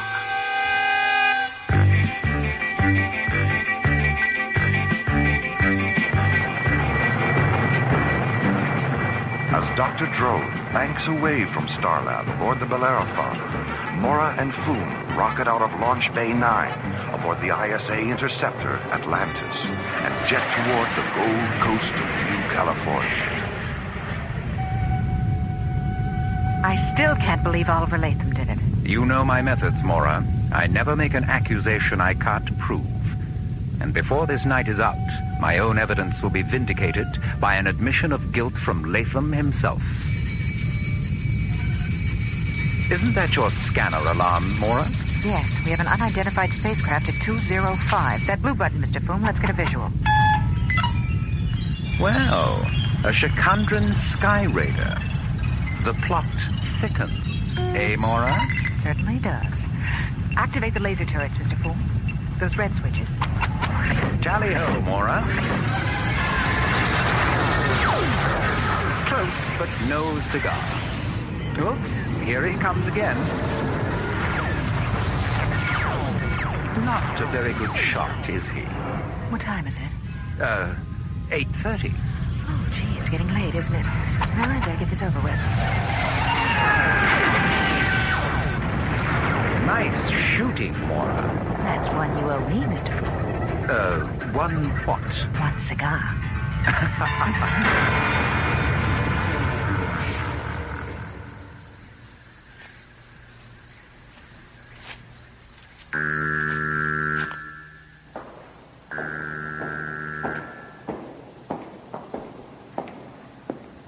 Dr. Cassidy, are you here?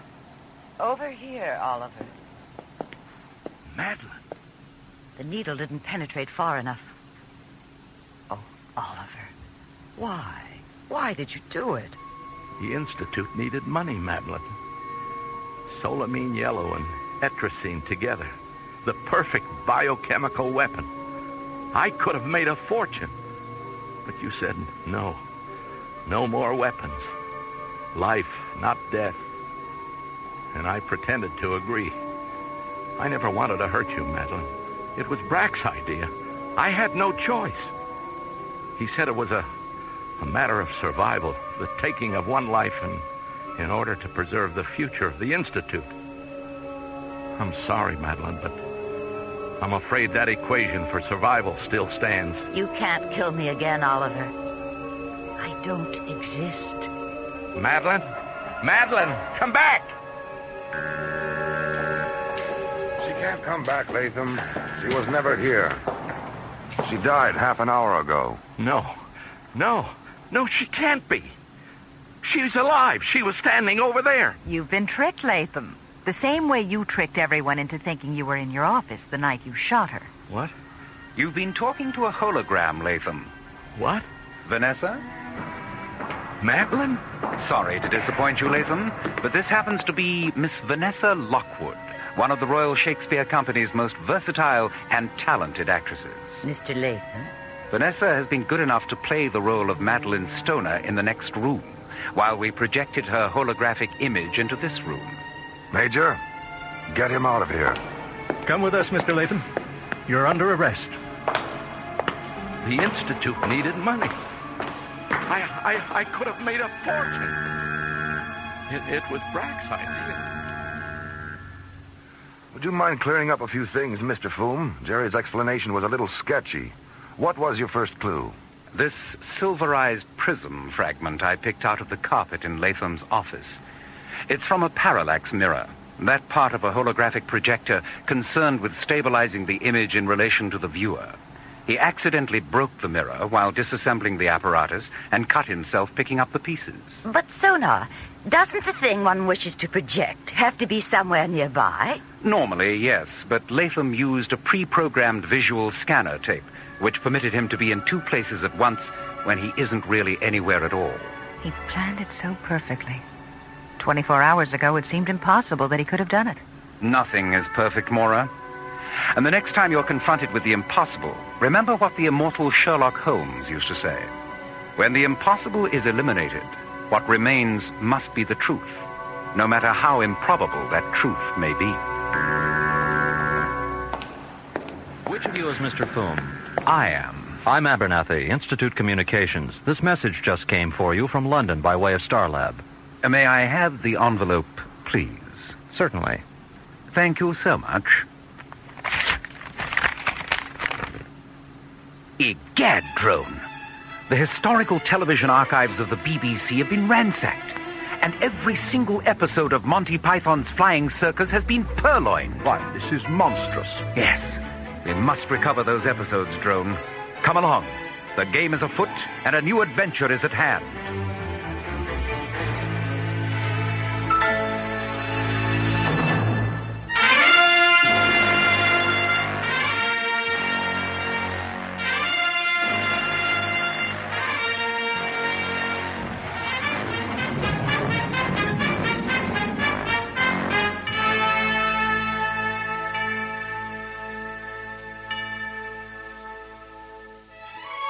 The Adventure of the Parallax Deception was written by Ron Thompson and starred Linda Gary, Roger Dressler, Corey Burton, and the Watermark Players, with special guest stars Philip Clark as Sonar T. Foom, Bernard Fox as MacGuffin Drone, Jesse White as Latham, Irv Immerman as Brack, and Corinne Conley as Madeline Stoner.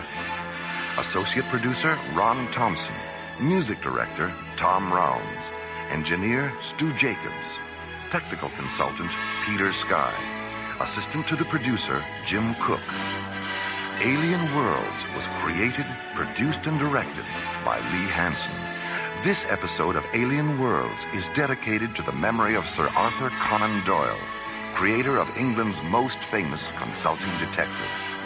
And so until next week, this is Roger Dressler, inviting you to join us for a question of conscience from the elsewhere and elsewhen of Alien Worlds.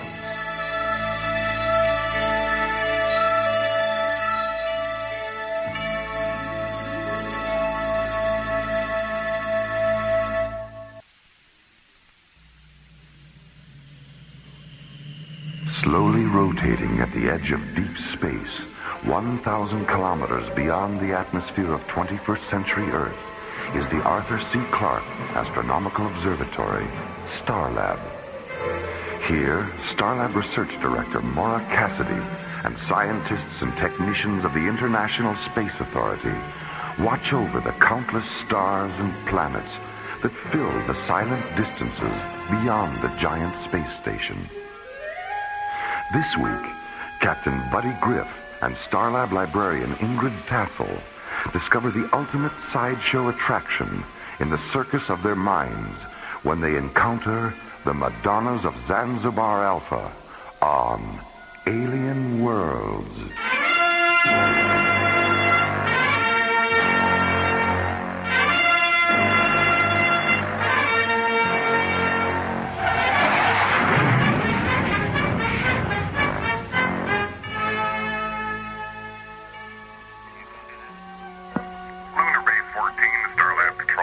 This is Starlab. Go ahead, Lunar Base 14. Jerry, it's Frank Patterson. Is our shuttle still there? Yes, it is.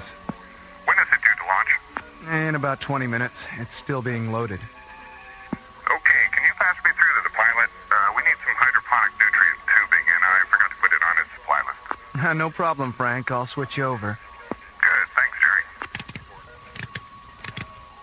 Serendipity 1, the Starlab control.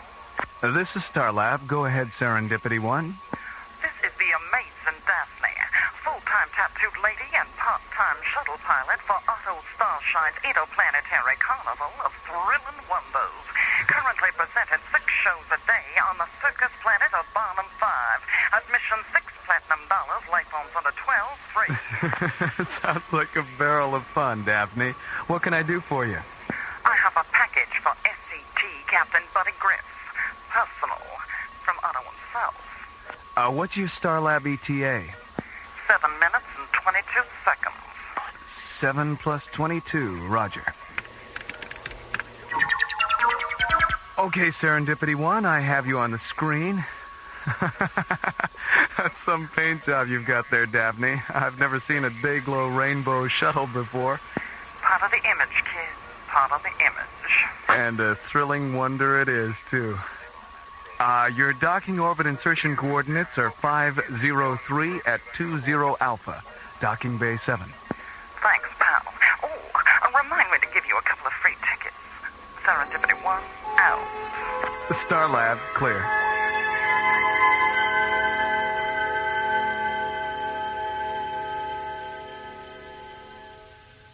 Well, it seems to me that in order to project the astral body, the person first has to visualize being outside himself. He has to actually see his etheric body while he's still in his physical body. Oh, I don't know, John. What is there about the real or imagined presence of the,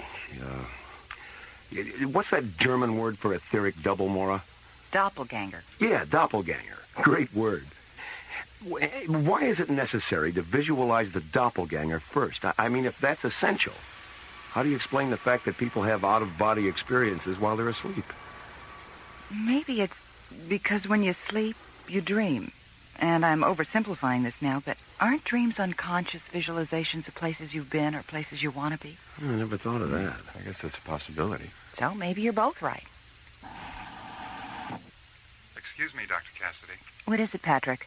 There's someone here from Barnum 5 to see Captain Griff.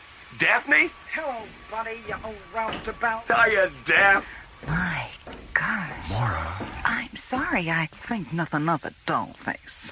Tattooed ladies are supposed to give you the shivers and make your eyes pop. That's what we get paid for. Daphne, this is Mora Cassidy, Starlab's research director. Glad to know you, Mora. Hello? And this is my good friend John Grayton. Put her there, Johnny. Any friend of Buddy's is a pal of mine. I've heard a lot about you, Daphne. Well, anything this beanpole told you about me, you gotta take with a grain of salt. Or maybe with a grain of pepper if you like your story spicy. Buddy, I didn't know that you knew any tattooed ladies. Why, hell's bells, Mara. Me and the kid have known each other for years. Why, when he was just a squirt, he used to spend half the summer following Otto's carnival around. How is Otto, anyway? Buddy, he couldn't be better. Going interplanetary was the smartest thing he ever did. Why, we got more attractions and menageries than you can shake a stick at. And Otto's got one whole shuttle stuffed with mattresses, just so he can store his money. Daphne, could I ask you a personal question? Far away, Johnny. Well, are you, tattooed all over? Oh, well, heck yes, sugar. I even got tattoos on the bottom of my feet. Want to see? Well, no. I mean, if you don't want to. Oh, no trouble at all, Johnny. Happy to oblige. Here, buddy. Help me off with these clodhoppers. Okay, here, give me your foot. Oh, there. What do you think of that? Fantastic. What's that there, Daphne? A white rabbit? A white rabbit, a Mad Hatter, a Queen of Hearts, twiddly-dee, twiddly-dum. Oh, heck, Mara, I got the whole story of Alice in Wonderland tattooed on the bottom of these babies. Daphne, did you have all these tattoos when you joined the circus? Nope. It was just my arms at first. Buddy here gave me the idea of getting tattooed from face to feet. He did? Yeah. The first summer he came around, he was reading this Ray Bradbury novel, The Illustrated Man. Well, I took a gander at the cover and decided then and there that anything an illustrated man had to say, an illustrated woman could say 10 times better. Oh.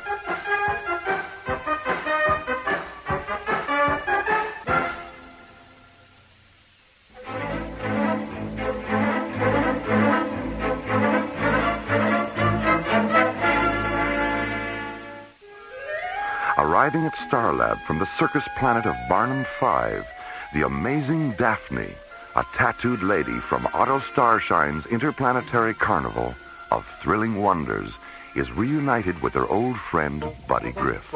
Buddy, I didn't know that you knew any tattooed ladies. Why, hell's bells, Mora. Me and the kid have known each other for years. Well, when he was just a squirt, he used to spend half the summer following Otto's carnival around. How is Otto, anyway? Buddy, he couldn't be better. Going interplanetary was the smartest thing he ever did. Why, we got more attractions and menageries than you can shake a stick at. And Otto's got one whole shuttle stuffed with mattresses, just so he can store his money. Half an hour later, Mora, John, Buddy, and the amazing Daphne enter Starlab's Visual Media Theater to view a videotape cassette Daphne has brought from Barnum 5.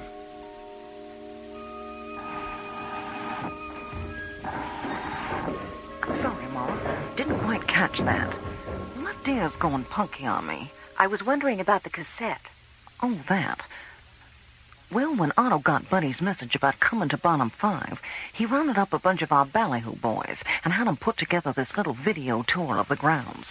Sort of a preview of coming attractions. Well, that was nice of him. Otto's always doing stuff like that, Mora.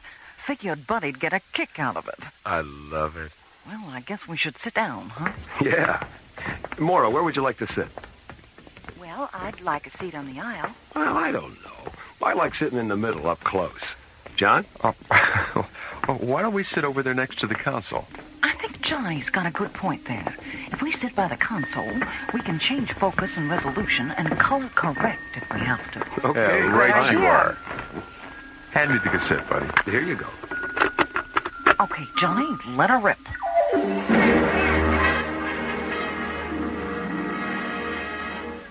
Ladies and gentlemen, presenting Otto Starshine Interplanetary Carnival of Thrilling Wonders.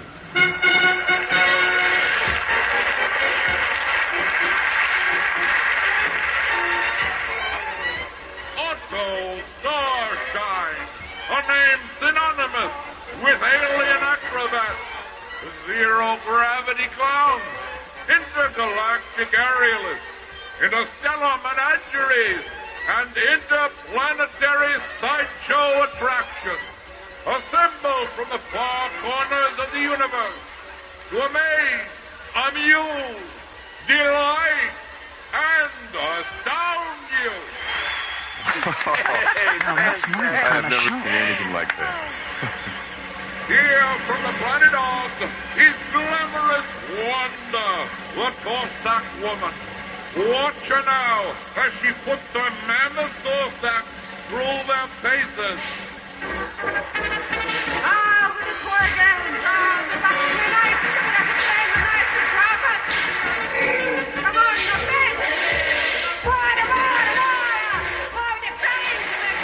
Did you believe that? She looks pretty mean to me. Good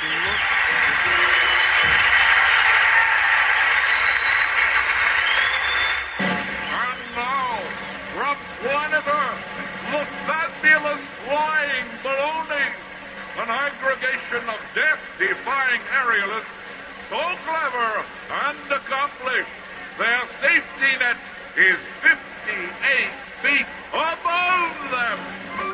He's got to be kidding. They fall up? And here from Otto Starshine's interstellar menagerie, a Lavinian confusion creature. Notice the tail at both ends, hence the name Confusion Creature.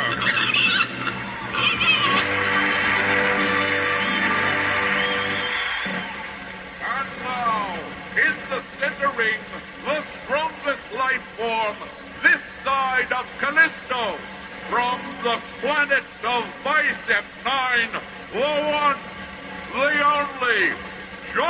Bravo the Magnificent!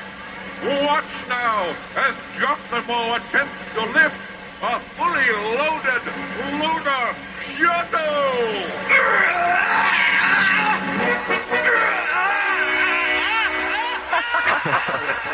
Great!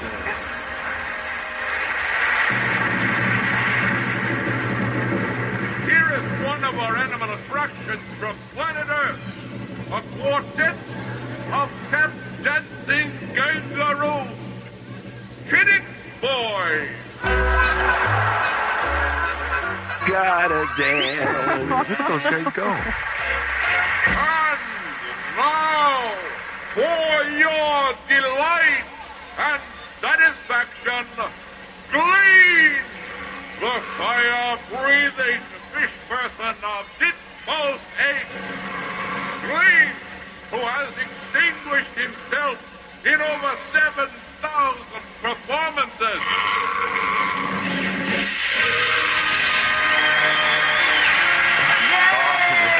Hey, terrific. I've never seen anything like it, I'll admit that.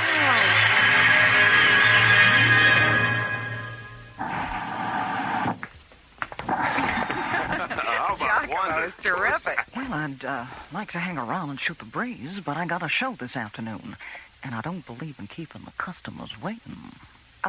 Daphne, before you go, would you mind coming down to the infirmary with me? The infirmary? How come? Well, you mentioned that your left ear was going a little punky. I think Dr. Rossiter should examine it. There might be something she can do. Gee, that's really swell of you, Mora. But I'll be all right. Hey, Mora's right, Daphne. It wouldn't hurt to have it checked out. Besides, I think you and Dr. Rossiter would really hit it off. Well, okay. Good. I'll talk to you before you go. If anybody wants me, I'll be in the library. Checking out a book? Nope. Checking out a librarian. See you later. So long, buddy. Come on, I'll go down to the infirmary with you. Maybe I can get Daphne to tell me some of her spicier stories. Glad to oblige, Johnny. A man who listens is a good man indeed. And these days, a good man is hard to find.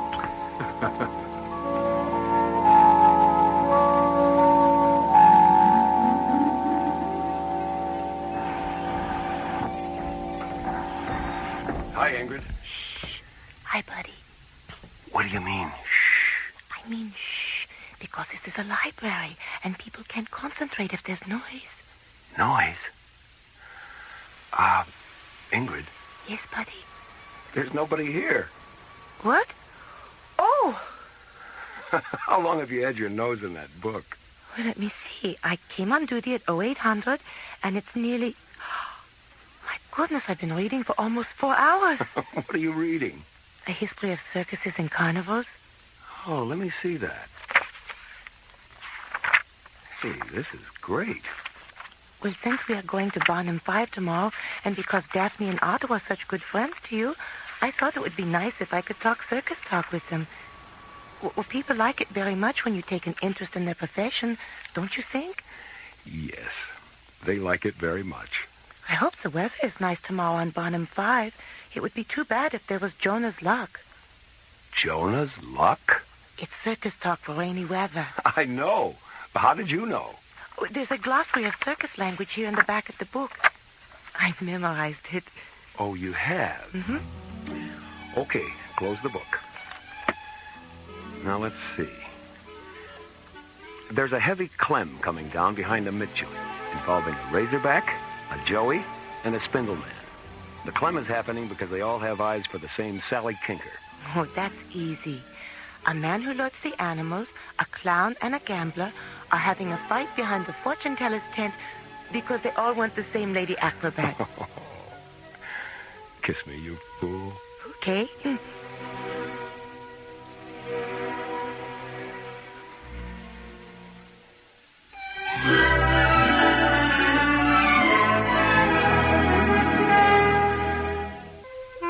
2 hours after her arrival at Starlab from the circus planet of Barnum 5, the amazing Daphne complains of a hearing loss in her left ear and is taken to the infirmary by Mora and John.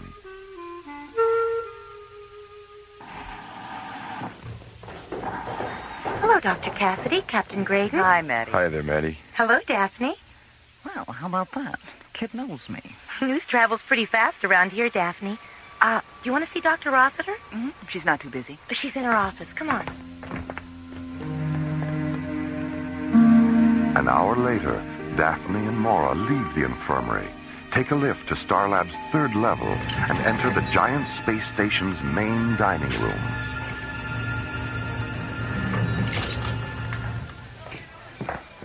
Hi, buddy. Hi, Mora. Daphne. Hi, honey. How'd it go? Well, it looks like I'm not going deaf after all. I got a cracked eardrum, but Diana gave me some medicine for it. Says if I use it twice a day for 2 weeks, the crack will heal up, and, hey, I'll be as good as new. Oh, good. Great. Oh, Daphne, this is Ingrid. She'll be coming to Barnum 5 with me tomorrow. Glad to know you, Ingrid. Hello, Daphne. Buddy's told me so much about you that it's nice to finally see you, in the flesh. Yeah, well, I'm happy to say there's a lot of flesh to see. Hey, where's John? He's still down in the infirmary. Is something wrong with him? Nothing a Sunday afternoon with Maddie won't cure. Yeah, well, I guess my spicy stories finally got to him. Will you have lunch with us, Daphne? I'd really love to, honey, but I gotta be getting back.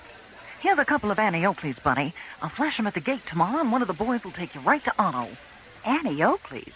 That's circus talk for free tickets. Oh, well, excuse me.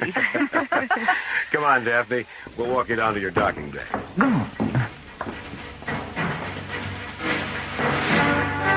At 0800 the next morning, Buddy and Ingrid enter Launch Bay 12 and board the bright yellow Marathon Alpha, one of Starlab's Magnum-class long-range shuttles. 15 minutes later, the Marathon Alpha rockets out of its launch bay, banks 40 degrees, and jets away toward Barnum 5.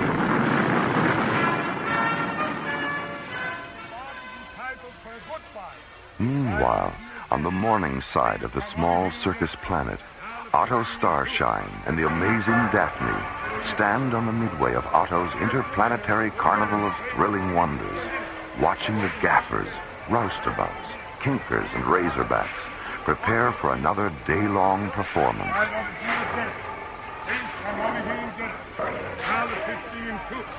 Well, there will be no Jonah's luck today, Daphne. The sky is beautiful. Yeah, it's gonna be a swell day, all right. Say, are we gonna head with what we talked about last night? The fourth ring? Yes, it's a wonderful idea, but it requires a good deal of preparation. So we had better take Buddy and Ingrid to Madame Disha the moment they arrive. Gotcha. No, Disha. Gotcha. Oh, by the way, what was all that commotion last night? One of Glamorous Wanda's mammoth toll sacks got loose and had all three of its trunks draped over the counter of Devo's Starflower stand. For a minute there, Devo thought it was going to sniff 'em right out of business. Did you speak to Wanda about it? I mentioned it to her this morning, but she was so busy making herself glamorous, I don't think she heard me. She never changes, does she? You know something, Otto? I hope she never does. She's tough girl just the way she is. Come, let's go see Madame Disha. Gotcha. No, Disha.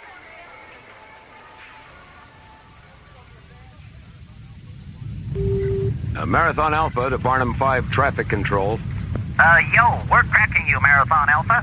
I need landing vector coordinates for Otto Starshine's Carnival of Thrilling Wonders.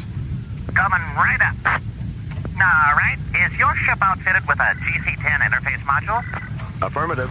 All right, terminate your onboard guidance system and open interface channel 105. We'll launch you from here. Roger. Okay, Marathon Alpha, we have you on ground control interlock. Have a good time. Thanks. Marathon Alpha out. Well, how do I look? Buddy, close your mouth. I didn't know you were changing your clothes back there. Oh, the way I look doesn't make you uncomfortable, does it? No. Little tiny skirts and little tiny tops don't make me uncomfortable. No. Yes, they do make me uncomfortable. Do you want me to change? No. I like being uncomfortable. Really, I do. I love it. Good. I think it's a perfect costume for a day at the circus. Circus? Oh, yeah, the circus. Oh, sure, it's perfect for a day at the circus. Or a night at the opera. Or a day at the races. 2 hours after leaving Starlab, the Marathon Alpha lands at the small spaceport near Otto Starshine's Carnival of Thrilling Wonders.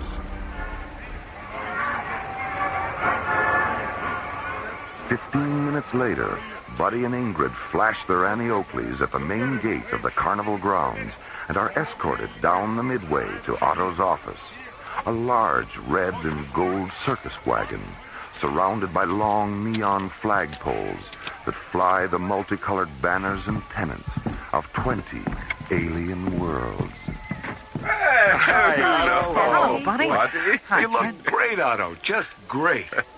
Well, it's been a long time, buddy. Too long. My advice is that you begin coming to my circus at least once a year, rather than once every decade. Will you promise me that? You've got it, Otto. That's a promise. And who is your charming companion? Oh, this is Ingrid Tassel. She's the librarian aboard Starlight. Well, I must say that the image of the librarian has changed considerably since I was a boy. It's a pleasure to meet you, my dear. Thank you, Otto. Well, what do you two think of the place so far? Oh, it's terrific. I can't get over it. Excellent. Glad to hear it, kids. Glad to hear it. But if you think what you've seen so far is terrific, prepare yourselves for lots more. 'Cause you ain't seen nothing yet.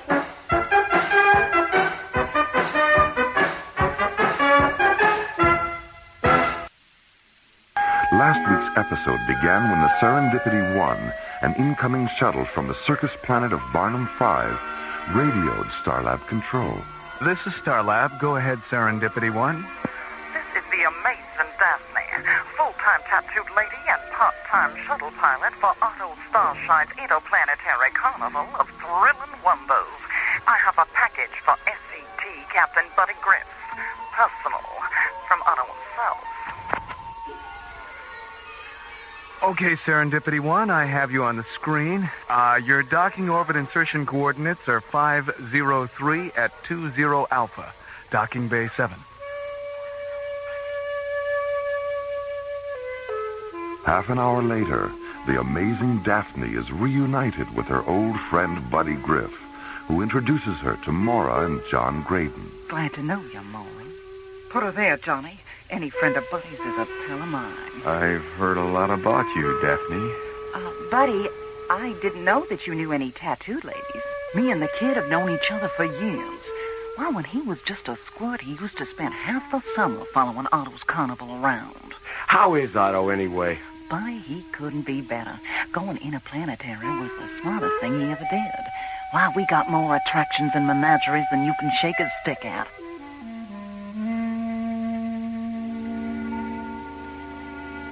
Three hours later, in the giant space station's main dining room, Buddy introduces the amazing Daphne to Starlab's librarian, Ingrid Tassel. Oh, Daphne, this is Ingrid. She'll be coming to Barnum 5 with me tomorrow. Glad to know you, Ingrid. Hello, Daphne. Buddy's told me so much about you that it's nice to finally see you, in the flesh. Yeah, well, I'm happy to say there's a lot of flesh to see.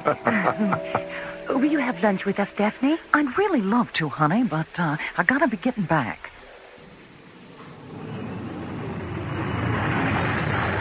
The next morning, as Buddy and Ingrid jet toward Barnum 5 aboard the Marathon Alpha, Otto Starshine and Daphne stand on the midway of Otto's interplanetary carnival, watching the gaffers, roustabouts, and kinkers prepare for another day-long performance. Say, are we going ahead with what we talked about last night? The fourth ring? Yes, it's a wonderful idea, but it requires a good deal of preparation. So we had better take Buddy and Ingrid to Madame Disha the moment they arrive. Gotcha. No, Disha. Gotcha.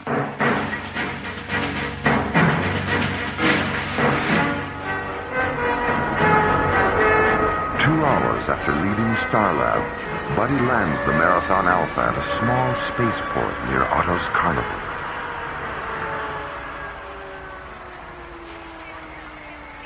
"15 minutes later, Buddy and Ingrid are escorted down the midway to Otto's office, a large red and gold circus wagon surrounded by neon flagpoles that fly the multicolored banners and pennants of 20 alien worlds. Hi, Otto. Hello, Buddy. Buddy. You look great, Otto. Just great. Well, it's been a long time, Buddy. Too long. Well, what do you two think of the place so far? Oh, it's terrific. I can't get over it. Excellent. Glad to hear it, kids. Glad to hear it. But if you think what you've seen so far is terrific, prepare yourselves for lots more, 'cause you ain't seen nothing yet. And now, the conclusion of the Madonnas of Zanzibar Alpha on Alien Worlds.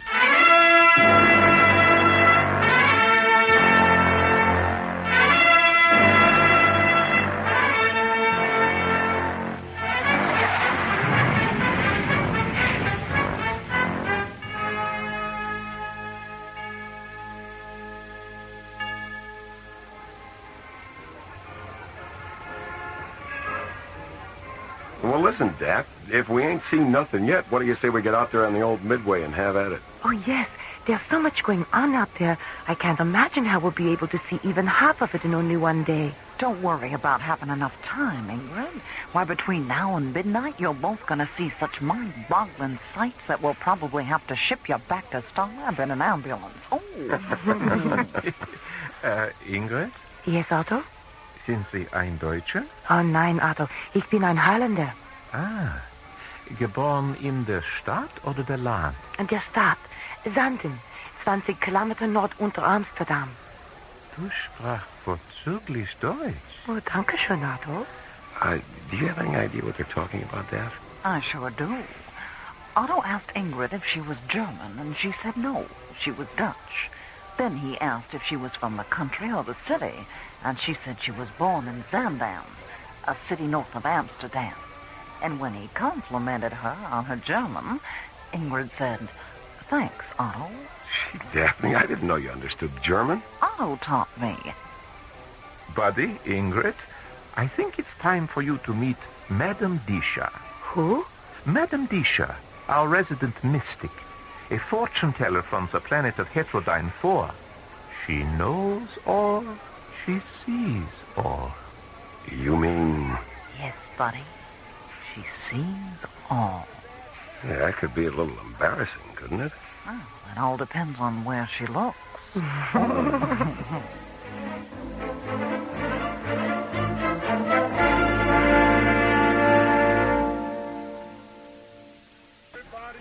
Arriving at the circus planet of Barnum 5, Buddy and Ingrid are escorted through the main gate of Otto Starshine's interplanetary carnival of thrilling wonders and taken to Otto's office, a large red and gold circus wagon.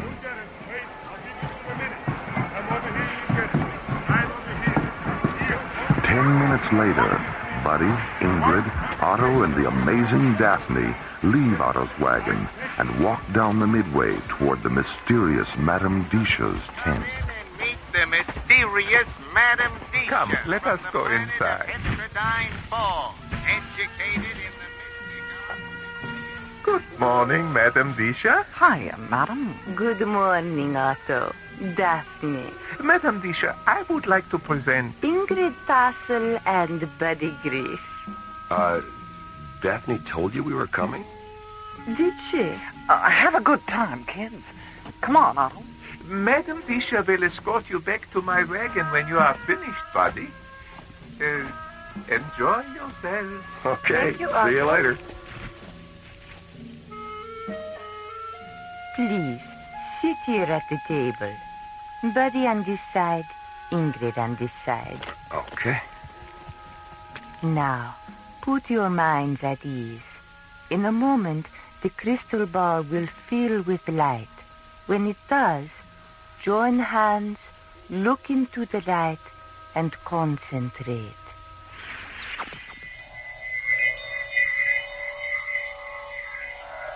Oh, Buddy, look, it's beautiful. What do you see, my dear? A sky, a lovely red sky, filled with clouds, white and blue clouds.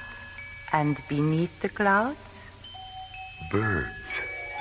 Hundreds of golden birds drifting on the wind. And beneath the birds, a valley filled with all the colors of autumn.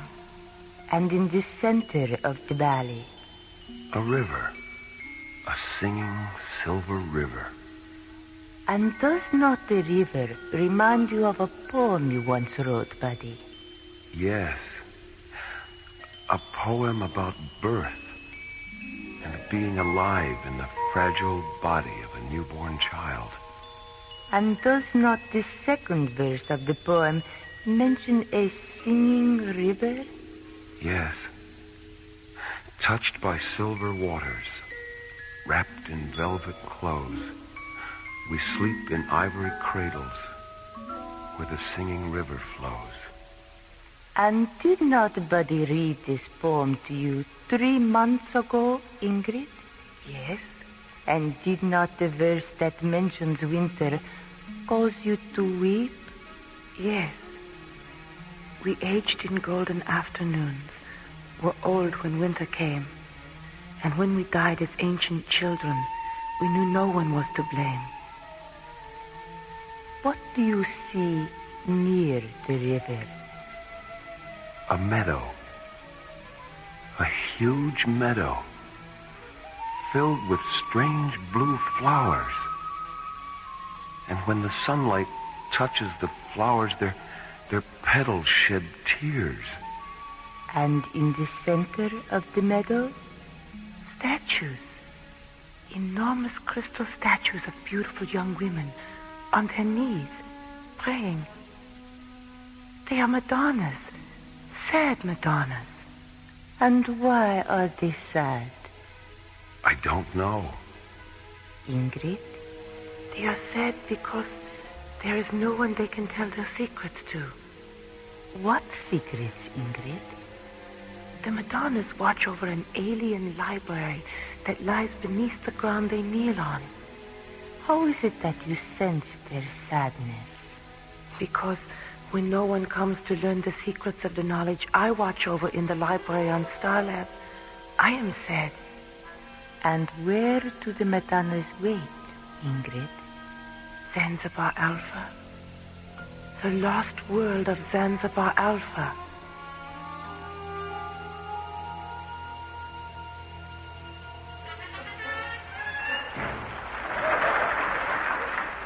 And so, another performance of Otto Starshine's Interplanetary Carnival comes to a close. And the next time your friends ask you where they can have the time of their lives, say this: from the sands of Mars to the distant stars, there's no greater show in the universe or anywhere else than Otto Starshine's Interplanetary Carnival of Thrilling Wonders. Thank you, and good night.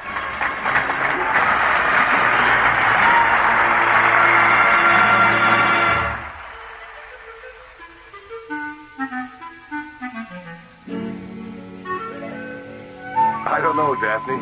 I think it's a toss-up between Madame Disha's hallucinatory crystal ball and glamorous Wanda's mammoth torsax. And what about you, Ingrid?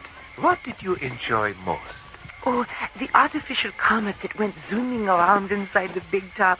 I thought it was wonderful when it exploded and all the clowns came floating down inside a fire hoop.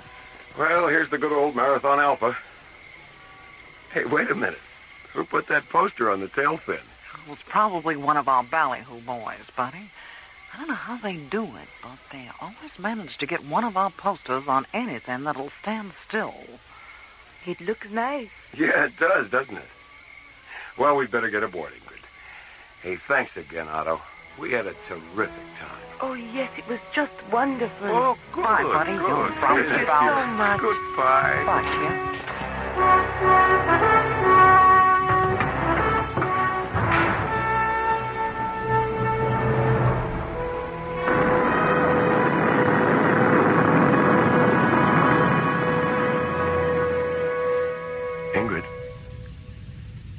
Ingrid, wake up. What? Oh, buddy. Are we home? No, Ingrid, we're not home. I don't know where we are. What? Doesn't the onboard computer know where we are? It does, but I don't. The computer's feeding a star matrix to the navigational display. But I don't recognize any of the proximity coordinates. Buddy, there's a planet out there. I know. We drifted into its gravitational field just before you woke up. We're lost, Ingrid.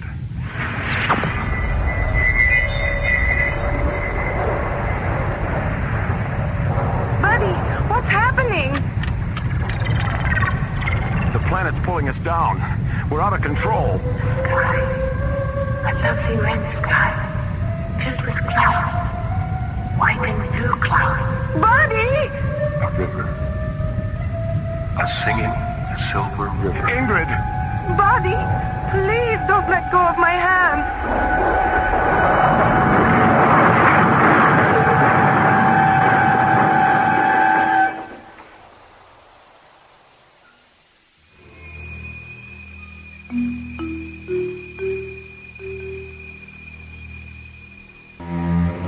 2 hours after leaving Barnum 5, the Marathon Alpha mysteriously drifts off course and becomes trapped in the gravitational field of an alien planet whose surface is obscured by white and blue clouds.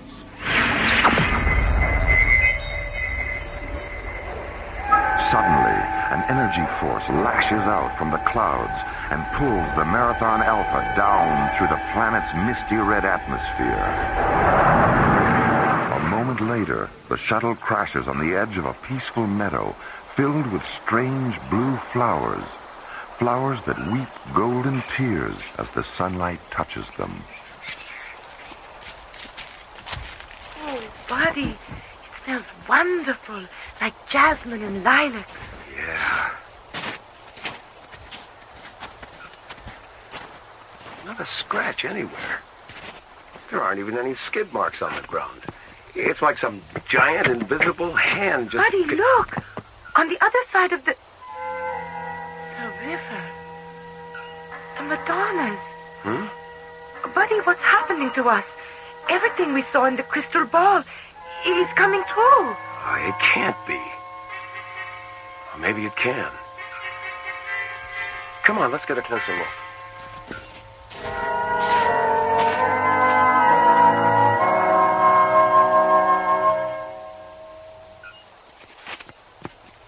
Hey, Ingrid, look at this outline on the knee of the statue. There's some kind of door here.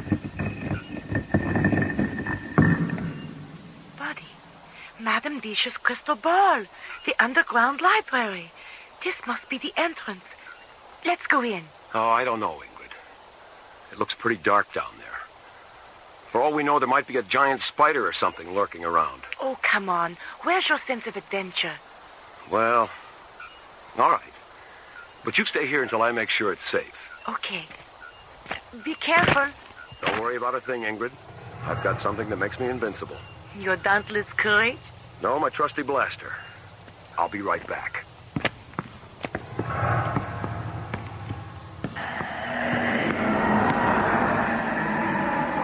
Yikes! Good grief!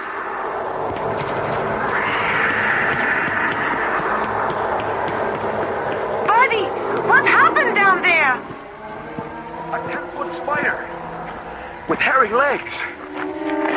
I don't get it. You mention a big hairy spider, and there it is. Is it dead? Yeah. I want to see it. Ingrid. I want to see it, Buddy. All right.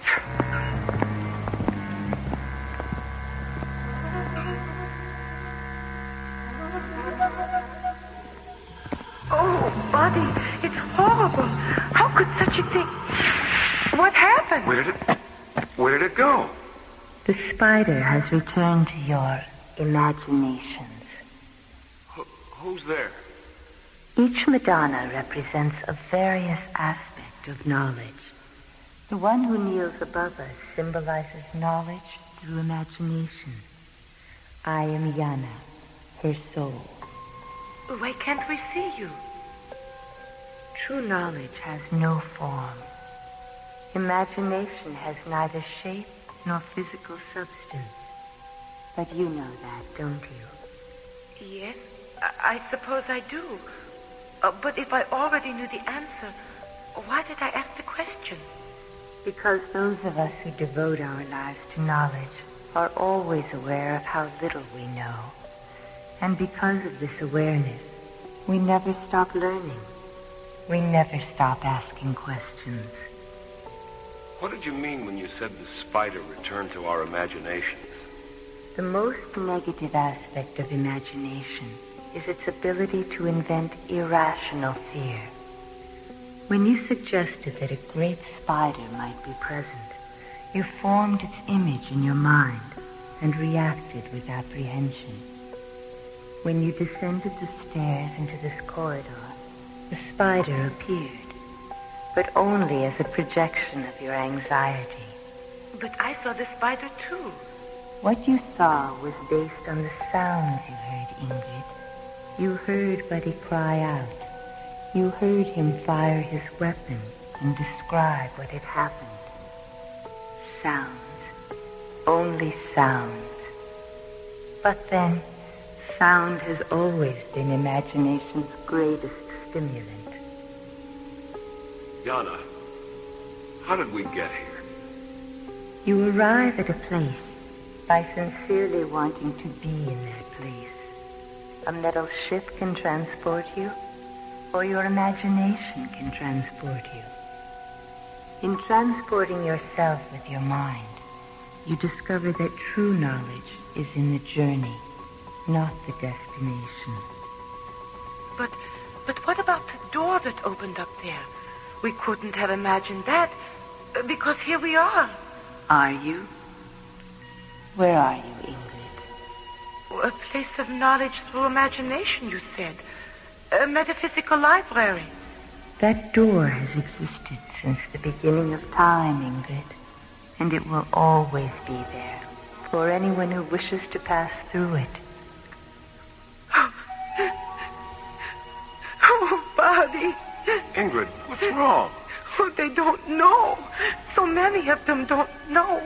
The door, it leads to eternal summer. Yana? I have to leave you now, because this part of the journey is ending. Love each other as much as you love me. Yana?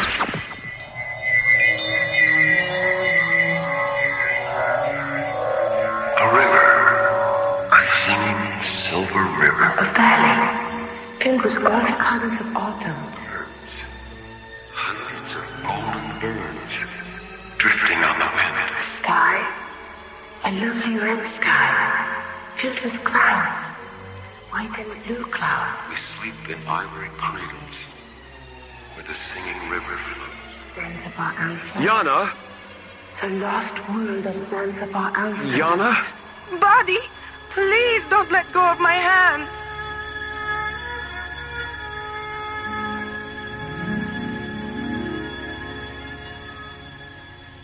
Buddy?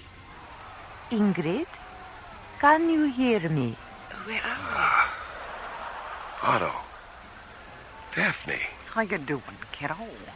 Ingrid, are you all right? What happened? How can we still be here? We crashed on Zanzibar Alpha. We saw the Madonnas. We talked to Yana.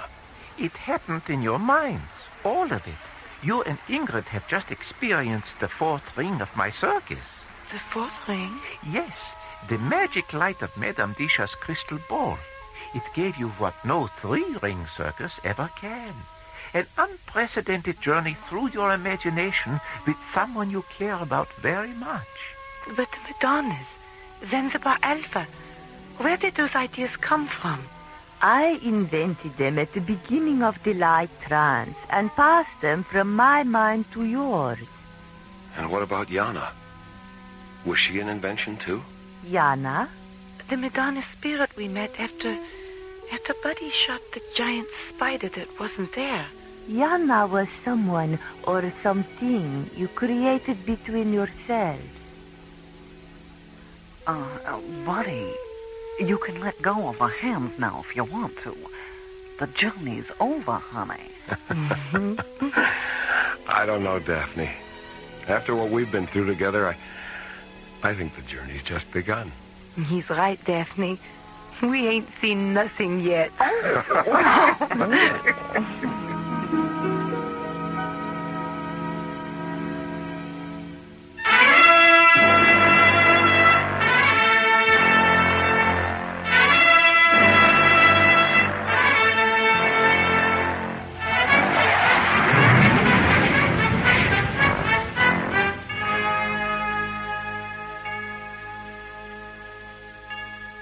The Madonnas of Zanzibar Alpha was written by Ron Thompson and starred Chuck Olson, Marilyn Schreffler, Linda Gary, Byron Kane, Christina Holland, and Ron Feinberg.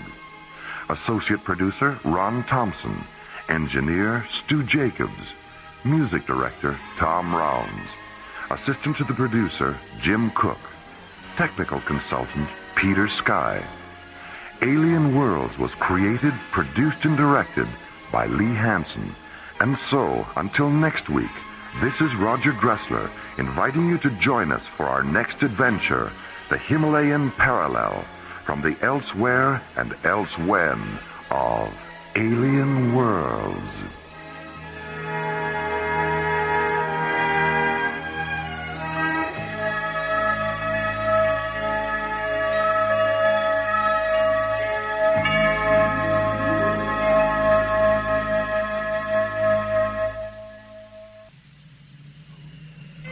Slowly orbiting at the edge of deep space, 1,000 kilometers beyond 21st century Earth, is the Arthur C. Clarke Astronomical Observatory, Starlab. Here, Starlab Research Director Dr. Mora Cassidy and scientists and technicians of the International Space Authority watch over the countless star systems that fill the universe. This week, a fugitive from a dead planet draws Starlab into the final battle of an interplanetary war of destruction and deceit, forcing Dr. Cassidy and the ISA to confront a question of conscience on Alien Worlds.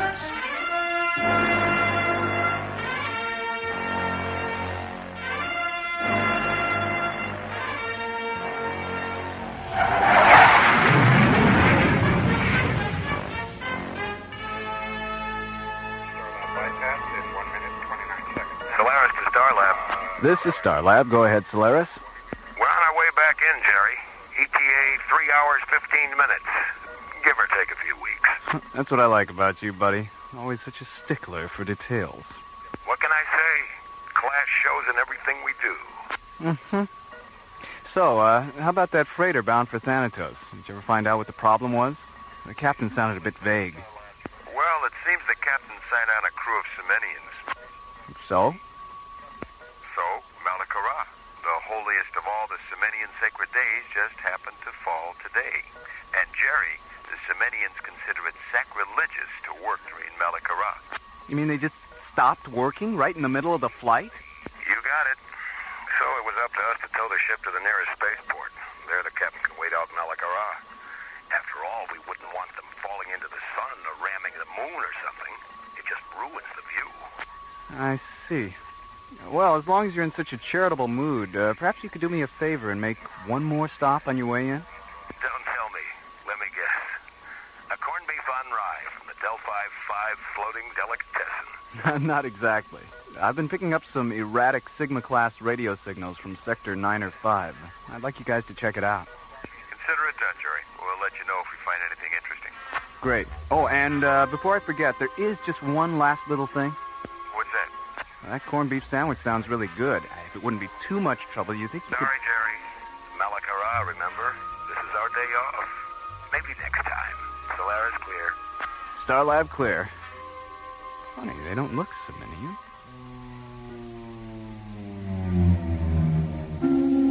One hour later, the Solaris comes to a stop, 500 yards from a small, needle-shaped craft hanging motionless against the star-shot curtain of deep space.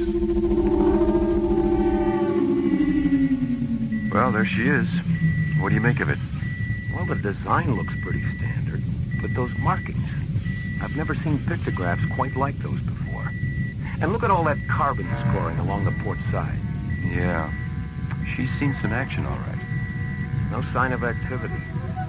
Think it's a derelict? What about the distress signal? It might be automatic. Better run a tomography scan. Right. No good, Skip. She's shielded. Scanners just can't penetrate the hull.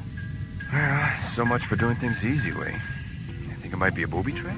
Now, who'd want to rig a trap just to get little old us? Well, that depends. How many people do you know? You have a point there. Well, I guess our only choice is to shoot across a magnetic grappler, bring her back to Starlab for a once-over. Okay, let's do it. Better run grappler at maximum range, just to be safe. And if it is a trap? It's been real nice working with you, buddy. I was afraid you were going to say that.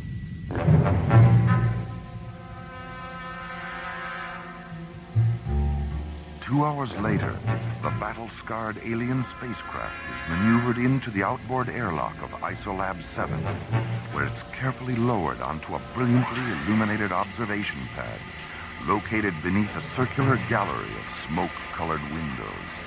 Well, there it is, Phil. Your very first encounter with a genuine UFO. What do you think? It's different. The Academy certainly doesn't prepare you for anything quite like this. That's why you're here, remember? You mean this isn't a transport bound for the Passion Planet? I never should have taken that left turn at St. Louis. Oh, well. So, what's next? Well, to start with, we've got to make a spectrographic analysis of the metals in the ship's hull. This will give us a picture of what materials make up its exterior and a rough idea about the kind of planet it came from. Mora, look! It's opening! I see it. Seal the Isolab airlocks. Something's coming out at the base of the ship. There, do you see it? My God. Medical team alert. Get a bioexamination chamber down to Isolab 7 as fast as you can. I've never seen anything like it before. A large reptilian alien rises to its feet, its scaled turquoise skin glimmering against the dull gray of the spacecraft. It stands holding a 3-clawed hand against the bright viewing lights, and then falls.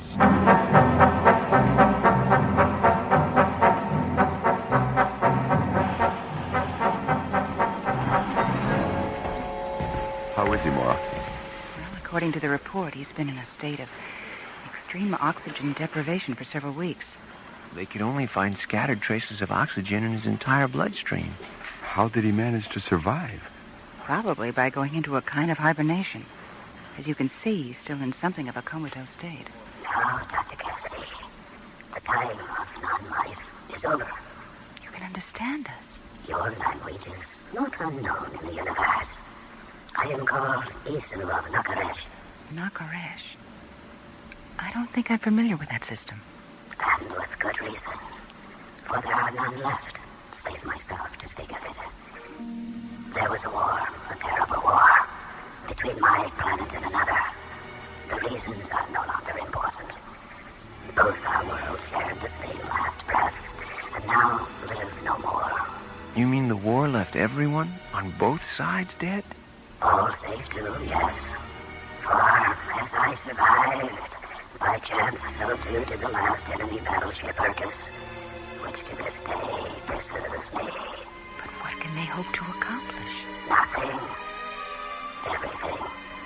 It does not matter. Theirs is an unreasoning and irrational hate for my people that will not let them rest until the very last member of my race has been totally and utterly exterminated. Mora, Right here, Jerry. Go ahead. I'm picking up a ship 5 kilometers out. I think you better take a look at it. It's big. Real big. We're on our way. And so it begins again. Can you not feel them? I can. I can sense their presence. Yes, it is them. The enemy. They have found me at last.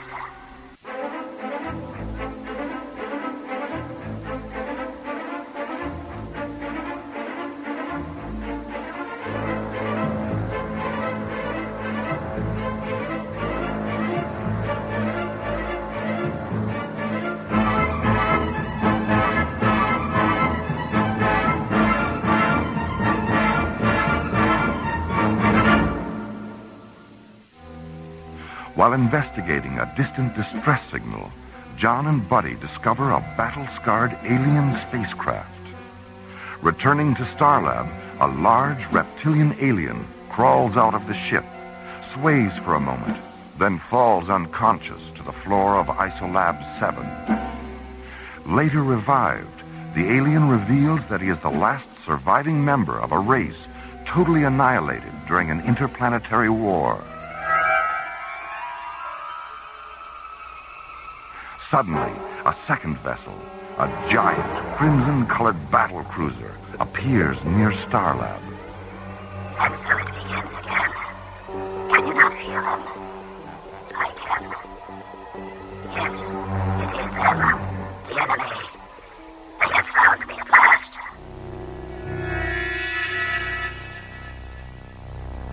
Meanwhile, an envoy from the battle cruiser arrives in Starlab Docking Bay 9 to discuss the fate of the alien creature.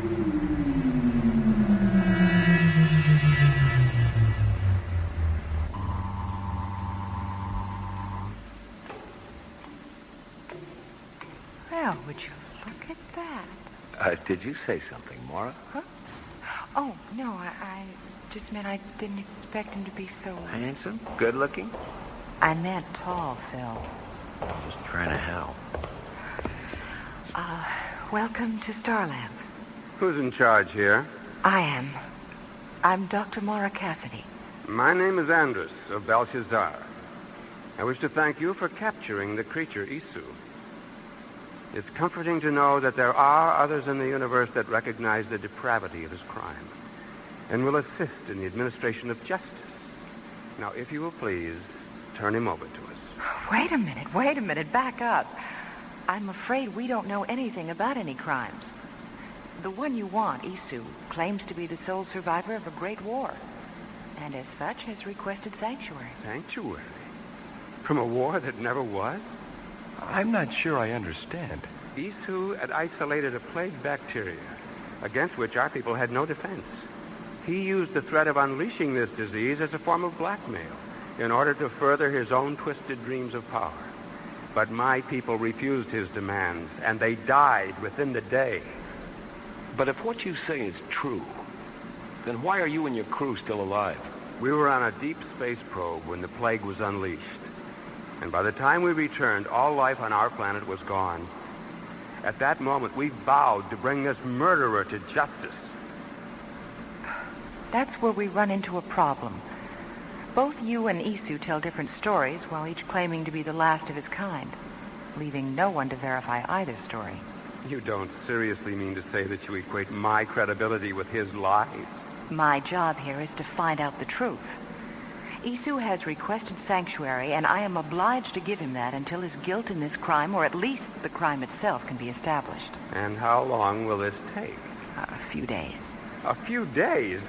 That's impossible. Well, I'm sorry, but we do have certain procedures for dealing with this sort of thing. We are not interested in your procedures. Every moment that he lives further increases his chances of escaping us. My response to your suggestion is simple. You have 5 of your hours in which to turn him over to us. That sounds a little like a threat. It's a very disagreeable term. Let us instead call it a strongly voiced suggestion. Oh, but you can't expect us. I repeat, 5 hours. This discussion is concluded.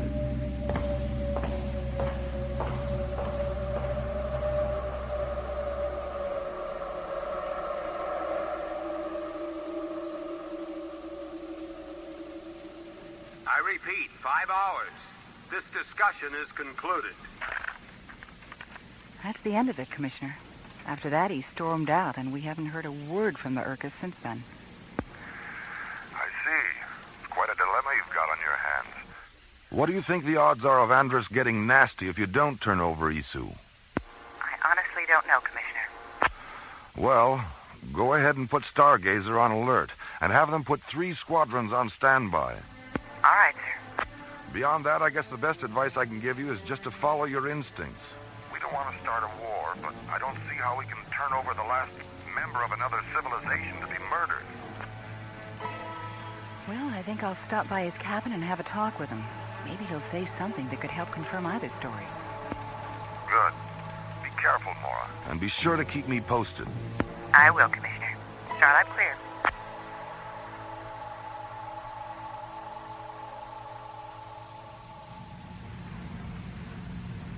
How long, Andrus? How long until Isu is ours? Soon, Meshach. Soon. We've come too far and searched too long to let him slip away. But how can you be certain they'll release him? They're a reasonably intelligent race.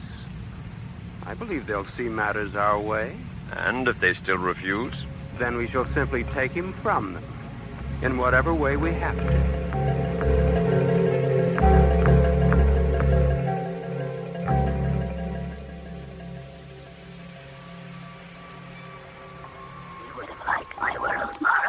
What was it like, Isu? Oh, it was beautiful. Crystalline flowers that reflected the emerald sunlight into 1,000 dazzling patterns. Cool, quiet forests. And sleek silver birds with soft golden eyes. Then the war began. My task was to seed the space between our two planets with antimatter modules which would detonate whenever an enemy cruiser approached.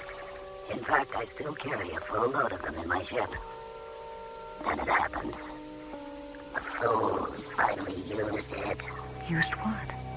My people and the Belshazzarians both possessed radiation weapons of incredible force, capable of wiping out an entire planet. We thought that neither would dare use it. But the Belshazzarians did, and we retaliated, and that was the last day. The emerald sky turned red, then black. The ground trembled, and the crystal flowers shattered into 1,000,000 splitters. Birds fell lifeless from the sky, their golden eyes empty. I then realized that even though my world had died, if something from it could survive, myself, a bird, or even a simple flower, perhaps my world could continue.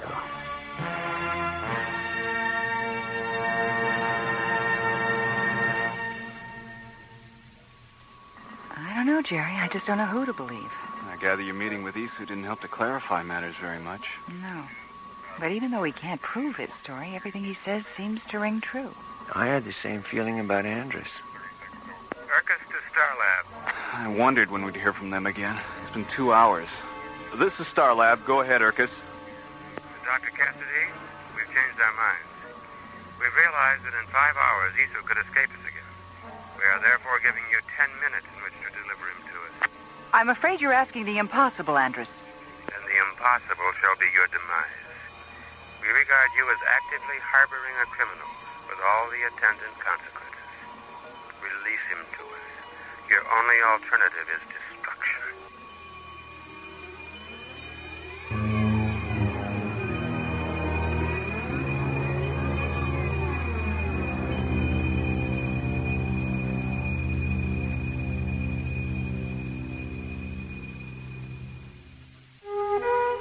Following the rescue of the reptilian alien Isu, who claims to be the sole survivor of an interplanetary holocaust, Andrus, Isu's pursuer, contacts Starlab. You have 10 minutes to turn Isu over to us. Your only alternative is destruction.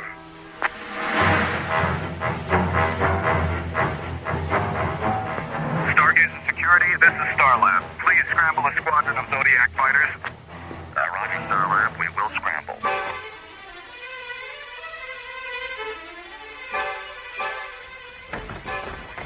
All interceptors, this is a priority 1 alert. Scramble all Stargazer fighters immediately.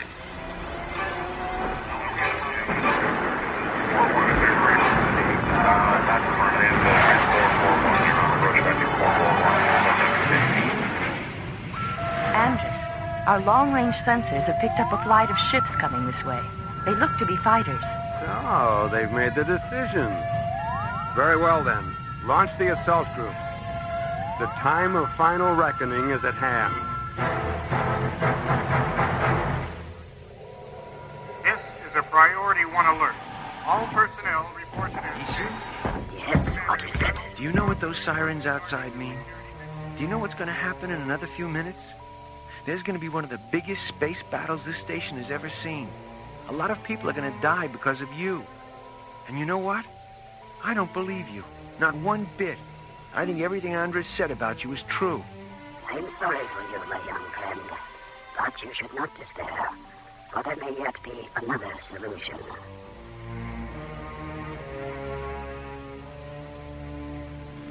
Meanwhile, 10 kilometers beyond Starlab, ISA Zodiac Squadrons 1, 3, and 6 rocket into battle against 5 flights of Belshazzarian fighters.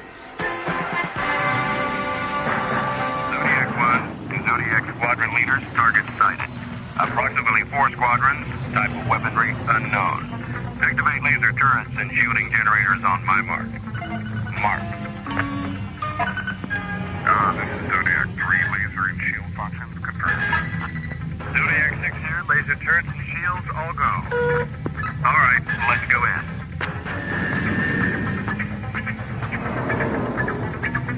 Here they come.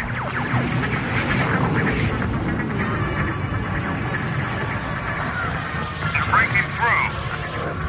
Full formation. Zodiac 6 takes the point. Roger. Zodiac leader, there's one on your tail. Hang on, I've got him.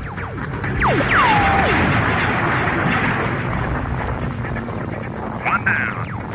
Get him later, Zodiac 6. Zodiac 6, do you copy? They got him. All right, Delta Wing formation. Let's make another pass.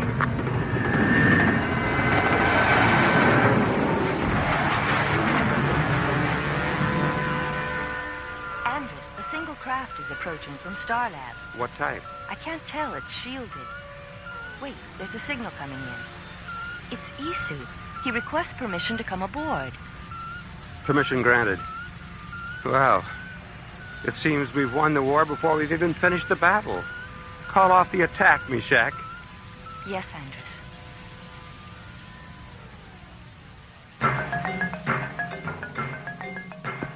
Zodiac leader to Starlab. Go ahead, Zodiac leader. Something funny's going on. They're pulling back and breaking off the attack. Hold your position, Zodiac leader, and stand by. Roger. Wait a minute. There's another ship heading toward Urkus. It's not one of ours, and it doesn't look like one of theirs. 1 second, Zodiac leader. I'm putting it on the screen now. Oh, no. Isu. Dr. Cassidy, can you hear me? Yes, Isu, I hear you. What are you doing? Too many have died, Mora. And for me, it is the end of the running. And perhaps the beginning of peace. In the years to come, watch for silent silver birds in flight. And think of me. Silver birds. Starlab to Zodiac leader. Get those ships out of there fast. Roger, Starlab. Mora, what's happening? My God, Jerry, I know what he's planning to do. Remember me, Dr. Cassidy. Remember me. The Urkus! It's gone up like a Roman candle. Or like someone set off a shipload full of antimatter modules inside of it.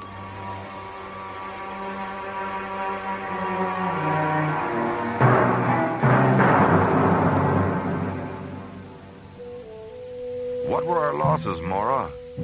3 Zodiac interceptors. And the Urkus? No survivors. It's too bad. It seems now we'll never know who was really telling the truth. If Isu was lying, this could have been his final, ultimate act of destruction.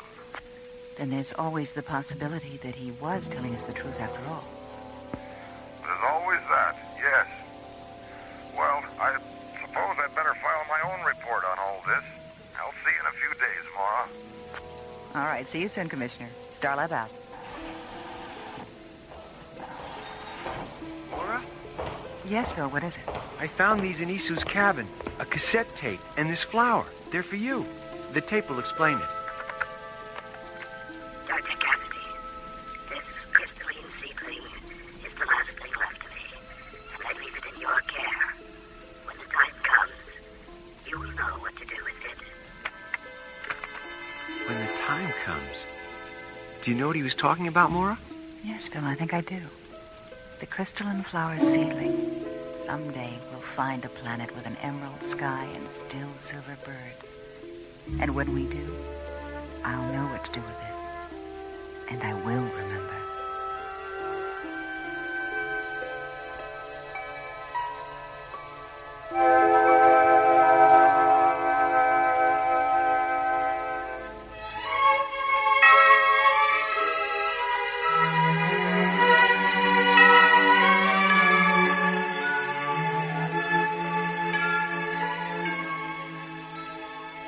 A Question of Conscience was written by J. Michael Straczynski and starred Linda Gary, Chuck Olson, Bruce Philip Miller, and Corey Burton, with special guest stars Dawes Butler as Andros, Joe Young as Isu, Michael Bell as Phil, and Tina Holland as Meshach. Associate producer Ron Thompson. Music director Tom Rounds. Engineer Stu Jacobs. Assistant to the producer Jim Cook. Technical consultant Peter Sky. Alien Worlds was created, produced, and directed by Lee Hansen. And so until next week, this is Roger Dressler, inviting you to join us for our next adventure from the elsewhere and elsewhen of Alien Worlds.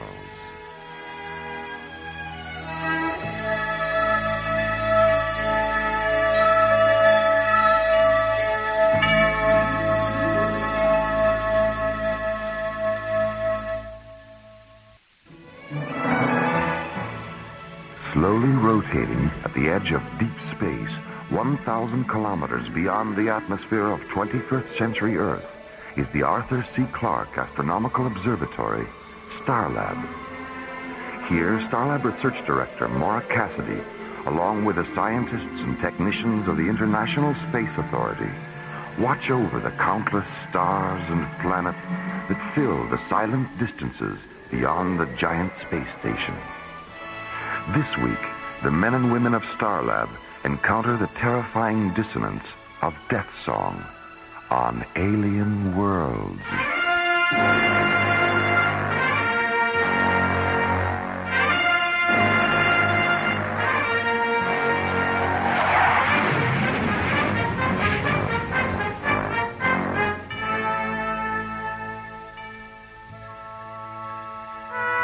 After spending 5 days at the Sealab 7 underwater research station in the South Pacific, ISA Commissioner White arrives at Starlab aboard Earth Shuttle 1.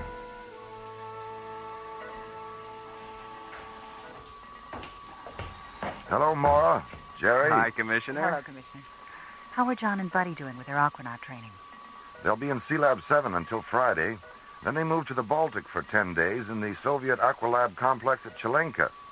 They like being underwater so much, you'll probably have to keep them in your aquarium when they get back. Figures. Starlab, can you hear me? This is Starlab. Please identify yourself. We are Zeta and Lizzie, two Optimon physicians from the planet Aragon. Please give us sanctuary. What's your situation? We are being pursued by a hostile renegade spacecraft, which has already damaged our ship. If you don't give us sanctuary, the renegade will destroy us. Get a visual scan on them, Jerry. Right. There it is. My God, it's enormous. Starlab, this is Whitney again. Did you understand our last transmission? Be careful, Jerry. That ship doesn't look damaged to me. Withy, we have your spacecraft on visual as a large corrugated black disk with red, yellow, and green markings. And we see no sign of damage. That's not us, Starlab. That's the renegade. Our ship is bell-shaped and silver. There it is. Lower left-hand corner of the screen. It's so small. No wonder we didn't see it. Magnify it, Jerry. Jeez, look at that. The hull's full of cracks all the way down to the tail fins. Open the emergency docking bay, Jerry. Right. Withy, guide your ship toward the docking bay that's surrounded with flashing red lights, and we'll take you aboard. Thank you, Starlab. Thank you. Starlab, you will soon Who are you? Identify yourself. I am Helon, Willie and Zena's pursuer. Is it true that you intend to kill them? Of course it's true. But why? What have they done? It isn't a question of what they've done, Starlab. It's what they haven't done.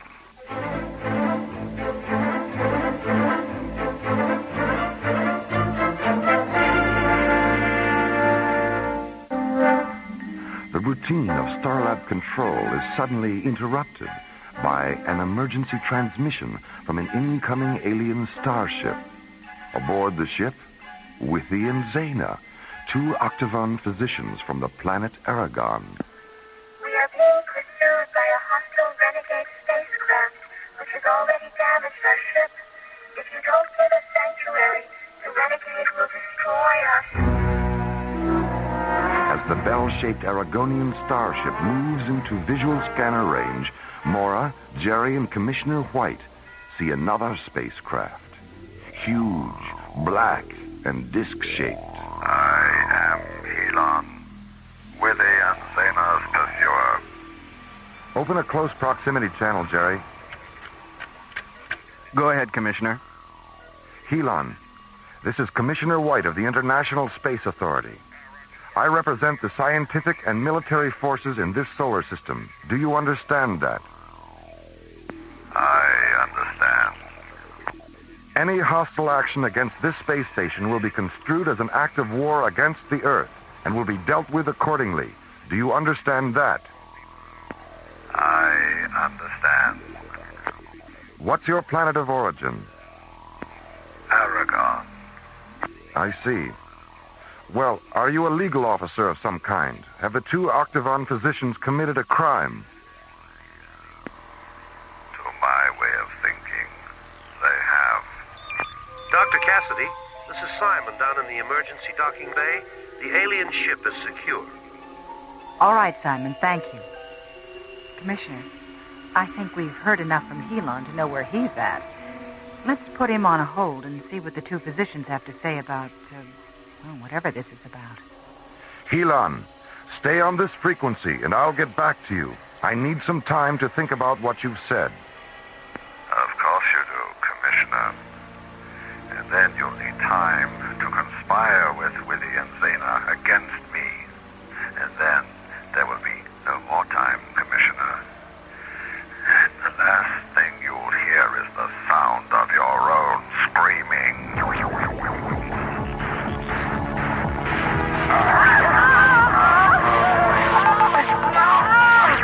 Surrender the 2 physicians within the hour, or I'll unleash a symphony of such terrible power that your star lab will shatter like delicate crystal.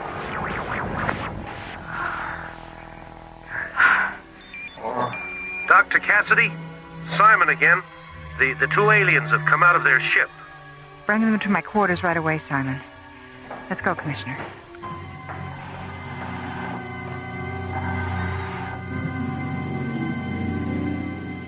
I don't know, Mora. Except for Stygos and the Teralo, we've never had to deal with this kind of hostile alien power before.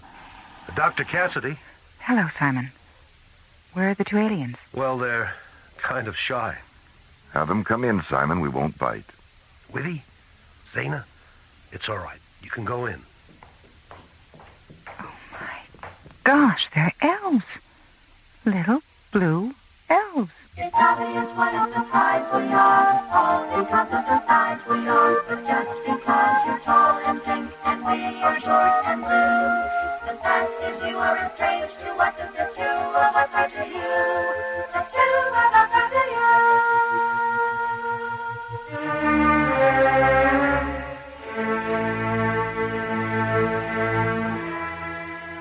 2 kilometers beyond Starlab, Helon enters the audiogenic spectrum chamber of his slowly orbiting ship. He touches a bright red jewel near the entryway. The gleaming black metal floor slides open. Then something begins to rise up out of the opening. Something massive and angular and dark. a nightmare construct of polyphonic drone generators and ultrasonic inverters, thick spiraling amplifier coils, and blood-red keyboards.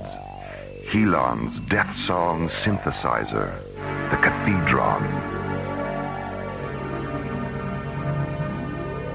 My beautiful Cathedron, my phantom self, my soul. Soon we will hear their voices dying amid the music of an unexpected destiny.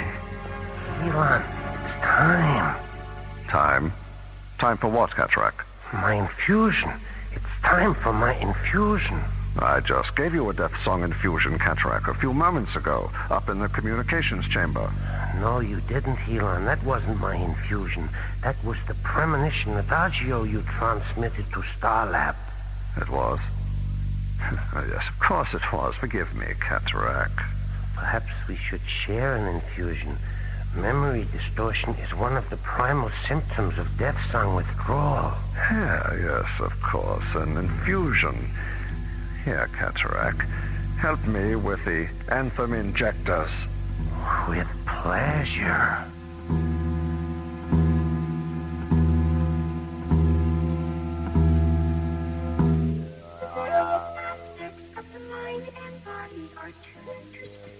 Vibrational frequencies, Mora.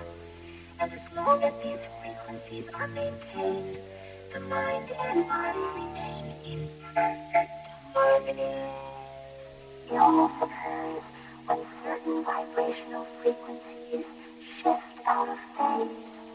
When that happens, we use these octavons to reharmonize the retrograde frequencies. This restores the mind and body to their proper balance. We don't treat the disease that has no body. We treat the body that has the disease. I wish Dr. Rossiter were back from Kronos. She'd love this. Zaina, you said that Helon was once an Octagon physician. What changed him? There was a thermal accident at one of our laboratory outposts. Helon was sent to treat the injured. His sky machine malfunctioned and crashed in an ice forest on the edge of Aragon's polar frontier. He succumbed to the lethal temperature and fell into a pre-death trance. Before the trance paralyzed him, he set the infusion level on his octagon at maximum. But as a result of being subjected to maximum infusion for 2 days, the frequencies of Helon's mind and body became terribly distorted. When the rescue expedition reached him, he was in a state of total vibrational mutation. We attempted to reharmonize him at the Octagon Laboratory, but we were too late. He was completely addicted to his hyper-vibrational condition. One night, he forced his way into the Octagon vault and took all but 2 of the instruments.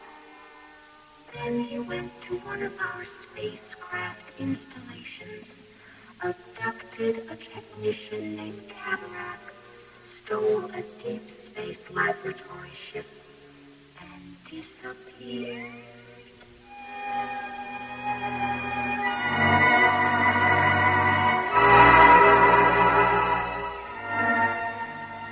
Helon, when Witty and Zaina are dead and their octavons are interfaced with the Cathedron, where will we go? What will we do? We will wander from galaxy to galaxy, exploding the stars with death song. I see crescendos of light and sound will sweep to the far corners of the universe. Death song. Bright comets will swirl and dance against the fiery coronas of eclipsing suns. Death song. Planets will vanish in screaming disintegration. Death songs raging through the silence, transforming into deafening articulations of infinite majesty. Death song. Death song. Death song.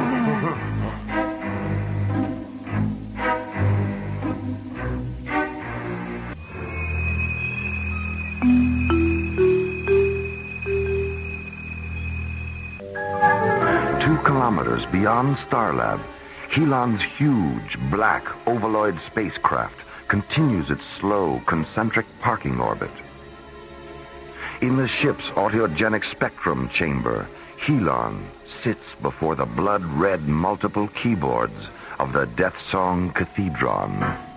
Heterak, go into the communications chamber, contact Commissioner White, and say this. My ship will orbit 6 more times. If at the beginning of the 7th orbit, Withy and Zana have not surrendered, Death Song will take the lives of every multi-vibrational organism aboard Starlab. Yes, Helon.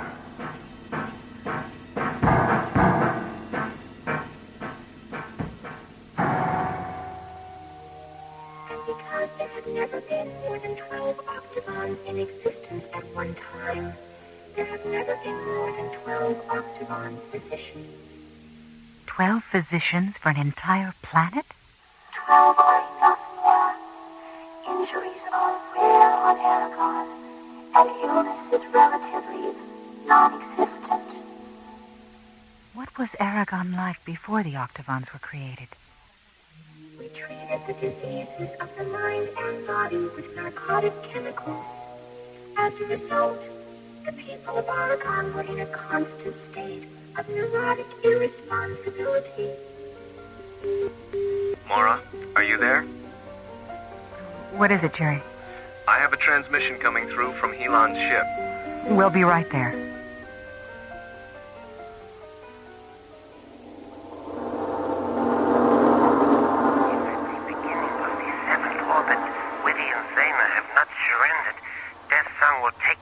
Of every multi-vibrational organism aboard Starlab. 6 orbits. How much time does that give us, Jerry? Less than 8 minutes. Zana, suppose you and Withy give Helon your octavons. What then? He will interface them with the 10 he already has. And his cathedron will become a weapon of irresistible power. So here we are with a 250-megawatt solar reactor and no way to use it against Helon. No weapon system, no communications, no shielding generators.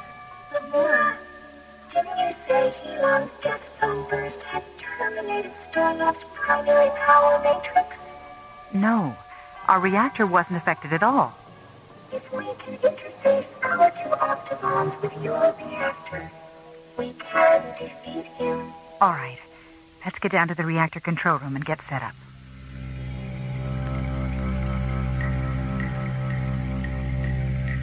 How much time do we have, Jerry? 1 minute, 30 seconds. Helon just started his 5th orbit. Withy, what effect will this have on Helon? He will die. Die? But you said you wanted to help him. Taking his life is the only way that we can recall him to life, Mora. Our octagons will terminate him and then infuse him with the frequencies of his earlier life. How will you know if you've been successful? His voice, Commissioner. You will hear it in his voice. Harmonize the octagons, Zana, and tune for maximum pulse inflection. Harmony achieved. Engage the primary and ancillary subarticulations.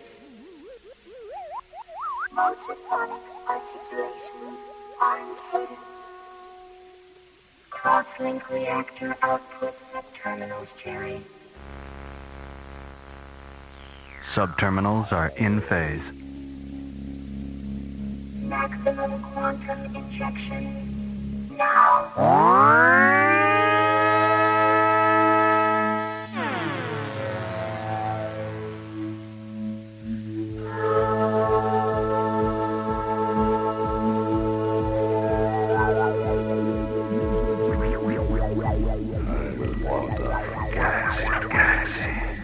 Exploding the stars with death song.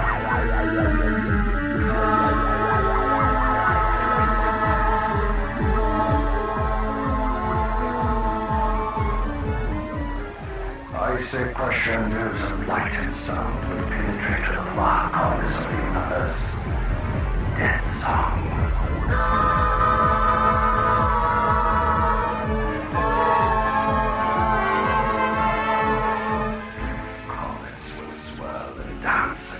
By the coronas of eclipsing suns.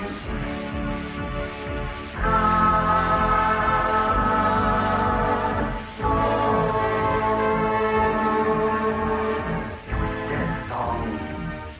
Death song. Death song.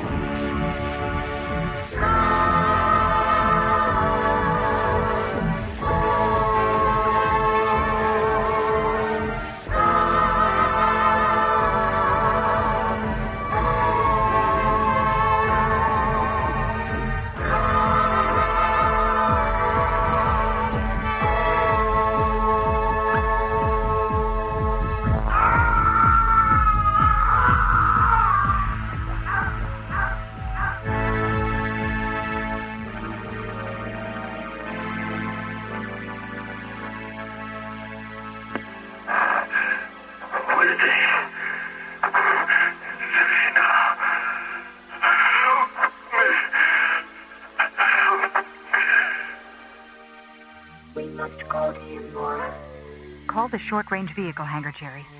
Tell them to get a shuttle ready. Elon. Cataract, my friend, forgive me. Please forgive me.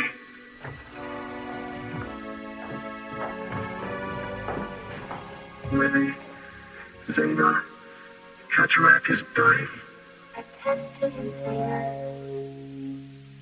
Don't try to stand, Elon. Lie still. Rest. Cataract will live with you. But we must reharmonize him quickly. Is there anything we can do, Zena? Go to the shuttle and get our octagons. Come on, Mora. I'll give you a hand. Winnie, Zena, thank you for calling me from the darkness. We are your brothers, Elon. We are your friends.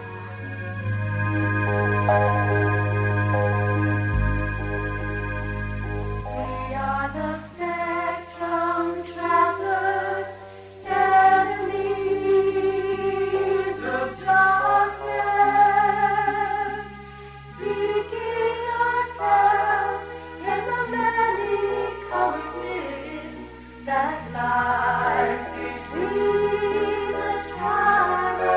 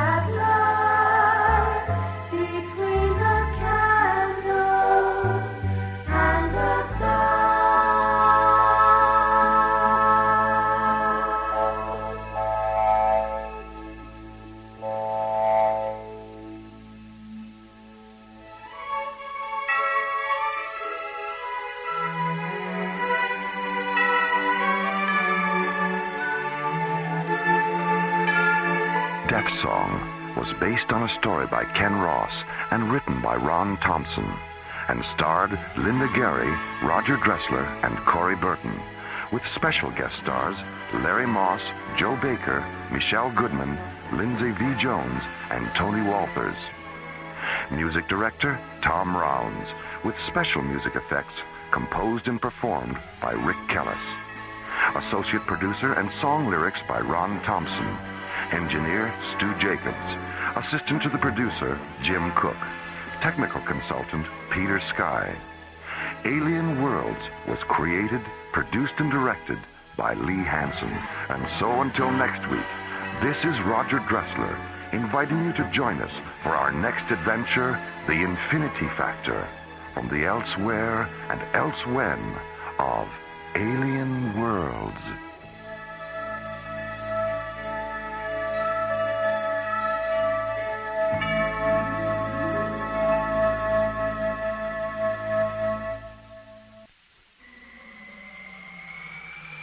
Slowly rotating at the edge of deep space, 1,000 kilometers beyond the atmosphere of 21st century Earth, is the Arthur C. Clarke Astronomical Observatory Starlab.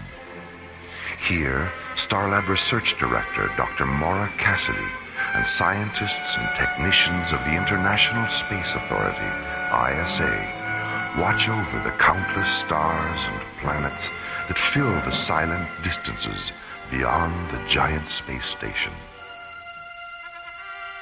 It is November 3rd, 2028, as this week's episode, The Kilohertz War, reminds us how suddenly and mysteriously one man's science fiction can become another man's science fact on the threshold of Alien Worlds.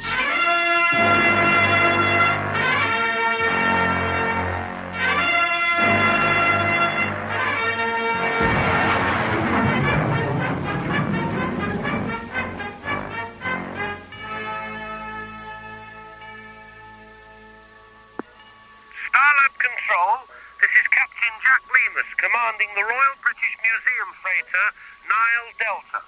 Registry number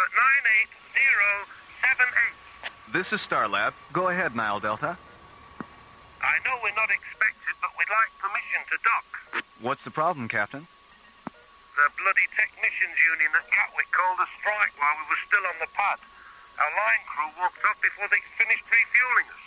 We'd like to top off our liquid oxygen tanks. Another strike at Gatwick. Third time this year, isn't it? It's the fair. How about it, mate? Can you spare a drop or two of the old LOX?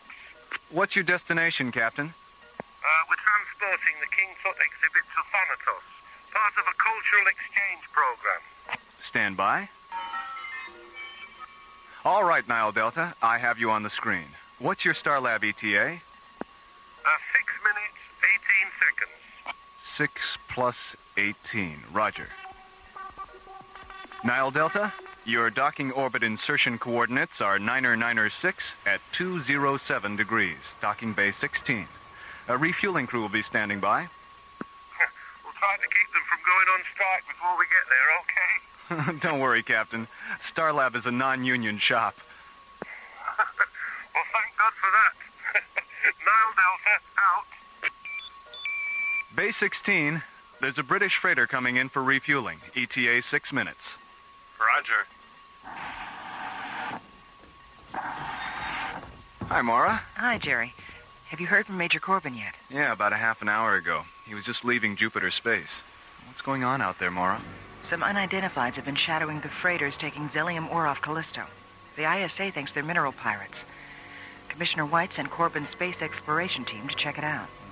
You want to hear his transmission? I have the recording right here. All right, let's give it a listen. Zodiac 1 to Starlab Control. This is Starlab. Go ahead, Zodiac 1. This is Major Ben Corbin commanding a flight of 3 SET Mirage-class interceptors. Pirate suspects identified as Labinthian renegades.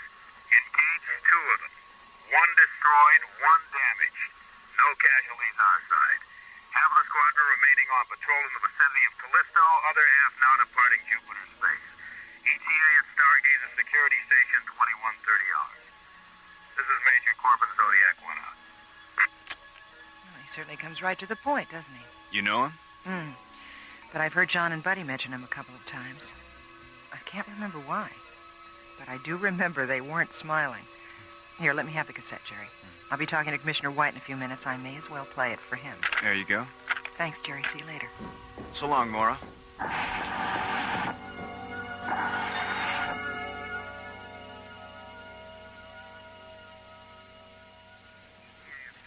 Security station 2130 hours. This is Major Corbin, Zodiac 1 out. That's it, Commissioner. Well, thanks for getting it to me so fast, Mora. Is there anything else we should talk about? The tape you sent up concerning the Teralian military exercises on Mars. I thought Teralia was anti-military.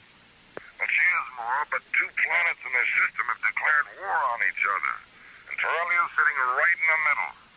They're working up a tactical space force to protect themselves. They hate to do it, but they have no choice. Why are they testing on Mars? Well, its atmosphere is Teralian compatible for one thing, and it's uninhabited for another. You see, Teralia is very densely populated.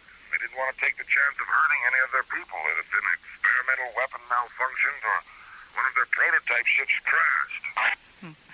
Sounds like they've got a lot of soul as well as a lot of sense. Yes. Well, I'd better sign off now, Mora, and try to get home. There's a lot of wind and snow blowing around outside, and you know what New Chicago's like during a blizzard. All right, Commissioner, bundle up. And beware of little boys chucking snowballs. Starlight Communications, out.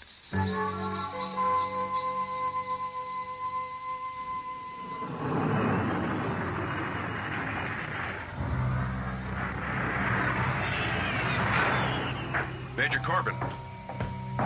It's coming through on the Earth disaster frequency now, and it just tripped the override on the fail-safe attack circuit. Punch it up in here. The vanguard of an invading army from the planet Mars. An emergency. San Diego burned into the explosion. Military operation. Mars. 2,000 feet. Engines against report. After unleashing their deadly assault. This is Captain Lansing of the evacuation. Blackout communication. I told the ISA not to allow those aliens to run loose on Mars. Have you been able to raise Starlab yet? No, sir, and we've been trying for over an hour now. The Teralians probably took out Starlab on their way to Earth. All right, Captain. Flash the pre-combat alert to the other ships. We're going to Mars.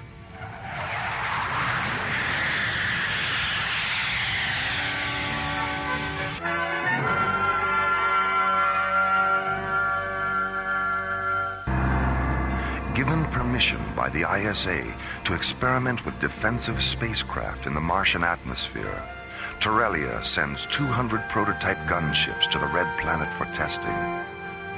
10 days later, 3 Mirage-class SET interceptors receive a powerful radio transmission as they leave Jupiter space. The transmission overrides their Earth disaster frequency and fail-safe attack circuits, and is filled with the confusion of voices describing an attack on Earth from Mars. The planet. On the planet Mars, between the hours of colored white, destruction of cities and cars. 5 minutes after the transmission is received, Major Ben Corbin, who commands the interceptors, orders his executive officer to contact Starlab for confirmation of the attack. Have you been able to raise Starlab yet? No, sir, and we've been trying for over an hour now. The Teralians probably took out Starlab on their way to Earth. All right, Captain, flash the pre-combat alert to the other ships. We're going to Mars. Open a close proximity channel. I want to talk to the other ships. Yes, sir. Go ahead, Major. This is Major Corbin. You all know what the situation is, and what our choices are. You also know that it's the responsibility of a commanding officer to decide which choice is best. But these are extraordinary circumstances. So I believe the decision to either continue on to Mars or to return to base should be shared by all of us. So when I finish this transmission, take a vote. Flight crews and officers alike. It's up to you. Zodiac 1 out. You're looking unusually tense, Captain. What's the problem? Well, I'll go see how our crew feels about your pep talk, Major. Pep talk? Is that what it was? I'll be back in a few minutes. Captain O'Neill, Major. We're ready whenever you are. Thanks, Bill. This is Captain Dan Sager. We're with you all the way, Major. I knew I could count on you, Ray.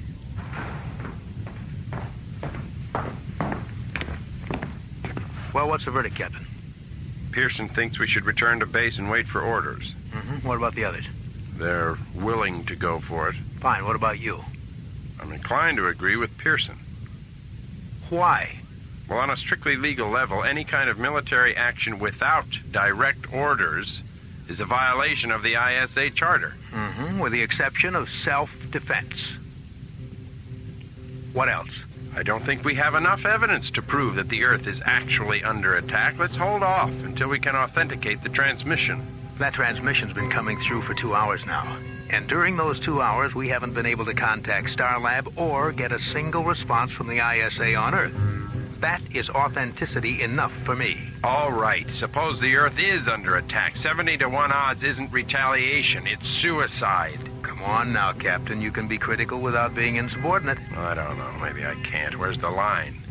It would help if you try to be a little more objective, Captain. This is a military issue. It's not an emotional one. Well, I guess that's the difference between us, Major, isn't it? You're objective, so you put your faith in action. I'm not, so I put mine in reaction. What sort of reaction are you having? There's something wrong about this whole incident. You're right, Captain. There is something wrong.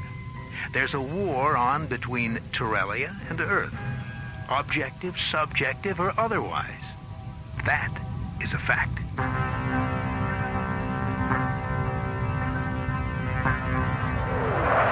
Flying in a tight triangular formation, the tips of their delta-shaped wings nearly touching, the 3 sleek white interceptors of Major Corbin's Zodiac flight execute a 360-degree roll and rocket away toward Mars.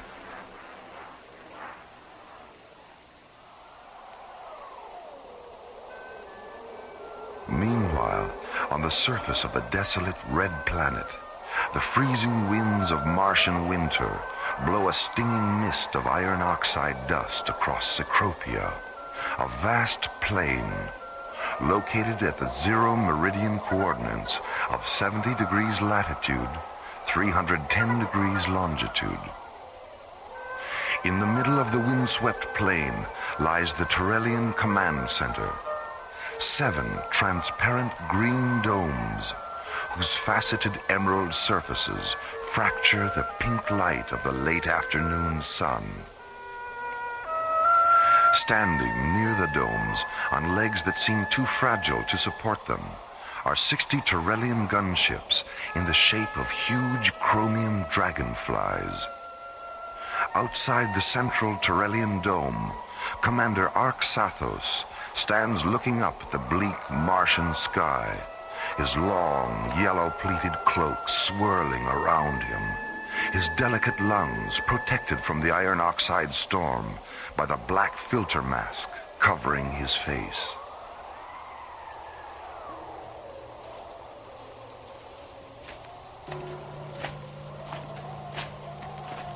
Arxathos, the purification elements in our masks are nearly saturated. It's time we return to the dome. The 2nd and 3rd air garrisons, where are they, Sinparva? They should have returned by now. The planet is larger than we thought, and the targets we selected are in a night region. Our ships have never flown in darkness before. Have you seen to the one that fell onto the ice cap? 3 surface crawlers have been dispatched to bring it here. How many of our flyers were killed? We won't know until the crawlers reach the impact site. Sinparva, Terralia was never meant to be. Arxathos! Take me into the dome. My mask. The elements have terminated.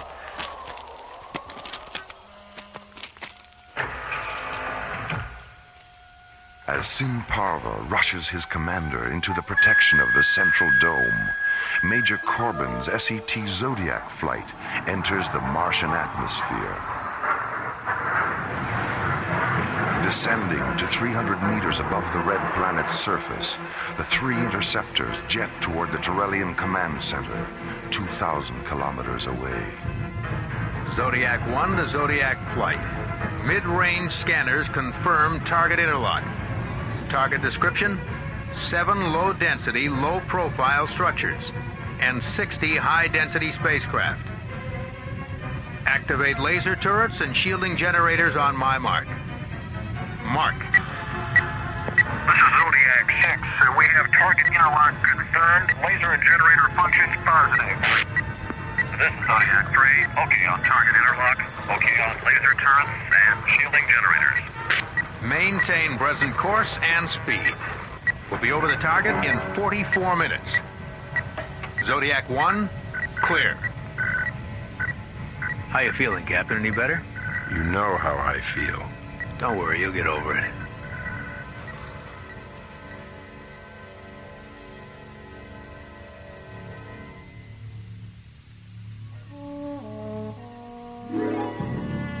Solaris to Starlab Control. Solaris to Starlab Control. Oh,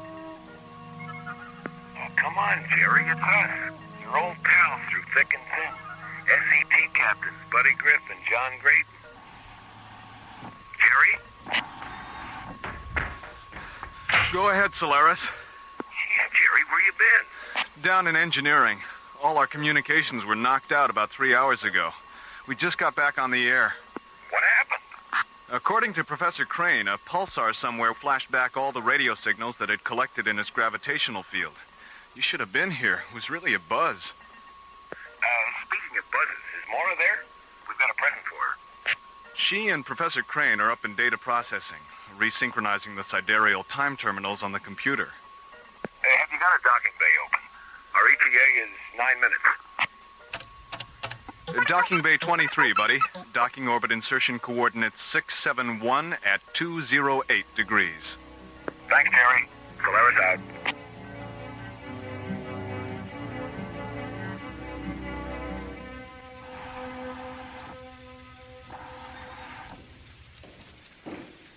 Hello, Mora. Hiya, Mora. Hi, buddy. Professor Crane. John. Buddy, good to see you. How's it going? Jerry told us what happened. We just finished. What's in the box? It's a present from Phil Maxwell. Here, be careful. Don't spill it. Oh, it's beautiful. What is it? It's a fish, Mora. Yes, I can see that. But what kind? It's a flarn, a Serenian glowfish. Phil picked up a couple on Cronus. He thought you'd like to have one for your aquarium. That was really nice of him. Does it have a name? Yeah, Winston. A flower named Winston? That's right. Well, does Winston need any special food or anything like that? Yeah, my wife has one in her aquarium, Mora. Just put him in the water and forget about him. Glowfish live on light. Dr. Cassidy, this is communications. What is it, Molly? We're monitoring the intership transmission from Major Corbin's Zodiac flight. They've just attacked the Teralian Command Center on Mars. On Mars? I'll be right out. Here, Professor. Hold my fish.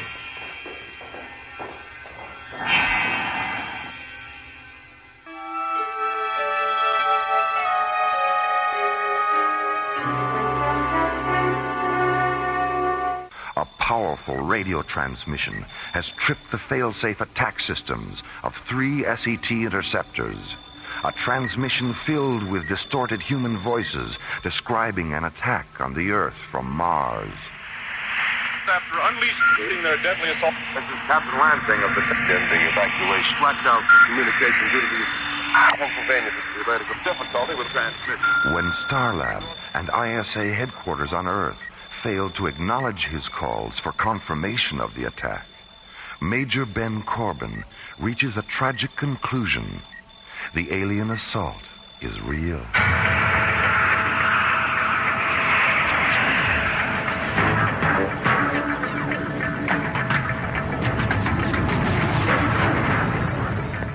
Zodiac 6, break off your approach to the dome. We'll take them out later.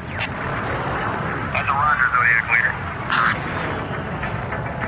Zodiac 3, hit that ship that's trying to take off. Roger.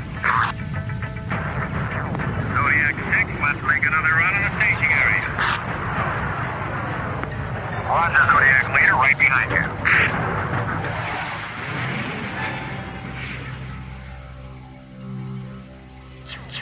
Sinparva, where did they come from? They were flying too fast for our senses. We had no warning. Have you tried to contact them? They don't respond. Then we have no other choice but to defend ourselves. Open the barrage domes. Inform our gunners that this is a lethal engagement.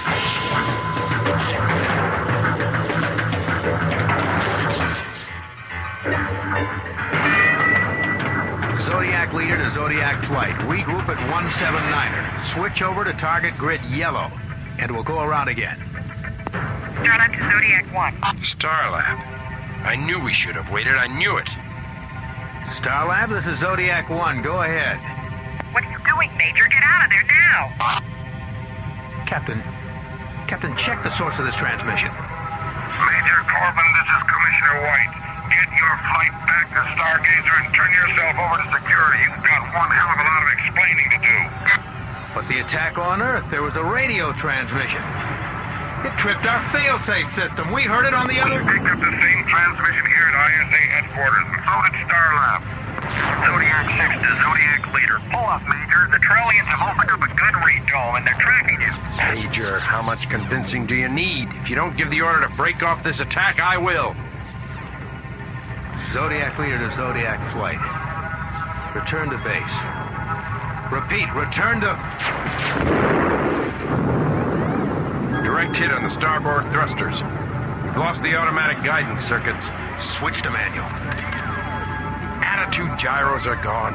Co-pilot to crew, get to your crash positions. We're going in.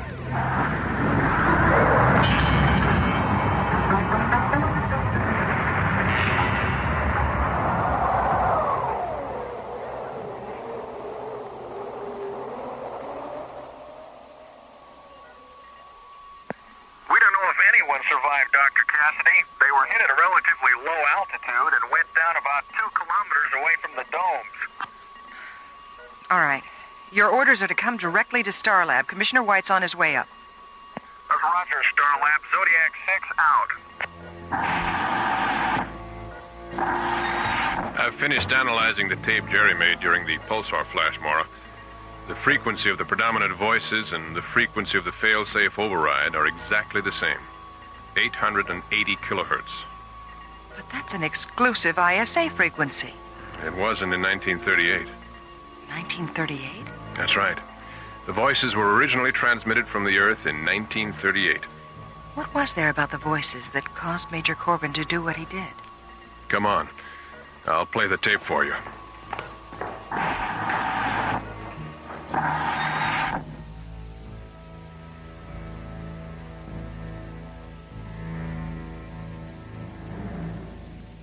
Whatever possessed you to do this thing, Major Corbin?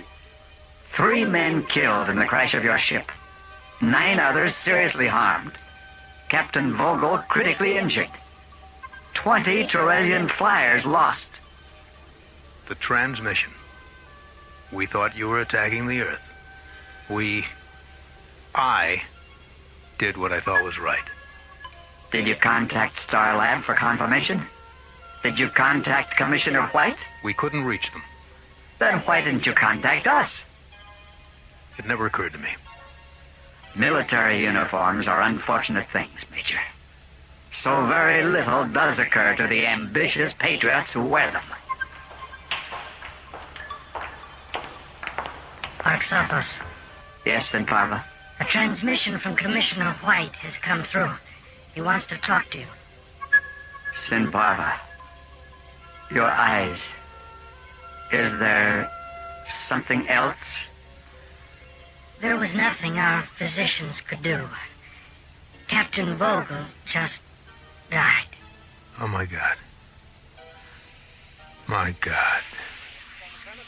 Between the hours of following flight, destruction of cities and in the evacuation. Tonight, the Columbia Broadcasting System and its affiliated stations coast to coast has brought you The War of the Worlds by H.G. Wells, featuring Orson Welles and the Mercury Theater on the air. Next week, we present a dramatization of 3 famous short stories. This is the...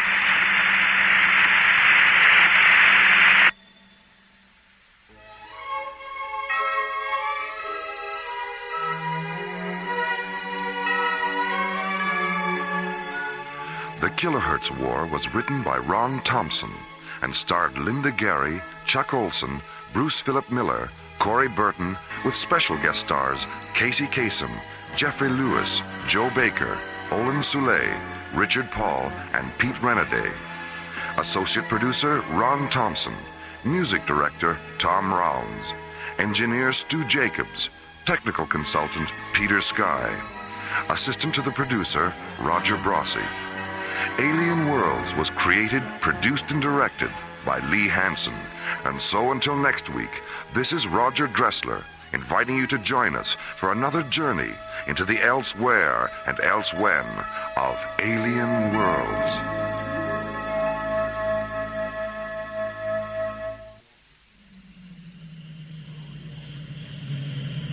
Slowly orbiting at the edge of deep space, 1,000 kilometers beyond 21st century Earth, is the Arthur C. Clarke Astronomical Observatory, Starlab.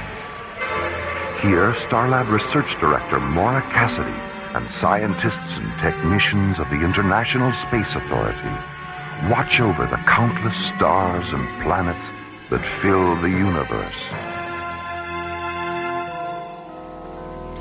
This week, Space Exploration Team Captains John Graydon and Buddy Griff encounter a massive, shapeless organism in the silent distances beyond Starlab. An organism whose power and pathology forced John and Buddy to instigate the leukocyte maneuver on Alien Worlds.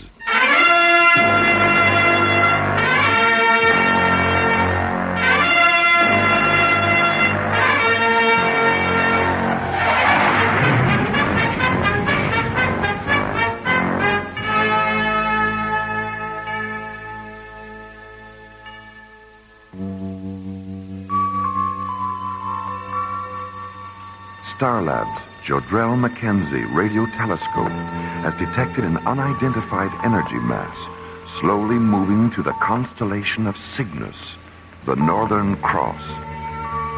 Entered in Starlab's Mycroft computer as Stellar Anomaly 505, the energy mass is being tracked in the radio telescope monitoring laboratory by Professor Arthur Royce and astronomer technicians Karen Stone and Carl Phillips. All right, let's try and get a visual on it. Karen, cross-link the 350 optical telescope and calibrate for maximum vector scan. What about polarization? We'll let that go for the time being. Okay. Carl, switch on screens 4 and 5 and interface the azimuth grid for Cygnus. Full resolution on both screens? Just on 5. There it is. Horizontal travel along submeridian 201. Beautiful, isn't it? Like a tiny star in silver mist. You think everything out there is beautiful? Yeah. Yeah, I do. Interface the DRS, Carl. Let's get a radial velocity on this thing. This can't be right. What's the problem, Carl? The radial velocity. I'm getting a synchronous redshift and blueshift. The anomaly is approaching and receding simultaneously. Yeah, not to mention that it's still moving sideways. Look at that. It's starting to cartwheel. Maybe we should... What? What happened? What is it? It's gone. Royce, look at this. I'm still picking up its radial velocity. Light wave readings when there's no light? What's going on here? It's on the screens again. Submeridian 068. What? How long was it off? The retro timer says 9 seconds. It just traveled 2 light years in 9 seconds. Karen, run a total spectrum analysis on that thing. Okay. Carl, get a kinetic temperature reading. I'd better let Dr. Cassidy know about this.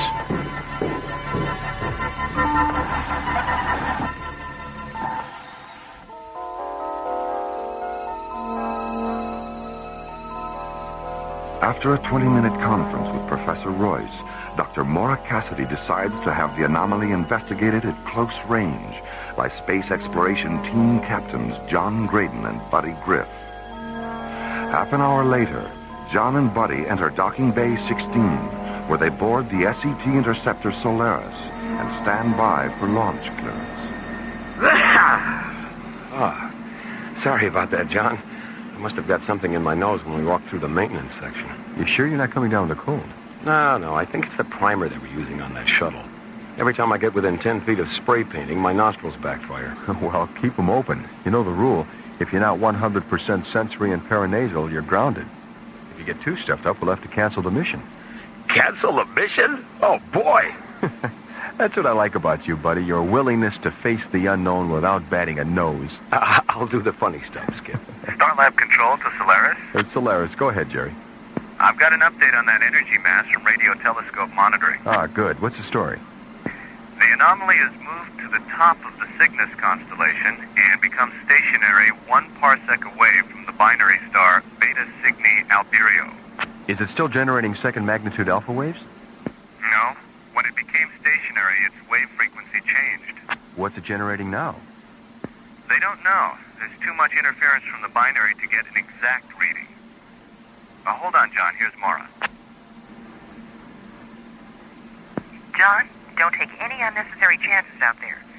Just get as close to the anomaly as you have to in order to scan it. And transmit the data back here. We'll analyze the scan and let you know if there's anything else you have to do, okay? Okay. Okay, buddy? Okay, Mora. John, what's wrong with Buddy? Nothing that can't be fixed. His sense of humor is taking a nosedive, that's all. Oh, boy. Welcome to the worst pun of the century. We'd better get this show on the road before you come up with another one. I'll certainly buy that.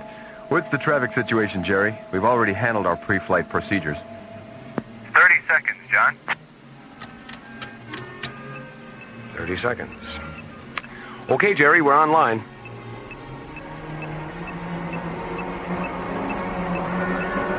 Launch vector 09er Alpha, John. I'm opening the bay doors now.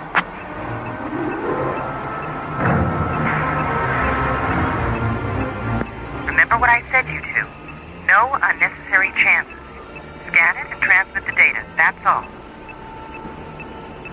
Got that, buddy? I've created a monster.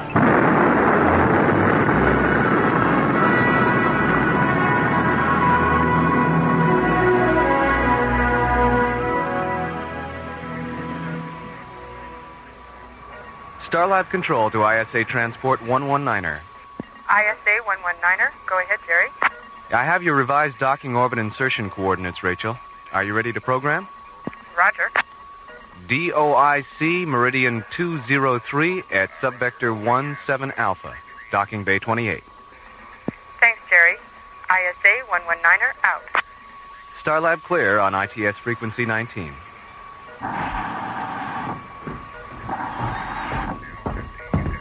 Hi, Jerry. How are John and Buddy doing? Everything's okay. They checked in at 13:30, right on schedule. Good. Where are they? Between Pluto and Neptune. They should reach their warp-through coordinates in about 6 minutes. Well, keep me posted. I'll be up in radio telescope monitoring. Okay.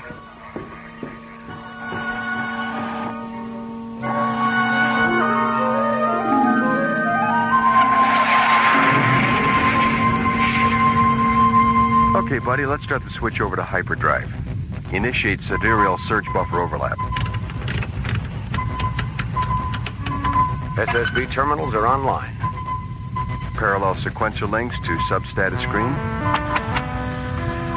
PSLs are in phase. Primary and secondary parsec refractors to parallax subroutine 1. Refractors are in the grid and stable at 303. Charge the warp generator and synchronize for a -10 interface.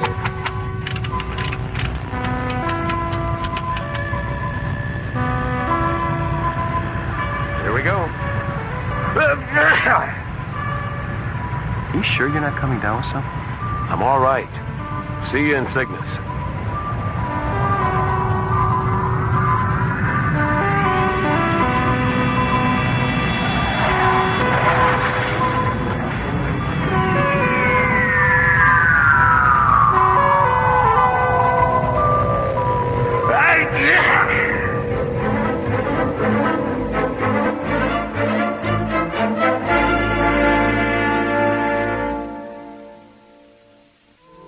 Starlab's giant Jodrell Mackenzie radio telescope has detected a massive energy field in the constellation of Cygnus, 10.6 parsecs away. I've got an update on that energy mass from radio telescope monitoring. The anomaly has moved to the top of the Cygnus constellation and becomes stationary 1 parsec away from the binary star Beta Cygni Alberio. 3 hours after the anomaly's discovery, Space Exploration Team Captains John Graydon and Buddy Griff board the SET interceptor Solaris and rocket into deep space to investigate.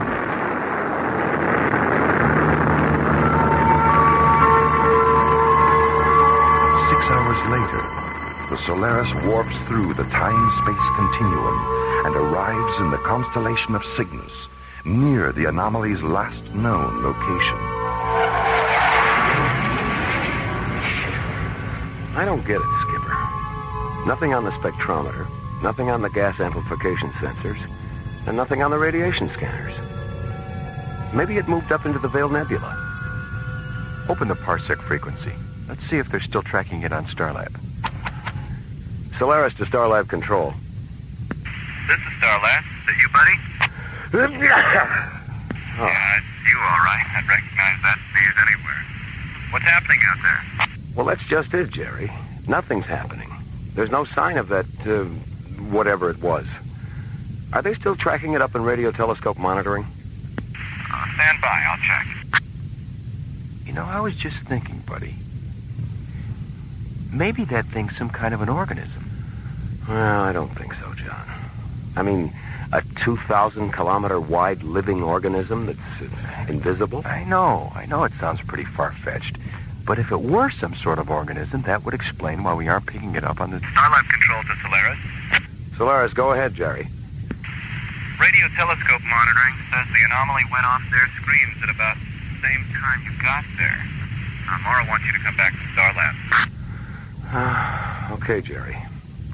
Oh, by the way, have Dr. Rossiter break out some of her little yellow pills, will you? In spite of all reports to the contrary, I think I'm coming down with a lunar flu or something. Will do. Starlab Control clear on parsec frequency 1. Solaris out. Hey, you better take an antipyretic and try and get some sleep. Yeah. Let's get out of here.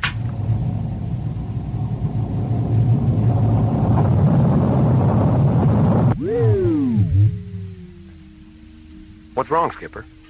I don't know. Give me a status read on the ignition generator. The computer says it's okay. Try it again. Thruster malfunction. Shut down the system, buddy. Let's have a status readout on the thrusters. Physical obstruction. Something's blocking the nozzles. It's got us. Something's got us. Hull integrity subcritical. It's crushing us.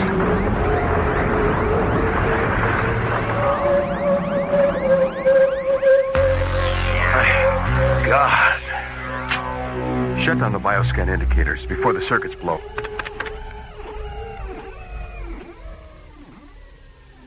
Don't be afraid. John, did you hear that? Or am I in shock? No, you're all right. I heard it too. What are you? Where are you? I am undifferentiated potential, a galactic wanderer. You are inside of me. What? Inside of you? I am the anomaly you were searching for. How do you know we were searching for an anomaly? The universe echoes with life, intelligence, voices. Yours, others, I sense it all. Our bioscanners. You're not an energy field anymore, are you? No. I am now a leukocyte, a white blood cell, a corpuscle, identical in many respects to those in your own bodies. Why a leukocyte? Why not an enzyme, or hemoglobin, or an amino acid molecule? I mean, is a white blood cell hipper than a red one? Hipper? And smarter. More fun to be around.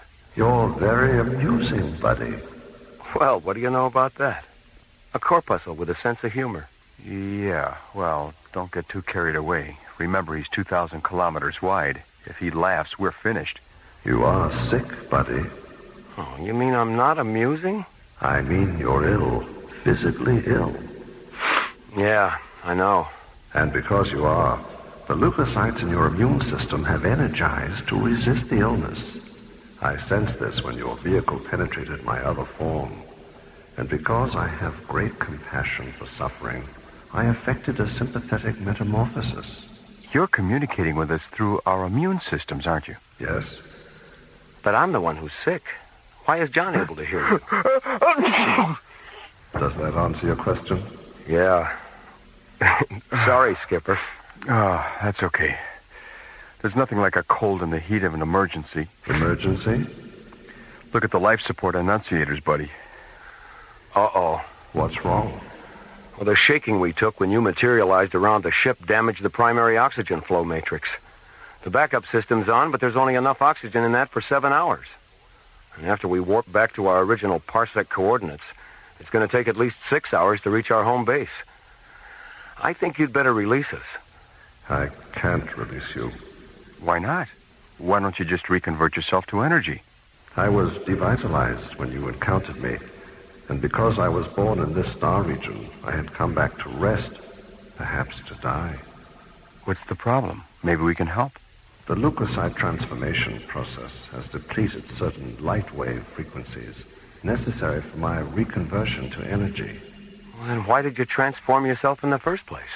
I've never encountered beings like yourselves. I wanted to know you. Are you angry with me? No, I guess not. You may lose your lives because of me. Well, getting mad about it isn't going to help. Do you share Buddy's feelings, John? Yes, I do. What remarkable creatures you are. Open the parsec channel, buddy. We'd better let them know it's Starlab. Yeah. Solaris to Starlab control. Starlab. Go ahead, John. Patch this transmission through to Mora, Jerry. Roger. Stand by.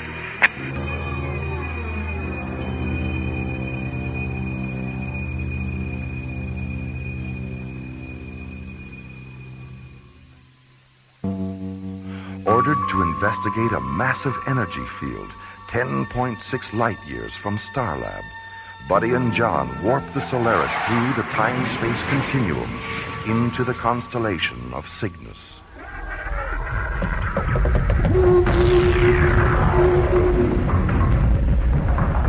Suddenly, the energy field transforms itself into an enormous intelligent organism, a 2,000-kilometer-wide leukocyte that envelops the Solaris and damages its primary oxygen flow matrix. Meanwhile, on Starlab... That's right, Commissioner. The Solaris is impacted right in the middle of it. Well, if it was energy to begin with, why can't it transform itself back? Well, according to John, the light wave frequencies it needs for reconversion are exhausted. How much oxygen do they have? Less than 7 hours. I just had a thought, Mora.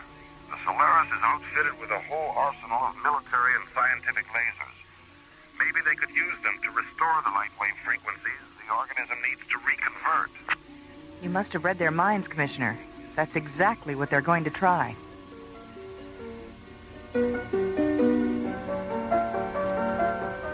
Okay, buddy.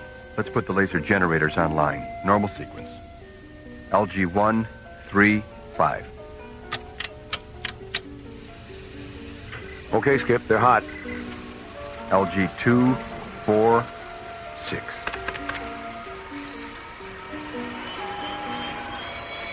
Malfunction on number 6. Shut it down.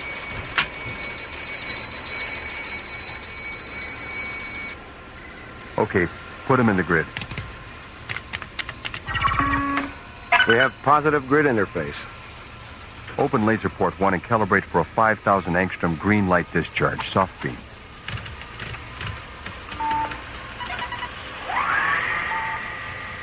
I'm sorry, I can't be more specific concerning the color or intensity of the light. Well, that's all right. We'll figure that out by trial and error. The only thing I'm worried about is if our lasers have enough saturation potential. Well, fire number 1, buddy. I feel it, but it's not having any effect. Well, maybe green isn't your color. Can we show you something nice in red? Why not? Open laser port number 2, buddy, and calibrate for a 6,000 angstrom red light discharge. Right. Fire. I'm sorry, but red isn't my color either.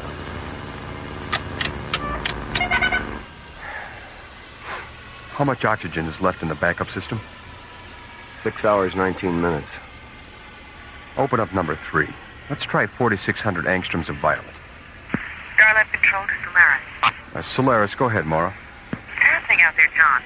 Any luck with the lasers? No, not yet. We've tried green and red, and we're getting ready to try violet. What's your life support situation? Critical. If we don't get out of here in 19 minutes, we won't have enough oxygen to get back to Starlab. What about the O2 packs and your pressure suit? There's only an hour of oxygen in them, Mora. And I don't think an hour is going to make that much difference.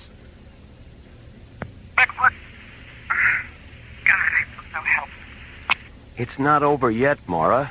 We've been in worse situations than this. As long as we've got oxygen and lasers and our wits about us, there's still a chance. Way to go, buddy. Mora? I hear you. Mora, does Commissioner White know what's going on out here? Yes, I talked to him a few minutes ago. Number 3's ready to fire, Skip. Oh, good. Mora, we'll call you back when we finish the laser procedures. All right. Starlight clear.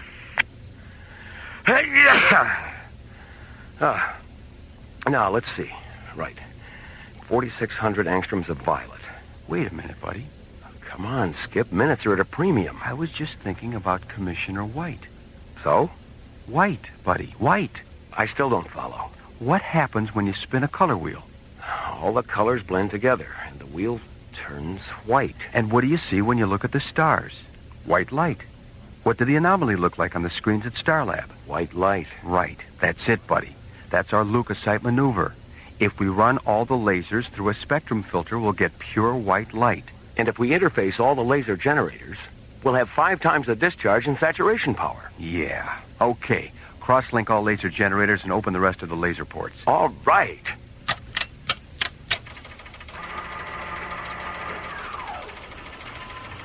If this attempt succeeds, we'll no longer be able to communicate. I've enjoyed our encounter. And because you've made no attempt to destroy me, I will leave you with something you won't know you have till I'm gone. Shall we begin?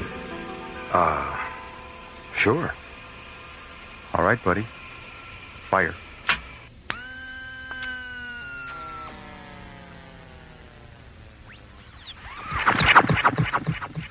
I am the firstborn of the universe. I am matter and antimatter, singularity and synchronicity, the force that holds a bird in the air, the sounds you hear when androids dream of men. I am old.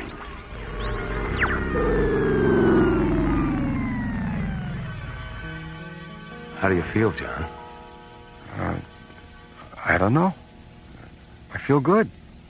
I mean, my body feels good. I'm not sick anymore. Yeah, neither am I. Whatever it was that made us sick, he took with him. He healed us.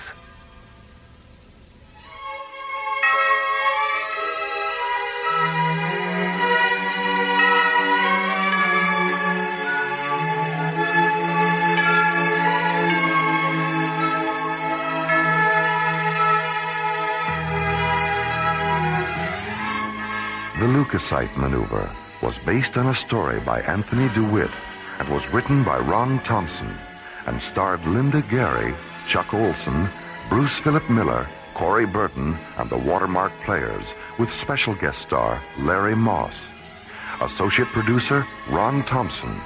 Music director Tom Rounds. Engineer Stu Jacobs. Assistant to the producer Jim Cook. Technical consultant Peter Sky. Alien Worlds was created, produced, and directed by Lee Hansen. And so, until next week, this is Roger Dressler, inviting you to join us for our next adventure from the elsewhere and elsewhen of alien worlds.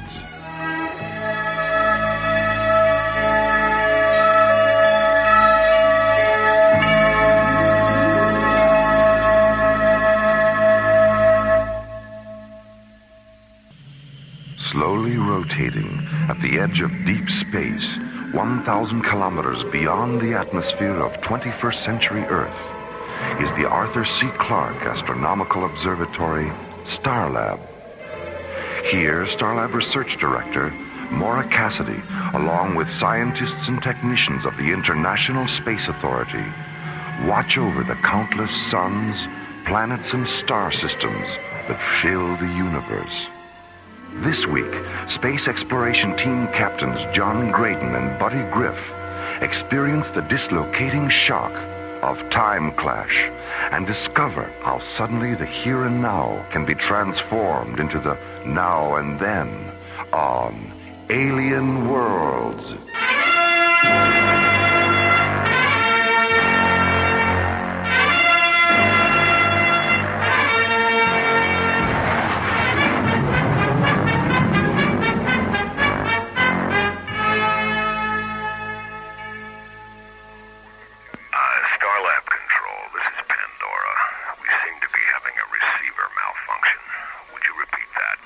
Correct your approach vector, Captain. You're 19 degrees off course.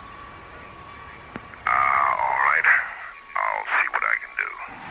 Don't just see what you can do, Captain. Make a decision. You're running out of time. What's going on, Jerry? We've got a problem, Mora. If that petroleum tanker on screen 6 doesn't correct its approach vector, it won't clear the docking bay. How's that, Starlab? Any better? Pandora, you're still 14 degrees off course. Abort your approach. Return to your original position and stand by for new docking coordinates. Roger. Why are you guiding him in, Jerry? Is something wrong with your navigational computer? It blew a decoder module 5 minutes into the approach. And that guy is the worst pilot I've ever... There's no way we can abort our approach, Starlab. We've got a retro malfunction. Hit the collision alert, Mora.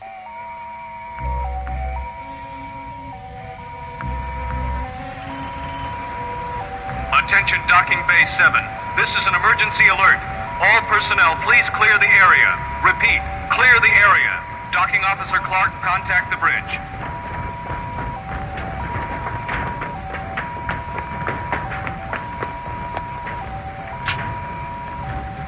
Jerry, it's Bill Clark.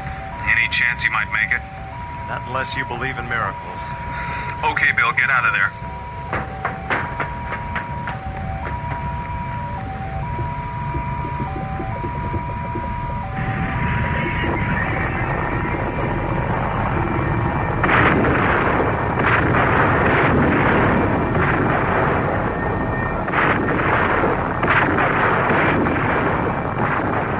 Attention all emergency fire crews. Petroleum explosion in Docking Bay 7. Mobile hospital units stand by for fire rescue. Sick Bay 9, prepare to receive burn casualties.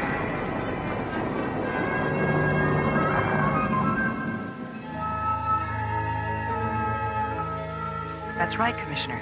The Pandora's guidance computer and retro system hadn't been serviced in over 2 years. And the crew couldn't get out because the explosive bolts on the emergency hatch malfunctioned. If our EFC crew hadn't put out the fire so fast, everyone aboard the Pandora would have burned alive. Commissioner, when is the Xeon Corporation going to forget about petroleum and wake up to the fact that this is the 21st century? They can't afford to wake up, Mora. Their 20th century petroleum investments still account for 60% of their assets. The only way they can make a profit on that petroleum is by selling it on Stella Vista. But Xeon owns Stella Vista. What are they doing, selling it to themselves? No, they're selling it to the independent mining companies out there. Xeon has it all figured out, Mora. If a company wants to lease mineral rights on Stella Vista, they can do it. But only if they agree to use obsolete fossil fuel equipment. This way, Xeon not only makes money on their mineral leases, but they have a captive market for their petroleum. Well, if that isn't extortion, I don't know what is. Ethically, it is extortion, Mora. Legally, it's known as taking care of business. The good news is that Xeon will have to keep its tanker fleet growing. ungrounded until we finish our investigation of what happened today. Don't worry. Zeon won't be putting up any more tankers like the Pandora. Do you know about the original Pandora, Commissioner? The one in Greek mythology? Well, my Greek mythology is a little rusty, but I believe Pandora was sent to Earth to punish mankind. I don't remember why, but I do remember she had some kind of magic box. The fire of heaven, Commissioner. She was sent to punish mankind for accepting the fire of heaven from Prometheus. And when she opened that box, she released an eternity of human suffering.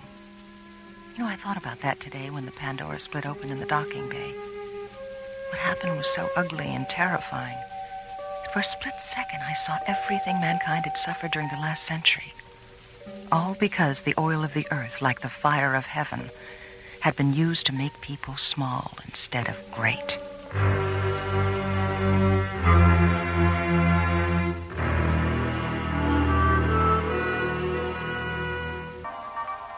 "18 hours after the oil tanker Pandora has split open and exploded in Docking Bay 7, an ISA disaster investigation team and a Zeon Corporation space tug arrive at Starlab from Earth. 10 hours later, the crew of the Pandora is taken to the nearby Stargazer security station for interrogation. And as the Zeon Corporation tug prepares to tow the burned-out hull of the Pandora back to Earth, Starlab scientists, technicians, and space exploration team officers begin a new day.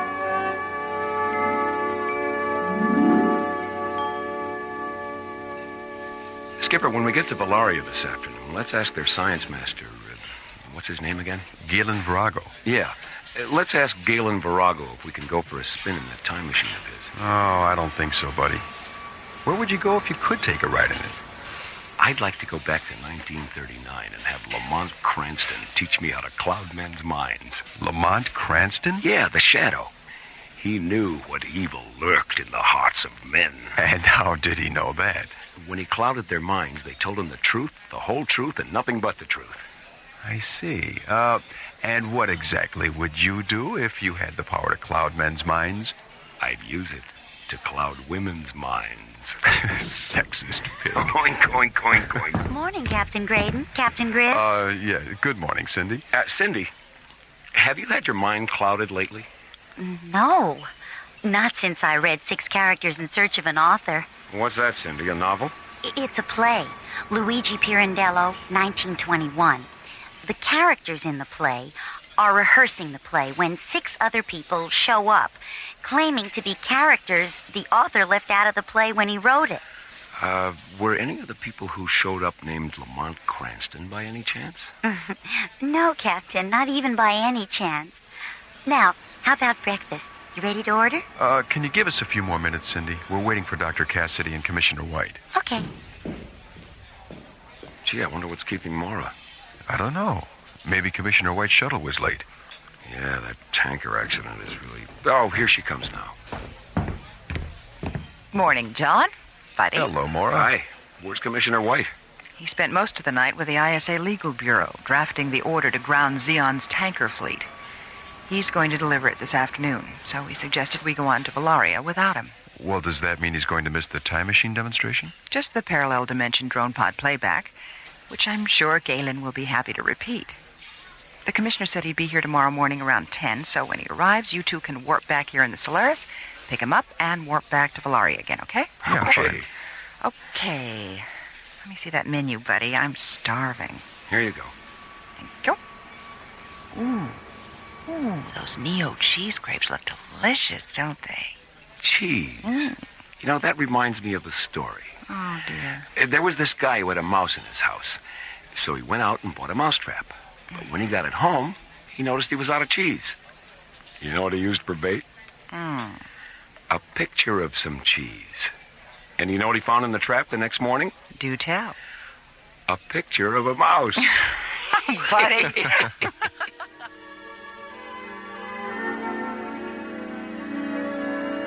Meanwhile, on Valaria, science master Galen Virago and his apprentice Marika Zarnos enter the Chronology Pavilion of Valaria's Magnitude 5 research complex. Standing in the center of the pavilion, illuminated by the cool white light of 200 free-floating microlamps, is the experimental time machine. A large 20-sided chamber made of semi-opaque metal.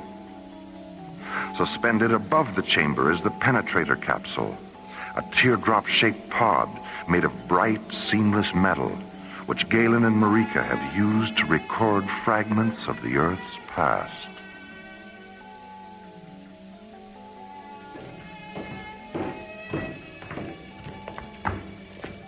Marika, I want to conduct one last test before Dr. Cassidy arrives. Lower the pod into the chamber.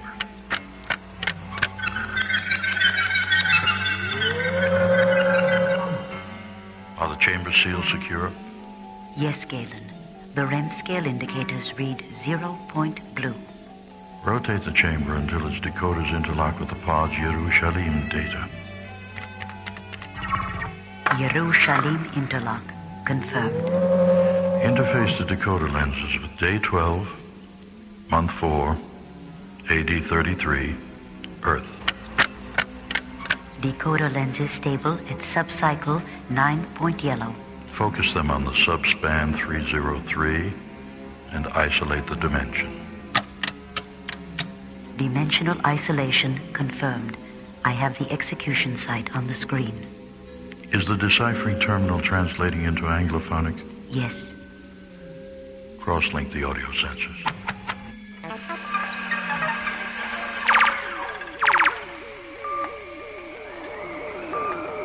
Father, forgive them, for they know not what they do. It is finished.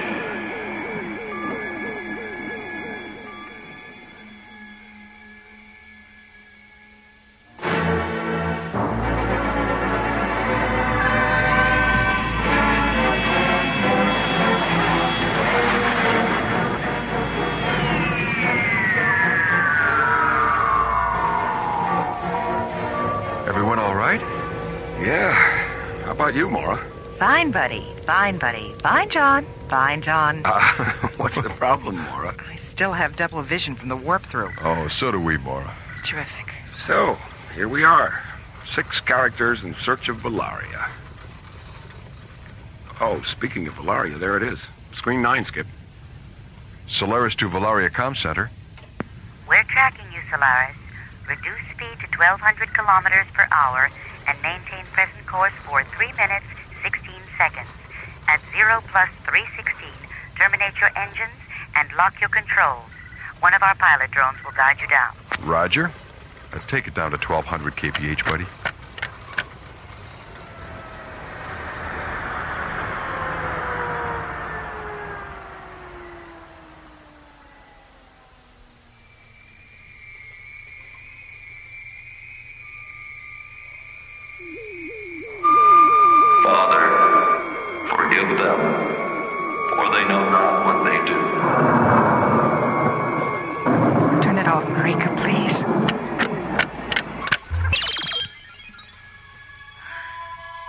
I'd seen that when we first got here. You know, I really don't think I could have made it through the day. They all just stood there and watched him die. Someday you must tell me about that holy man and why he was submitted to such torture and pain. We will, Galen. May I be permitted to say something about the 3 of you? Of course. The way you've reacted to the tragic events of your planet's past leads me to believe that if the Earth had always been inhabited by spirits like yours, much of what we've seen here today would never have happened.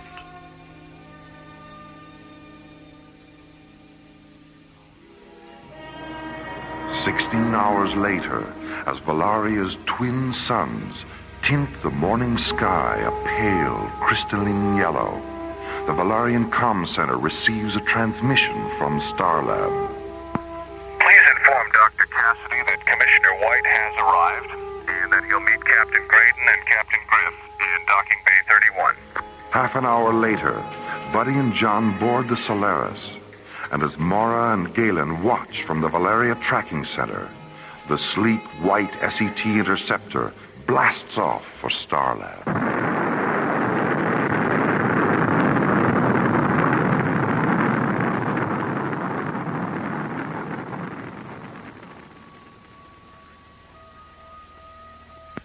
We're ready to warp through, Mora. Can you still see us? Affirmative, John. The resolution on this screen is so good I can practically see into the cockpit. How many fingers am I holding up, Mora? 13? Gee, Skipper, she really can see into the cockpit. All right, here we go. Warp through in 5 seconds. Mora, it's all turning inside out. Mora! John! Buddy! Galen, what's happening? Just a moment. Just a moment. The Parsec device. The Parsec device aboard the Solaris has experienced a primary decoder malfunction. The ship is passing through the time-space continuum in reverse. Galen, the ship's back on the screen. John, Buddy, do you read me? Yes, Mara. I read you. John? Mara, help us. We've become